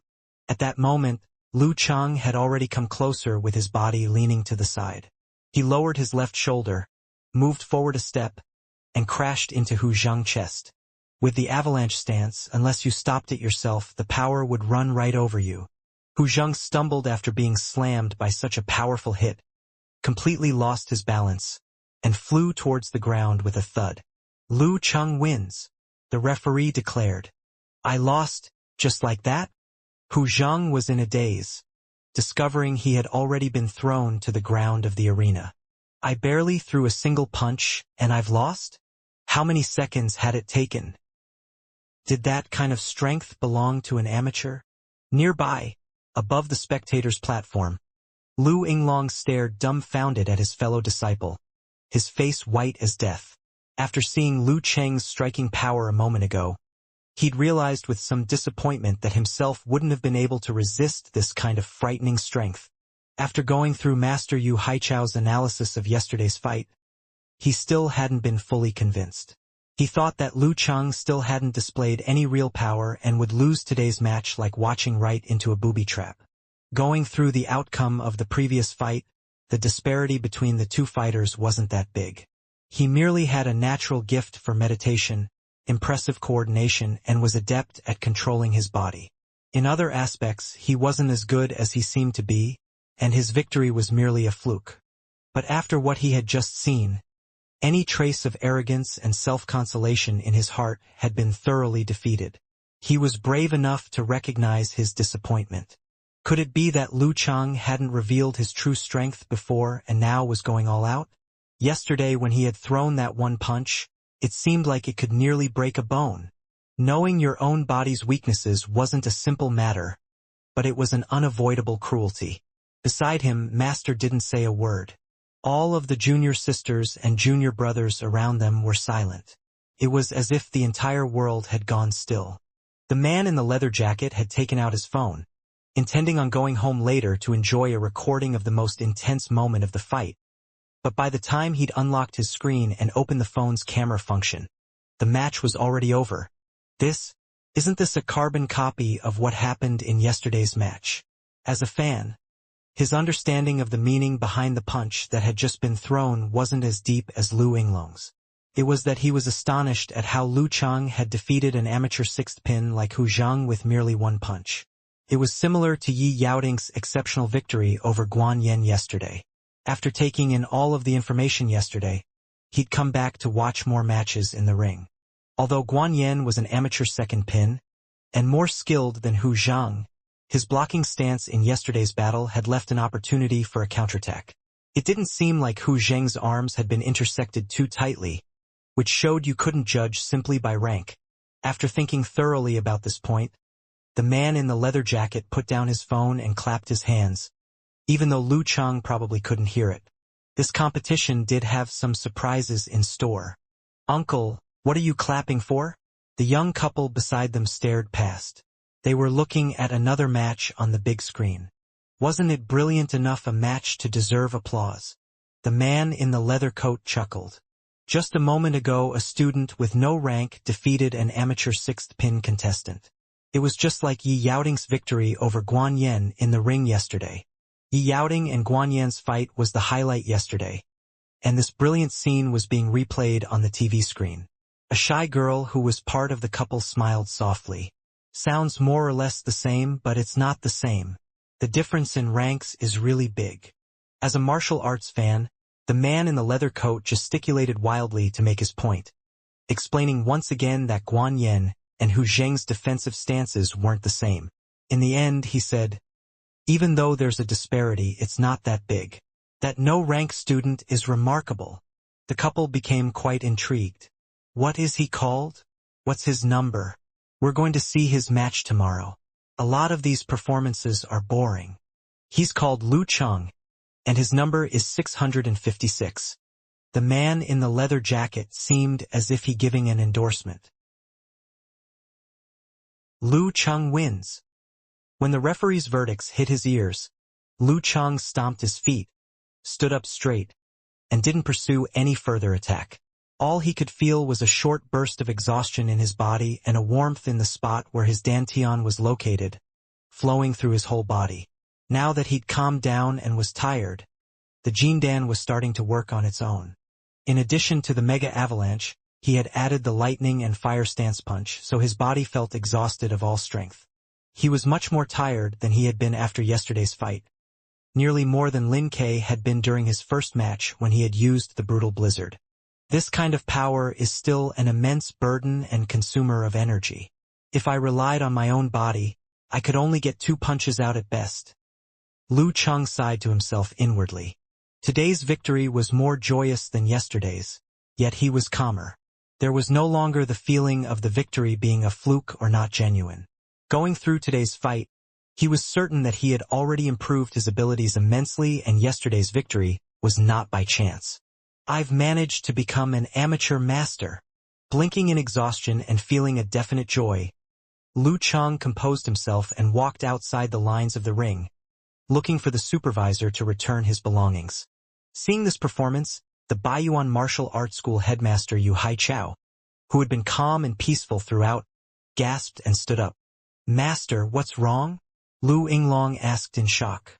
Yu Haichao looked at the panic revealed in each and every face of his disciples, sighed and said, "With the combination of the Mega Avalanche in the Ice Sect's 24 Blizzard Strikes and the Thunder Sect's Lightning and Fire Stance, plus 3 minutes of concentrating his strength, this kind of power isn't at all surprising. What makes a master like me concerned is that when he was done throwing that punch, I didn't see any sign of exhaustion. This would leave me to believe that he could throw punches continuously for quite a while. Even if he didn't have 3 minutes to focus his strength, he could still retain 70 or 80% of his strength. That is quite frightening." Lu Yinglong, Qin Jilin, and the other disciples were stunned that their master's evaluation was this high. "Master, what rank do you think he is?" Lu Yinglong asked subconsciously. Yu Haichao smirked. "It's impossible to tell simply from watching a single punch. Martial arts levels aren't all about physical power, but he's certainly no less than an amateur third pin. Look, all of you, if just 1 or 2 of you can grasp meditation and master stance training afterward, at the very least your strength will improve significantly. Seeing another person's excellence, does it not make your heart still?" He seized the opportunity to teach his disciples. Certain still stances couldn't be performed in the martial arts ring, but if you were unable to grasp meditation, physical training would bring no serious results. "We understand." Lu Yinglong, Qin Jilin, and the other disciples were all moved to a degree. "All of you watch more of his matches. Perhaps there will be other rewards," Yu Haichao advised as he walked out of the martial arts with his hands behind his back.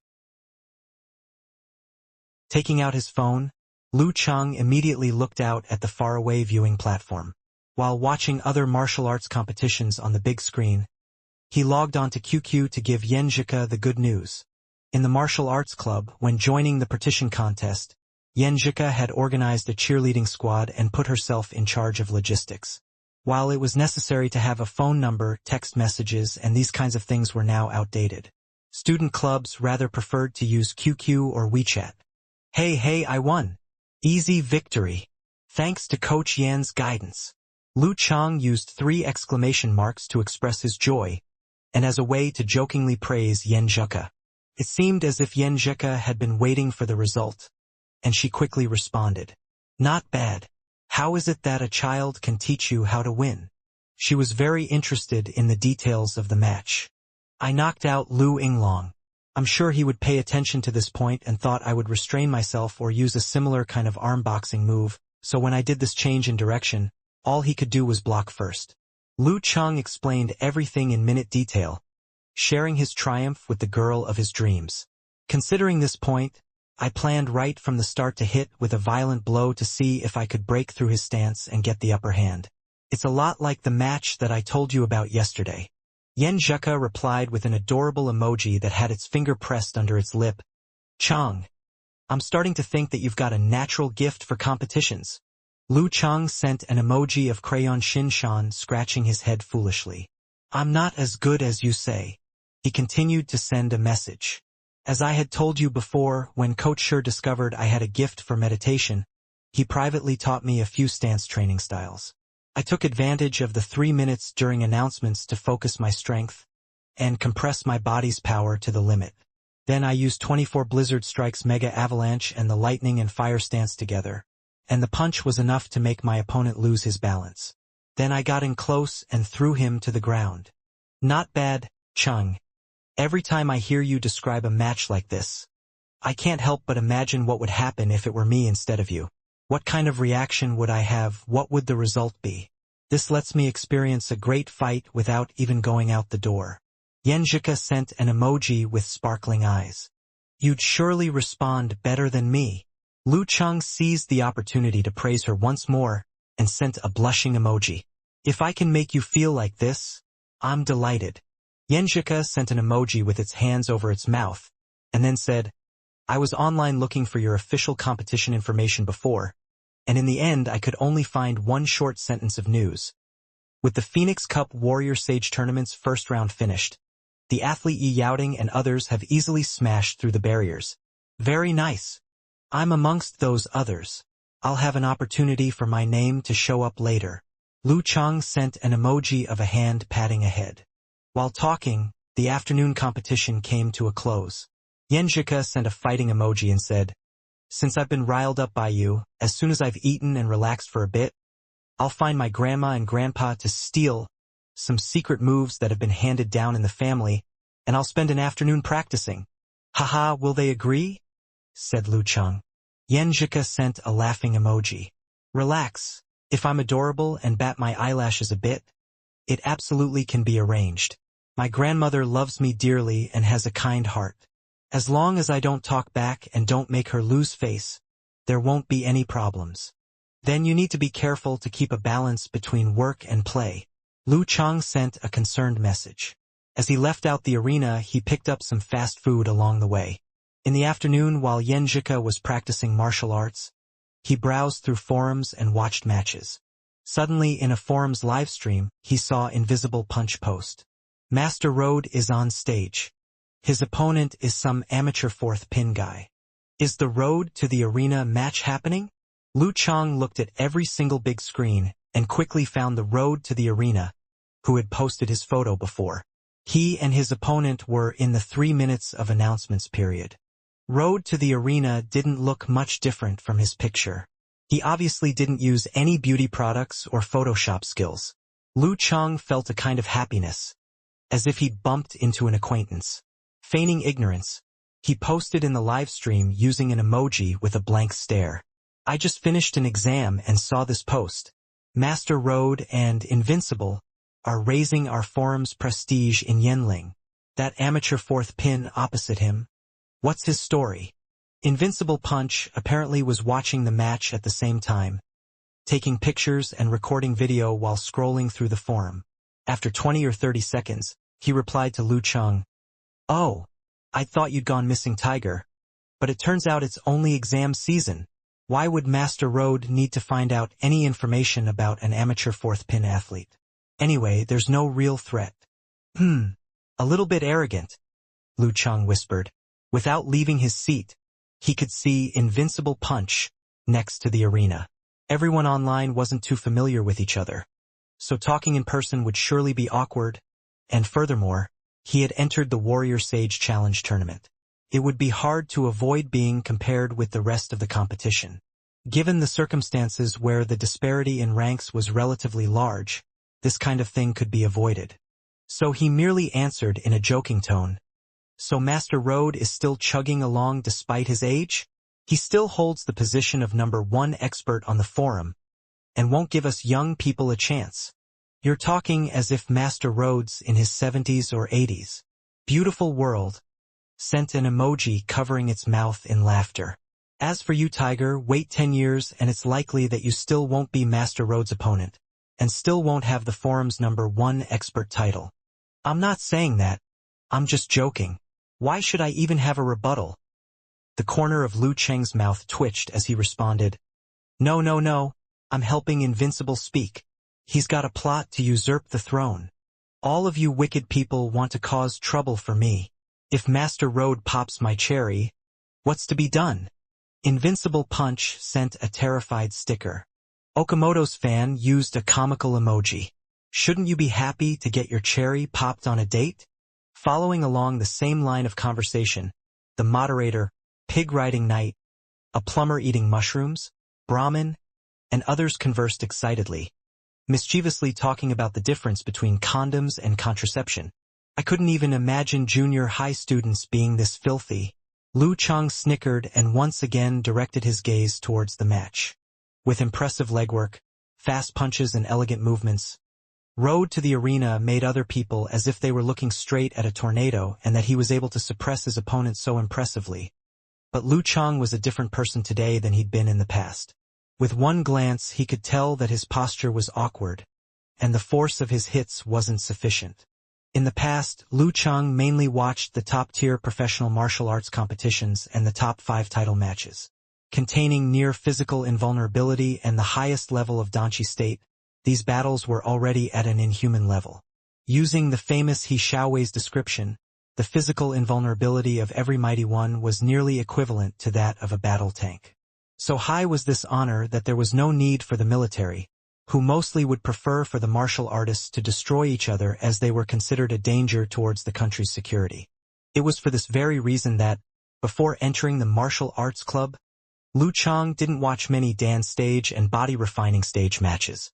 He barely had any knowledge, and what knowledge he did have wasn't that deep, but by observing the 20 or 30 matches throughout the National University Martial Arts Competition's partition contest over the past 2 days, in addition to the combat experience he had gained, his insight into these fights had become much sharper. Road to the Arena looked rusty.